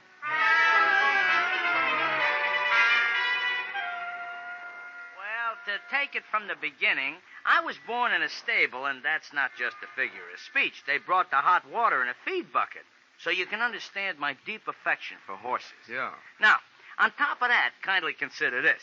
One horse in particular, a very brave steed by the name of Piledriver, has not only made me very famous, but has also made me a very large pile of hay. I have ridden Piledriver to a win position since he was a maiden. Piledriver, huh? Quite a hunk of horse. Uh-huh. You remember. Yeah. Then you might also remember that he was on his way to becoming one of the big money winners of all time. Until I had to go and fall off a livery stable horse while teaching a girl how to ride in Central Park. It busted up my leg, and I might add, my future. To say nothing of Piledriver's. He hasn't won a race since I got grounded. Yeah, well, what's all this got to do with insurance? Mr. Dollar, they are going to murder him. Oh? Can you guess why? I can try. Piledriver is heavily insured. He's also no longer winning races. He's also a man who can't have a family. No good for studs. So if Piledriver should trip and break a leg, the owner would be entitled to shoot him, and he'd still collect the insurance. I know, it's been done. You have hit the horseshoe nail on the head. Mr. Dollar, I have a considerable bundle of money stashed away, and I am willing to devote a considerable lump of it to the purpose of saving Piledriver. Now, maybe you wouldn't understand such a thing, but I happen to love that horse. I understand it, Nettie. Where is he? Well, he is currently stabled at a track named Hiawatha. Oh, by the shores of Gitchigumi? No, by the shores of Lake Michigan. This is located slightly north of a place called Chicago. 5 telephone calls and a few hundred questions later, I learned that Piledriver was insured by your company. Got the assignment and was on my way. So, expense account item 2, airfare, Hartford to Chicago, $57.72. Little Nettie insisted on coming along, and he kept the hum of the plane from being humdrum as follows. Well, Johnny, the gentleman who owns Piledriver is an old Kentucky mint-julep sponge named Colonel Faraday Bushnell. Mm-hmm. Now, this character has a very black heart hiding beneath a head of white hair. I trusted him until I heard him say what he was going to do. From then on, I have been seriously tempted to wrap these hands around his neck and squeeze. All I can say is he had better not hurt Piledriver.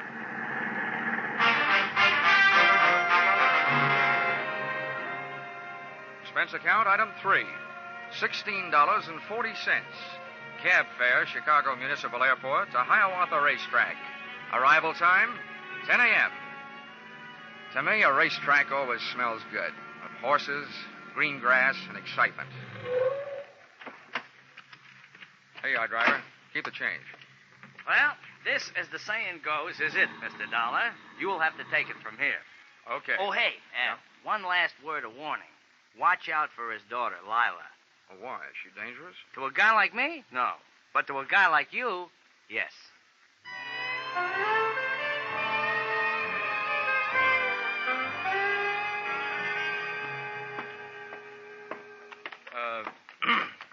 Pardon me, miss. Can you tell me where I'll find the boss around here, Colonel Bushnell? Oh. I was just going to chase you away. But you don't look like just another hay and grain merchant. What you selling? I'm not. I'm buying. Where's your daddy? How do you know the colonel is my daddy? Well, he told me he had a pretty daughter. Oh, well, thanks. Just who are you, mister? Well, as for the name, that's Johnny Dollar. As for my business, that's trying to buy one of your father's horses. Well, the colonel won't be back for a little bit, but I'm bossing while he's away. I'll tell you now, I don't think he's figuring on selling any of his horses. But I'll be glad to show them to you. Good enough. But there's only one I'm really interested in. PILEDRIVER. PILEDRIVER? Why, no, Daddy wouldn't sell him. Why not? Why, he's practically one of the family. He put me through the last 2 years of college. Do you mind if I see him anyway? Why, no, not at all. Right over here. Okay. Here, baby. You have company, darling. Meet Mr. Dollar. Hello. Quite a horse. No, he's just a perfect dear, aren't you, Dollar? Mr. Dollar, why do you want to buy PILEDRIVER? Oh, he's a great horse. Got a great record. Have you been following him lately? Yeah. Oh, I know he hasn't been winning. That ought to make his price cheap and the odds long when he gets back running. I just happen to think I can make a winner out of him again. But his spirit's all gone. How do you think you're going to do that? Well, if I told you, his price might go right back up. Johnny, darling, I can't help it, darling. Hey, Kiss wait a me. minute. Let go. Wait a minute. Please, darling, please. Well, it was great fun. But what was it for? Johnny, you shouldn't have. Right out here in the open. Oh, Leo. Yeah. What's going on? Now, wait, Leo, honey. This guy ain't your brother. He'll wish he was. Besides, that's no way to kiss brothers.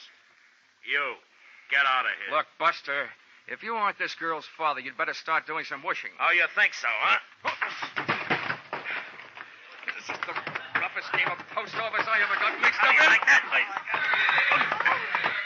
Johnny! Johnny, what are you doing to him? Hammerheads like this hammerlocks. Let him get tough now, and I'll bust his arm. Gentlemen, what's going on here? You spectators there, run along now about your business. Leo, I must say I am surprised at you. Fighting in front of a lady. Oh, Dad. Get him off of me. Here, young man, I demand that you dismount Mr. Corbett. Well, sooner or later, I guess I'll have to. Now, listen, Leo, are you paying close attention? Yeah. After I let you up, if you make one move except away from here, I'll give you a pair of fat ears, okay? Oh, look at the suit. I'm going to have to start wearing knee pads. Come on, Leo, honey. Let's get away from here. I hope you're not blaming me for what happened. I don't know who to blame. Now, see here. I demand an explanation. So do I. I came here to get to the horse business, and I end up in the fight racket. Who is that guy? That gentleman, sir, is Leo Corbett, a brother horse owner. And I might do the favor of warning you that Mr. Corbett is a hard enough man in business dealings. But when it comes to my daughter, he's downright violent. Your daughter was downright impulsive. Maybe so. But Leo is hardly the type to stand by while some other fellow kisses his girl. And I saw that happen with my own eyes. Well, don't let it worry you, Colonel. I didn't come here to collect lipstick samples. Well, there's one thing I can be glad about in my encounter with Mr. Leo Corbett. What is that? That he isn't James J. Come on, Colonel. Let's start business.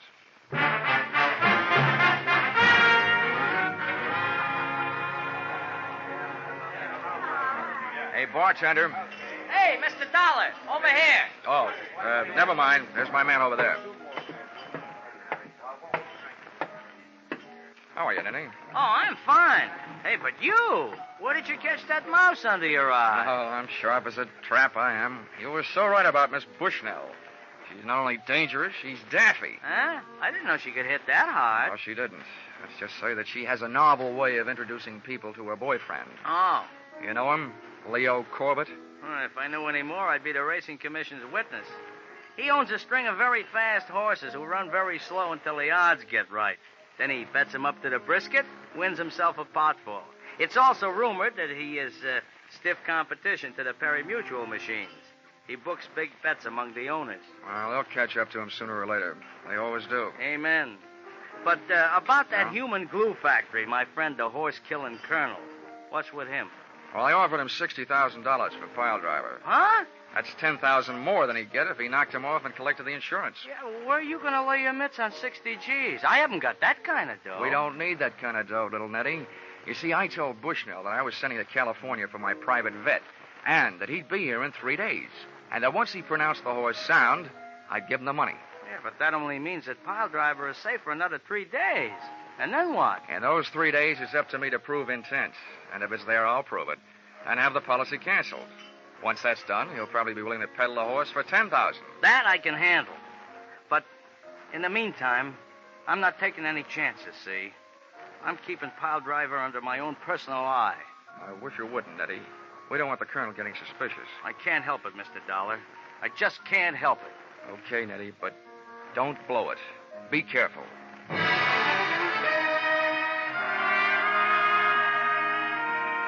Like all racetracks, Hiawatha was surrounded by motor courts and bungalows with rooms for rent. So, expense account item 4, $3, room rent. I set the tin alarm clock for 8 and my ear for any time and went most of the way to sleep.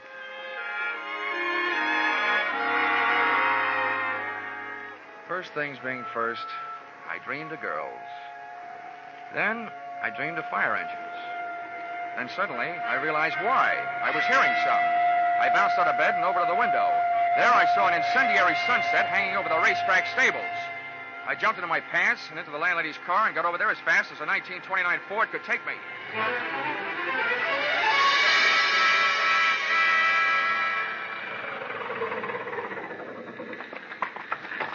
Hey, you. What? How'd it start? I started to break those tables. I don't know how, but the guards were looking for a little guy with a limp who was hanging around. Oh, where'd he go? I didn't see him, but I hear he ran in the fire and didn't come out. Some crank, I guess. I had one particular horse to get to in a hurry, and I hoped one particular guy. The door to PILEDRIVER's stall was closed and padlocked. I crowbarred the stable out of the wood with the pick end of a fire axe. Threw the door open, grabbed a lungful of fresh air, closed my eyes, and slammed into the smoke. I could have been smoked to death, burned to death, or stamped to death, but I had to take the chance. Steady, yo. Whoa, PILEDRIVER. Now, take it easy. Easy, boy. I whacked him on the rump with the axe handle and then dropped it. I slipped to my knees, started groping across the straw-covered floor. I knew that if there was any air in there, that's where it would be. And if there was an ex-jockey in there, that's where he would be. And that's where he was. In the first corner I tried. I crawfished backwards toward the door, dragging him, inch by inch, out into the clean, cold shower of fresh night air.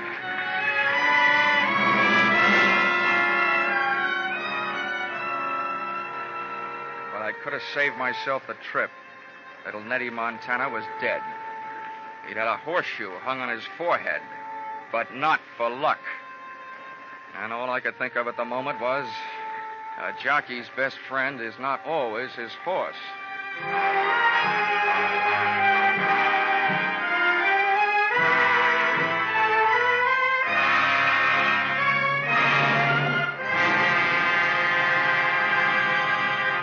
In just a moment, we will return to the second act of Johnny Dollar.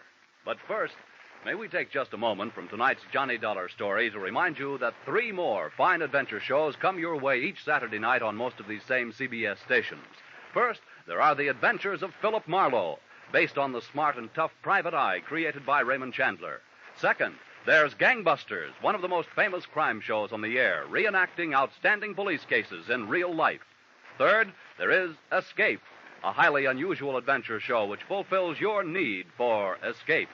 Hear these three, Philip Marlowe, Gangbusters, and Escape, along with yours truly, Johnny Dollar, every Saturday night, won't you? Tune in this fall for the shows that you love best of all. Listen carefully. Here's the address. It's CBS, CBS. Now, with our star, Charles Russell, we return to the second act of yours truly, Johnny Dollar.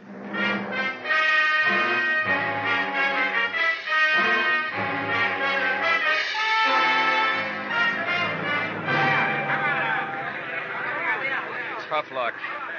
Nice try, little Nettie. Mr. Dollar, this is horrible. Why, it's little Nettie. It sure is. What's left of little Nettie? You don't... Yeah, I mean, he's dead.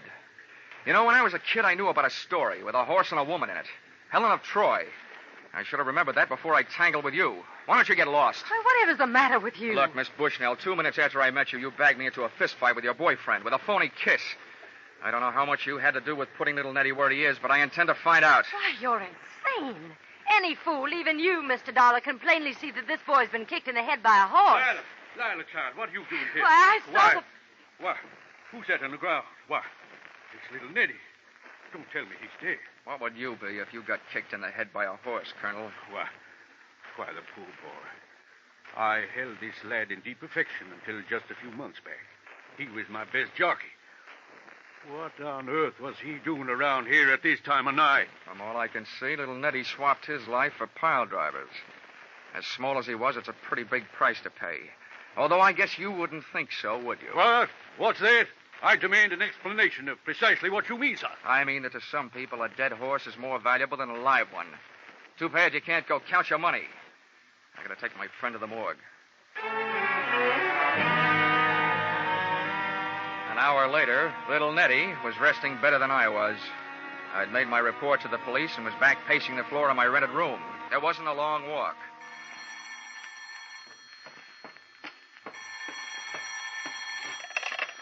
Yeah? This is Lila Bushnell. I gotta see you right away. Why don't you start another fire? That'll draw me. I didn't have anything to do with that fire, but I must talk to you right away. Where can I meet you? Have you got a car? Yes, I'll come any place. Now, pick me up here in 20 minutes. Come alone, and we'll take a little drive to the country. I want it to be just the three of us. You and me and the dewdrops.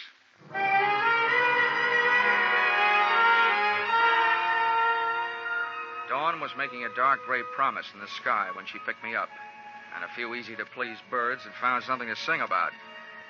During the first 5 miles, Lila denied everything except that she was a woman, and there was no hiding that. I had her pull in under a tree and said, "Well, then why'd you call me?" It was something you said to my father about a horse being more valuable dead than alive. You sold me out once. What are you planning on now? Selling out your old man? You women. You know, if the truth is ever told, it'll probably come out that Goldilocks cut her grandmother's throat to swipe the gold out of her teeth. Please don't make fun of me. Fun, she calls it. Well, you got something to spill, get it off your chest. My father owes Leo Corbett $50,000. He lost it betting on Piledriver. Leo's been demanding his money, and Father doesn't have it. And I heard Leo practically order Father to destroy Piledriver for the insurance. And what did Daddy dear say to that? He said he'd do it. But I know he wouldn't. I know he didn't set that fire. How do you know? I just know, that's all. Now, that'll sound good to a jury.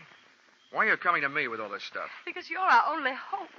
Can't you buy Piledriver right away? It would solve everything. Everything but one thing. What's that? Why did you go to all that trouble to get me punched in the eye? Oh, that? Yeah. I just wanted to show Leo that he wasn't going to have everything his own way. And you look strong enough to do it. Wow. That's a stupid answer. Why not? Makes a stupid kind of sense.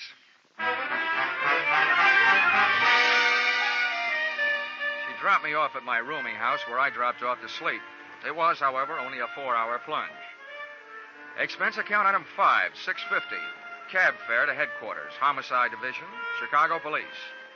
That's one city where the cops still wear an old-fashioned star, but they sure do operate with a new-fashioned speed. As witness the enclosed report made by Lieutenant Craig 6 hours after filing of inquiry. According to the findings of the autopsy, Dollar, your hunch, or whatever you call it, was right. The deceased, little Nettie, was not kicked to death by a horse. Examination of the wound reveals that it was administered by a new horseshoe.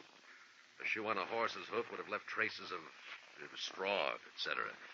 We say that the fatal weapon was swung by person or persons unknown. As you suggested, he'd have to have been standing on his head to have the horseshoe make the mark it did if the horse had kicked him.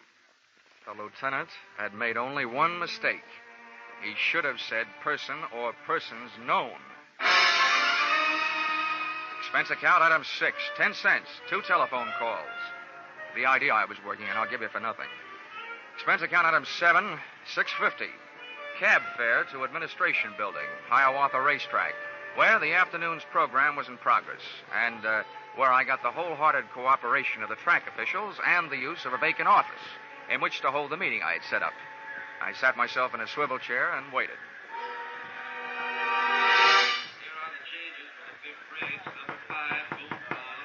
Come in. Mr. Dollar, I can't tell you how happy I am that our little transaction is about to be consummated.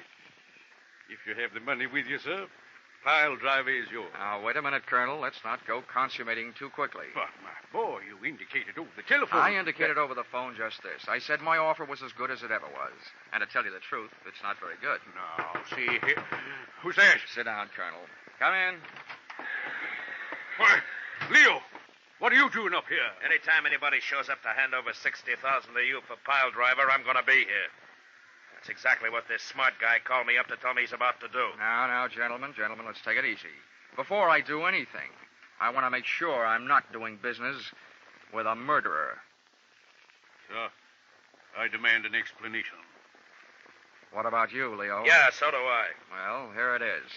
The Chicago police know 2 things. 1, that last night's fire was set, and 2, that little Nettie was murdered, and that little Nettie got a couple of lungfuls of smoke before he got hit over the head with a horseshoe. That means that whoever hit him over the head sucked in some smoke, too. Well, I've never heard such a pack of nonsense in my life. What are you getting at, wise guy? Just what I told you. I don't want to do business with a murderer, especially $60,000 worth. But I've made it easy on you to prove that you aren't. You see, I got a doctor in the next room with portable X-ray equipment. If you've got fire smoke in your lungs, it'll show up. Now, how about it? Why, this is ridiculous. Why don't you leave the Dick Tracy stuff to the funny papers? Because I don't feel like laughing. Now, once more, how about it? Credit, I still don't know what this tomfoolery is about, and I'll feel downright silly while I'm doing it, but I'm willing to take my chances. Okay. Leo, you're first. Follow me.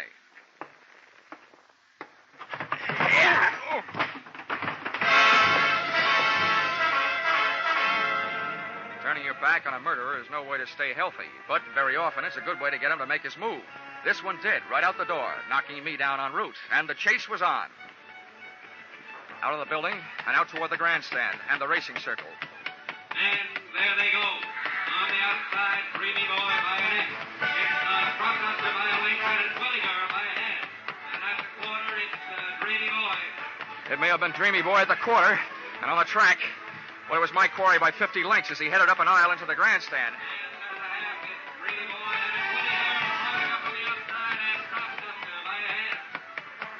Dreamy Boy was still doing fine down there, and I was moving up here, but up near the top of the grandstand and onto the ramp leading to the press box section.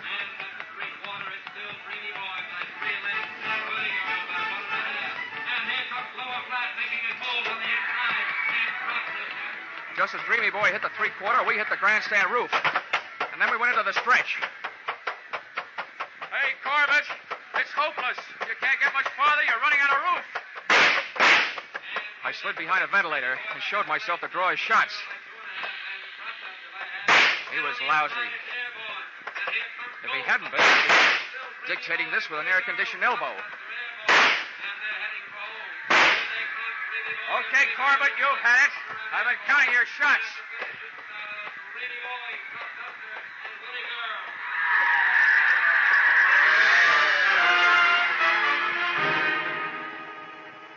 Corbett tried a few ventilators himself. And then apparently he decided the second time he fought me, he'd do better. He rushed in swinging. I was doing great trading punches, but he finally moved inside and threw one. I ducked low, but he came up fast with his knee. I sat down, and he took off, straight to the back corner edge of the pitched roof. He swung over the side and started to shinny down the 100-foot rain pipe. But that pipe was built to carry rain, not people.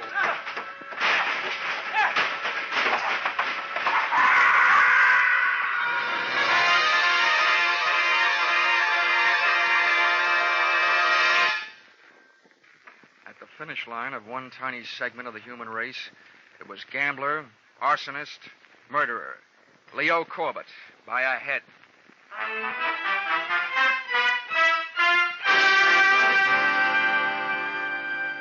Expense account item 8. Dinner for 2 at the Shangri-La in downtown Chicago. $34.40. Dinner itself only took 40 minutes and 8 of the dollars. The rest of the evening and the money was spent listening to the story of her life. A story which would not by any means win any Pulitzer Prize, or for that matter, any husbands. But sometimes when you're interested in a girl like Lila, you have to act like you're interested in what she's saying. Expense account item 9, $57.72. Airfare, Chicago to Hartford. Item 10, $1.50. One book to read on airplane, titled How to Win at the Races. As if I just hadn't found out. Expense account total, $1,449.22. I guess you could call that horse sense. Signed, yours, truly, Johnny Dollar.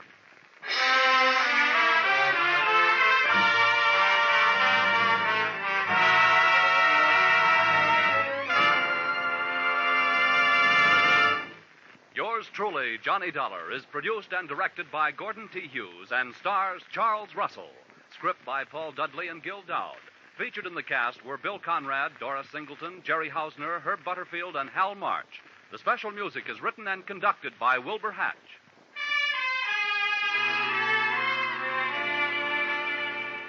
Be sure to be with us at this same time next week when another unusual expense account is handed in by yours truly, Johnny Dollar.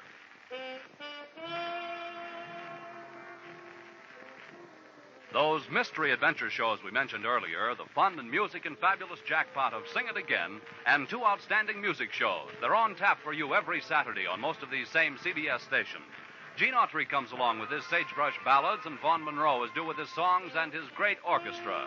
In fact, you're invited to stay tuned right now for the Vaughn Monroe Show, for it follows immediately over most of these stations. Paul Masterson speaking. This is CBS, the Columbia Broadcasting System.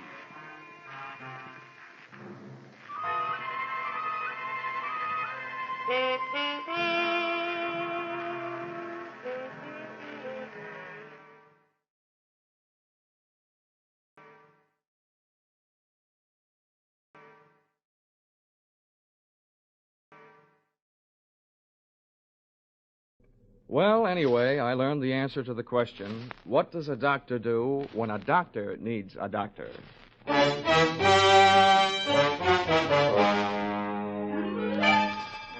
This is another in the adventures of America's fabulous freelance insurance investigator, Johnny Dollar. At Insurance Investigation, Johnny Dollar is only an expert. At making out his expense account, he's an absolute genius.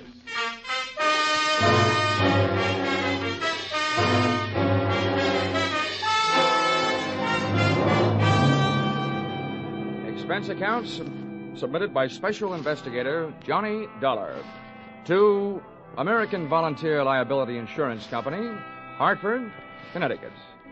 Attention, Homer Shalley, General Manager. The following is an accounting of my expenditures during my investigation of one of your policyholders, Dr. Otto Schmedlich. Or, an apple a day sent the doctor away. Or, it couldn't have happened to a bigger worm. Expense accounts, item 1. 80 cents cab fare to your office in answer to your call. Tip to driver, $1.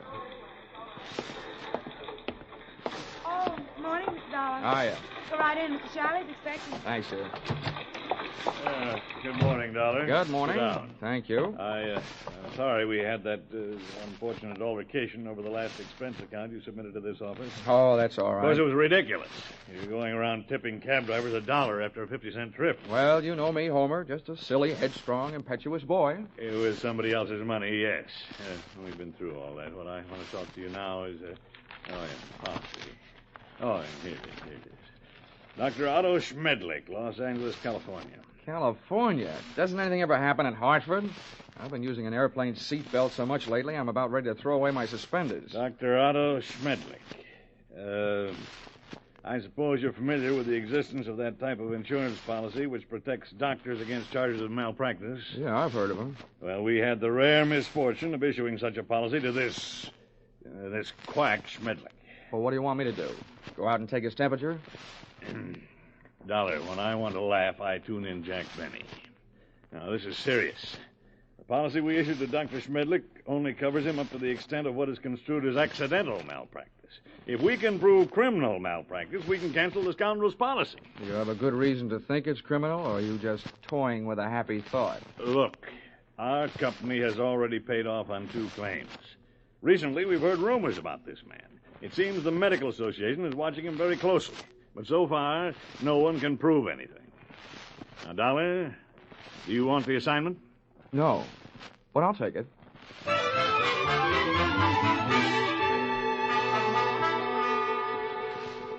Expense account, item 2, $194.04. Airfare, Hartford to Los Angeles. Item 3, $4.50. Cab fare, Los Angeles Airport to the Sun Tower Medical Specialist Building, which I first spotted looming through the smog on Wilshire Boulevard, high in the high-rent district of the City Beautiful. Item 4, 55 cents, 11 nickels. Spent telephoning the Schmedlich office at 15-minute intervals until I at last found the doctor not in. In California, the doctors really specialize. And the buildings they work in sometimes really make the most of it, as I found out in the elevator going up. Second floor, eye, ear, nose, and throat. Doctors Care, Kreider, Whitetis, and Osterban. Pardon me. Third floor, fractures, strains, sprains, and dislocations. Doctors Fowler, Woodruff, Toigo, and Brown. Oh, pardon me. Fourth floor, obstetrics, orthopedic, pediatrics, and general practice. Dr. Small, Collier, Reynolds, Frank, Stanley, Feinbaum, and Schmedlich. Would all these medical terms you just tossed off by any chance mean that we have now arrived in the land of the mechanized stork? To put it crudely, yes. Thank you, Jack Armstrong.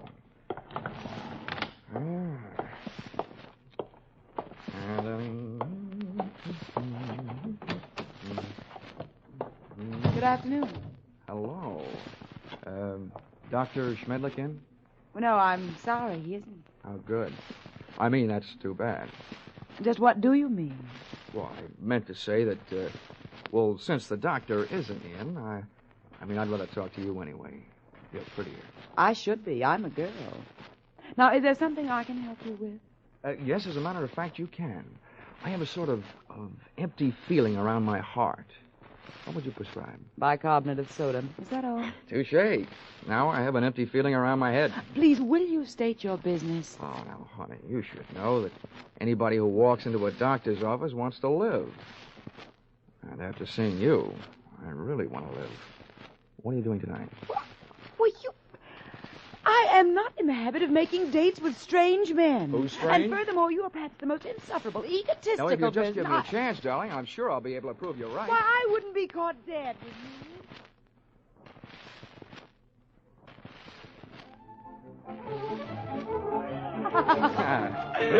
Oh, Johnny, you ain't. You like that, huh? This is the first time I've ever tasted champagne. Good old champagne. The rich people 7-Up.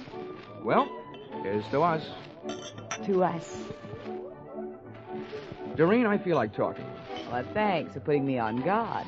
Listening to you can do strange things to a girl. I want you to know more about me. I'm an insurance man. I didn't go up to your office hoping to see the doctor. I wanted to see his nurse. You.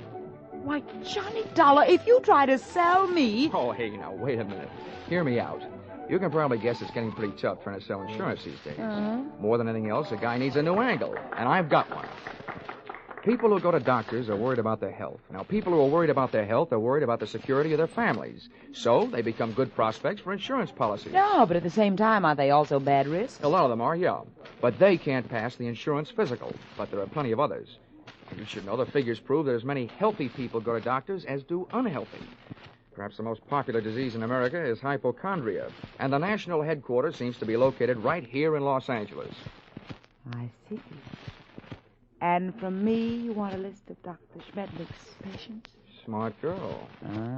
Smart boy.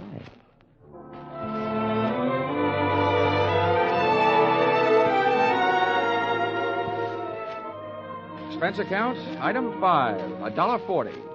Cab fare to Doreen's apartment, where I told the driver to wait. Expense account, same item, part 2, $28. Waiting time, before I took the cab the rest of the way back to my hotel.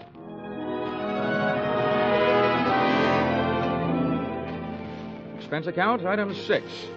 Breakfast the next morning, 2 hard-earned dollars for 2 soft-boiled eggs. The hen that laid them must do barnyard bits in the movies. At least at those prices, she could have autographed them. At 9:30, I was right on time for my morning appointment with Doreen to pick up the list of Dr. Schmedlich's patients, a half hour before the doctor was due to arrive. Well, Johnny, for a man who stayed up so late, you're very punctual. Oh, that's me. The early worm who so often gets the bird. You got a copy of the list? Yeah, got here at 8 to type it for you. Oh, fine. Here it is. So this is wonderful. You're a doll. Yeah. A. Aarons. You'd make the top of any alphabetical list. Look, this is a selfish way of saying thanks because I'll enjoy it more than you will, but dinner at Romanoff's tonight? I love it. Good. Good morning, Miss Smith. Oh, good morning, Dr. Schmedlich. Oh, these patients already? Oh, yes, Doctor. This is Mr. Dollar. He's from out of town. Good morning. Well, all right. What's the matter with you? Oh, it's really nothing. Well, let me be the judge of that. I will make the diagnosis. I will see you in a moment. Johnny, I don't know what happened. He's never come in this early before. I don't mind that, but I wish you hadn't made a patient out of Well, it. I just had to say something. He wants to know about everybody who comes in here. Johnny, you'll just have to go through with it. We can't let him know about the list. Okay. But what's this going to cost me? What does the old squarehead get for a checkup? $50 a consultation. Oh. Honey, instead of Romanoff's for dinner tonight, we better make it a drive-in. Sorry, Johnny, I am.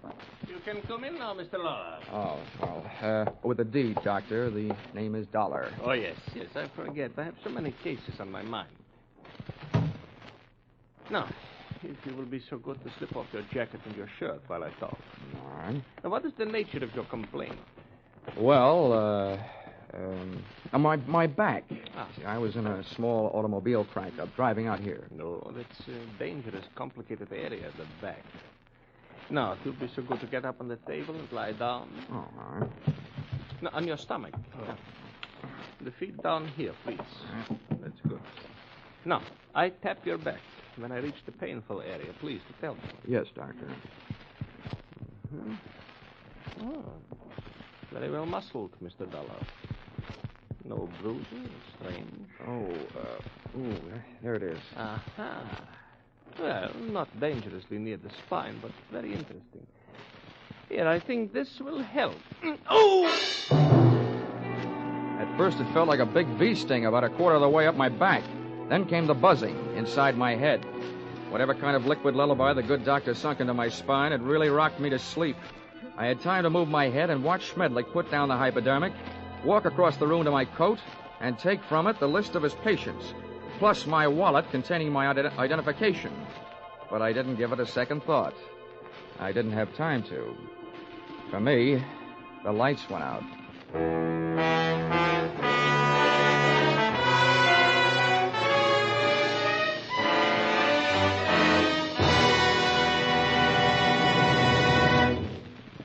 In just a moment, we will return to the second act of Johnny Dollar.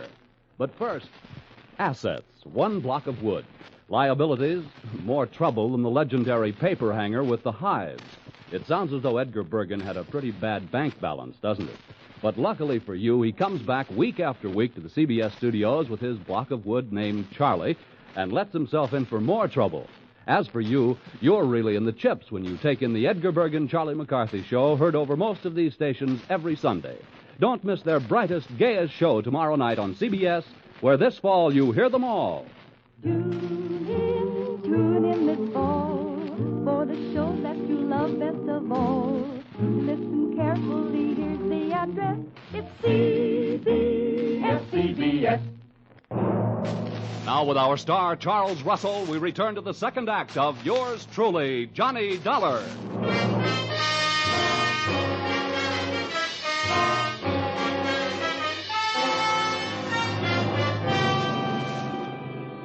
In my racket, sleeping on the job isn't always fun, and this was one of those times. Waking up from Dr. Schmedlich's slumber treatment for nosy people carried with it a dark brown taste in the mouth, thickness of the tongue, and big bells ringing in your steeple. I was scoring on all those counts when I rolled open my eyelids, which fought me all the way. I sat up and found myself on a hard canvas cot in a bare room with soft walls. They were padded. The window wasn't much. What there was of it was barred. So was a tiny opening in the upholstered door. At first, I thought I was going crazy. Then I realized I was in the kind of place where they put people they think have already joined the ranks of the enchanted. It took me only 10 years to make it over to the door before I looked out through the small slit. Hey! Hey, come here, someone! Hey, room service! All right, wait a minute. I'm coming. Hold up your horses. Now listen, mister. The first thing you learn in here is we don't like noise. Makes the other patients nervous. Okay. Where am I? Who are you? I'm your nurse. Oh, sorry I didn't recognize you. I thought nurses were supposed to wear little caps. I got a little cap, but I don't wear it indoors. Hey, listen, you. Don't go making fun of me. You'll be sorry, see? I'm sorry now. How'd I get in here anyway? All I know is this place is for your own good. They say outside you're dangerous. You can depend on it. If I ever get out, I will be. What'd you say? Nothing. You're one of them, all right, talking to yourself. What's your name? Well, it's none of your business, but I'll tell you. I don't like people calling me hey you, so I'll tell you.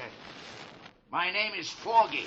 Okay, Foggy. Listen, all I want is a chance to talk to somebody who's in charge.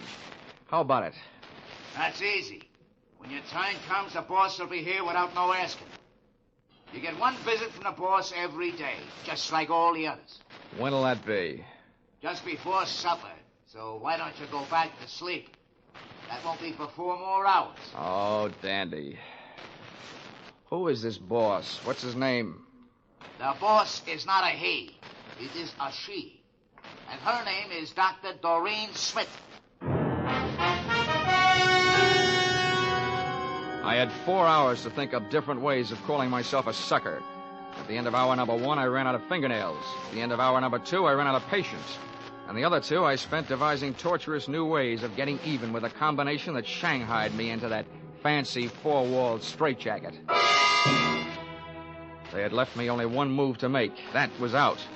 I figured that if the winsome Dr. Doreen Smith paid me a visit, she'd come with her body well guarded, probably by the charming, bemuscled behemoth, Nurse Foggy, who, from what I saw of him through that slit in the door, was no Florence Nightingale, believe me. For him, I needed a club. I didn't have much to work with. The iron and canvas cot was heavily bolted to the floor. That was the only other piece of furniture in the room, a small but sturdy table. Took off one of my shoes, ripped the heel off at an angle of the cot, and looked lovingly at the shiny little nail points gleaming back at me from the solid piece of leather in the palm of my hand. I put it to work, ripping a 4-foot square of canvas out of the cot. Then I put both of my shoes into the center of the square, picked up the corners, tied them together close to the weight, gave it a heft, feeling that I now had at least the start of a weapon.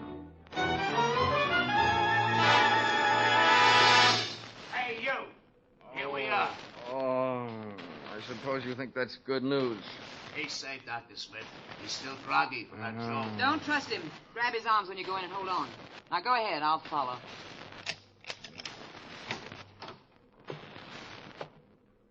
Don't try any tricks and we won't hurt you, see? Thanks, Nursey. I wouldn't Think of it. Hey, go. Come here, you. Back in here, sweetheart. Oh, dropped your hypodermic. Planning on rocking me to sleep again, huh? Let go of me. Sure, but let me tell you something. This is one squirrel that's going to get out of this cage. Don't rub my fur the wrong way. My head aches. I'm seeing double. My nerve ends are whipping me to death. And for 2 cents, I'd punch you square in the nose. Because one thing for sure, you ain't no lady. Now, sit down. Stay there while I put on what's left of my shoes. You better go back to Hartford, little boy. This is too big for you. Being around you will make anybody grow old in a hurry. What do you think you're going to do? Right now, I'm going to take your keys, lock you in here with Sleeping Beauty there, and then I'm going out for a breath of fresh air. Have fun, the two of you. You can make a peach of a pair. I stumbled through the rest of the building, which turned out to be nothing more than a country house. There were no other rooms like the one I had just vacated. For that matter, there were no other so-called patients. It could have been a place maintained for the purpose of making people talk, or keeping them from talking. There was no telephone. I couldn't call out, but neither could anybody call in to find out that something was going wrong. This little crime crib was apparently located well out in the country. That meant that Dr. Doreen Smith had arrived in a car, which I commandeered and drove to the nearest filling station. No longer having in my possession that list of Schmedlich's patients, I flipped through my memory and came up with a single name I had noted in his office, A.A. Aaron.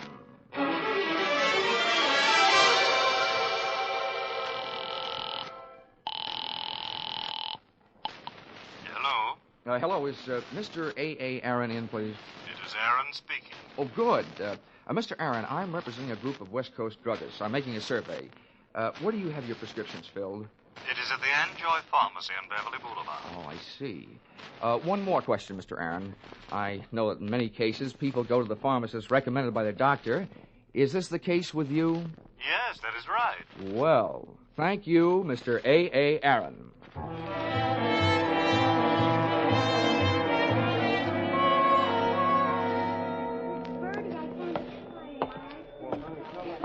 Pardon me, Mr. Anjoy. The clerk up front told me where I could find you. My name is Dollar. I'd like to have a word with you if you have the time. On the basis of ethics, the state of California should have picked up the gentleman's pharmaceutical license and issued him a barber's permit. Mr. Anjoy loved to talk. From the few thousand words he threw at me during the ensuing half hour, I managed to sift the following information. Dr. Schmedlich's prescriptions were usually refillable, dangerous, and habit-forming. I also managed to memorize the names of a few of his patients from the narcotics book. With these tucked into a lonely corner of my cerebral cortex, I limped out into the newborn night.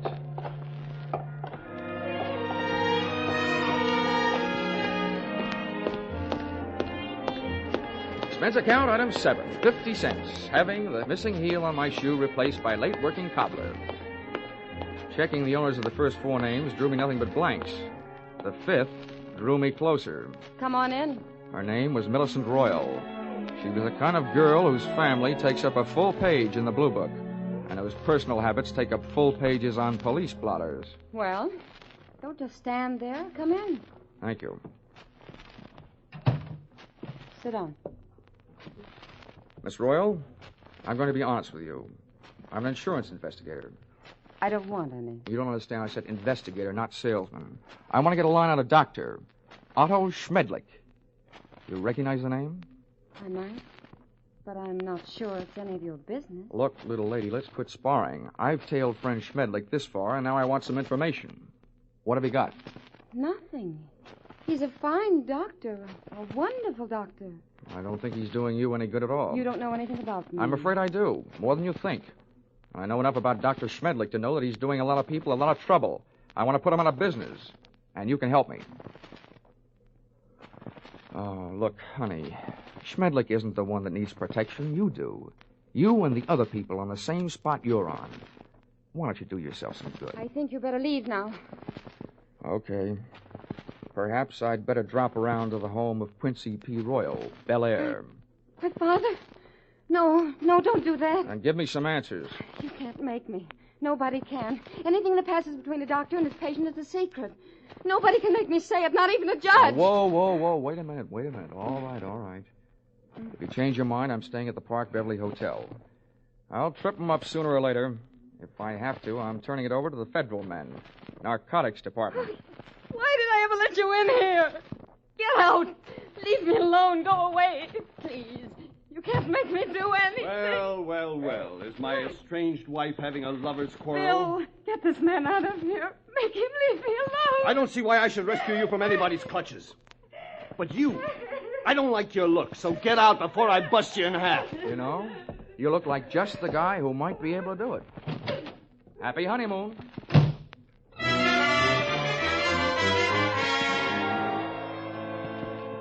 My hangover from Dr. Schmedlich's health cure hit me again as I hit the street. What I needed was a hot shower and a cold drink. After the water hit me in the face, and a trifle of the same hit the scotch in my glass, I sat down in the big easy chair in my room, posing for a picture. Johnny Dollar, lonesomest man in town. I was mixed up in something mighty big and mighty wrong, but something I couldn't as yet put a finger on. Up until then, I had to go on with ability, experience, instinct, all unacceptable to the police as evidence. I asked myself why I hadn't called the law and told them about my party with the lady doctor and the man nurse.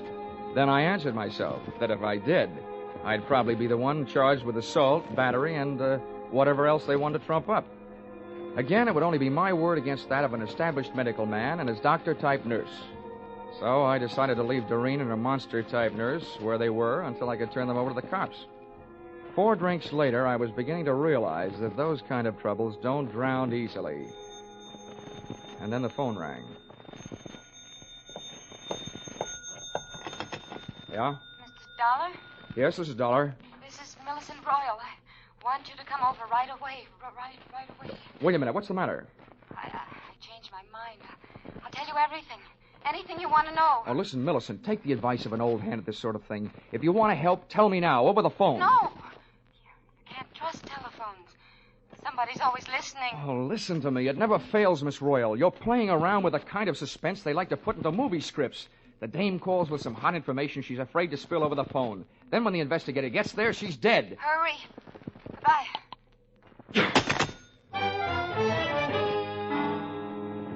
I went there. I was right. She was dead.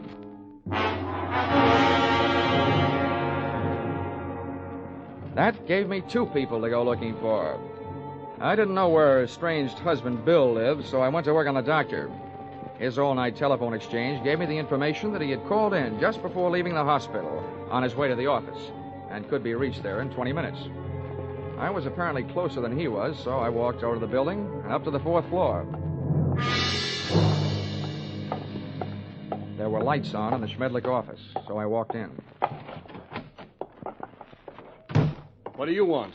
I came here to see the doctor, Bill, but I was going to get around to you eventually. I just came from your wife's apartment. So did I. That's what I mean. You've got some talking to do. I know who you are, but don't go getting any ideas. I didn't kill her. I loved her. It didn't sound like love when I met you in the apartment. We made up right after you left. I went out to get her something from the drugstore. When I came back, she was dead. That's what I'm doing here. I'm waiting here to kill the man who did it. How do you know it was Schmedlich? Because after you left her apartment, she called the doctor and told him if he didn't stop shaking her down, she was going to tell you the whole story. And he threatened her, and she called me. What was the grounds for blackmail? Narcotics? That's right. He got her started on it during a long illness she had.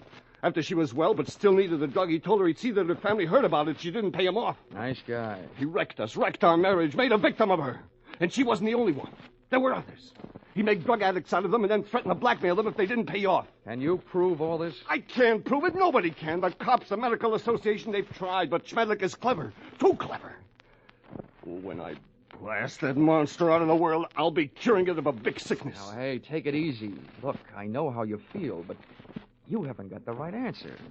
Why don't you let me take over? Stay out of it, Dollar. I never belonged to any Boy Scout troops. I'm not joining now.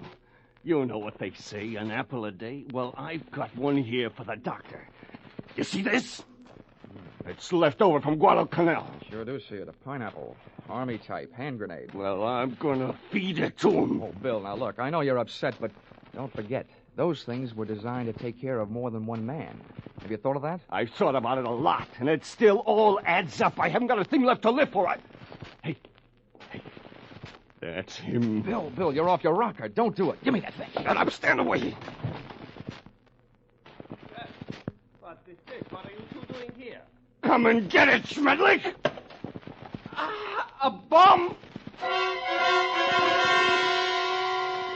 Before the grenade could explode, I did. With one foot, I kicked Bill mightily in the shin bone. With the pin pulled, I only had about 5 seconds. I took 2 steps, and with the other foot, I kicked the grenade out to the corridor, then I hit the floor.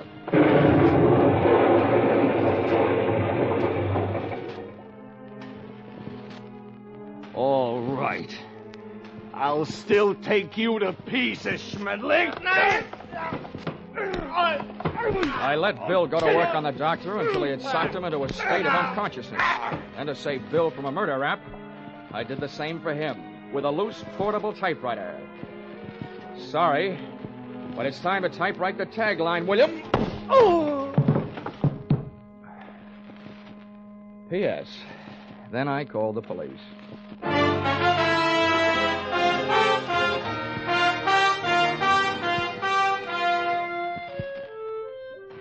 Expense account, item 8.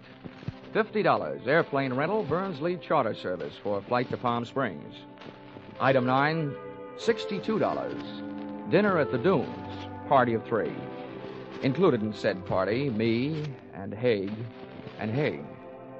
Expense account, item 9, airfare Palm Springs to Los Angeles to Hartford, $244.04.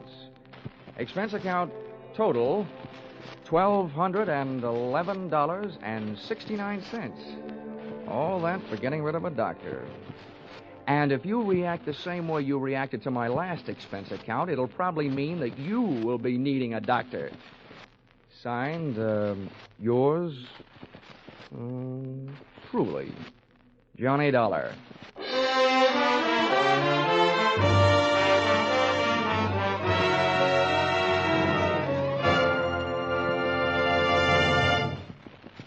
Yours truly, Johnny Dollar, is produced and directed by Gordon T. Hughes and stars Charles Russell. Script by Paul Dudley and Gil Dowd. Featured in the cast were Willard Waterman, Betty Lou Gerson, Larry Dobkin, Paul Dubov, Georgia Ellis, and Edmund McDonald. The special music is written and conducted by Wilbur Hatch.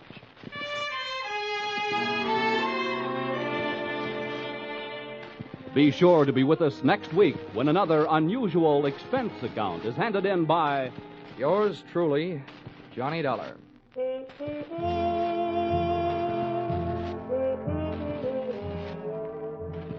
Stay tuned for Vaughn Monroe and his Caravan, which follows immediately over most of these same stations. Paul Masterson speaking. This is CBS, the Columbia Broadcasting System.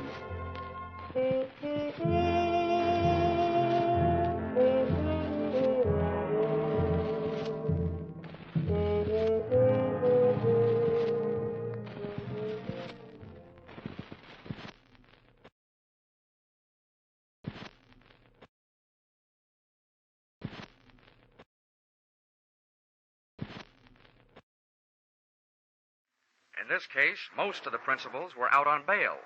It put me out on a limb.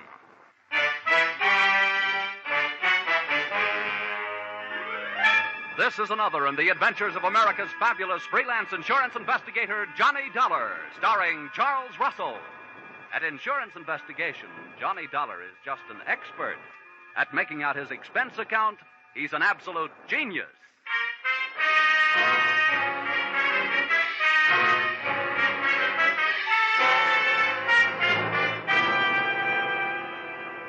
Expense account submitted by Special Investigator Johnny Dollar to Max Krause, Krause Bail Bond and Insurance Agency, New York City, New York.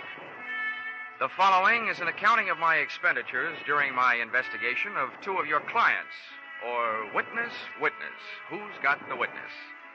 Or, he said, give me liberty or give me death, and got both. Expense account, item 1.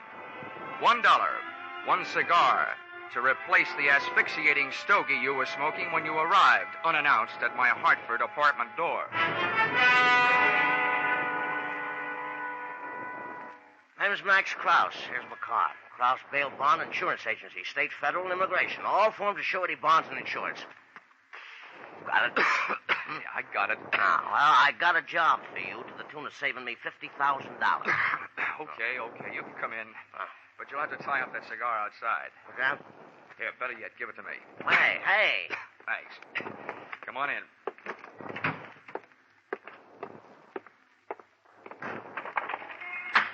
Hey, what's the idea of throwing it out the window? That was an expensive cigar. Oh, can you think of a better way to get rid of it? It was killing me. Here, have one of these. Oh. Well, not the quality I'm used to, you understand, but much obliged. Forget it. They were a gift. Maybe I won't even charge you for it, if I go to work for you. Well, shall we find out if I will or not? Sit down. What do you know about Leo Persino? Just what I read in the paper. Did you put up his bail? I wish I had. Well, the bonds I put up were for 2 prosecution witnesses, know what I mean? Yeah. And they either took a run out, jumped from one of the bridges, or some of Leo's men put them out of the way, get me? Vaguely. They're gone. Yeah, that's right. And unless I can prove they're dead or find them, you understand, before the trial, which is a week from today, I forfeit the $50,000. 25 apiece, see my problem? Yeah. Tell me something, Mr. Krause. Why'd you come to me? Well, I'll tell you why. To the police, these witnesses are only 2 names on a long list of missing persons. You up with me? Yeah. Now, and as for private detectives, I could never be sure that one wouldn't make a deal with Persino and make more money not finding them than I'd be paying to find them. Get the point? Yeah. Well, what makes you think you can trust me? Oh, well, you were mentioned by one of the insurance companies I sell for. They tell me that you're straight, except for padding your expenses here and there. Hey, now, that's an insult. What's a little padding? I used to do the same with my old man when I was in grade school. That kid stuff. You'll find out. What's that? I said I'll find out what I can. Who are these lost, strayed, or stolen witnesses? Nippy Cochran is one. Real name is Glenn. You hear? Glenn. Yeah. The other is Dan Patterson. I got their addresses, next to kin, you know what I mean? What else do you need? A big fat retainer, about $2,500. That's pretty steep. I've only got $1,000 with me. It just so happens that I'm a grand person to do business with, Mr. Krause. I'll take the 1,000.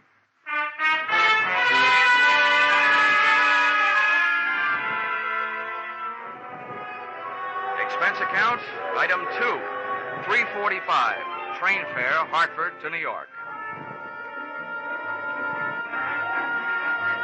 A high wind and I hit the big city at the same time, 4 p.m. to be exact. So I set storm canvas and tacked crosstown toward 81st, between Madison and 5th.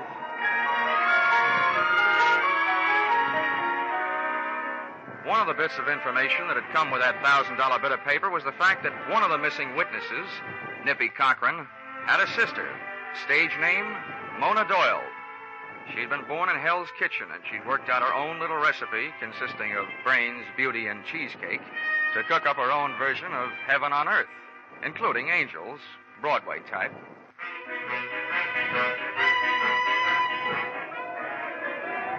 When I hove to in front of her 81st Street brownstone, a delivery boy was buzzing his way into the building. Not wishing to argue with Mona over the intercom system on the buzzer panel, I waited for the boy to come out. Caught the door before it closed. Thanks, Bub. Went in and up to her second-floor apartment.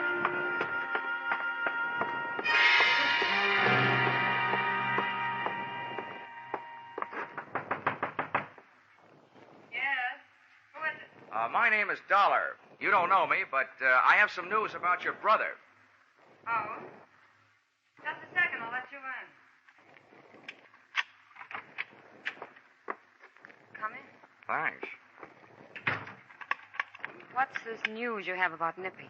Oh, well, the guy who put up bail for him, Max Krause, has hired an insurance investigator to look for him. Oh? Well, what am I supposed to do about that? Ask me to sit down. I'm the investigator. Well, you're awfully clever, aren't you? No, I hire a couple of radio writers to work these things out for me. Well, please do sit down. Thank you. Why did you do it this way? Didn't you think I'd let you in if I knew what you were? Well, lots of people are allergic to what I am. Well, I'm not. That helps. Do you know where your brother is, Miss Doyle? No. Now, could I fix you a drink? Does that mean that this is the end of our little discussion? Mr. Dollar, I don't know where Nippy is, believe that or not. I haven't seen much of him the last few years. He doesn't approve of me, and I don't approve of him. But that doesn't make any difference. What does is that if I did know where you could find him, I wouldn't tell you.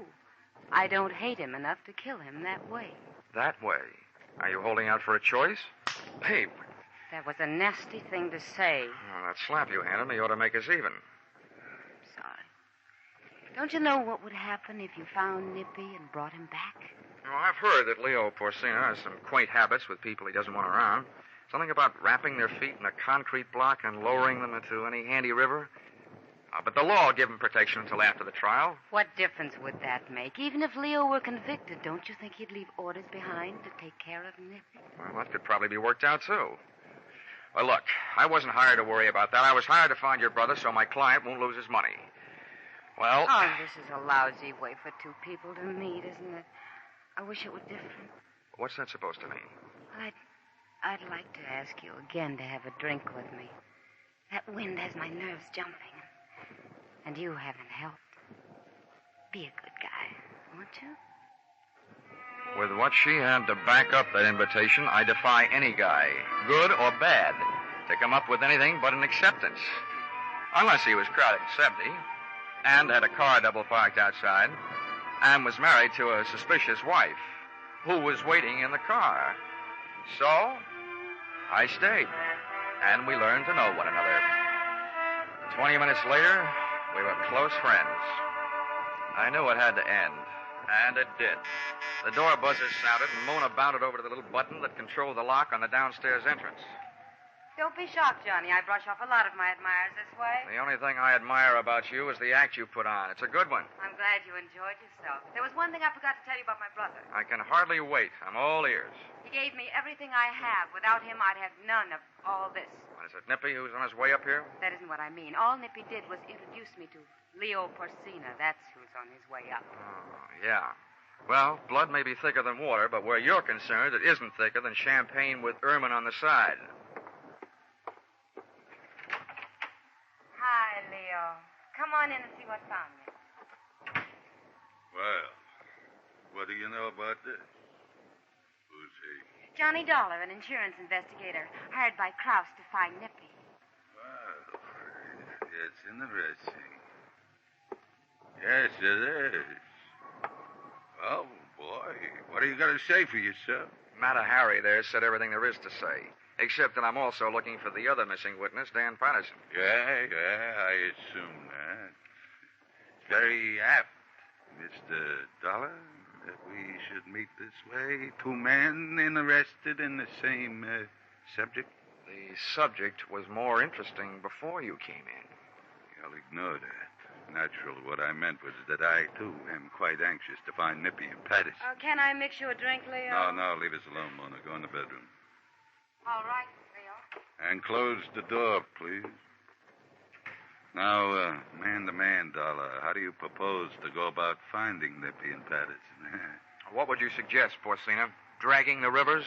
Now, see here, Dollar, there's no need to take such a pessimistic view. I realize that an unfriendly press has endowed me with a reputation for violence, but I don't deserve it. I hope you aren't bucking to be canonized. That's a picture, isn't it? Saint Leo Porcina. Saint. Quite a sense of humor, Dollar. But my motives are honorable. I'm not afraid of the testimony of those two men. I want them back because their disappearance makes it look bad for me. It's the kind of thing that sways public opinion. I got nothing against them. I'll believe that when I see the three of you enjoying a nice friendly game of billiards. Well, have it your own way. I thought we could form a combination, you and me, to find the boys, but a combination's no good if I trust you and you don't trust me. Go ahead, Dollar. Bullet through alone. And good luck to you. Thanks, Leo. I've enjoyed your pack of lies no end.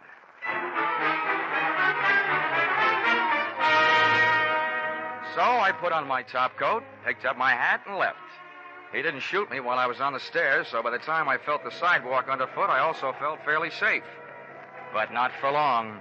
The chauffeur in a limousine parked at the curb took off his uniform cap and put on a hat with an eye-hiding brim. I looked up at the lighted window of Mona Doyle's apartment and saw Leo's figure just slipping out of sight. As I started down the street, the chauffeur was no longer a chauffeur. At a signal from Leo, he had turned into a man who was following me. I grabbed a cab on Madison, and by the time our zigzag trip to Patterson's address was over, I felt reasonably sure that I was no longer being followed.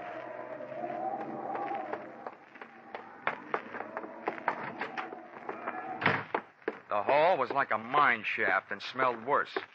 4 doors down on the right, I found the number of Patterson's apartment. Come on in. The man who bid me enter was still wearing the hat with the eye-hiding brim. But something new had been added to his right hand, .45 caliber. Leo Porcina's chauffeur hadn't followed me to Patterson's address. He beat me there. Close the door. I don't like to ask foolish questions, but what are you doing here? I live here. Or I did. Patterson. Oh, great. I'm looking for you, and the way I do it is to try and get away from you. Look, take the loop off your right hand, will you? I want to talk to you. Sure, but not here. Let's go someplace. For me, that someplace was out. But before I got there, I had time to pass myself a question. What better place for a missing witness to hide than the employ of the guy he was supposed to testify against? Then I found a hiding place of my own. It was nice and dark, but the only person I was hiding from was me, Johnny Dollar, America's fabulous insurance investigator. Fabulous indeed.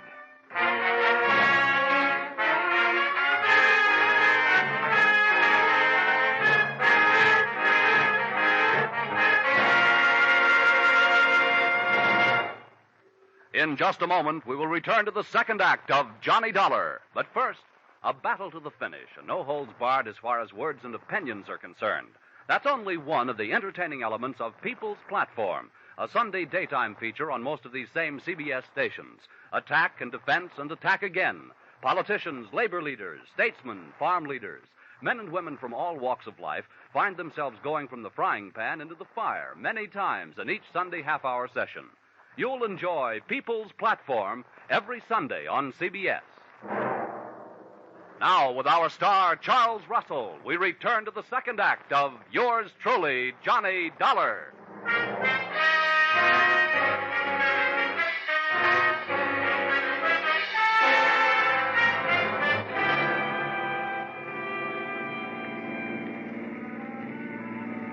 When my brain started the trip back from unconsciousness, I thought at first I had passed out in one of the tunnels. The air, what there was of it, was thick with the smell of burned gasoline. It was still dark, and it seemed like cars were going past me without headlights. Then I noticed that the tunnel was moving. It took me a long time to figure out that meant it wasn't a tunnel. It was a car, and I was on the floor in the back seat with a blanket covering me. It took 2 hands and all my strength, but I managed to lift the blanket away from my face. The first thing I saw was one of those old-fashioned speaking tubes that sometimes are used between a limousine's rear and driver's seat. It was hanging down, the mouthpiece a few inches from my head.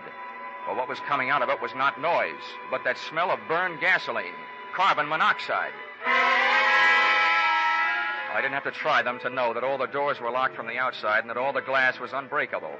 From there, it took me only one short mental step to realize that speaking tube was connected to the exhaust pipe, and I was in the process of being executed in laughing Leo Porcina's private gas chamber. There's nothing so exhilarating as being slapped in the face with death.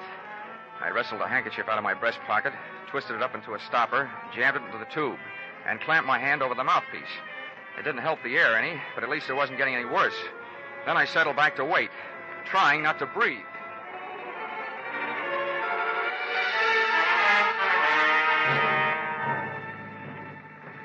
Chauffeur, leg man, executioner, Dan Patterson. Opened the rear door. When we came to a stop, waited a few seconds for the wind to clear out the fumes, then reached in, grabbed me under the shoulders, and dragged me out. I I managed to stay limp until we got a few yards off the road and into the brush. Then I dug my heels in and heaved. It was surprise more than strength that toppled him, but it was no time for niceties. I picked up a handy rock and bashed him one on the head.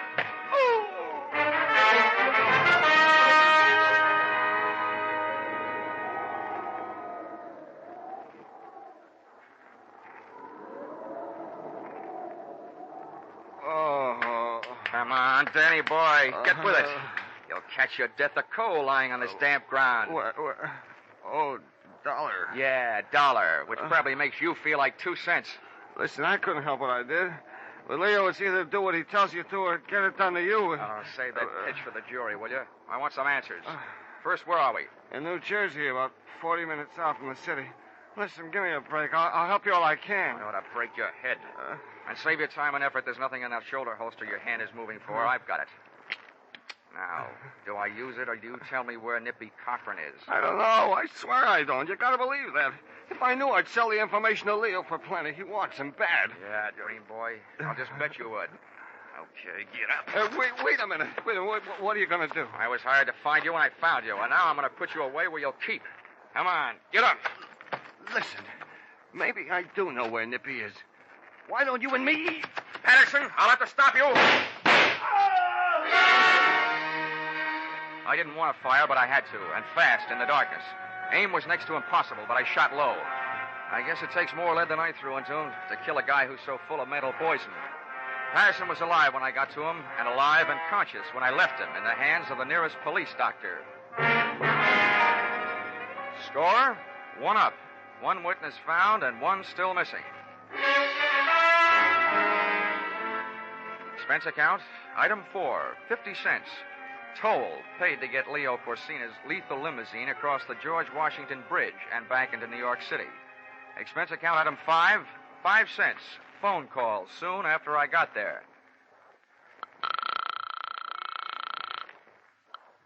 Yes? This is Dollar. Let me speak to Leo. Oh, Johnny. Yeah, sorry to disappoint you, but I'm alive and almost well. Johnny, I don't know what you mean, and I don't care what you think of me. You gotta help me. With what? Nailing my casket together? Nippy's in town. He killed Leo. Oh? Well, if it's true, that's a switch. All over the country, defendants are knocking off witnesses, but when I show up, the witness knocks off the defendant. I repeat, if true. It is true. I was with Leo. We went from here to his apartment. Nippy came in with a knife, and you gotta help me. I don't know what to do. Well, it's generally a good idea to call the police. Did you? Are you crazy? Probably. Where is Leo's apartment? Do you have to go over there? Well, why not? All right. Pick me up here. I'll take you over. Goodbye. Whether she was asking me or telling me, she was right. I must be crazy. I gave myself 10 to 1 odds that my journey would end in a trap. But I've been wrong before. Leo Corsina was in his apartment, all right, ungracefully spread out on the floor in front of a not quite clean white leather chair. There he is. What are you going to do? Knife wound, left side of chest. No signs of struggle. Where were you? I was in the other room. You didn't see it happen? No, I hardly heard anything. I didn't even hear Nippy come in. The radio was on. I heard a mumble of voices that didn't mean anything. Then Leo screamed, Nippy. I ran in then, and Leo was just falling, and Nippy was watching him go down. I wish I knew whether you were bawling because you're grief-stricken or because you're scared. I wish I knew a lot of things about you. Now, come on. Let's go back to your place. And maybe I can find out.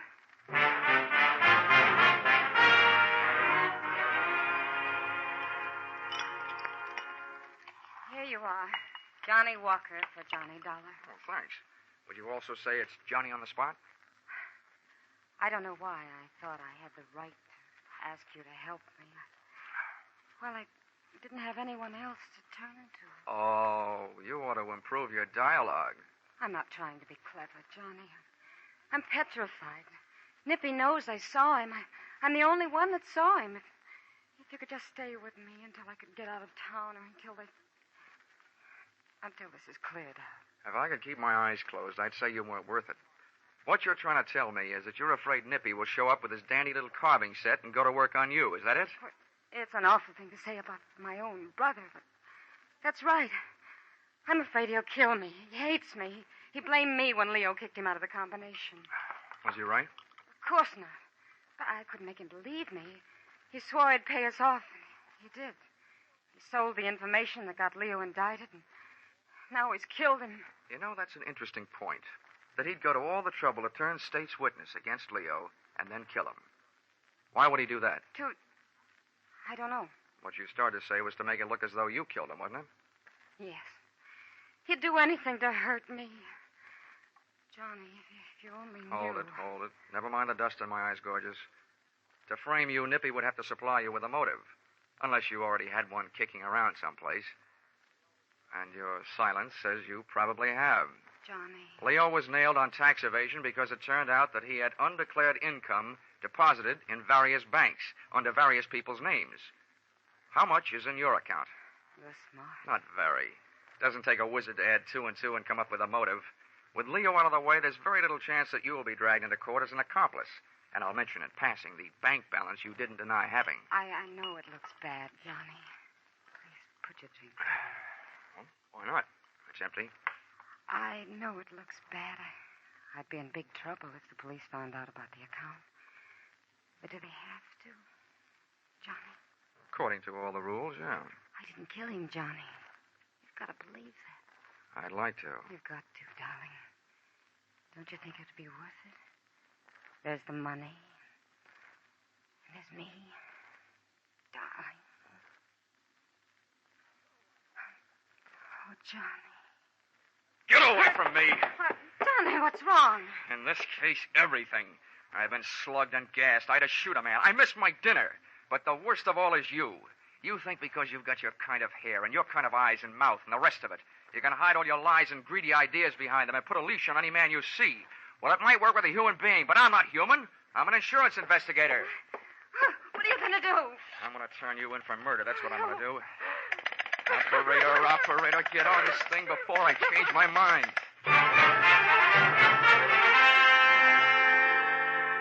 Mona didn't really turn on the tears until 2 men from homicide took her and tucked her into a squad car. And I didn't warm up to my story until the press arrived.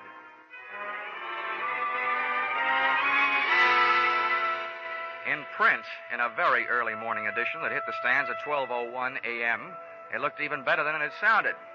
Headline, Insurance Investigator Records Confession of Murderess. Lead, Police, late last night, booked Mona Doyle for the murder of Leo Porcino, racket boss.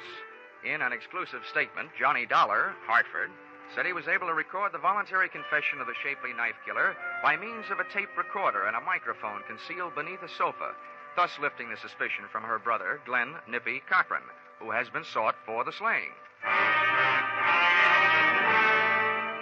The wind was dying, and so was I by the time I got back to my hotel, after making one stop at an all-night drugstore for expense account item 7, $1.79, adhesive tape, which might be classified as an odd item, since I didn't, as yet, have any broken bones.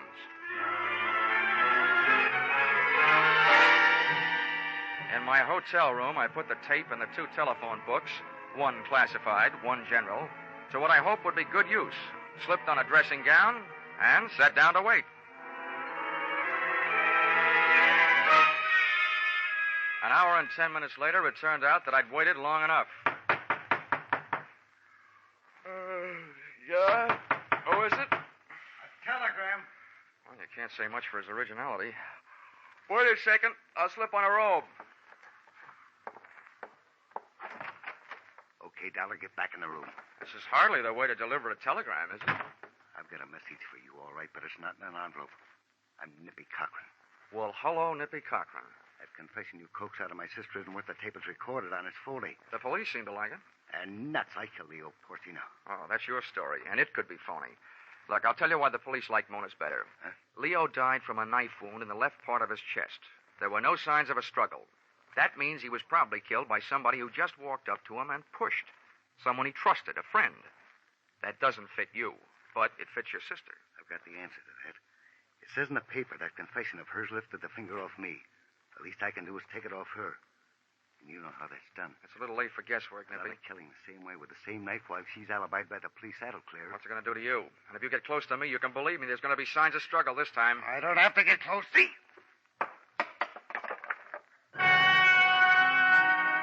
The knife came from the usual place in his collar behind his head. His aim was perfect. I felt the shock just over my heart. But the telephone books I'd taped to my chest called his number. The knife bounced off, and Nippy stood there with his mouth hanging open. Then I found something to throw. Something I could aim just generally. A chair. He stumbled back from the impact, and before he could collect his wits or his balance, I let him have a barrage.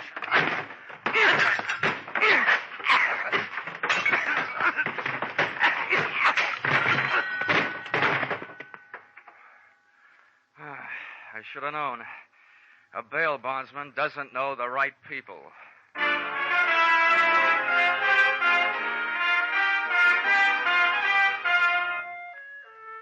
Expense account item 8.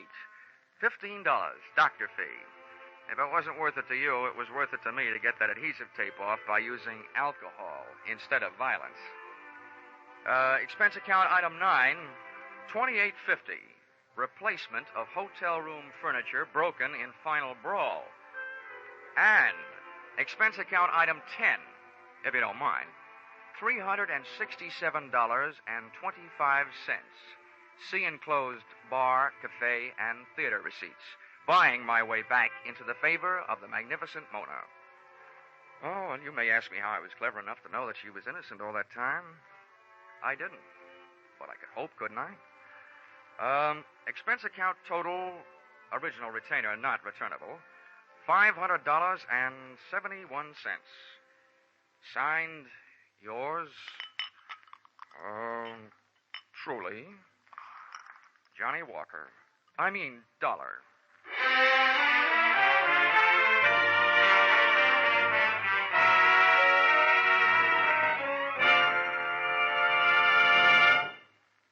Yours truly, Johnny Dollar, is produced and directed by Gordon T. Hughes and stars Charles Russell. Script by Paul Dudley and Gil Dowd. Featured in the cast were Ed Mack, Paul Dubov, Sidney Miller, Jim Nusser, and Georgia Ellis. The special music is written and conducted by Wilbur Hatch.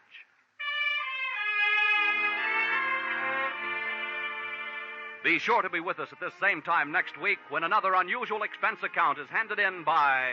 Yours truly, Johnny Dollar.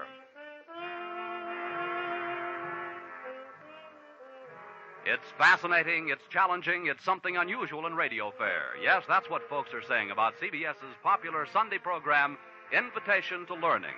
You'll renew old acquaintances in literature. You'll make some exciting new ones when you make a Sunday afternoon listening habit of CBS's Invitation to Learning. Remember the time every Sunday afternoon over most of these CBS stations. Stay tuned now for Vaughn Monroe and his Caravan. They follow immediately over most of these CBS stations. Paul Masterson speaking. This is CBS, the Columbia Broadcasting System.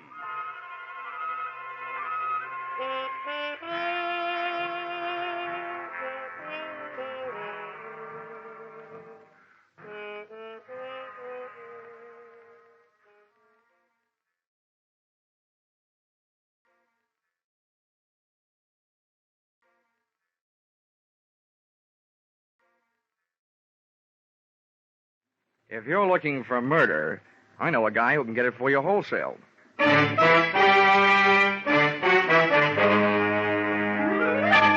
This is another in the adventures of America's fabulous freelance insurance investigator, Johnny Dollar, starring Charles Russell. At insurance investigation, Johnny Dollar is only an expert. At making out his expense account, he's an absolute genius.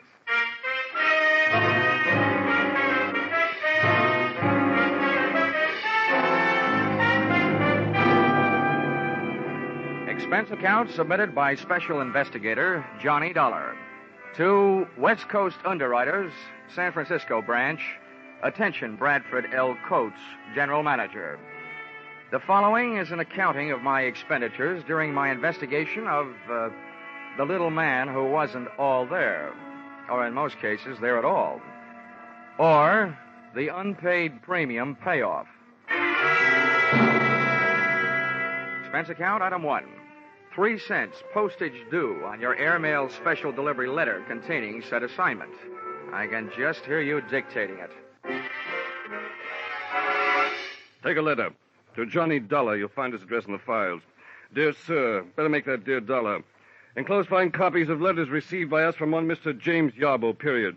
This man's wife was insured with our company until recently. One day before her death, her period of grace on an unpaid premium ran out. We canceled her policy in the amount of $20,000. Her husband, Yarbo, first made every effort to collect, then threatened us. Since then, we've received the enclosed series of letters intimating, without confessing, that he's had a hand in the accidental death of at least 12 of our policyholders to date. The police have been working on it, but are getting nowhere. If you are available, please come immediately. Yours very truly, Sophie.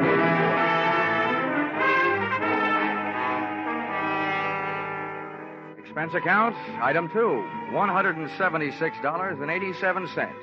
Airfare, Hartford to San Francisco. Item 3, $5.40. Cab fare, airport to your office. Dollar, glad you got here. You've no idea what a mess this whole thing is. Okay, Mr. Coates, okay, don't get excited. We'll nail this guy before you run out of policyholders. Well, the dozen he's apparently done away with already have cost us darn near $250,000. You've got to move fast, Dollar. The man is a homicidal maniac. Yeah, but a smart one, though. He's put just enough in those letters he sent you to let you know that he's working out a grand-scale revenge against your company. But he leaves out just enough so the law can't lock him up. He's had perfect alibis in every case. Look, Mr. Coates, tell me, have all these deaths been local, right around here? No, they've been all over California. Mm-hmm. Well, one other thing, the method. From this list you gave me, Mr. Yarbo seems to have a preference for killing people through the noisy and gory method of fake automobile accidents. Yes, very true. But what about this last one? Airplane crash. That was a $30,000 loss to us. Just think. Our poor innocent policyholder flying around and then his engine quit. Thanks to a man he's never even seen. Tell me, Mr. Coates, just how difficult would it be to get a list of your California policyholders? Names and addresses, you know. Why, that would take days. But goodness gracious, man, you can't hope to keep an eye on them all. Besides, the minute you went off the job, he'd strike again. That's a preposterous idea. Cut. Time. Look, I don't want the list. I was just wondering how Yarbo got it. Oh. Now, so far you've given me nothing to go on. I'd like you to add 2 things to that. Yarbo's home address and a $50,000 life insurance policy made out to me. What on earth's that for? Well, look, in the first place, if we're going fishing for Mr. Yarbo, I might as well be the worm. In the second place, if I should get gobbled up in the line of duty, that $50,000 life insurance would make several attractive young ladies of my acquaintance very happy. Not, mind you, as happy as I can make them by remaining alive.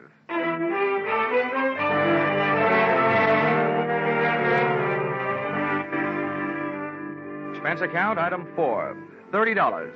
Rental of limousine, complete with chauffeur. I figured if I was riding the trouble, I was riding in style.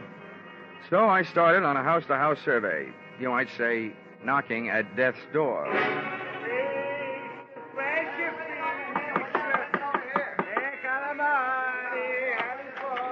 Yes. What is it, please? I'm sorry to bother you, Mrs. Ciannelli, but I'm from the insurance company. Oh, yes. It'll only take a moment. One question about your son. Oh, poor Angelo. What do you want to know about my poor son? He'd drive away in his automobile, that's all. I'll never see him alive again. Yes, I know. Tell me, Mrs. Ciannelli, did you ever hear your son mention a man named Yarbo? Yarbo? Yeah. Yarbo. I don't know about no such Yarbo. Now, please. Please leave me. There was so much sadness in my house.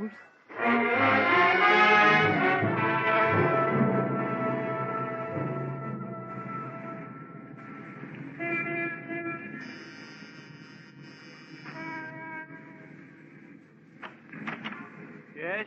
Mr. Dykes? Yes. I'm sorry to bother you, but I'm from the insurance company. About your son's plane crash. Oh. I thought all those details had been taken care of. Well, just one thing, Mr. Dykes. Did your son ever mention a man named Yarbo? Yarbo? Yeah. That's an unusual name. I'm sure if he had, I would have remembered. Okay, sir. I'm sorry to have bothered you. And thanks.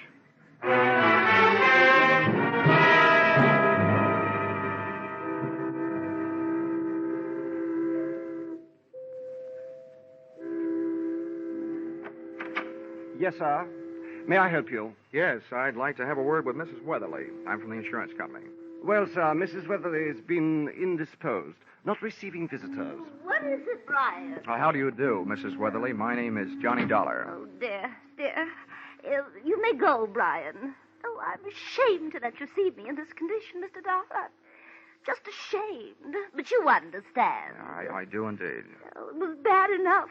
The accident, I mean. But the scandal!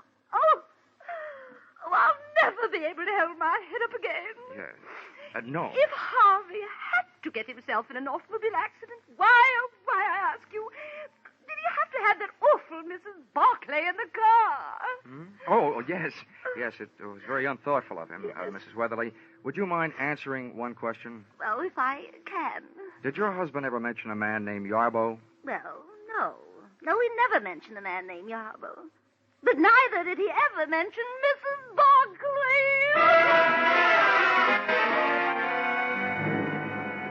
I tried a half a dozen of the other beneficiaries left behind by Mr. Yarbo's list of victims. All I got out of it was a very watery afternoon. The tears were falling like monsoon time in Burma, but of information I got none. This brought me right smack up to a point I didn't want to have to reach, the point of contacting Mr. Yarbo in person.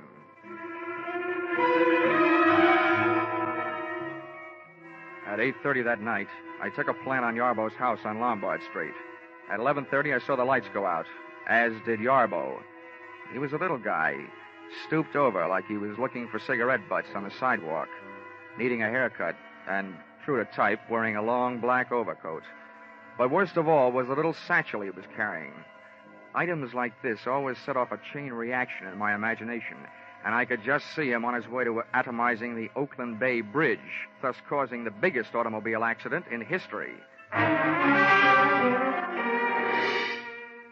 I very cleverly forced my way into the house by breaking a first-floor window, reaching in and opening same. The cyclops eye of my flashlight started picking up information on the subject of Mr. Yarbo immediately. The room I had entered looked like the Hobby Lobby of an English bobby, a crime museum if I ever saw one. On one wall, a gun case. On another, a crime library. And scattered around the room, a grisly collection, ranging from blood-stained hatchets to shrunken heads. But the most surprising criminal curio of all stood right behind me.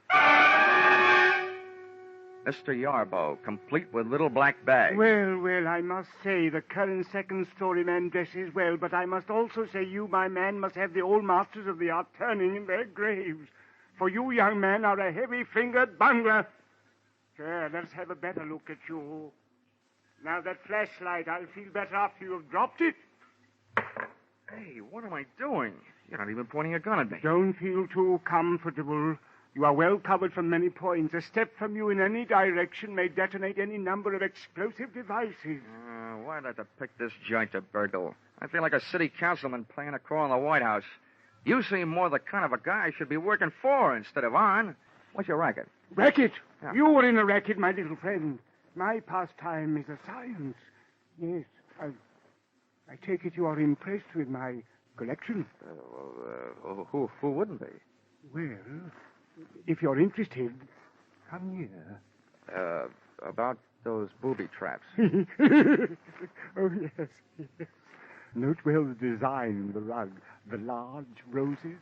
Avoid stepping on them for the time being. Oh, great. And I was in here stumbling around in the dark. May your good luck continue. But look here in this case, the small vial on the right. That was purloined for me to order from the famous Black Museum in Scotland Yard. That little vial once rested in the case of the fabulous murderer, Dr. Crippen. On there, beside it, that lock of hair. That is from the head of the second victim of the noted mass murderer, Neil Cream. And up there, look up there, the hangman's noose over the mantel. From that one swung the body of the notorious Western bad woman, Fanny Turner. How's chances for running this place for Halloween? Well, all right then, since you no longer seem interested in playing the part of a bungling burglar, then I assume that I am also free to discontinue my pose as a victim of your disguise, Mr. Johnny Dollar. Oh? Looks like the chips are down and I'm the fish. Yes, and there are a lot of other fish in your sea, Mr. Dollar. Poison eels, that's what you are, the lot of you. Parasites, gambling on death, and then not paying when you lose. Listen, Mr. Yarbo, you're placing a big hunk of blame where it doesn't belong. You're confused about things. Confused? Yes. When your wife's insurance premium was overdue, you were allowed a 30-day period of grace. And when that went by, the policy was canceled. Now, that's not the insurance company's fault. It was your fault. But it wasn't. I gave her the money. She spent it on herself. I'd have made it up. I told them so after she died. I told them, but they wouldn't listen. I'll show you. I'll show you. Yarbo looked like he was headed to show me the chopping end of an axe laying on top of a small table. I hit him just as he hit the table. As he hit the floor, I noticed what I was standing on. One of those big red roses in the carpet. It hadn't exploded yet, but that was one flower I wasn't standing around waiting to see bloom.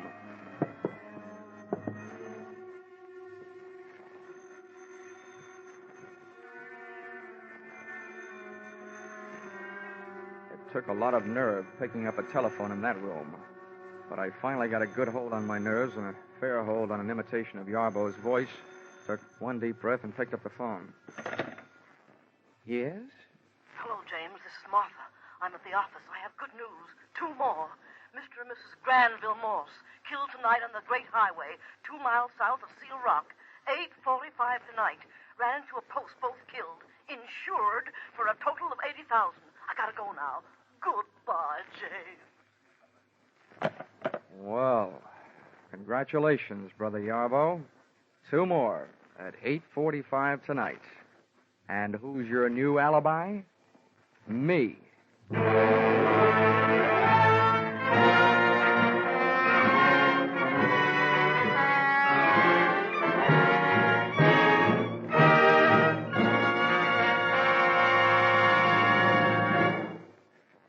In just a moment, we'll return to the second act of Johnny Dollar.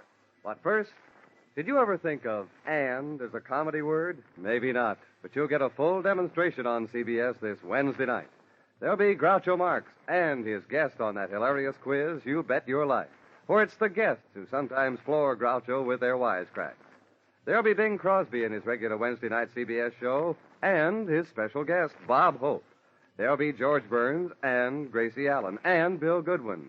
And becomes more filled with comedy when you learn that Lum and Abner will have their premiere as Wednesday night regulars on most of these same CBS stations. Yes, this fall you hear them all on C and B and S. Now, with our star, Charles Russell, we return to the second act of Yours Truly, Johnny Dollar.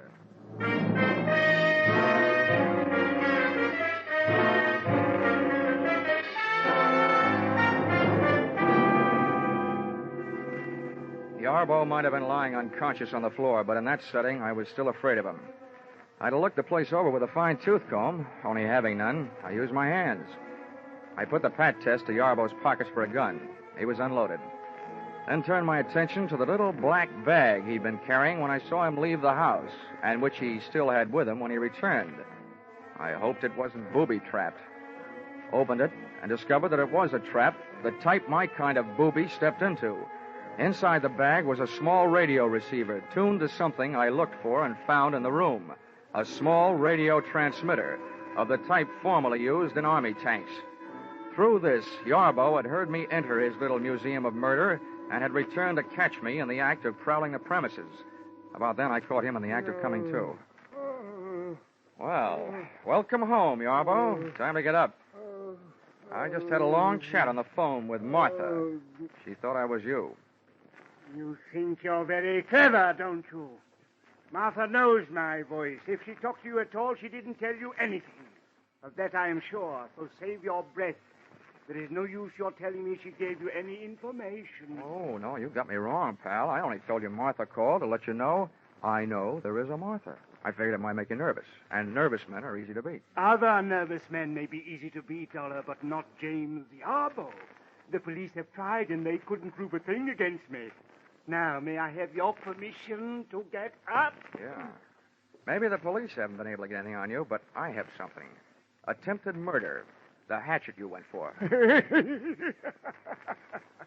The pitiful mistake of a pitifully suspicious mind, Dollar. I wasn't reaching for that hatchet on the table. I was trying to show you something in the table drawer. There it is, spilled out on the floor. My wife's insurance policy. The one your unscrupulous thieving superiors refused to pay. The vampires? Here, look at it. All in order. Much of it in fine print. Fine, just fine. Okay, Yarbo, that did it. Come on, ahead of me. Where are we going? Find some place to lock you up. I was hired to stop you, and until I do, I'm at least going to try and slow you down. Now move.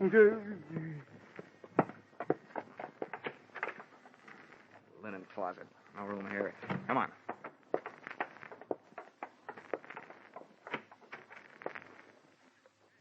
Bathroom. No window. Yeah, this'll do. Go on, get in there. No, not in here. Anywhere but in here. It's a good place. You may get thirsty. No. This is where my wife died. Not in here. No.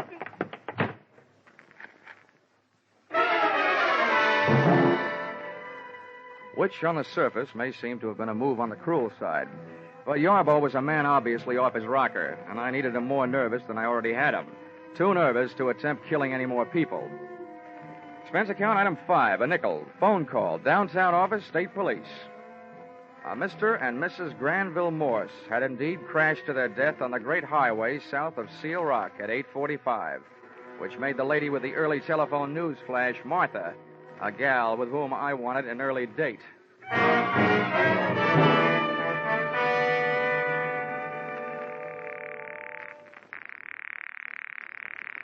Come on, answer the phone. Hello? What is it? Hello, Mr. Coates. This is Dollar. Oh, yes, Dollar. What do you want? Well, first I want to tell you that you just lost 2 more policyholders. List price, $80,000. Oh, good Lord. This is terrible. Who? How? What? Never mind that. I've also got something else. On the good side. I need your help tonight. Of course. Anything. What can I do? Meet me at your office. You and I are going to go looking for a dame named Martha. Martha? Martha who? I don't know, but I hope she works for you. I'll be there in a half hour. Make that 20 minutes, and you'll be 10 minutes closer to happy days. The office personnel records of the West Coast underwriters turned up not 1, but 3 employees named Martha, which gave me 3 choices as to who had been supplying Yarbo with a list of West Coast insurance policy holders. Finding the exact Martha was even easier. On the phone, she had told me that she was calling from the office, and the night elevator operator's in and out book showed the signature of one Martha Kinsey, and I just couldn't wait to hear her report. Who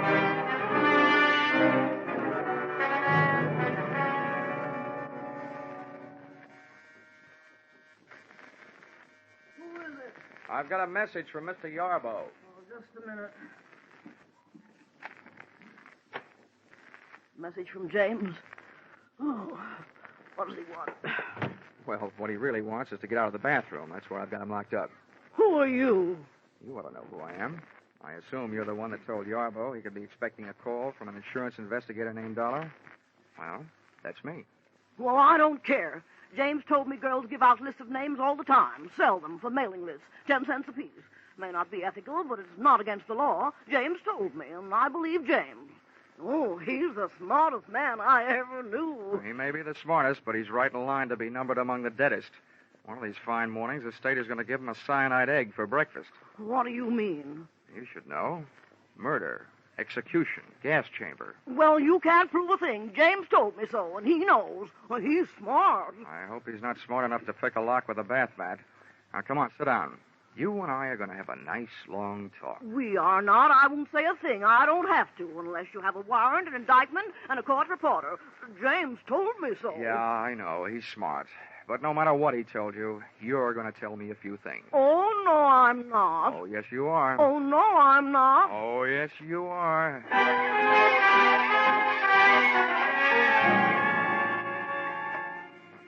So, I was wrong. Martha didn't tell me anything. But her stubborn attitude did. She was in love with Mr. Yarbo, a stupid, middle-aged woman having her last fling at romance, doing her best to keep her last chance alive in the person of the man who had made her his partner in crime. As crazy as it was, this grotesque pair of lovebirds created the only real emotion in the case to date and switched my thoughts from the widely scattered deaths which had brought me into the case and over to the single death of Yarbo's wife. Enclosed, find a transcript of statement made to me at 2 o'clock in the morning by the doctor who signed Mrs. Yarbo's death certificate. Cause of death, cerebral hemorrhage. Result of severe fracture of skull. Region, medulla oblongata. Contributing factors, woman bathing in bathtub at home. Slipped and fell, striking head on shower spigot. Coroner's finding death due to misadventure. Accidental. It took the doctor 2 minutes to get around to making that statement. I figured it would take Martha at least 30 minutes to get her hair out of her curlers and make herself presentable enough to risk being seen on the street. That left me 28 minutes to get back to Yarbo's house before she did, and I didn't need half that long. In a cab on my way over, I took inventory. 1, to date, Yarbo's alibis covering him on all the so-called revenge murders had been perfect. Too perfect. 2nd, when I first faced Yarbo, he screamed about his wife's death, not in the light of having lost his lady love, but in the light of having lost her insurance money. Just as my third and most important conclusion came upon me, the taxi came upon our destination, and I had to go to work.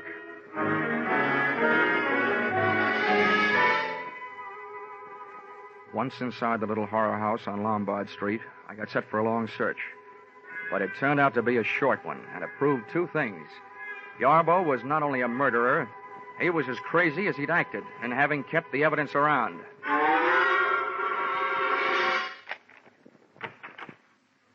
Okay, Yarbo, come on out. Well, I hope you have enjoyed your waste of time, Mr. Dollar, as I've enjoyed my chance for meditation. You saw Martha, I suppose? Yes, I saw Martha. Bless her silent little soul. Yes, I was sure of Martha. She believes in me. You can say that again. Come on out here. Mr. Dollar, I suppose you are aware that this is the 2nd time tonight you have been guilty of breaking and entering. I am, however, willing to forgive that, should you come to your senses and decide to go back to Hartford and leave me alone.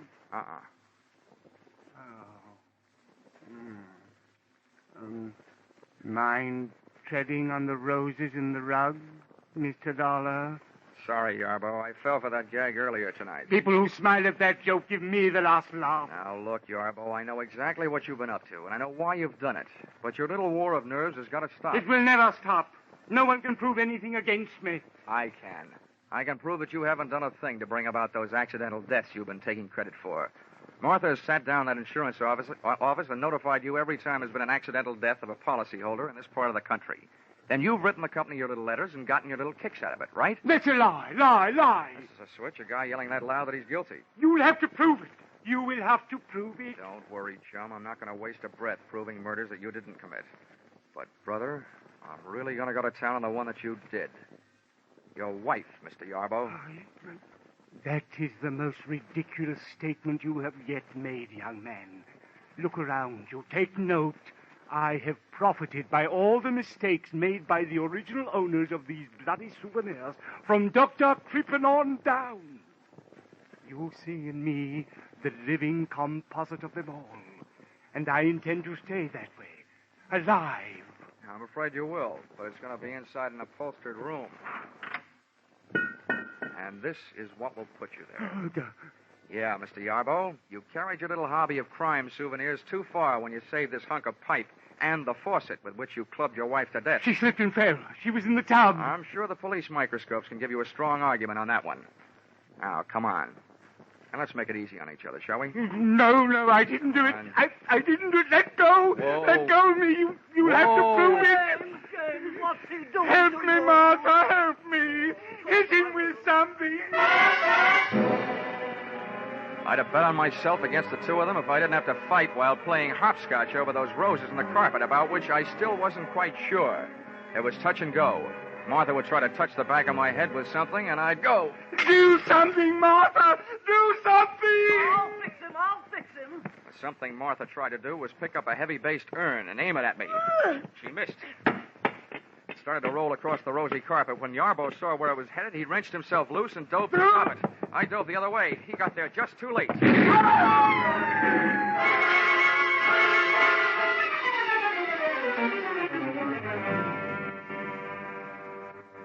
I didn't have to look twice to know he was dead. Fate had called James Yarbo up on his own carpet. When Martha threw that urn at me, it had rolled straight for the only rose in the rug that had been booby-trapped. Which only goes to prove that sometimes a rose by any other name can be anything but sweet.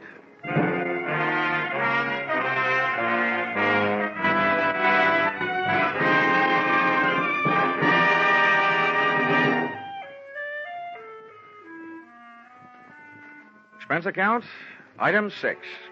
$1.40. 3-month subscription, Love Life magazine. Sent to accessory to murder, Martha Kinsey, Tehachapi State Prison. I figured 3 months was about all she had, the judges and juries in California being rather efficient that way. Expense account, item 7. $6. Dinner and diving for pearls in a barrel of Blue Points at Fisherman's Wharf. Diving for Pearl's earring, which she lost while bending over the barrel trying to see what oysters look like. Item 8, $176.87. Airfare, San Francisco to Hartford. Expense account total, $942.08. Not including defense lawyer fees if you decide to sue me for not being able to add correctly. Signed, yours, truly, Johnny Dollar.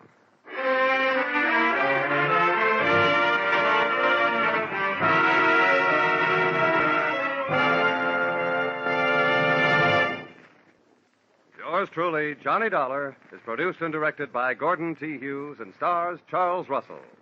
Script by Paul Dudley and Gil Dowd. Featured in the cast were Jay Novello, Martha Wentworth, Paul Dubov, Gigi Pearson, and Larry Dobkin.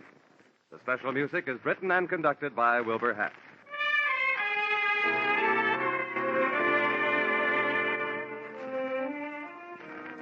Be sure to be with us at this same time next week when another unusual expense account is handed in by Yours truly, Johnny Dollar.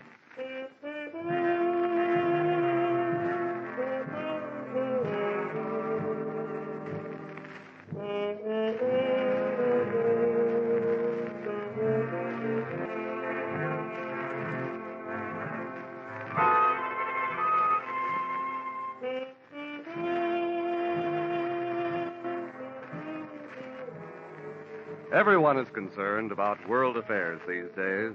If we want world peace, we'll have to have national peace first. In order to keep America's strength and prestige, in order to preserve her freedom, we must do away with group prejudice. Let's stop judging people by the color of their skin or the place where they worship and start considering them for what they do. We'll be sure to have a happier world. Stay tuned now for Vaughn Monroe and his caravan, following immediately on most of these CBS stations.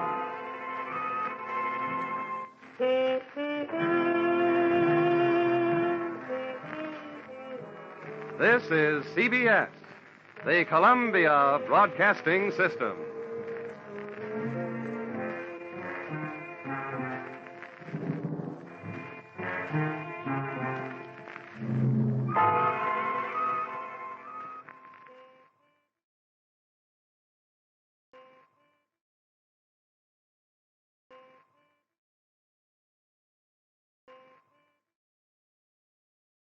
The only reason I took this case on a savage island off the coast of New Guinea was that I'd been having a bout with a bottle of Old Fairy Godmother, and I was hoping to run into a native who would shrink my head.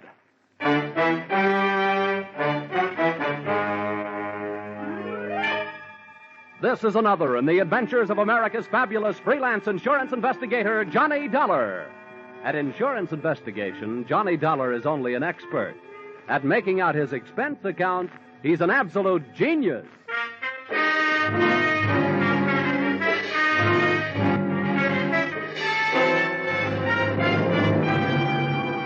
Expense account submitted by Special Investigator Johnny Dollar to Seven Seas Maritime Underwriters Association, Hartford, Connecticut.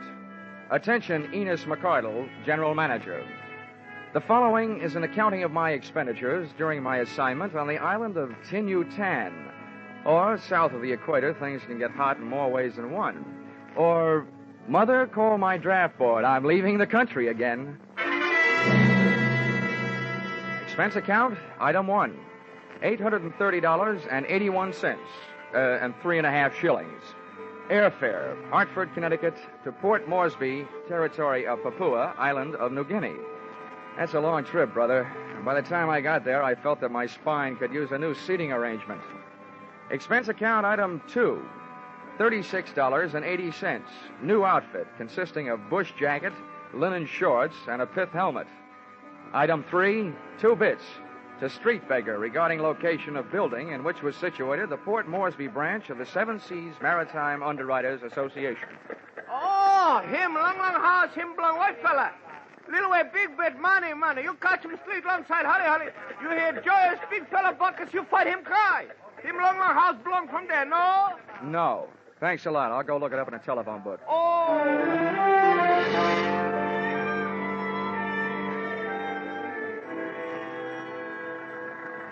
Yes, sir, I'm Mr. Narky, and it's lovely having you here, Mr. Dollar. I wish I could say the same about being here. Oh, now you'll get used to it. I don't expect to be here that long. Cool. You're a feisty one, aren't you? You have a very large job to do. Mm-hmm. Let's just say I'm usually very lucky. Look, first, let me tell you what I've been told so far, and then if I've left out anything, you fill me in, okay? That'll be ticky-boo, Mr. Dollar. Your company issued a group insurance policy to the Grand East Development Corporation in the United States. Now, that company used $50,000 life insurance policies as part of the inducement to get executives and divers for their pearling fleets. That's right. Well, about a month ago, they got word that the bodies of 2 of their 6-man crew on the island of Yutan had been found hacked to pieces. The other 4 men were missing, which adds up to a possible insurance payoff of $350,000. That's what I'm doing here, and that's all I know. Well, that's all there is to know. Oh, dandy. Has anybody done anything? What about the police? They got their own troubles right here in the port. And as for the government officials, they'll look into it the next time around. Should be in about 90 days. Oh, fine. That leaves you. What have you been doing to earn your money? Waiting for me? Well, you could put it that way, Mr. Dollar. Why haven't you gone over to Yutan? Well, now you might say that I'm just not a man of great courage, eh? Hey, but say, I can help you to get there. Oh, thanks. Heaps.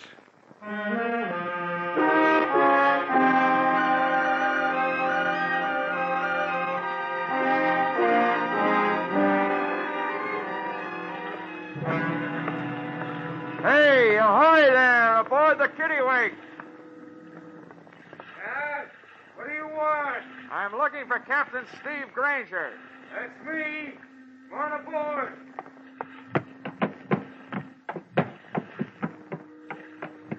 Captain Granger, I'm Johnny Dollar. Pleased to meet you. Mr. Narky of the Seven Seas Maritime Underwriters tells me you might be available for a charter job. Where to? Yutan. Well, I guess so. Now, this is a big boat. It'll cost you big money. Narky says your prices are fair. When do we leave? Tide'll be ready by 5. I can't be 2. Good. I'll go get my toothbrush. Good. And since you're going to Yutan, you might also bring one other thing. A 45. The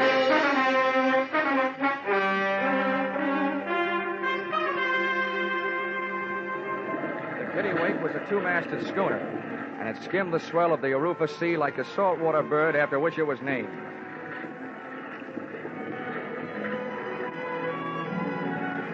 I guess I'm like most guys.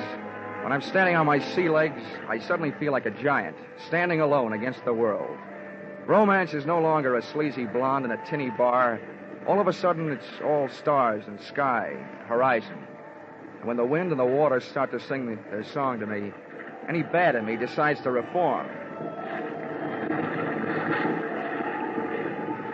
I was standing on top of the deck house like Captain Horatio Hornblower, with my legs spread and my outstretched hands gripping a pair of backstays. Or at least that's what I think they were. And just about the time I'd reached the decision to trade my Hartford apartment for a berth on a Macassar pearling lugger, I heard a footstep from out of the night behind me. Fair passage, eh? Huh? Oh, yeah, Captain. Guess you caught me dreaming. A waste of time. This is the only place where dreaming can't possibly be as good as living. It's none of my business, but this sudden jump in Yutan tourist trade, what's it all about? What do you mean sudden? Well, this is the first time I've ever taken one passenger there, let alone 2. 2? Yeah, another guy came to me after you did. He's below decks. Oh. Well, that ought to make you happy. It'll cut your fare in half. About that, I'll just let the guy who pays my expenses be happy. As for me, I like privacy. Who is this guy? Look, Dollar, I didn't ask you any questions, did I? Well, I didn't ask him any.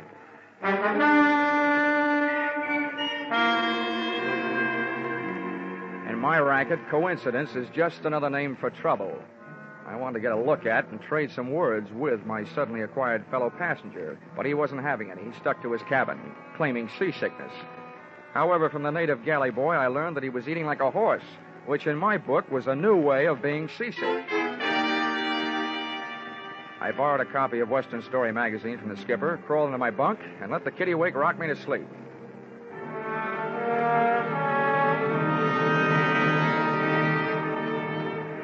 The next morning and afternoon were as uneventful as they were beautiful. At sunset, we raised the island of YUTAN. All right, boys. Here's where you go to work. House all sails. We'll go in under power. Hey, Beaky. You secure the jibs. Got enough help back here. Beaky, down full. Hey, flake that line. Don't leave it just lying in a big heap. All right, start the engine.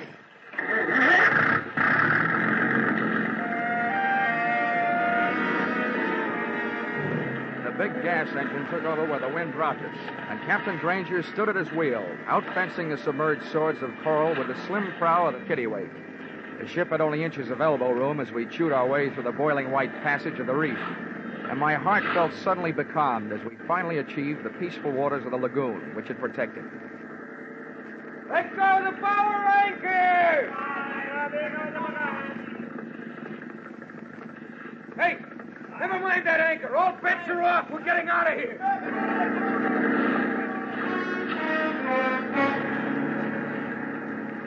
Captain Steve Granger looked like a hard man to scare, but what I saw up ahead on the beach would scare a hard man.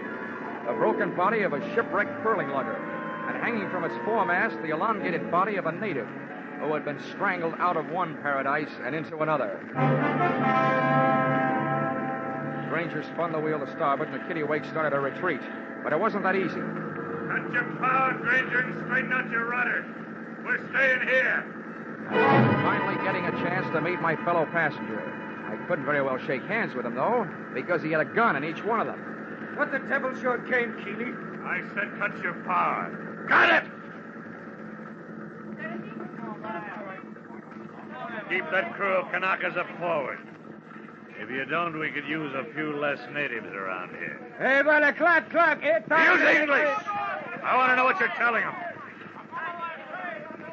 You, Dollar, get back there by the wheel.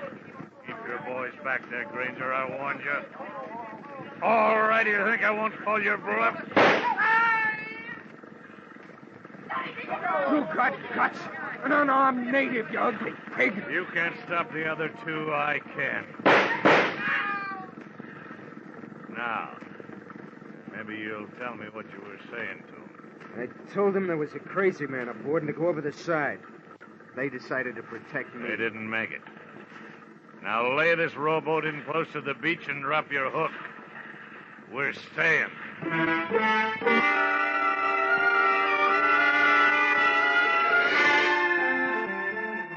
One Matt Keeley, 2 guns, and what was left of 12 bullets had me outnumbered. I decided the best thing I could do was stay quiet and stay alive. And apparently the skipper felt the same way. After we dropped anchor, Keeley herded us into the small boat, and we rowed him ashore. His gun shoved us up a path, through a grove of nipa palms, and into a clearing. First natives I saw there were even deader than the ones we had just left on the kittiwake. About a dozen of them in a semicircle. And what added up to the red-crusted craters on their naked, withering bodies was sticking out of a window in a small wooden tin-roofed hut. The water-cooled barrel of a .30 caliber machine gun.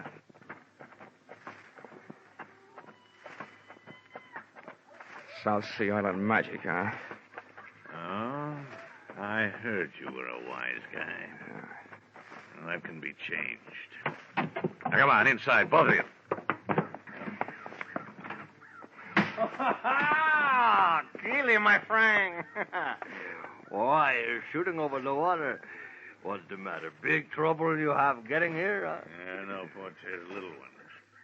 This big blonde guy's the skipper. We got his boat, and it's a good one. Ah. This other one, he's an insurance investigator. Oh, gee. Yeah, Portez, I'm your new nursemaid. The insurance company sent me out here to look you up and take care of you. I hope I get around to it. My way. Hey, Keely, what's that you say? You got my boat. Yeah, don't worry, big boy. We're going to pay you for it. We might even go as high as $500. Oh, that's great. It's only worth $50,000. Oh, having 500 alive is better than 50,000 dead, my friend. What's your pitch? It's simple. We want off this island. We got a long way to go. Cortez, me, and a native girl. She's in the next room. We may have to stay at sea for a couple of months. Not on my ship. Use your head, you won't get hurt. Now. Hey, you woman. Get back in there. No, I stay. Really, put her away. Keep her out of here. On we go.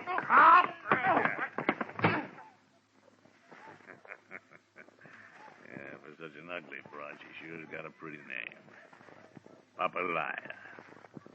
Well, Dollar, you've seen yourself a South Sea Island princess. She's your date, Keely, not mine. Boy, Dollar. They do look like they were meant for each other. Save your wind for your sails, Granger. Now, what about your boat? Do we get it with a bill of sale or without one? Either way's all right with me, if you'll take what goes. With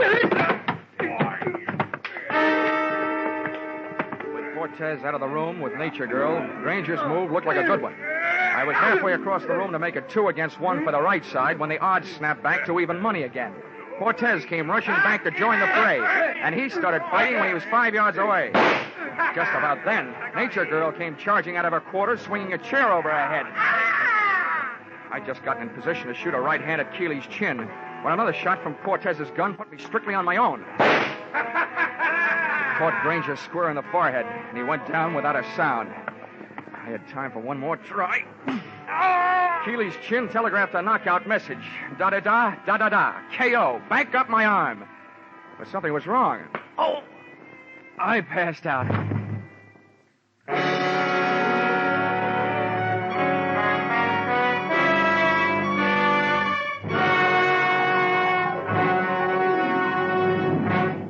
In just a moment, we'll return to the second act of Johnny Dollar.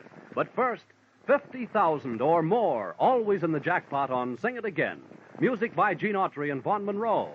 Music and thrills with Gangbusters, Philip Marlowe, Johnny Dollar, and Danny Clover, the Broadway cop. That's the one-way ticket to top fun on most of these CBS stations every Saturday night. This fall, when you hear them all on CBS, Saturday nights promise top music, top adventure, and a chance at radio's top prize. Now, with our star, Charles Russell, we return to the second act of yours truly, Johnny Dollar.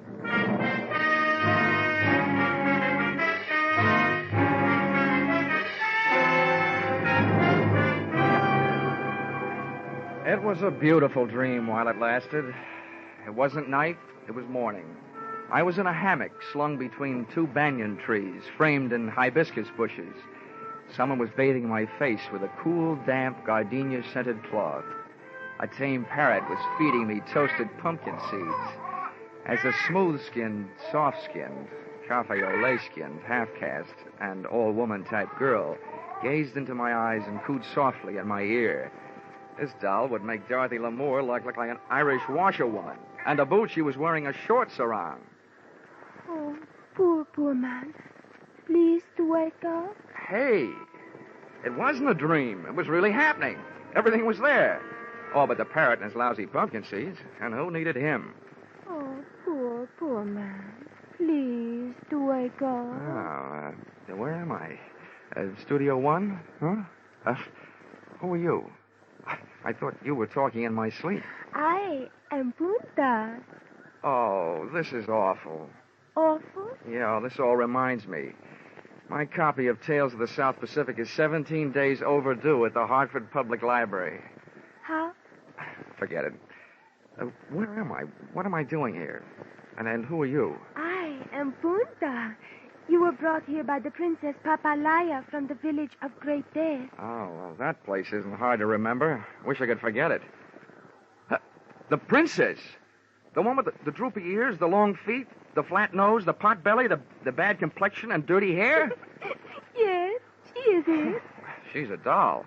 Last time I saw her, she was swinging a chair at my head. Oh, no. She hit other fella on head after he hit you. She saved you. She like you. She tell me save you for her. Oh, what a way to die. Why didn't she hit me over the head with a chair? Say, you speak pretty fair English. Where'd you pick it up? My father was Chinese merchant on island of New Guinea. Same time as the war. You like GI? I certainly do. Sorry I didn't bring a Hershey bar. But tell me, why did the Princess Papaya, whatever her name is, why did she save me? I tell you. She like you. Oh, stop saying that. All I want to know is, what was she doing with Keeley and Portez? You know Keeley and Portez, don't you? Yes, I know them. They bad. I work in village until they make the Great Death. They kill all their friends and many natives.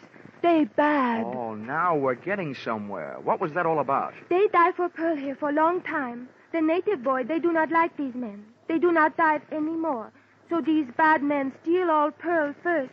Then they steal princess to make boy dive some more. Oh, kidnap, ransom, more pearls? What is this? Ransom? Oh, that means they'll hold the princess and won't give her back until they get what they want. Oh.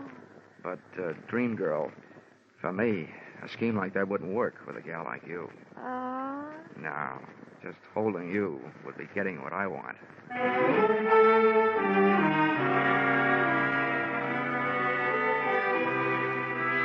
Only one thing wrong. My knees were getting a little knobby, thanks to a combination of insects and my new white linen shorts. However, Punta was good nerve medicine.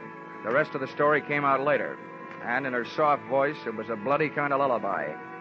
She crooned me to sleep with the facts that the natives had tried to rescue their princess from Keeley and Portez, which gave me an answer for that semicircle of machine gun bodies outside their shack. Also that the princess had taken temporary refuge up in the hills. As nearly as I could figure out, I was left facing a very peculiar problem. 2 men out of 6 insured men had killed the other 4, and the 2 murderous survivors had this much going for them. To the insurance company, they were still worth $50,000 apiece on the hoof, which meant that my job was to keep alive 2 guys I felt very much like killing. And believe me, they felt the same about me.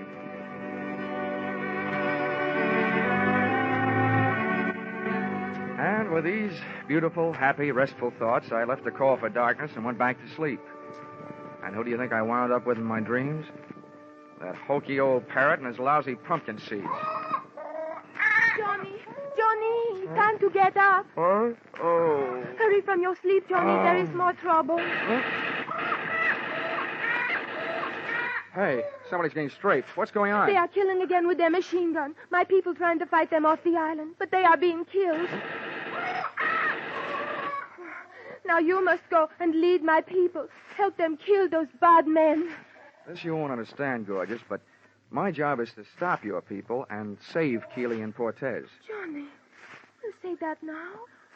You are one of them. No, I'm not one of them. I told you wouldn't understand. There's something I don't understand. Why don't they leave? They've got what they want. Why don't they pick up their pearls and the schooner and the rotten hides and get out of here? Johnny, they do not have the pearl. Here, see? This one is for you. Black. Wow. You say for me? Where'd it come from? The princess, she come back some time ago. She tell me she took all their pearl. She tell me to tell you that this black pearl, not company pearl, this her own for you. She like you. Oh, I like her, too. Just the way she is, up in the hills. Right now, I wish you looked like her. Oh, Johnny, you don't like the way I look like I am? I love the way you look like you are. Why you say that? Because if you did look like her, I think I'd have an idea that would stop those men. Yeah. Turn around. Yes, Johnny. Oh, this'll be the crime of the year, but maybe I can do it.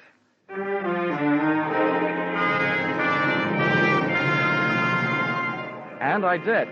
I gave Punta a thorough loss of beauty treatment. With the help of padding, dye, mud, and other jungle cosmetics, I had, at the end of an hour, a reasonable facsimile of Papalaya, the unprettiest princess in the history of royalty. I briefed the suddenly uglified Punta on what she was to do and had her lead me most of the way back to the fortress shack and the clearing. She put a few words on the jungle grapevine, and by the time they reached the end, the native side of the battle, the home team, ceased activities. Hey, Keeley! Cortez! Time! Cut! Hold it! There's nobody here to shoot at but me, and I want to talk. Stay where you are, Dollar. Don't move. We'll shoot at anything we hear moving. Brother, we're getting so we can play this thing by ear. Yeah? Close enough? See what we mean? Now, what do you want? The princess has the pearls, and I've got the princess. I want to make a trade. What kind of trade? You get the princess and the pearls. We get rid of you. All this killing stops, and you're alive. We're supposed to believe you got the princess? You don't have to, but here's something you can believe. You'll never get it this way. Sooner or later, you're going to run out of ammunition or food or water or everything at once. We still don't know you got the princess. And we ain't buying that pig in any po. We want to see her. You'll see her when you're out of that shack and on the boat. We ain't moving out of here in the dark. Nobody's asking you to. Take me until dawn to get the princess down out of the hills. Okay, supposing we decide to do business. How do we know we don't get swamped by those natives between here and the boat? I'll take care of that. You can depend on it. Remember, my job is to keep you two guys alive and save the company I'm working for $100,000. All right, we'll give you a chance. We'll be on the boat at dawn watching the shoreline, and this machine gun will be at the rail watching the shoreline with us. You send out the princess. Hello? You got a deal. And that ain't all you're going to get. I hope. I hit the beach 2 hours before dawn, with Punta ready to paddle me out to the kittiwake in a native canoe. I wanted to be there with all weapons handy when Keeley and Cortez stuck their heads up over the rail. But it seems they had thought of that, too. When we hit the sand, there they were, in the small boat, halfway out to the mooring. Oh, Johnny. There they are. They spoil everything. Stay out of sight, Punta. Yeah, they spoil everything, but not for long.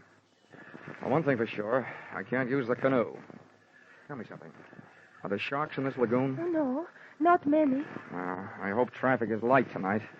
I've got a chance at it. Okay, Punta, you better stay here. I'm going a few hundred yards up the beach and swim for it. Johnny, be careful. Oh, baby doll, you sound so pretty, and you look so ugly.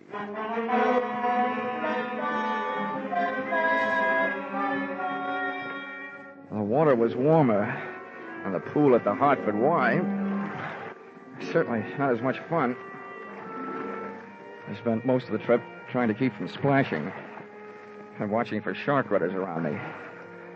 That was good in a way. Helped me forget that I don't swim very well. 45 minutes later, I was still half alive, looking for a handhold on the slimy waterline of the kittiwake on the seaward side. And there I stayed for the next hour and a quarter, listening to Keeley and Cortez on the other side of the boat, nursing their machine gun and waiting like I was for the dawn. Okay, Cortez, clear your gun. Canoe's pushing over from the shoreline. I say it. Put the glasses on it. We don't go another mistake. Is that a princess? Yeah, wait till I get her in focus. They'll tell me. These glasses will bring in every line in her fat, ugly face. Those glasses brought something else, if they were that good. A hop in my heart, a lump in my throat. I had to move faster than I figured to. I had to get into action while their attention was all on the approaching canoe, and before they discovered that its passenger was not the princess, but her stand-in, Punta. I grabbed the gunwale, then the rail, cursing every drift that splashed back into the water off my body. I went slipping and sliding and rushing across the deck. Keeley was leaning forward, looking through the glasses, thighs against the rail, so I hit him first, sent him flying over the side. With or without a machine gun, Louis was a tough guy. This one for the road, chump.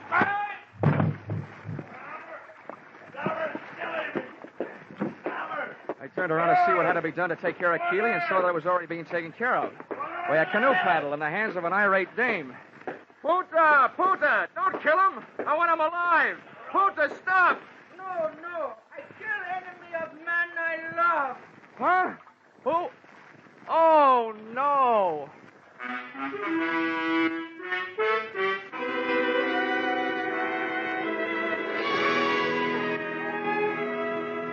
Princess Papalaya had pulled a rank on Punta and demanded that she be the one to come out to the ship in the canoe. Because, as she kept telling me on the voyage back to New Guinea, she liked me. Oh, well, she may have been awful ugly, but she was also an awful good sailor. And knowing the way to a sailor's heart, I bought her a present. Expense account, item 4, $10. Tattooing job on the Princess Papalaya's fat right shoulder. A picture of a ship under full sail. So now when she laughs, it goes bounding over the waves. Expense account, item 5, $40. Long-winded cable to 7 Seas Maritime underwriters. That's you, gentlemen. Recommending immediate cancellation of policies covering the lives of Keeley and Portez, who were in the hands of the New Guinea officials and looking forward to a short life and an unmerry one.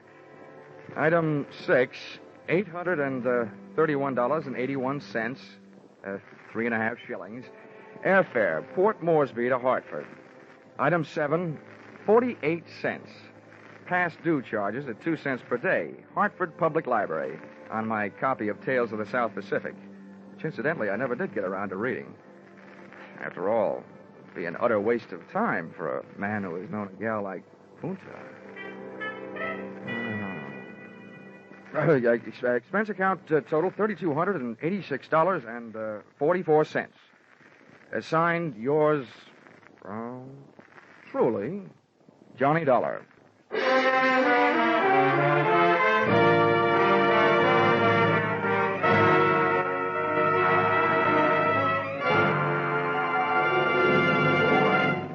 Yours truly, Johnny Dollar, is produced and directed by Gordon T. Hughes and stars Charles Russell. Script by Paul Dudley and Gil Dowd. Featured in the cast were Mary Shipp, D.J. Thompson, Tom Holland, Clark Gordon, Willard Waterman, and Larry Dobkin. The special music is written and conducted by Leith Stevens. Your announcer is Paul Masterson.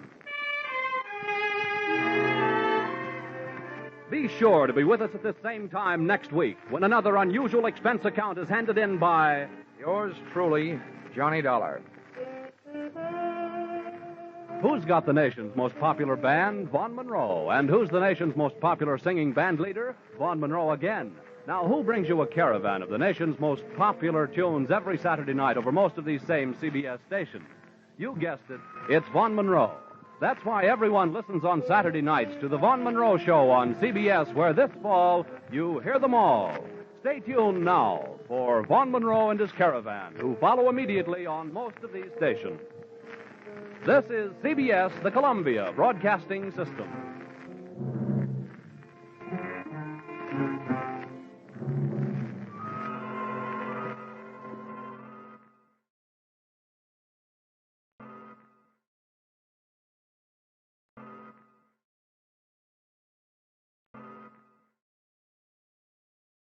The most popular sport on Boston's Charles River is rowing in one-man sculls.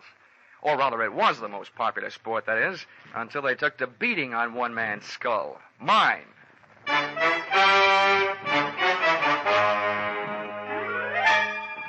This is another in the adventures of America's fabulous freelance insurance investigator, Johnny Dollar. At insurance investigation, Johnny Dollar is only an expert. At making out his expense account, he's an absolute genius.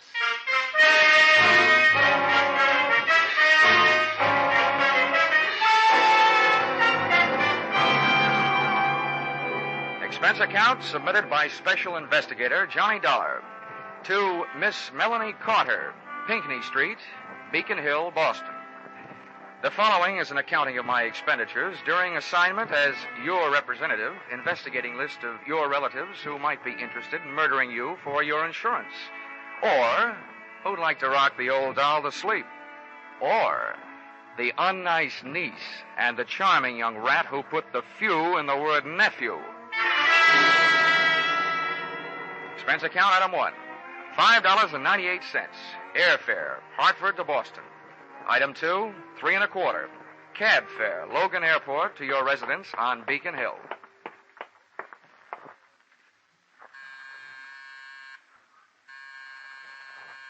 Who is it? This is Mr. Dollar, the insurance man from Hartford. Good. Just a minute. Come in. An electric latch unlocked the door of your flat, and I stepped through, straight out of this century into the last. It was another world, the remnants of which you see today in antique shops, including those Chinese wind chimes that tinkled over by the window. And you, its tiny and aged queen, sat across the 19th century room in your modern throne, that chromium and black leather wheelchair. Come in, Mr. Dollar. Oh, What's the matter, ma'am? oh, nothing.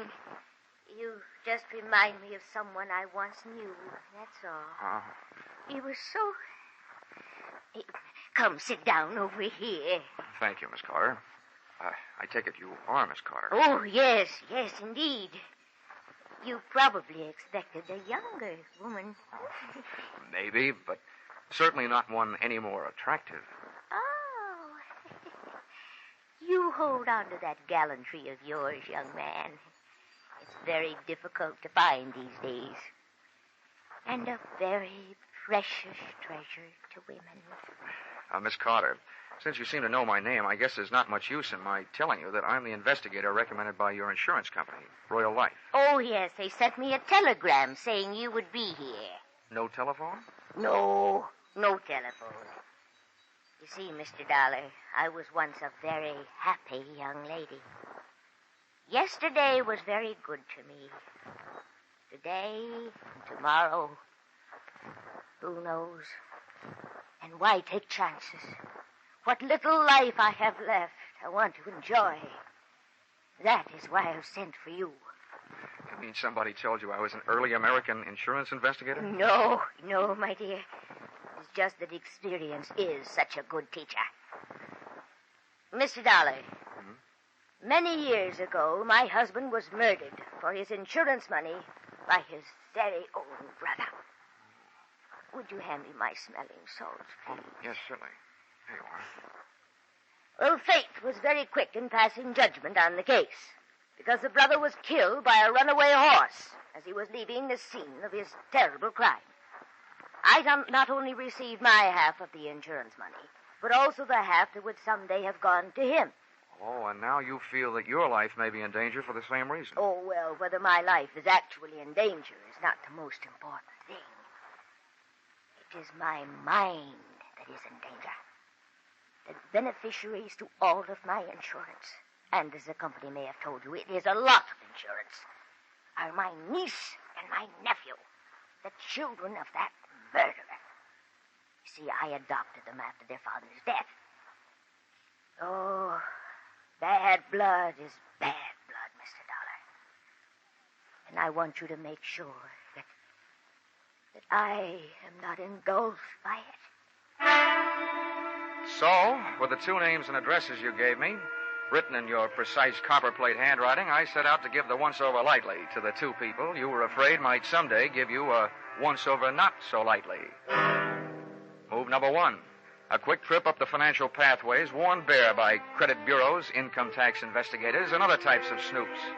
I learned that thanks to your generosity, both your niece and your nephew had just enough to live graciously on, and thanks to your frugality, no more. Move number 2. A quick trip to Cambridge, the address of your nephew, Chalmers Carter. A stylish fire trap near Harvard Square. A maid let me in and summoned her mistress. Her entrance was announced by the jangling of a stack of bracelets and bangles running up her arm. So sorry to keep you waiting, darling. What was it you wanted? How do you do? Mrs. Carter? Oh, yes. Yes, I'm Crystal Carter. Of course. Oh, I say, that's a beautiful suit you're wearing. It's not Boston, I can tell. No, New York. $185. Right off the racks. Mrs. Carter, the maid tells me your husband isn't at home. I know. He isn't. Well, when do you expect him back? He always calls me before he comes. Why? I want to talk to him. That's why. Business, you know, that old stuff. Oh, business. Who can have any fun business? Hmm? Who are you, anyway? Sit down. I'm a guy who suddenly knows what the old-fashioned Iceman must have felt like. Huh? Oh. Who are you, I ask? Mrs. Carter, I am what is known in the investment business as a finder. My job is to find money for people who have bona fide projects, but who are short on cash, with which to develop them. Oh, that sounds like a lovely job. It is, when you find the money. You work on a percentage. Now, right now, out in California, there's a little man who some time ago bought a lot of oil rights covering a big piece of property. It's right near Newhall, where there's been a lot of gushers coming in. He's got the property. I'm looking for the money with which to develop it. I hoped your husband would be interested. Oil? There's a lot of money in oil. Well, of course he's interested. I'll call him right away. Before you do, maybe I'd better tell you. What I'm looking for is a lot of money. Uh-huh. So unless your husband has a lot available, it'll be no use. Well, he can get it. I'm sure he can get it. He's often told me all I needed was one big chance. Maybe this is it. I know where to reach him on the phone. Where can he reach you? The chance to make a lot of quick money melted the love light right out of Crystal Carter's eyes. And if anything, the money look that replaced it was even wilder. She moved fast. By the time I got back to my hotel, there was a message there telling me where I could find her husband, Chalmers. And her directions took me back into a taxi, back across the Charles River, and move number 3 to the Bayshore Trotting Club, a fancy little track where millionaires who like the smell of stables see how fast they can make horses trot. Chalmers Carter was up there among the rest, in spirit if not in prosperity, sitting in the low-flat grandstand watching the afternoon workouts, knowingly holding a stopwatch in his hand and keeping one eye on a blaze-faced filly who was kicking up the dust in the racing oval, and one ear on me. And as you may or may not know, Mr. Carter, the best thing about an oil investment, the first 27% of your income from it is tax-free. What? Say that again. That's right. The first 27%, tax-free. Dollar, just how much money do you need? About $120,000 should do it. 120,000, huh? All right, I'll see what I can do about it. What did you say about 120,000, Carter? George. When you get your hands on 120,000, Chalmers, don't forget the 500 you owe me. Move number 4. A quick trip back across the one more river I seem to have to cross, the Charles, to a pompous little apartment on Bay State Road, where I found your niece, Sophia. Very pretty, but very stuffy. Your proposition interests me.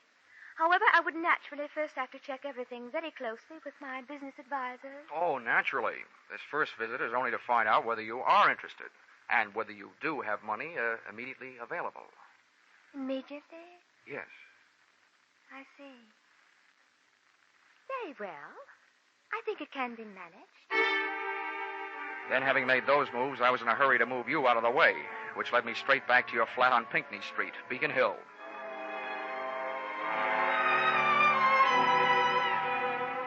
And there, once again, I bumped into what I've learned to expect in my racket, the unexpected. Your apartment door was slightly open. Your wheelchair was empty. And from outside, I saw you across the room, standing there, talking into something that earlier in the day you had very deliberately told me you didn't have. A telephone. Oh, Joseph, I'm so glad I was able to reach you. Now listen, I have another little job for you to do. I want you to come right over. Both of you. You need Rocky, huh? You know where it is? No, this time it's somebody I have to get rid of. I took up a plant in the antique store across the street and waited for your visitors. They were charming. Just the sort of folks you'd expect to see on Beacon Hill, dropping in for a spot of afternoon tea. They were the kind of guys who never wear wristwatches, handcuffs being rough on watch crystals. I gave them a short lead upstairs, then pussyfooted up behind them. Oh, one of these days my right eye is going to wind up shaped like a keyhole, with my left ear shaped like a cauliflower from pressing against door panels. It's so nice having you young fellows around to depend on. Sit down, sit down. Do you want some nice tea and cake? No, thanks, dear. We just had some pizza and beer. Yeah, Joe and me just had some pizza and beer. What's on your mind, Grandma? Yeah, what's on your mind, Grandma? Well, boys, you know how worried I've been Yeah. about that family of mine. Well, things are even worse now. What's up? Yeah, what's up? Well, I want you to understand that it wasn't that I didn't have complete faith in your ability to protect them. Sure. But I finally turned to my insurance company, hoping to save a few dollars. Yeah. They sent a scoundrel named Dollar from Hartford to protect me, mind you. And do you know what he did? No, what'd he do? No, what did he do? Well, just to make sure this Dollar fellow, I called a private detective and had him followed when he left here. Yeah, good. And that detective told me that Dollar went to Sophia and my nephew Chalmers and is trying to entice them to kill me for my insurance money so they can buy some phony oil stock he's trying to sell them.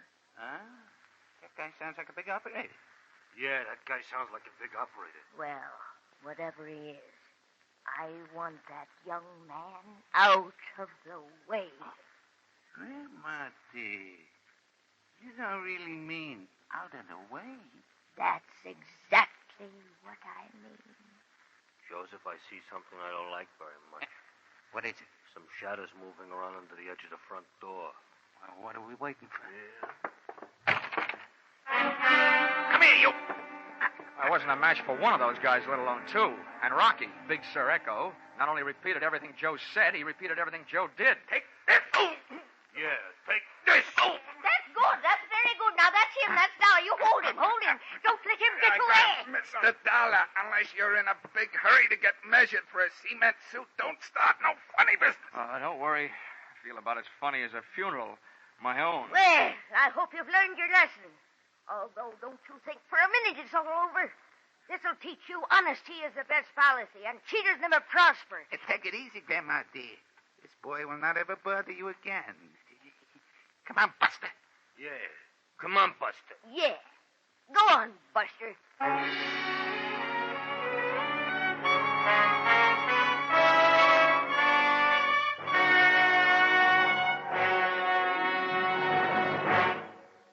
In just a moment, we will return to the second act of Johnny Dollar. But first, this fall, you hear them all on CBS, and you hear from the top mystery writers as well as top stars like Jack Benny, Bing Crosby, and the Lux Radio Theater luminaries. One such master of mystery, Raymond Chandler, and his world-famous private eye, Philip Marlowe, will be heard from later tonight on most of these same CBS stations. Be sure to hear this latest, hard-bitten, wisecracking adventure of Philip Marlowe later tonight, won't you? Tune in this fall for the shows that you love best of all. Listen carefully, here's the address. It's CBS. Now, with our star, Charles Russell, we return to the second act of Yours Truly, Johnny Dollar.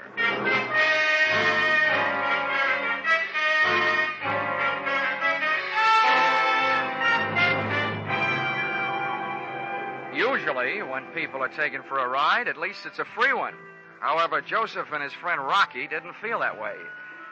So, expense account, item 3, $1.20, cab fare, up Tremont Street toward Boston's South End. The three of us sat packed in the back of the taxi with me in the middle. And just as we passed King's Chapel burying ground, Rocky and Joseph suddenly felt the urge to be alone with me. Hey, driver, crank up your window. We wish to be in private. As it happens, I can't. The crank fell off. Yeah, you and your lousy cab. Yeah, you and your lousy kid. But step on it.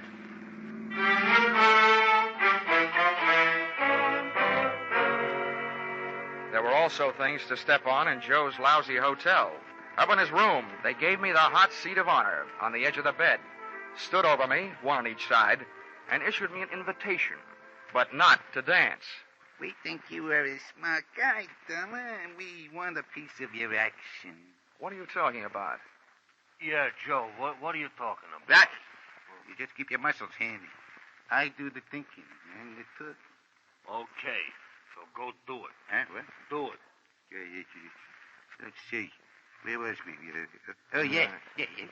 Like I was saying, Dollar, you got a good racket, and we want a piece of your action. Okay, Joe. What do you think my action is? Listen, buddy, I've been around hustlers all my life, so you ain't fooling me. You set up the old lady to get knocked off just like she said. In the meantime, you get all the people who will collect her insurance nice and ready to sell them some no-good oil stock. Your hands are clean, except for a bush league swindle. The most you could get out of that is from 3 to 5 years, and that's the only chance you're taking. Joe, you're a genius. Well, let me ask you one thing, though. Why should I go to all that trouble? Why shouldn't I just sell my hot oil stock to the old lady in the first place and save all that extra trouble? That's where guys like you are smarter than guys like me. You got your reasons. You ain't kidding nobody. We like the way you operate. And we want in. I guess I've found myself a pair of partners. Good. Shake. Yeah, shake. One at a time. Joe? Rocky? Oh, I'm sorry. This is great. Rocky and me have been taking Grandma for a few bucks now and then, protecting her from them squares she's afraid of. But I never thought it would turn into anything as big as this. Just out of curiosity, how'd you guys meet Grandma in the first place? We was doing a little social break-in and then one night, and it turned out to be her house, yeah? She got the drop on us. We seen her there in her wheelchair, pushed her into the bedroom, and went to work. Yeah, went to work. And the next thing we know, she's standing there pointing a old shotgun at us. What? You creep, that was no shotgun. What? What are you? It's a very historical musket. Oh. Stupid. And she told me. Let's see, where was we? Anyway, that's how we met her. She made us a deal. She wouldn't call the cops if we'd done her a turn. Besides, she paid us for it. We ought to have a bottle sent up, yeah? What for? Well, all we got to do is wait till the nephew or the niece knock off the ante. So why not have a drink while we're waiting? Oh, whoa, now hold everything. That's not the way to do it. How come? Yeah, how come? Now, look, if we sit here, we blow a big chance. The chance to get rid of whoever murders the old doll. We see who do it. We turn them in. They're out of the way, and the insurance money goes to the other one. Then I go to work on them.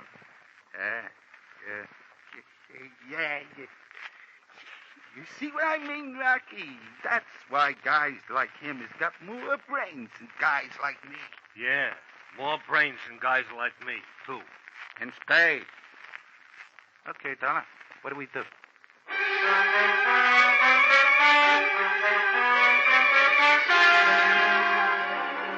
I was in a bad spot, but I'd put you, Auntie Carter, in a worse one, hoping to attract any bad apples that might be hanging on your family tree. Then all of a sudden you decided I was a worm and eliminated me as your number one protector. Among your spoiled family fruit, there was nephew Chalmers, fishy-eyed and money-hungry, his wife Crystal, who was no killer to look at, but who could be sure of her with a gun in her hand. Then there was Sophia. She was stuffy, but strangely reminded me of a precocious young lady who strangled her mother so that she might wear her evening gown to her high school senior prom. So, when Joseph, expert in giving a fellow's eye a coat of many colors, asked me, what do we do now, I honestly didn't know. The best answer I could come up with was get back to where we could keep an eye on your address on Pinckney Street. But when we got there, Pinckney Street was blocked off by blue uniforms, and reinforcements were still arriving. Hey, what's going on? Yeah, what's going on? Well, you gotta be sure of one thing. This ain't the policeman's ball.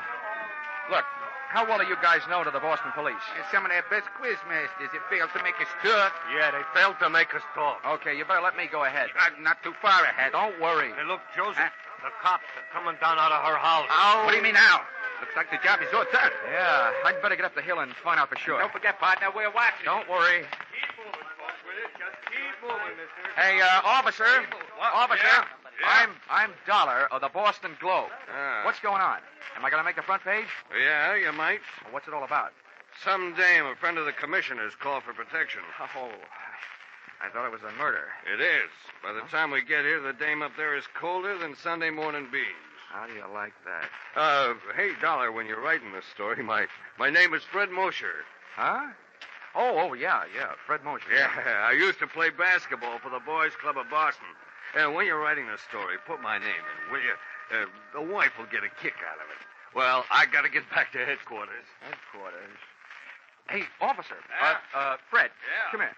Listen, I'll see that you get your name in the paper if you do me a favor. Oh. Act like you're arresting me, will you? A couple of friends of mine are just down the street.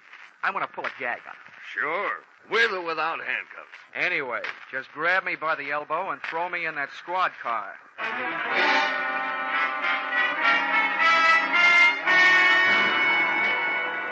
I could tell by the eyes of Joseph and Rocky that I had just successfully dissolved a partnership. At the corner of Arlington and Boylston, I swapped the patrol car for a cab. And, what do you know? I headed back across the Charles River to Cambridge.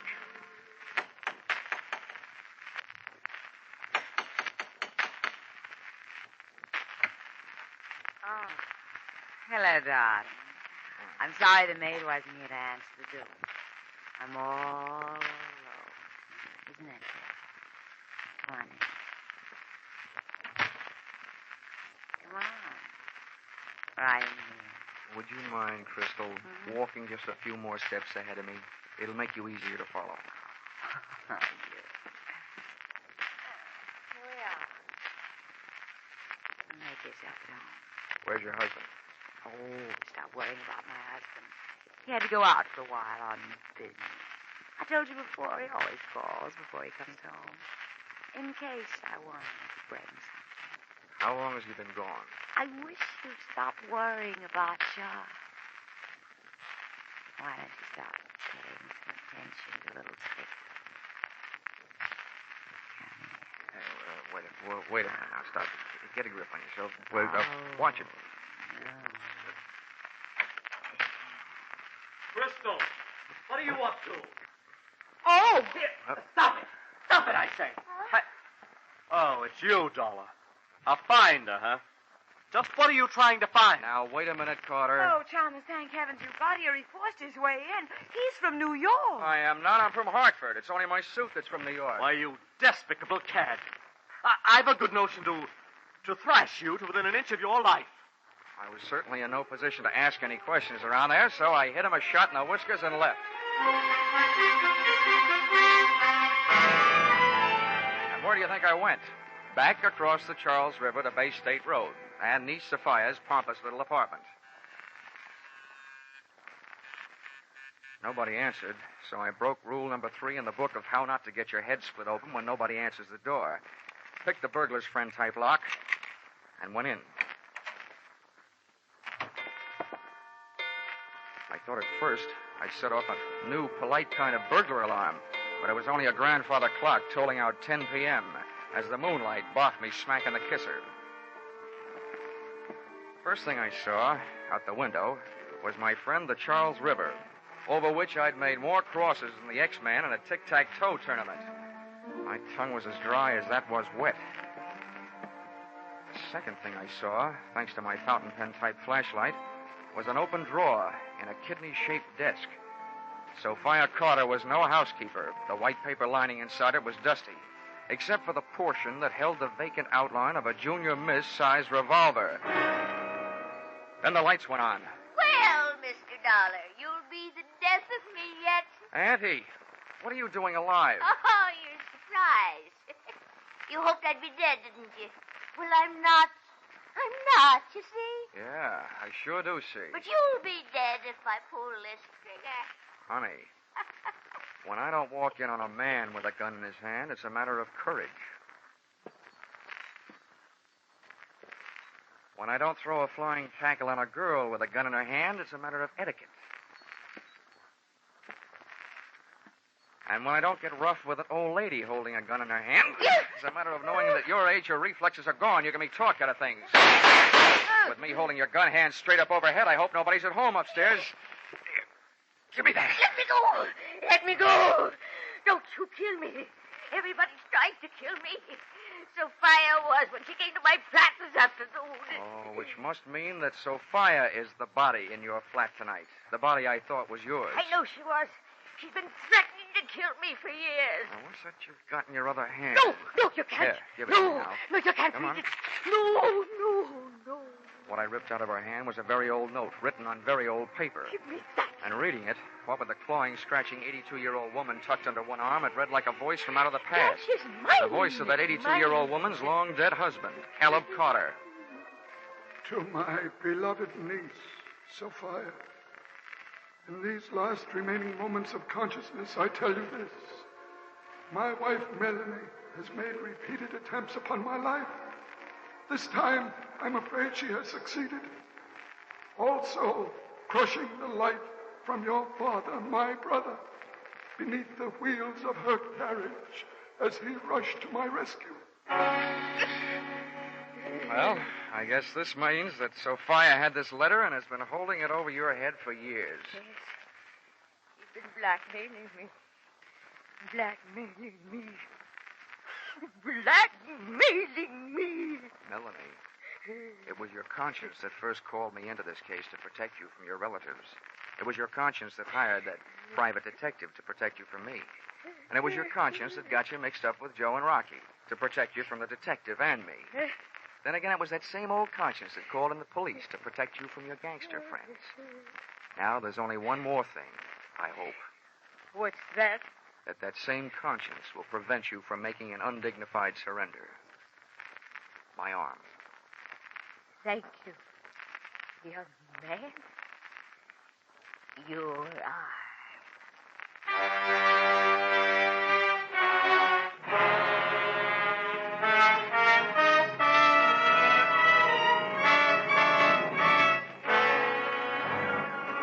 Expense account, item 4, $15, pipe and slippers.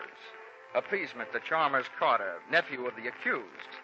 To give him a symbol that all I was really trying to find was a way to straighten out his home life.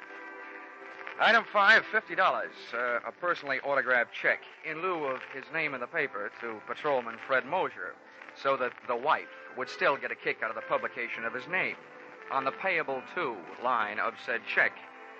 Expense account, item 6, $15. Gift to Joseph and Rocky.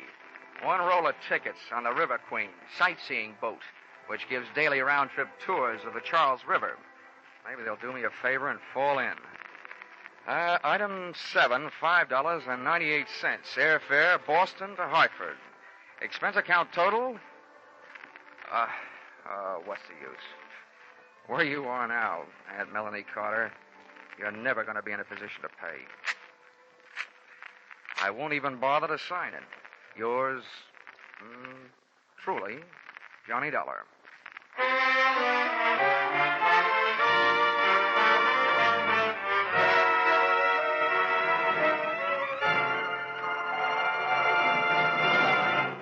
Yours truly, Johnny Dollar, is produced and directed by Gordon T. Hughes and stars Charles Russell. Script by Paul Dudley and Gil Dowd. Be sure to be with us at this same time next week when another unusual expense account is handed in by... Yours truly, Johnny Dollar. This is CBS, the Columbia Broadcasting System.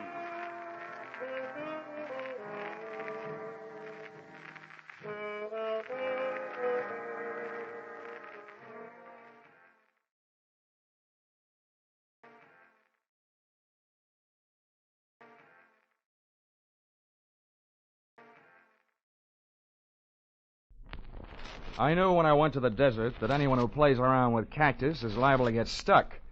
But I didn't remember that another way of saying death is going west.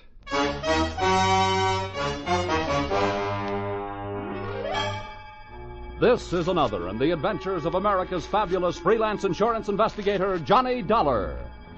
At insurance investigation, Johnny Dollar is only an expert. At making out his expense account, he's an absolute genius.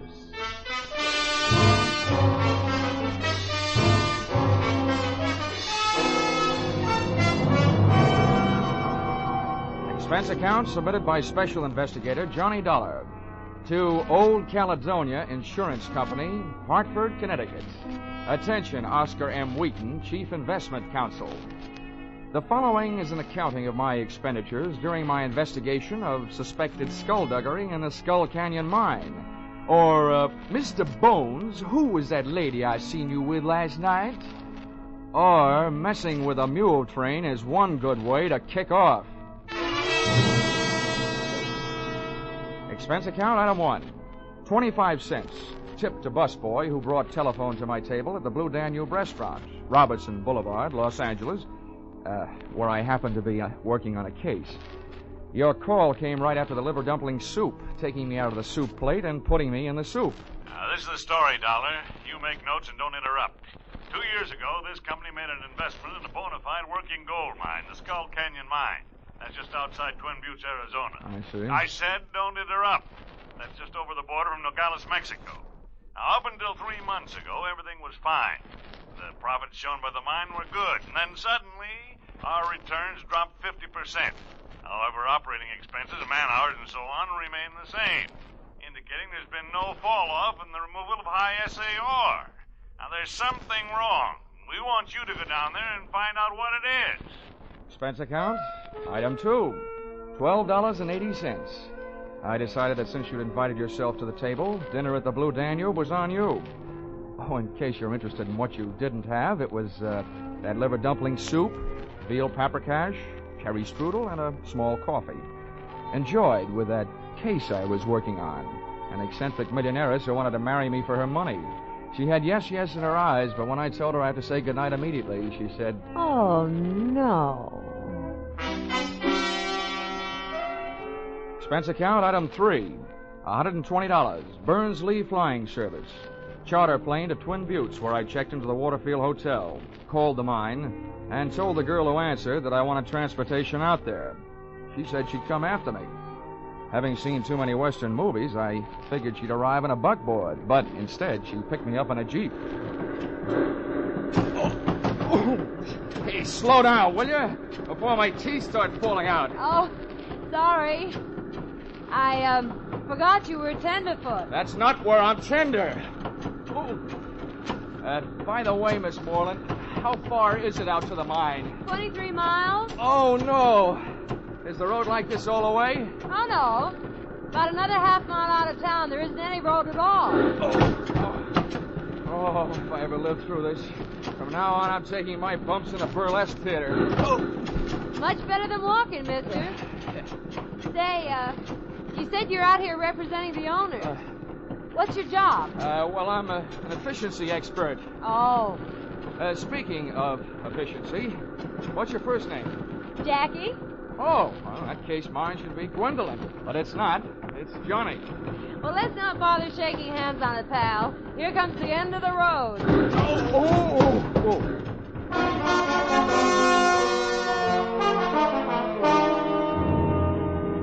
The scenery was jumping around like a home movie.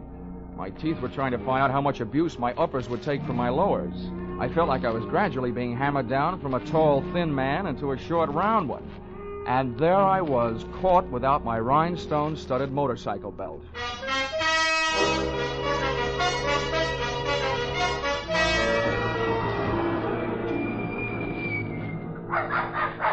Well, here you are. Want me to help you out? Oh, very funny. Go away. Get lost, you little monster.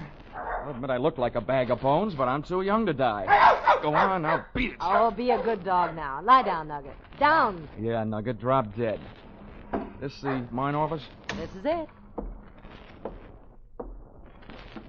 Well, Dollar, welcome to Skull Canyon. I'm Doyle, the manager out here. I'd be happier to meet you if I met you in town. Mr. Dollar's in a foul mood, Jeff. That ride was a little too much for him. That ride would have been a little bit too much for Buffalo Bill. Well, that's how Jackie keeps that figure as trim as she does. Now, come on inside, Dollar. That's where the books are, and that's where the chairs are. With cushions, I hope. I'll see you guys. All right.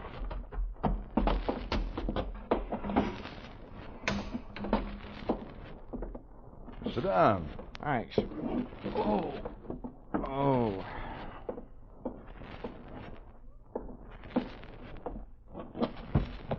Well, there you are. You'll find all the figures right in that big, fat book.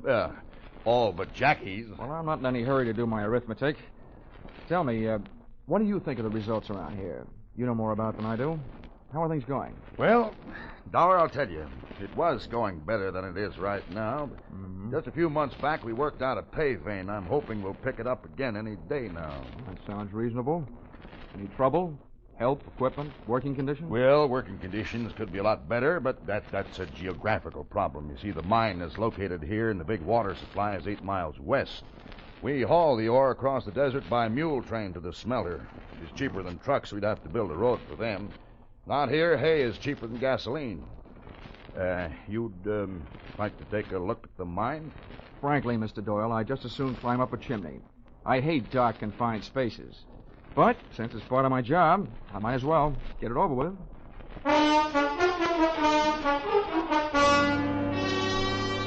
The entrance into the mine was through an adit, a horizontal shaft into the side of a hill. We rode in on the tail end of a small red dynamite car, drawn by a donkey, junior grade, a burro. It was cooler in there, but I started to sweat the minute we left sunlight and fresh air behind us. I could hear the jackhammers nibbling little gold ear bobs out of the quartz rock for the Christmas tree. Then I heard them stop, and Doyle told me why. Sounds like they're about ready to blast. Oh, great. So open your mouth and cover your eyes.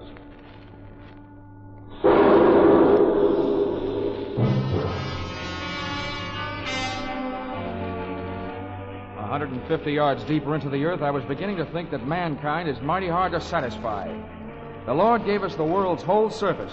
Then we had to go and invent gold mines and airplanes. And right then, I'd have settled for an airplane. Oh, what's the matter, Dollar? You look a little green. Oh, feel a little green. Well, look. Take some deep breaths and hold them as long as you can. Okay. Yeah, there. That'll perk you up. Well, this is it. Right here is the only face we're working. It doesn't help. So this is it, huh? Well, let's see the rest of it. What? I told you, this is it. This is the only face we're working. Okay, you guys. Keep it moving. Load that ore. Fill them up. Come on, bend your back. Well, let's get out of here, Dollar. Okay, Doyle. I've seen what I came to see. And I also figured I had heard what I came to hear.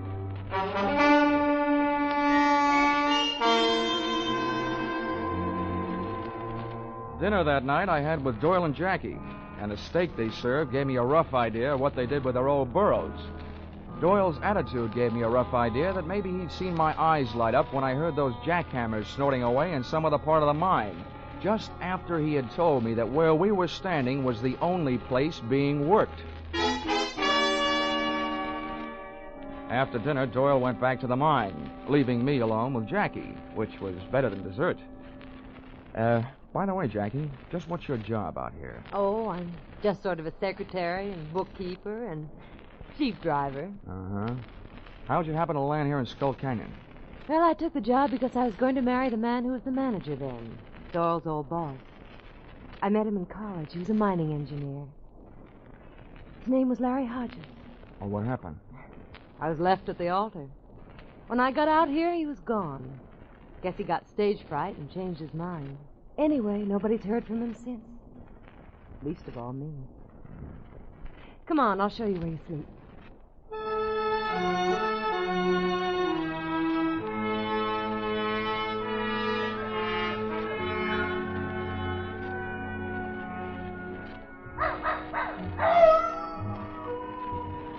It was a real romantic night.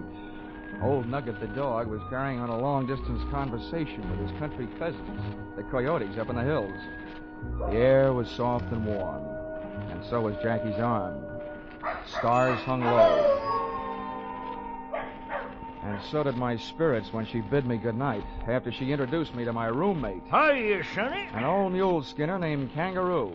Make yourself comfortable. Oh, a fat chance. Well, better than a sand bed and a saddle pillar. Oh. Say, for a pine shack, this has a mighty fancy floor. What is it, mahogany? No, tobacco juice. Helps keep out the sidewinders. What do you mean, helps? Little snake critters crawl in out of the hot sun to get cool. Where are you from, Sonny? Hartford, Connecticut. Well, I'll be turned too. I don't reckon it shows through, but I'm a Easterner myself. Come out from New York State 53 years ago. Little town of Prattville. County seat it was. That's pretty dull. What'd you say? Oh, nothing. Say, are you the one that handles the mules on the run out to the smelter? I'm one of them. Well, how's chances of hitching a ride with you in the morning? You'll have to get up early. All right, then. I'll get up early. Well, then stop wasting your breath on a lot of dang fool words. Use some of it on the kerosene lamp. Quick! Night.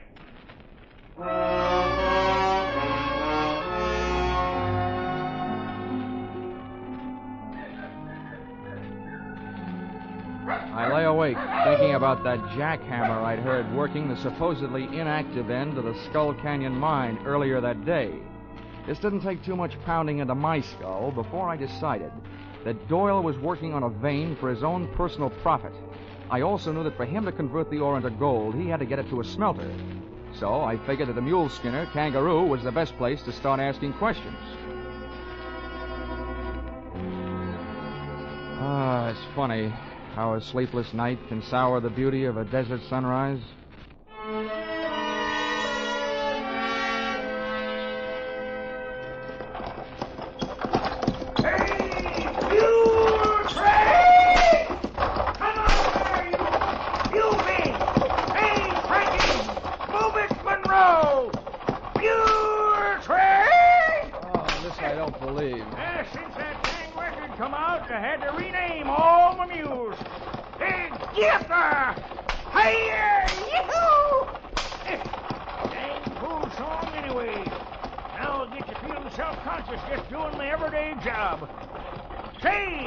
See that big rock up ahead? Near the mouth of that little itty-bitty side canyon? Yeah, I see it. That's Halfway Rock. Means we're halfway to where we're going. I'm sorry it isn't all the way, Rock. I wish we'd get there. The sun's getting awful hot. Why, it ain't nothing, Sonny. Some days that old sun's got your tongue hanging out your fur. Gets a real nice tan. How do you stand it? Hey, what's that stomach pump doing way out here? Stomach pump? What in tarnation are you talking about? That's a clever name for a light airplane. Hey, looks like he's getting ready to give us a buzz. Hey, Mules! Hey, you, Monroe! A steady blast is... Monroe! Doggone it, he's the loudest mouth ding-ding old mule I ever did hear. Hey, here he comes. Ho there, ho!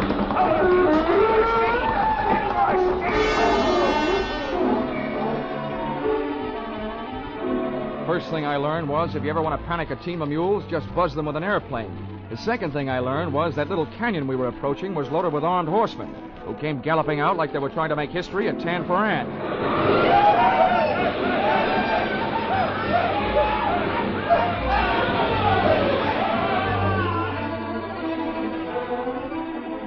The gunman didn't do anything to me except hold me at bay, while the plane picked itself a landing and disgorged its one-man air force. Buenos dias, amigos. You don't look happy to see me. Maybe my friends scared you with their guns, eh? Hey, old man, who is this new boy who ride with you today? His name's Dollar. Right now, I wish it was Hopalong Cassidy. Well, let me introduce myself. They call me El Puerco. That's because I look like a pig. Maybe it is because I'm so greedy, too. I want what you got with you. Why, Galdern, your miserable sunbait's hiding. Now, take it easy, old-timer. It's okay. All I've got on me is a wristwatch and a few bucks. Let them have them. And besides, what's he going to do with a wagon load of unrefined gold ore? You talk like a little boy. I know what you have with you, and I know where it is. It's under the seat, the little white bags. $30,000 of pure gold.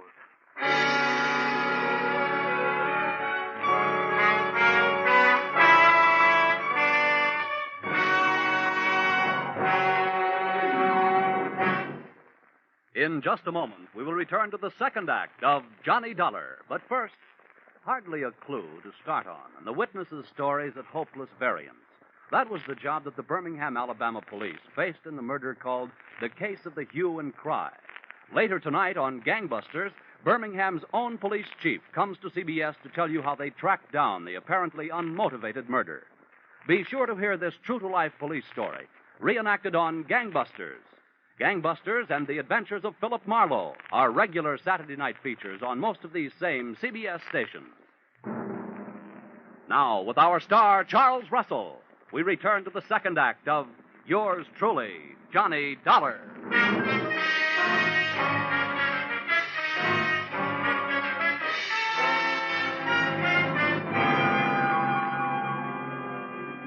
So there I was, Johnny Dollar, efficiency expert. I'd efficiently gotten myself in trouble. I was efficiently letting El Puerco walk off with a large part of your gold, and stood a good chance of efficiently getting myself shot in the belly. There we are, amigos. I feel better now the gold is in my little aeroplane.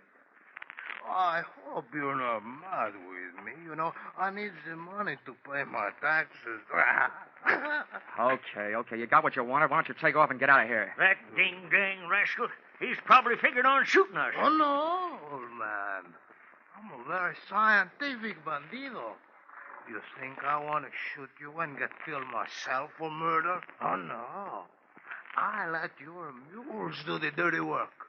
Well, Manuel, Pedro, Juanito, here, adelante.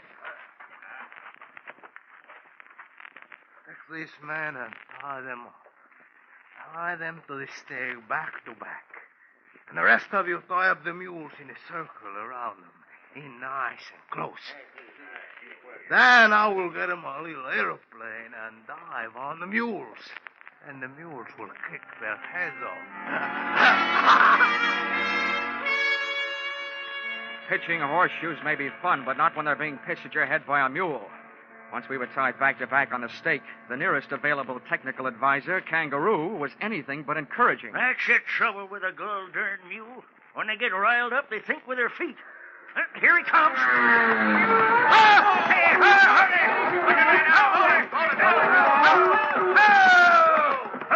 Ho, you mule, ho. There. I guess we showed 'em. Yeah. I ain't skunned mules 40 years for nothing. I can handle 'em. Oh, nice going, Kangaroo. Now, listen, Sonny, I got my idea. Yeah, what is it? Well, go something like this. Hey! Oh!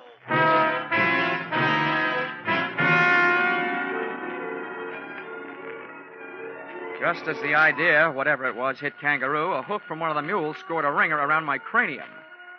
The stars looked beautiful. They came out in the shape of a horseshoe. And as I slipped into that familiar Betty Bye for private eyes, the world of hit-on-the-head darkness, I could hear Kangaroo's advice, too little and too late. There, you see? You can never trust a mule. Never trust a mule. Never trust a mule.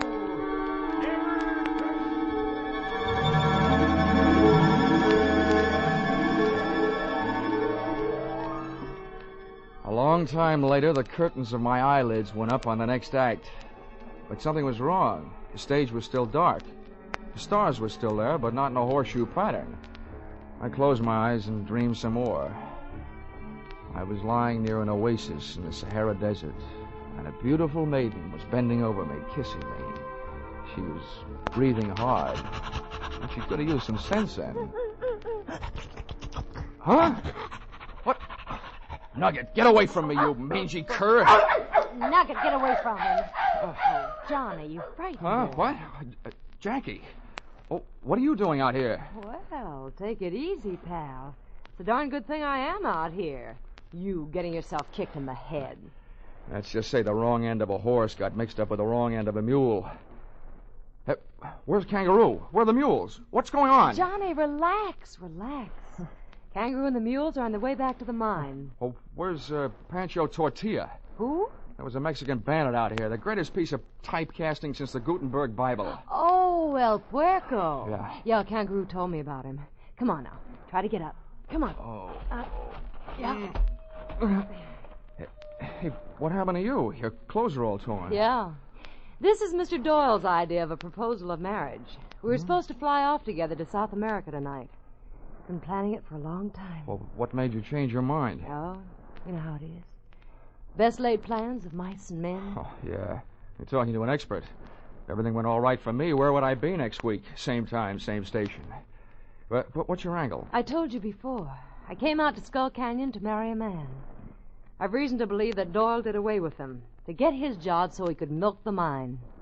Well, I stayed on and acted just interested enough in Doyle to get him nice and relaxed, hoping he'd spill something. Well, so far all it's been is bragging up life in South America with him. Oh. Now, I hope you can help me. And I know I can help you. How? Well, Doyle set up a refining layout right in the mine. When the gold he's been stealing comes out, it's pure gold. Aha. Then somebody in the mine must have tipped off El Puerco. Mm-hmm, Doyle did. Oh. He and El Puerco are working together. El Puerco's job was to get the gold across the border and you out of the way. I see. Well, listen, you ever been in the mine? I mean, could you show me the way the refining layout? Oh, no. Doyle's never let me inside. Well, how about the charts of the mine? They're in the safe. I've got the combination. If we can just get in without Doyle seeing me, I can get him. I'll leave that to me. Come on, let's get going. Wait a minute. How do we get back? Well, I came out in the Jeep. Oh, my aching head.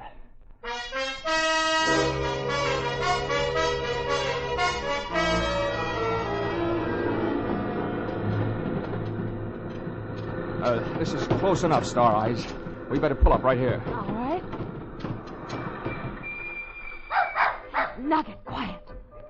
Say, the wedding may be off, but it sounds like the reception is still on. No, that's the regular Saturday night square dance. Oh. Well, look, from here, which way is the office? I'm lost. It's right over here. Oh. Come on, I'll show you. You were in it yesterday. When we rounded the corner of the office building, my heart was doing a dozy-do.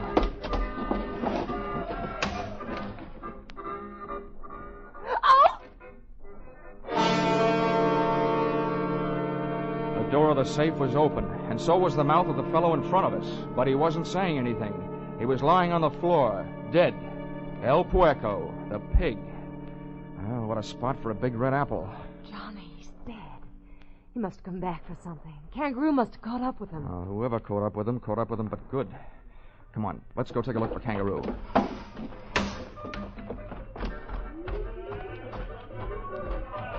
Wait. Yeah. Careful, darling. Doyle may be in there. Boy, tight spots really give that word darling a good workout, don't they?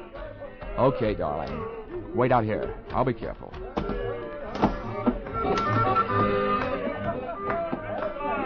Say, partner, you seen Kangaroo around here? Kangaroo? Yeah. Well, sure. Kangaroo came in here looking for Doyle. Well, did you find him? Well, don't know. Doyle went over to the mine. Is that where Kangaroo went? Well, if I was looking for Doyle, that's where I'd go. Thank you, Bottleneck.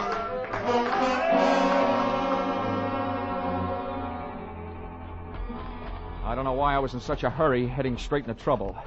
But the trouble started popping before we got to it. Oh, poor Kangaroo. Jackie was only guessing, but I could only hope she wasn't guessing right. Johnny. Hmm? Johnny, I thought I saw something flashing just inside. Probably somebody's last spark of life. Now, take it easy. You stay right here. I'll move in from the side of the entrance. No, I don't... Oh, all right. Be careful.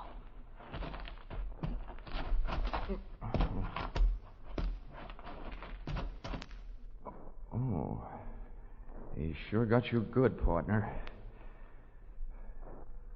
Okay, Jackie, you can relax. The right man got it, your play man. Mr. Doyle. Oh, Johnny. Oh, Johnny, it's awful. What a relief. Hey, Kangaroo, you can come on now. Everything's all right. It's us, Jackie and Dollar. Anyway, don't make a move or I'll shoot you down. Hey, what the... Harry! Stay away now. Larry, you mean the guy you thought was dead? The guy you were supposed to marry? Yes. Oh, Larry. Larry, darling. I'll kill you. No. Oh, Larry. Larry, what's happened to you? I'll kill you. All right. Oh.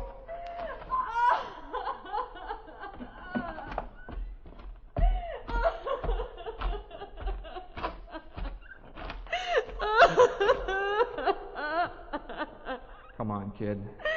It wasn't worth waiting for anyway.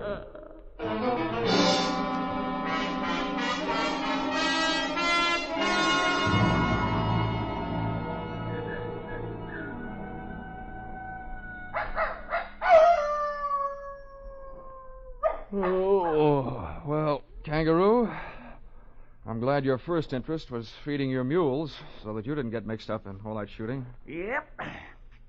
Poor. Well, I'll tell you. When three bad eggs like Hodges and Doyle and El Puerco get together double-crossing each other, they all gotta wind up in the omelet. Dead. Sure feels good to get your boots off. That Larry feller thought he was pretty smart, holding up in that mine with his own private smelter, using Doyle for a front. The only thing was he didn't figure on Doyle falling in love with his woman. Yeah, who wouldn't? Say, for a young fella, you sure talk a lot. How about using some of that breath you're wasting on that kerosene lamp, huh? Right.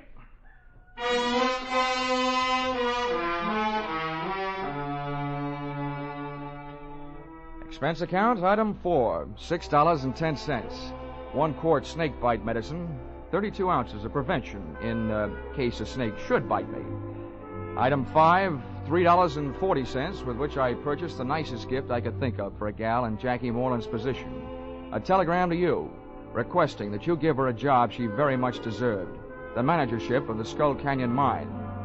You see, when she first found out that man she was going to marry didn't love her, she took out her affection in the territory, which makes me very sorry that I wasn't born in the state of Arizona. Expense account, item 6, $164.35. Transportation, Twin Buttes to Hartford. Expense account total, $947.99, which makes just about as much sense as you can make without making it a dollar. Signed, yours, no charge for that double talk, truly, Johnny Dollar.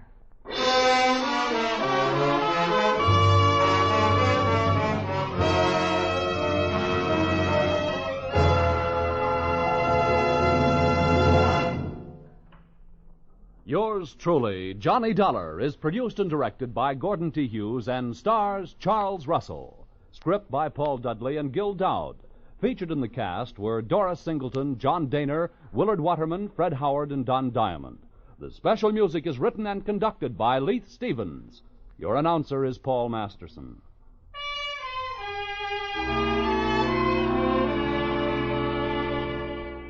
Be sure to be with us at the same time next week when another unusual expense account is handed in by yours truly, Johnny Dollar.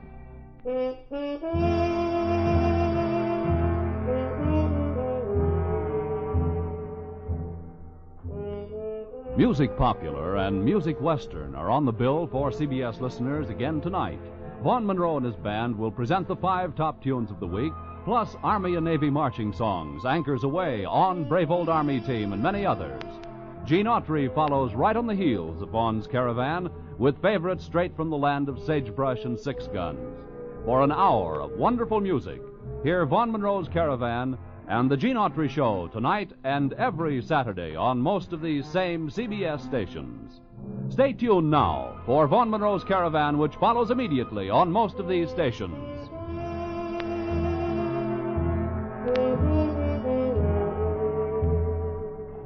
This is CBS, where yours truly, Johnny Dollar, meets adventure every Saturday night, the Columbia Broadcasting System.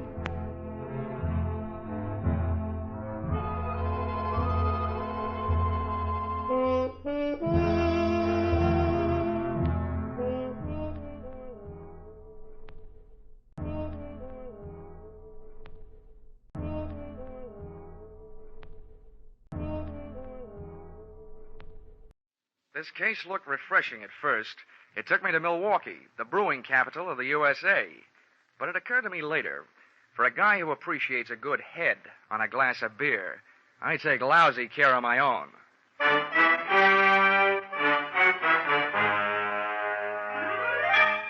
This is another in the adventures of America's fabulous freelance insurance investigator, Johnny Dollar, starring Charles Russell.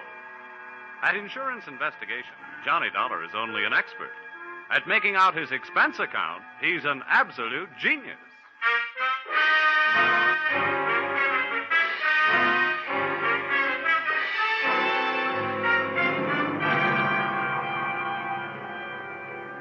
Expense Expense account submitted by Special Investigator Johnny Dollar.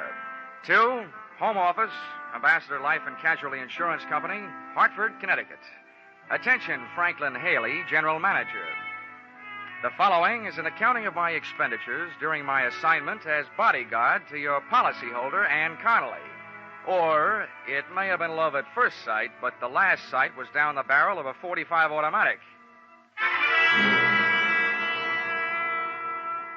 Expense account, item 1, $2.95. One copy of The Case of the Playful Siamese, a novel of detection and suspense. It was a story about a private eye named Dexter Payne.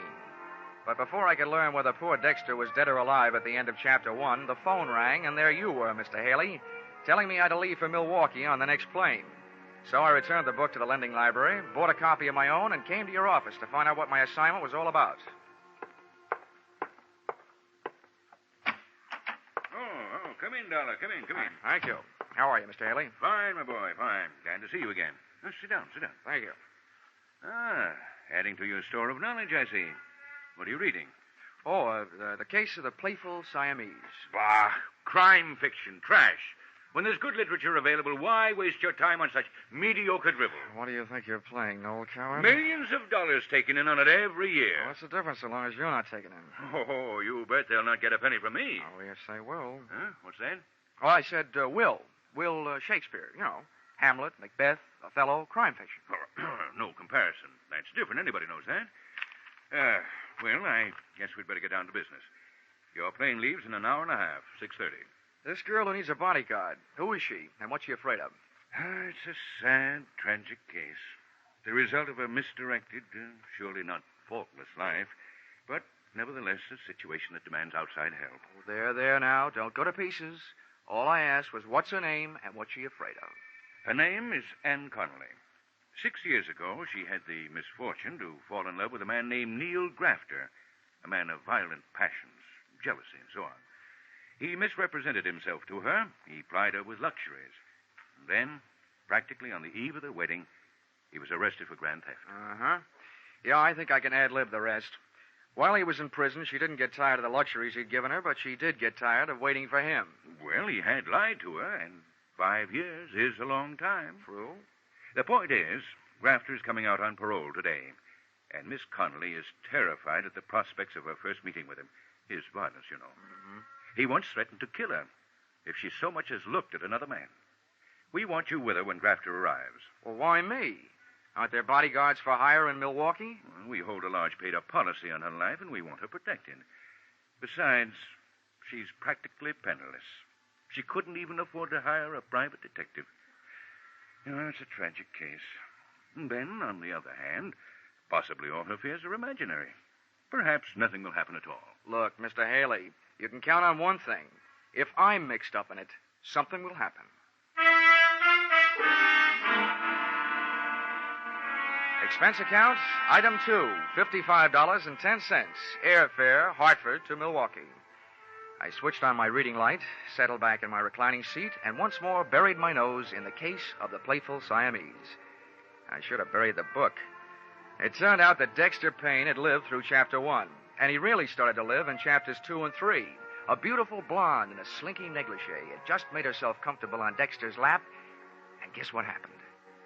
A fuse on the plane blew, my reading light went out, and I spent the rest of the flight in a dark cabin in a black mood.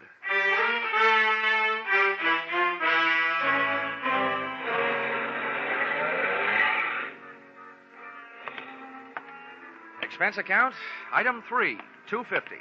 Cab fare, airport to the address of Ann Connelly. Which, for a girl who couldn't afford a detective, was quite a hunk of a dress. Unless she was living on Friends.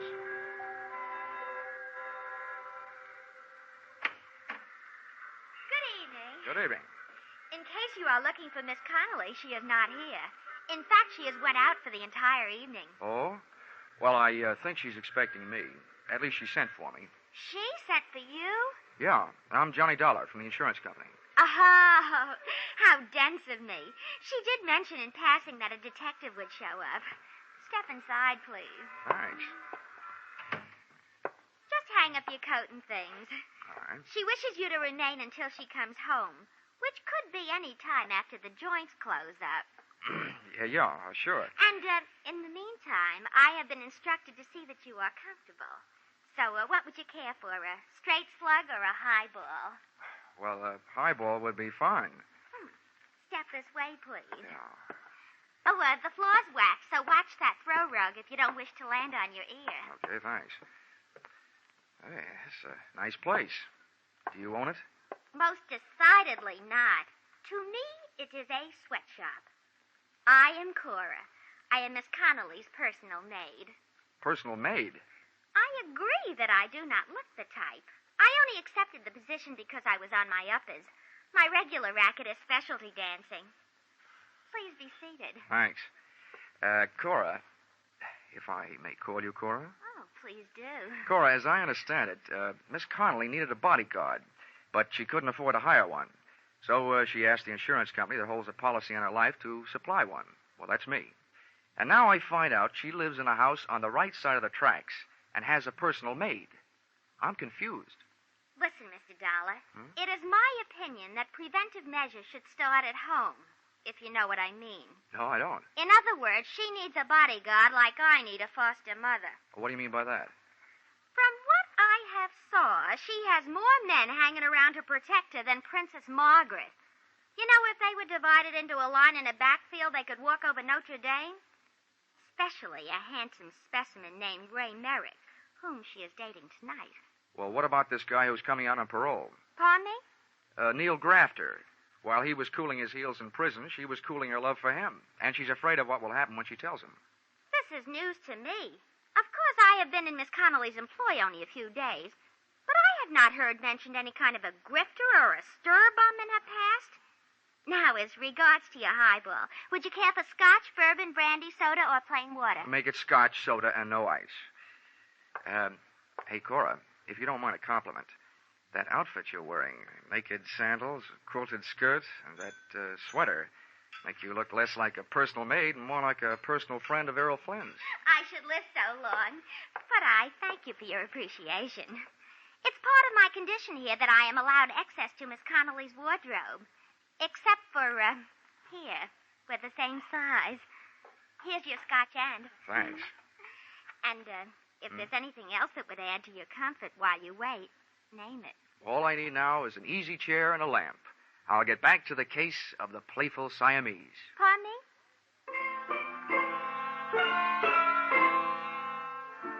So there I was, Johnny Dollar, with Johnny Walker in one hand, Dexter Payne in the other, and a few questions simmering in my mind. They really boiled down to one. Namely, what was I doing there? Oh, well. In Chapter 5, Dexter finally found a clue. Yeah, I wish things would work out as easily for me sometime. I was just turning to Chapter 6, when guess what happened? Ann Connelly came home. Come on in, darling. Have a night chat before you go home. I'm in. The first thing I noticed about Miss Connelly, after the size of her escort, was that there was more similarity between her and Cora than just body measurements. Their hair was the same shade of brown, and at first glance, at least, even their features were the same. Then she saw me. Oh, you startled me. But you must be Mr. Dollar from the insurance company. Check. This is Mr. Merrick, my lawyer, and my friend, Mr. Dollar. How are you? How do you do? I hope you've been comfortable. Thanks, I have. Too comfortable. Usually when I'm sent to guard a body, the body is there to guard, not out on the town until 2:30 in the morning. Well, of all the... Now, wait a minute, honey. We thought it was a smart move, Dollar, to get Ann out of the house and keep her out of it until you got here. All right, Mr. Merrick, while you're in the mood to answer questions, maybe you'll tell me why, with a layout like this and a personal maid, did Miss Connelly turn herself into a charity case? Why didn't she hire a local muscle man? That is none of your business, and if you don't like your work, go back to Hartford now. Go back tonight. Ann, darling, hold your My temper. Now, you'll have to inconsequential forgive Miss tin Connelly, star. Dollar. Her nerves are on edge. You can understand that. Dollar, the fact is that she couldn't afford to hire protection. A, because her funds are low at the moment. B, because there's no telling how long she'll need protection. There's no way of knowing when Grafter will show up. Does that answer your question? I had planned a winter in Bermuda. I hope Grafter makes up his mind before the thaw sets in. I only hope you're as sure of yourself as you sound, Mr. Dollar. I try to be.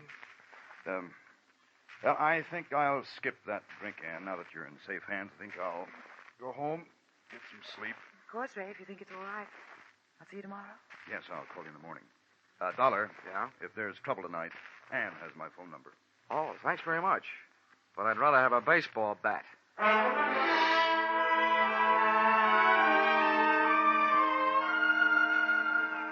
I learned early in my career that an excellent way to court disaster is to wait for trouble because it usually sneaks up behind you. But it was too late then to go looking for it, so I made the rounds of the house, checking the locks on doors and windows.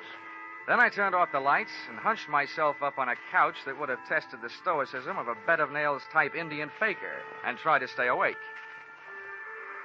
I wondered about Dexter Payne. I wondered if the playful Siamese was a cat or somebody from Siam.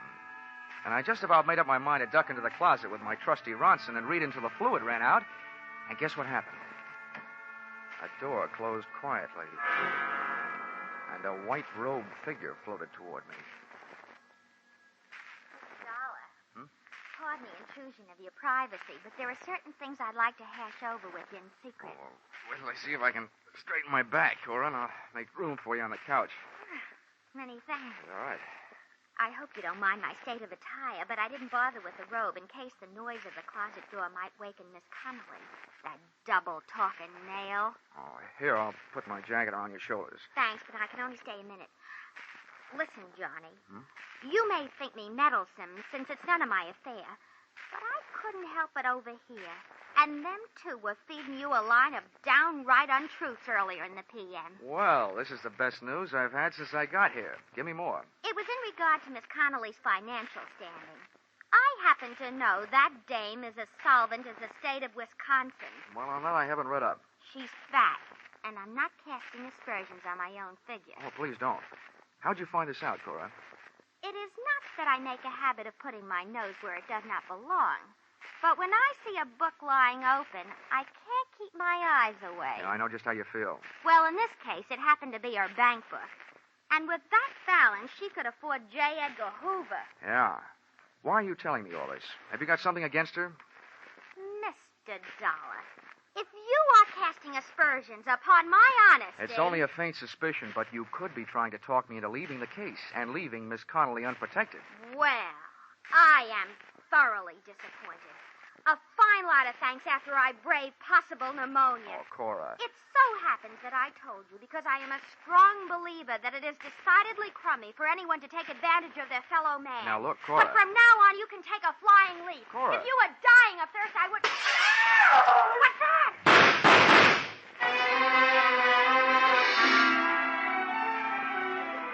As I stumbled across the room and into the pitch-black hallway leading to the bedrooms in the rear of the house, I wondered what Dexter Payne would do in a similar situation.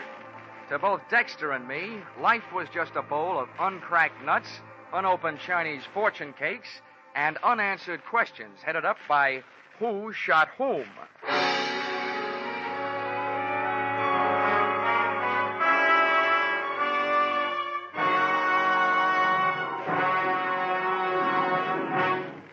In just a moment, we will return to the second act of Johnny Dollar. But first, The Case of the Paper Stars, a thrilling true story from the police file, starts a 3-week serialization on CBS's Gangbusters tonight.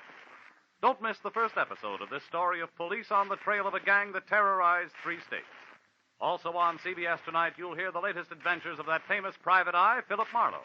The Adventures of Philip Marlowe and Gangbusters are regular Saturday night features on most of these same CBS stations. Tune in this fall for the shows that you love best of all. Listen carefully, here's the address. It's CBS. Now, with our star, Charles Russell, we return to the second act of Yours Truly, Johnny Dollar.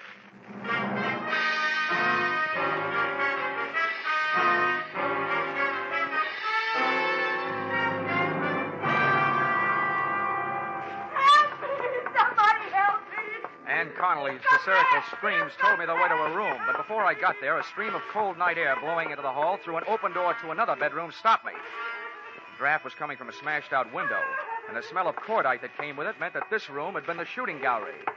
The corner of my eye picked up the corner of a white garage just as a king-size shadow of a man crossed it, and I went out after him. I made the garage in a dozen heartbeats. Believe me, the way my heart was going, that was record time. And as I skidded around the corner, an arm about the size of a fire hose came out of the darkness, crooked around my neck, and pulled. Face that loomed up above and in front of mine was ugly, bearded, and wild-eyed. So, you're working against me, too. Let go. What's the matter with you? Yeah, sure. I'll let go. Oh, you must be Neil Grafter. I didn't kill her, did I? Because she wasn't in her bed. Oh, where was she? With you? No, she wasn't with me. What's the matter with you, anyway? So she went sour on you. Happens every day. They even write songs like Don't Cry Joe about it. Look, you spent enough time in prison to learn not to like it. Why set yourself up to go back for the rest of your life? You were smart enough to get out on parole. Why don't you get smart enough to pull yourself together? Prison? I don't remember any prison. I forget things sometimes.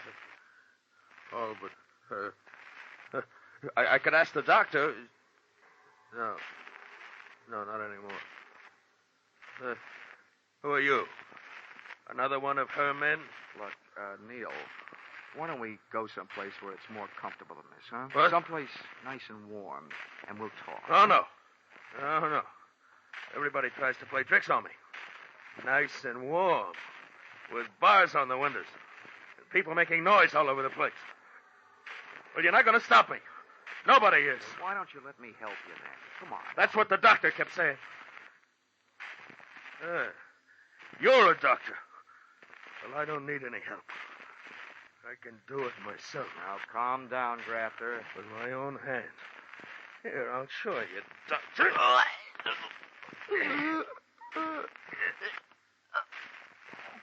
No. Oh, why should I kill you? Don't help me. Just stay away from me.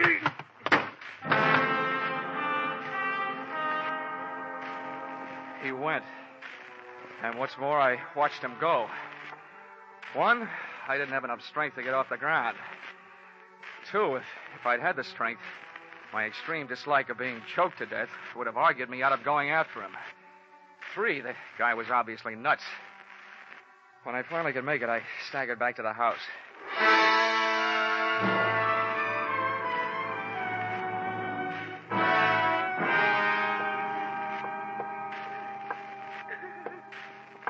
You can turn on the lights, Miss Connelly. He's gone. No, wait a minute. On second thought, maybe we'd better make sure all the shades are down. He might come back.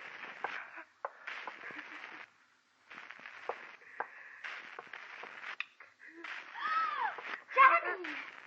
Your throat. What did the lug do to you? You might say he saved my life. At least when he got halfway through the job, he changed his mind about killing me. You talked to Neil? I tried to, but he didn't understand anything I said. And Miss Connelly, he didn't talk about wardens and paroles, as in prisons. He talked about doctors and barred windows and noisy people, as in mental hospitals. Do I translate that to mean that he's off his rocker? Cora, please, go over there and sit down, will you? I'll get to you later. Well, palm me. Just pretend I'm elsewhere someplace. After all, it was only my bed that he blasted. Did you hear that, Miss Connelly? Yes. Yes, I know it was a horrible thing to do, having Cora sleep in my room. I was half crazy with fear. Why doesn't Ray get here? He promised to hurry. Maybe we can air some of the linen before he arrives. Instead of being in prison, which was a story I got, Grafter was in a hospital for the criminally insane, nursing a big yen to ventilate your head. Is that right? Please, Yes. Yes, that's the truth. He escaped a month ago. A month ago? Yes. The doctors notified the police here that I was in danger, and they supplied a 24-hour guard for the house. But after a month, they decided Neil had gone someplace else, so they withdrew the guard. Oh, great. So the only people left who cared more about your fate than they did about mine was your insurance company. Well, we had to do something, but I didn't have any insurance. What? So Ray bought a policy for me, and then we contacted the company. Aha. Legal blackmail, huh? Which brings to mind a meaty little question. Did you lie to the general manager, Franklin Haley, about where and what Grafter really was? Or did that misplaced con man hoodwink me into this mess? We told him the truth. I swear we did. Okay. I hope he lives through my expense account because that little trick is going to cost him.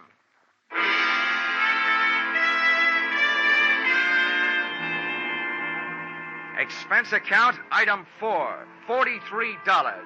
Breakfast the next morning. Over which I managed to steal a few moments alone with Dexter and his dilemma.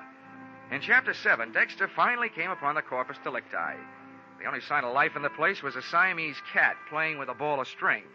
But before I could find out how the cat figured into things, the phone rang. Hello? Mr. Dollar, please. Yeah, this is Dollar. Your call to Melville State Hospital is ready. Oh, fine. Go ahead, please. Hello? Dr. Dollar here. Who is there, please? I am so busy. Oh, well, this is Johnny Dollar, Doctor. I'm an insurance investigator. But I don't want any. I am so busy, please. Oh, no, Doctor, investigator. I want to talk to you about a patient of yours, Neil Grafter. Grafter? Mm-hmm. Oh, yeah, the paranoid schizophrenic. Oh, a very interesting case. Complete fragmentation of the mind, total loss of synthesis.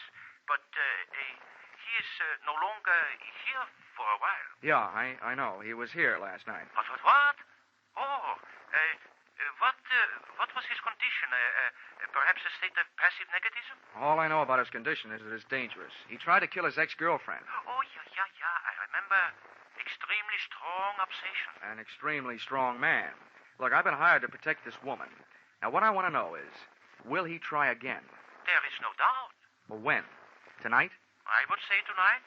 The degree of hallucinatory enmity towards this woman and everybody about her, the depths of his obsession... Whoa, wait a minute, Doctor, wait a minute.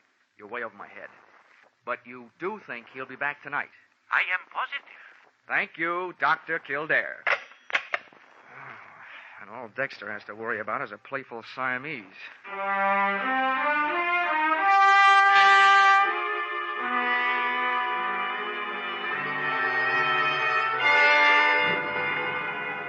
Waiting for a paranoid killer can be depressing all by itself. But to make it more so, in Milwaukee, the sun went into hiding behind a layer of dark gray clouds about 4 p.m., and it started to snow. It had the mood of Wuthering Heights, with icicles. At 5:30, daylight shut down, the night shift took over. And at 8, after a dinner that nobody dined on, I didn't brush my teeth, I lied in them. And what kind of protective measures do you propose to make tonight, Dollar? Oh, none. As far as I'm concerned, this is a night off. Dr. Downer out at the hospital, who knows Grafter better than anyone else, says he won't be back tonight. Oh, I wish we could be sure of that. Yeah, so do I. How can he make such a positive statement? Probably because he's spent his life with people like Grafter. No, I tell you, there's nothing to worry about. Miss Connelly, I want you and Ray to go out, just like you did last night. Cora and I will stay here. All right, if you think it's the thing to do. But I'm worried about Cora after what happened to her bed last night. How can we protect her? It's a little late to worry about that after you set her up. But forget it. Just to make it safe, she won't be in that room. I will.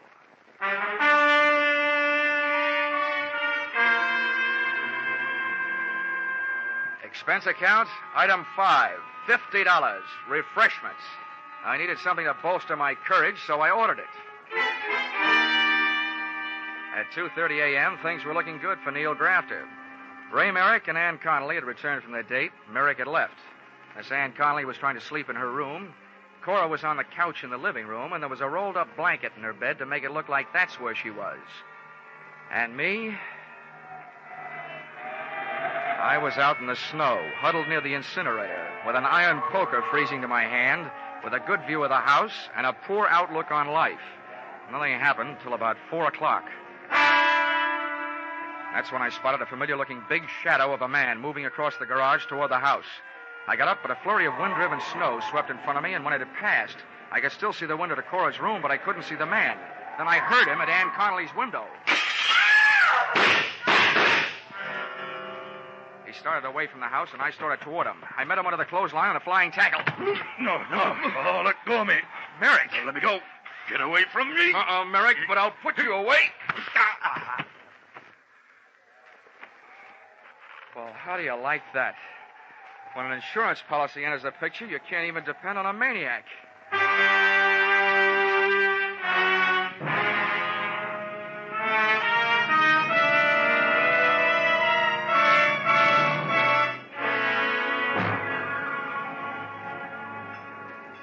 Well, take it easy, Cora. This is a fine time to start falling to pieces. Oh, why doesn't the doctor get here? Now, don't worry. He's coming. I've called for an ambulance. If Miss Connelly kicks off, I will hold him personally responsible. Now, look, Cora, I appreciate your feeling toward your fellow man, but Miss Connelly made a pigeon out of you. She hired you because you looked like her. She had you parade around in front of those windows wearing her clothes. I am aware of all those double dealings. She even had you sleeping in her room where Grafter almost blasted you. Now, what I want to know is why are you so anxious about her recovery? Because she owes me a week's pay. If this Sawbones doesn't pull her through, I'll sue the city of Milwaukee for my arrears.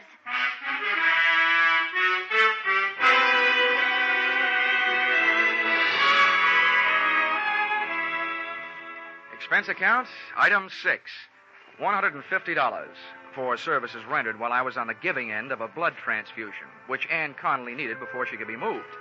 One item, at least, that you shouldn't balk at since she is your policyholder. The doctors give her a 50-50 chance to live, but even if the scales tip the other way, I think your money is safe. Because her beneficiary, Ray Merrick, is guilty, among other things, of attempted fraud, since he planned on having Neil Grafter blamed for the shooting he did. Expense account, item 7, 5 cents, newspaper, which reported that the police had returned Grafter to the hospital from which he had escaped. He did come back, as Dr. Kildare said he would, but he was a little late and missed the party. Item 8, $55.10, airfare, Milwaukee to Hartford. Expense account total, oh yeah, Dexter Payne. You know, I never did finish that book. After those cats I'd been jiving with, I couldn't care less about a playful Siamese. Expense account total, $845.30. Signed, yours, truly, Johnny Dollar.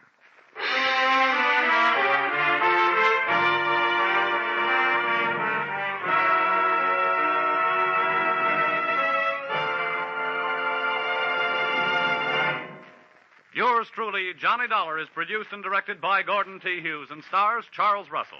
Script by Paul Dudley and Gil Dowd. Featured in the cast were Betty Lou Gerson, Sandra Gould, Bill Johnstone, John Daner, Bill Conrad. The special music is written and conducted by Leith Stevens. Your announcer is Bob Stevenson. Be sure to be with us at the same time next week when another unusual expense account is handed in by... Yours truly, Johnny Dollar. A whale of a Christmas present for a few moments brain-scratching.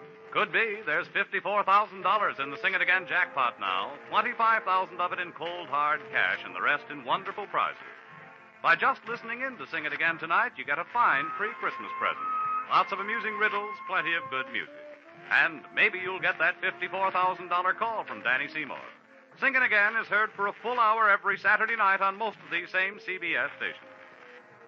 Stay tuned now for the Vaughn Monroe Caravan, which follows immediately over most of these same stations. This is CBS, where yours truly, Johnny Dollar, meets adventure every Saturday night, the Columbia Broadcasting System.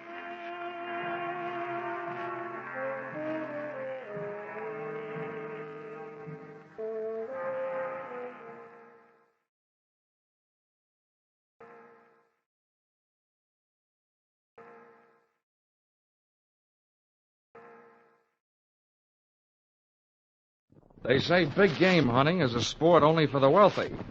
Well, it didn't cost me much, except almost my life.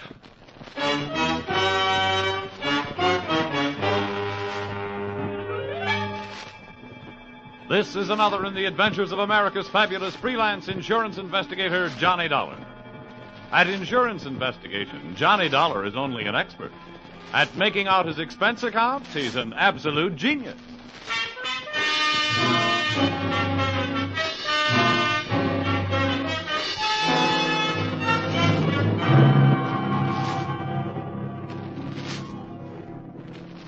Expense account submitted by Special Investigator Johnny Dollar to Home Office, Britannia Underwriters Association, Hartford, Connecticut. The following is an accounting of my expenditures during my investigation of the unscheduled performances in Maximilian Sandro's Animal Show. Or, all they needed was a clown, and then I showed up. Or, I once thought I'd run away with a circus. This one I wanted to run away from.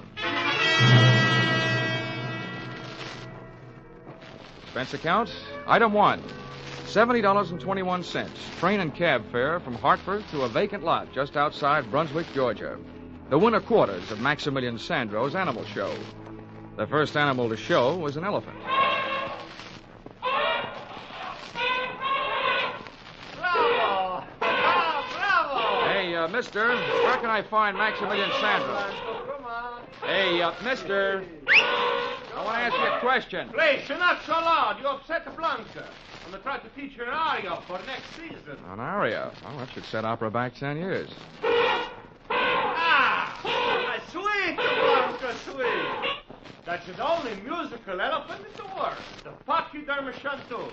Well, look, I'll stop interrupting rehearsal if you'll tell me where I can find your boss. Maximilian Sandro. My boss? Yeah. It is I. I am Maximilian Sandro. Oh, well, good. I'm Johnny Dollar from the insurance company.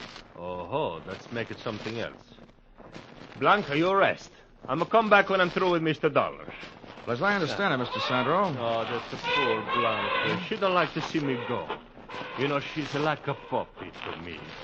But it's the new black leopard that's the beginning of all of my trouble. I'm going to show you to her. Someone is trying to steal her.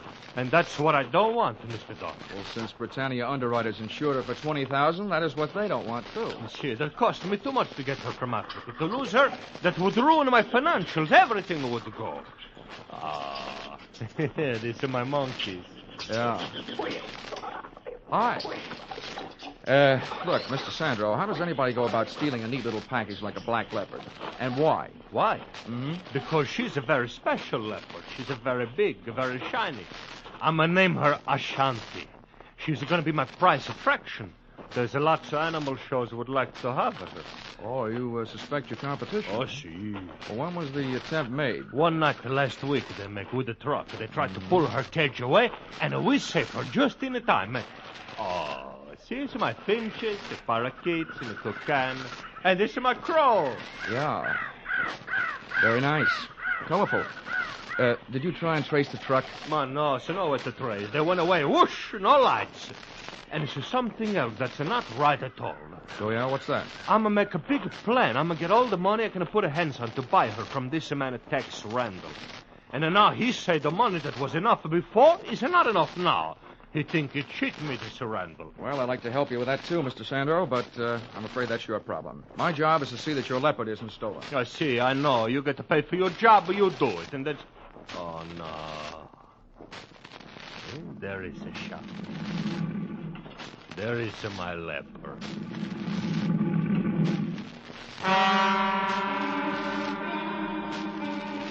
I guess somewhere way down in the taproots of my family tree, there probably was an ancestor with a low forehead, bearskin overalls, and a club who went into an unpleasant double take when he found himself face to face with a leopard. I know the feeling I had when I saw Ashanti was inherited from somebody. My feet wanted to run, but my eyes wouldn't leave her as she paced back and forth in about a 12-by-12 cage. Baleful yellow eyes set in a sable-black face, ears laid back and tail lashing in anger, and lips that drew up showing the nastiest set of choppers I've ever seen.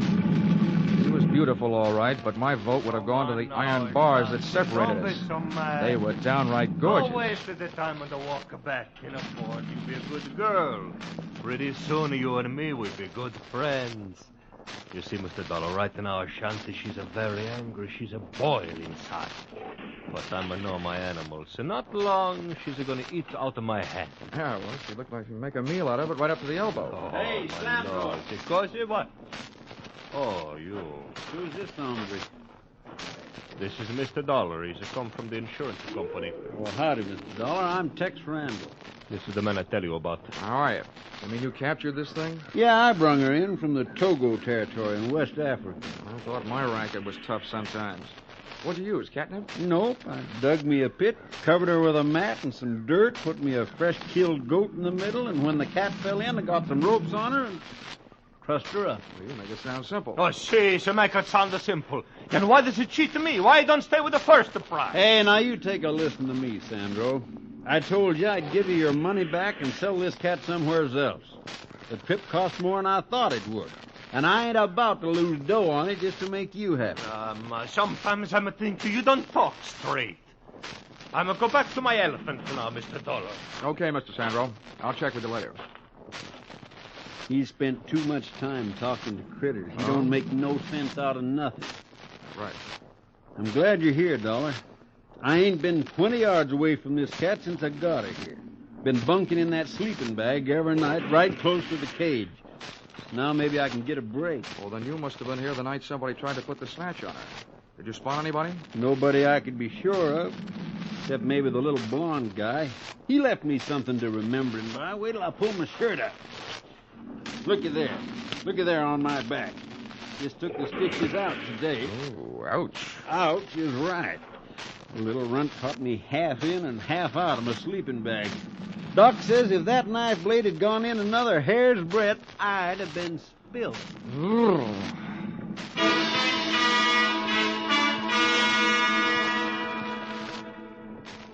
And with that happy thought, Tex Randall, a hard man to kill, left to go into town.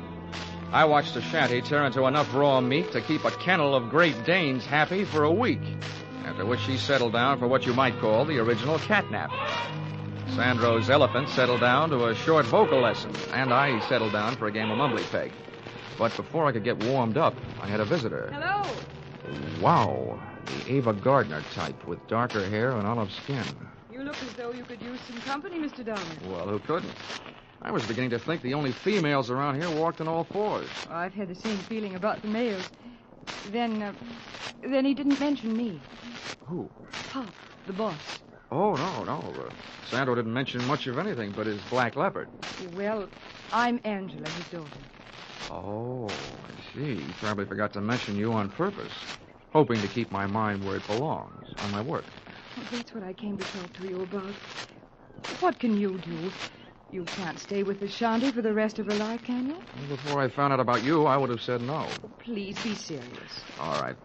There's only one thing to do. If the leopard isn't safe here, and from what I've seen and heard, I don't think she is, I'll just have to take her someplace else until this is all cleared up. Take her someplace else? Mm-hmm. Well, that would break Dad's heart. It would break the heart of the company that hired me if the shanty turned up missing. Look, he can't take her on the road until next summer. We'll keep her safe until then. I'm sorry, but it's all I can do. Oh, poor Dad. He's going to hate you for it, you know. Oh, well, that I can stand. But there's no sense you're wasting our time feeling the same way. I didn't say I would, did I? As a matter of fact, I was going to stay right here until you asked me out to dinner. Or something. Oh, well, let's not hurry. Stick around. I'll figure out where to invite you when I know you better.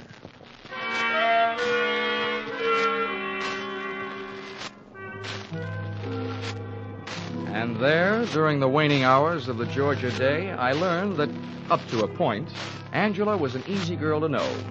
She liked cocktails, dinner, and dancing, so that's the schedule we set up for later. As soon as Tex Randall showed up to temporarily relieve me of my duties as leopard sitter.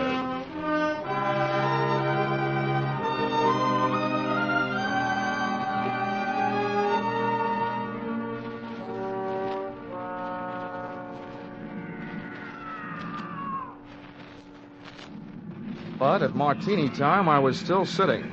And may I say that the cocktail hour spent in the middle of a menagerie is not the restful period it's supposed to be. As soon as the sun dropped, the noise rose. Wild brains and caged bodies reacting to the night, instinctively telling the countryside that whether they were free or not, this was their hunting time. I not only felt like Tarzan of the Apes, I felt uneasy. The shanty complained to me. A light from somewhere behind me glinted in her eye, then disappeared as she started her back and forth pacing again. It sounded like she was trying to tell me something. She was. I was too stupid to understand it. Oh! Whatever hit me from behind didn't land hard enough. I stayed on my feet, but a pair of strong hands twisted my arms behind my back, and one hand pushed my wrists into a double hammerlock. The point of a knife was jabbed into my back and started moving me forward toward the cage. The leopard stopped her pacing as she saw me coming. She reached out between the bars for me, her great paw spread, claws extended. The last thing I saw was her snarling face and the paw reaching. And there was a lunge behind me and something hit my head again. The cocktail hour was over. I'd passed out without a drink. In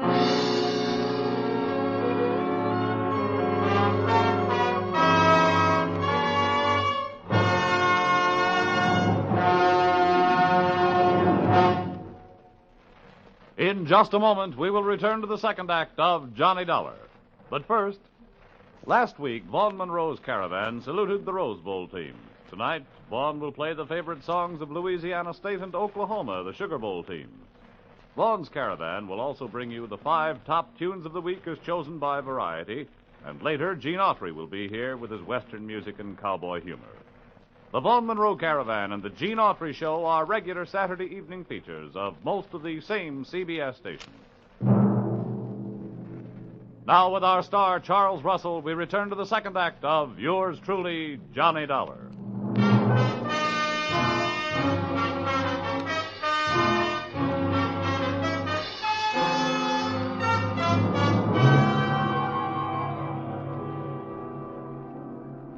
Well, sir, I don't know how I lived through that one, but as it turned out, I did. When I opened my eyes, I was still in Georgia, but that condition was about all that hadn't changed, for the worse. My head was not only aching in the back, but a new lump had been born above the bridge of my nose. But nothing else had been added. When I finally got to my feet, I saw that only a trace was left of a shanty, the Black Leopard. A pair of ruts in the dirt made when her wheeled cage had been hauled away. I started out to find Sandro and a telephone, but one of my feet found something else before I'd taken 3 steps. I didn't know how he had gotten where I was supposed to be, but he'd made it. Tex Randall, his neck twisted and the marks of claws on the side of his battered head.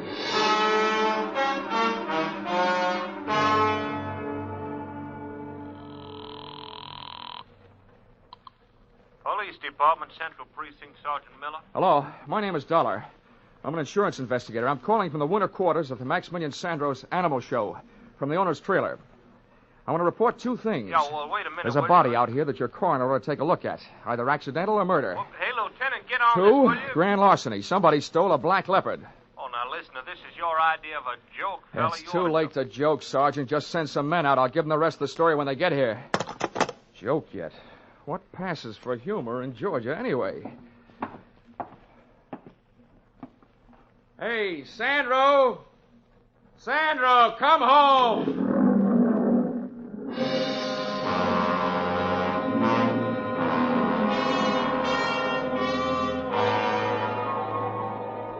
Nobody answered me but an old Libyan lion. So I shut up. I browsed around Sandro's trailer while I was waiting for the police. I wasn't looking for anything, but I found it. On a table, there was a small Christmas tree that had been transformed into what is commonly known as a friendship tree, meaning that about 6 Christmas cards were hung on with cellophane tape. There was nothing else to read, so I scanned through those. And the third one I opened my eyes. It was inscribed, "Sorry, I can't be with you. Greetings from San Francisco. Your loving daughter, Angela." Before I could fully digest that tidbit, I heard a shoe scrape on the steps outside. Then the trailer door opened. Well, here he is, Ben. I told you we'd find him here. Yes.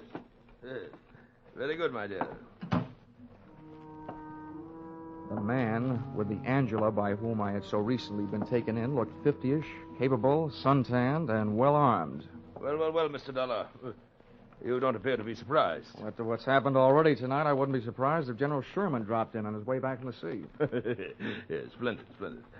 I admire a show of courage, a sense of humor at the point of a gun. Oh, think nothing of it.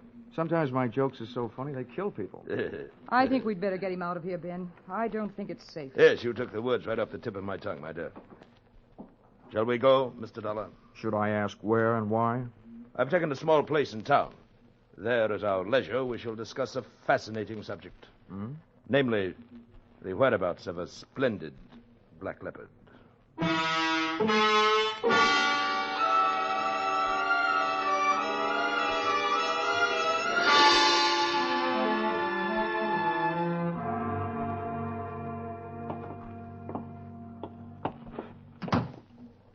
Move right ahead, Mr. Dollar. Oh, my dear, run up to Harold's room. Fetch him down. I may need him. All right, Ben. Into this room, Mr. Dollar. And please be seated. If you don't mind my asking, Ben, how do you manage... My dear sir, it just so happens that my full name and title is Sir Bennet Mountford. The term of familiarity, Ben, is to be used only by my closest friends. Now, if you will couch your question properly... Oh, it wasn't important. I just wondered, since that gun seems to be so much a part of you, how do you manage without shooting yourself while shaving? You've a ready wit, haven't you? I know the proper time and place for a weapon, my boy. I've learned from experience. I chose early in youth as my avocation the hunting of big game. If you had faced the last desperate charge of a wounded lion or a maddened rhino as I faced them, you, too, would realize that a good weapon, properly aimed, is man's best friend. Which brings us to the subject of our mutual interest, the black leopard. Where have you hidden her? What makes you think I have? No. Let's have no deception, sir. The report brought back by my charming accomplice, who so ably posed as the daughter of that stupid showman, Mr. Sandro, was that you made no secret of your plan to carry off the cat to a place of safety. You will not deny that. Why should I? You wouldn't believe me if I did. An admirable attitude, sir. Now, once more. Where is the leopard? And if I told you, it wouldn't be worth much as a hiding place, would it? If you do not tell me, sir, your life will be worth very little. Come now. Perhaps your loyalties are misplaced. What did that market hunter, Mr. Randall, tell you about the cat? Not much. Except that he got a knife in the back, put there by somebody who was trying to steal her. Well then, sir, I'll spin you a tale that'll set your blood to pounding. What would you say, my boy, if I told you that black leopard is worth a king's ransom? Well, I don't know. I'd probably ask why. Well, she is, sir, and I'll tell you why. She was captured in the Togo territory, West Africa. I am quite familiar with that section. I've hunted there. A district par excellence for elephant, buffalo, and Situtanga. As a matter of fact, I was there before and shortly after Randall's infamous trapping of that fine beast. Did he tell you that? Well, he did. Didn't make any impression. I hear there are a lot of people in Africa. Well, to continue. The Togo territory is inhabited by the Awe tribe, a group of long-headed patrilineal people whose most interesting characteristic at this moment is the fact that they are animal worshippers. Now, does the point sink home? Vaguely. That leopard Randall snagged is important to them. Is that it? Yes, precisely. You've struck it. And they'll pay a veritable fortune for her return. $100,000 in gold. And now that I've let the cat out of the bag, so to speak, do you have a price in mind? In return for which you will share with me the hiding place of the animal? Yeah, you go on back to Togo, and I'll cable you the address. It's obvious, sir, that you are not in full command of your senses. Harold! Harold!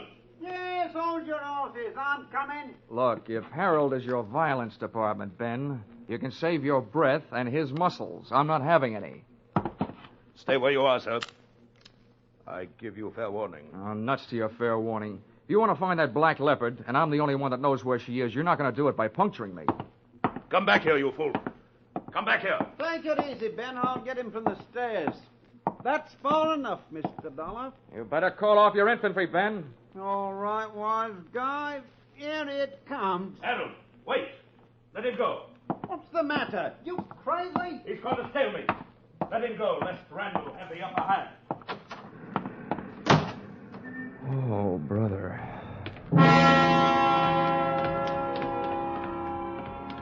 As I went out, I caught a glimpse of the man Mountford had called Harold, the same little blonde runt Randall had talked about. That wrapped up the question of who had played tic-tac-toe with a knife on the Texan. But 10 yards of Sir Ben's front walk later, I suddenly remembered Mountford's last words. Lest Randall have the upper hand, he said. It sounded like he didn't know Randall was dead, which shook my head and in a strictly nonsensical way made sense. Well, there was only one place for me to go, so that's where I went. Back to Maximilian Sandro's Animal Show.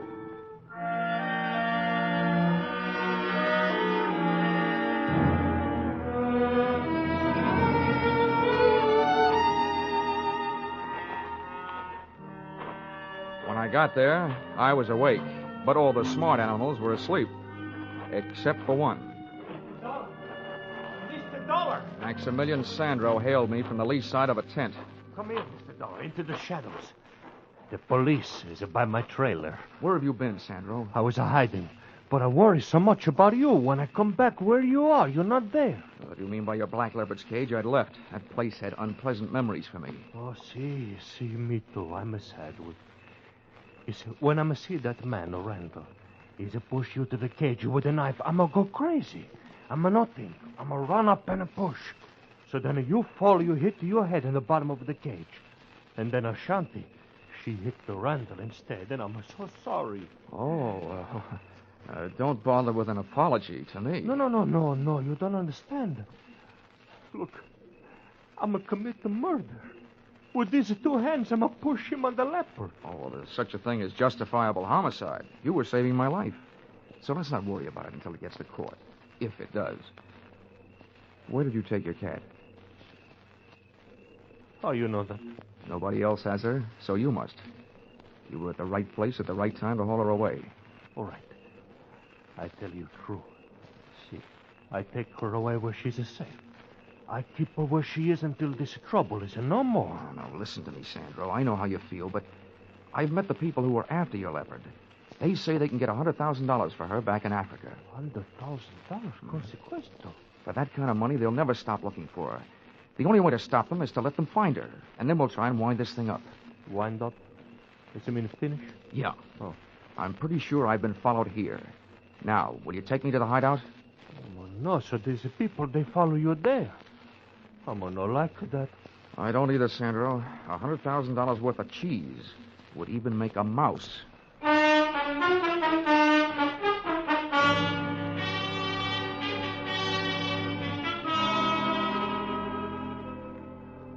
Sandro was a hard man to convince. I wasted more words than a Republican campaigner, and then I used blackmail. Then I told him I'd turn him in for Randall's killing and testify against him instead of for him. He saw things my way.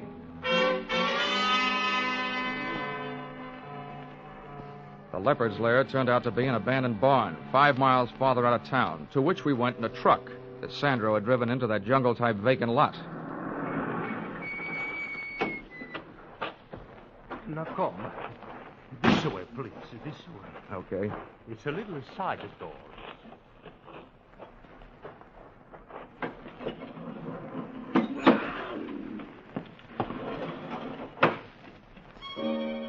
Ashanti was performing that old dance of hers again, pacing the length of her cage, back and forth, her head swinging rhythmically each time she turned.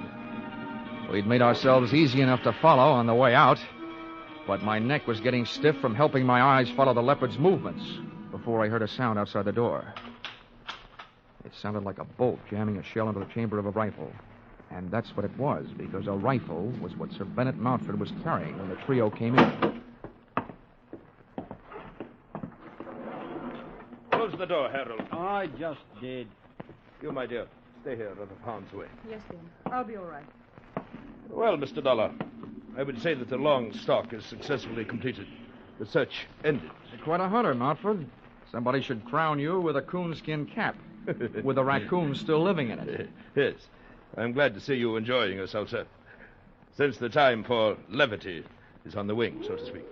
Harold. Yeah, name it. Keep these two in your sights with a ready finger on the trigger. I'll set about putting this vicious cat out of existence. No, he's not shooting my Ashanti. Hey, Mountford, are you crazy? Put that rifle down. Shut up, Dollar. You aren't running things. Mountford, if that cat's worth $100,000 alive, why kill her? Because we shall realize a much greater profit with her dead. Namely, $500,000 in uncut diamonds that are hidden in the floor of her cage. Diamonds? Well, they couldn't have been safer, could they? Precisely Randall's idea when he put them there in Africa. Now stand aside, sir. I don't wish to fire through your head, but I will if I must. No, he's not shooting my Ashanti. Hey, watch that maniac. He's going to let that cat out. Ben, stop him. Not fast. Don't move. I'll meet her charge. No, Ashanti, run for your life.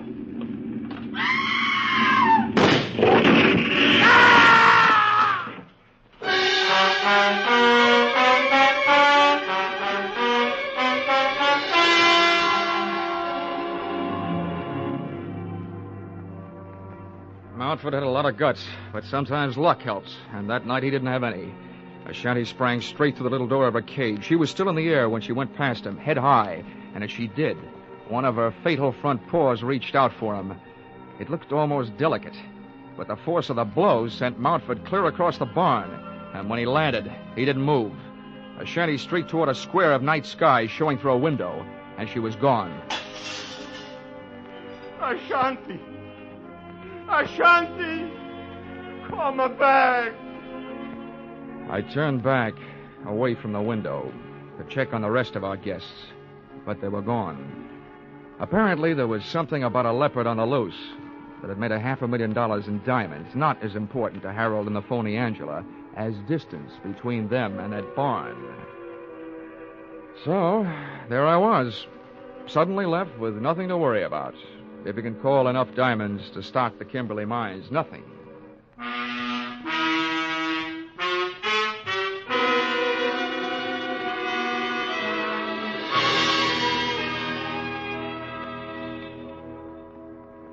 Expense account, item 2. Item 2? A case like this and I haven't laid up a cent. Oh, well, Christmas is coming. Item 2, $3. Cab fare from Brunswick Police Headquarters to hotel, after giving them my statement, which they didn't believe until they saw those diamonds. Then they sent out a 3-state alarm to pick up the phony Angela and Montford's shiv man, Harold. And expense account, item 3, $70.21. Train and cab fare, Brunswick to Hartford. Oh, and this advice I'll toss in for free. At last report, Ashanti was seen headed west toward Okefenokee Swamp, and Sandra was organizing a group to go after her. My advice is this: don't insure the lives of those men. If you want to throw your money away, throw it to me. Let's see, expense account total, $152.70. Signed, yours truly, Johnny, Frank Buck, Dollar.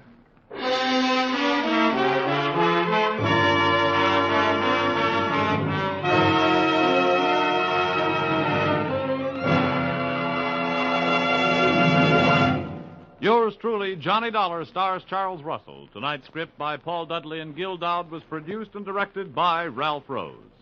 Featured in the cast were Lynn Allen, Larry Dobkin, Bill Conrad, and Parley Bear. The special music is written and conducted by Leith Stevens. Your announcer, Bob Stevenson.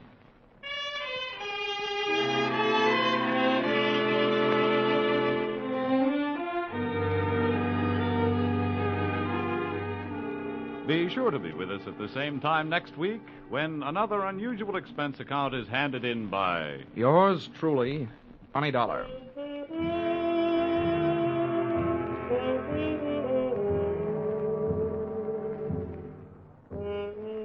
Teamwork. That's the American way. Working together to produce more per man, per machine, per hour, so that everybody on the team benefits. The American economic system is geared to benefit all of the people. Under this system, everybody moves together toward the common goal of better living. The better we produce, the better we live. For your free copy of the booklet, The Miracle of America, write Box 10, Times Square Station, New York City. Stay tuned now for Vaughn Monroe's Caravan, which follows immediately on most of the same CBS stations. This is CBS, where yours truly, Johnny Dollar, meets adventure every Saturday night, the Columbia Broadcasting System.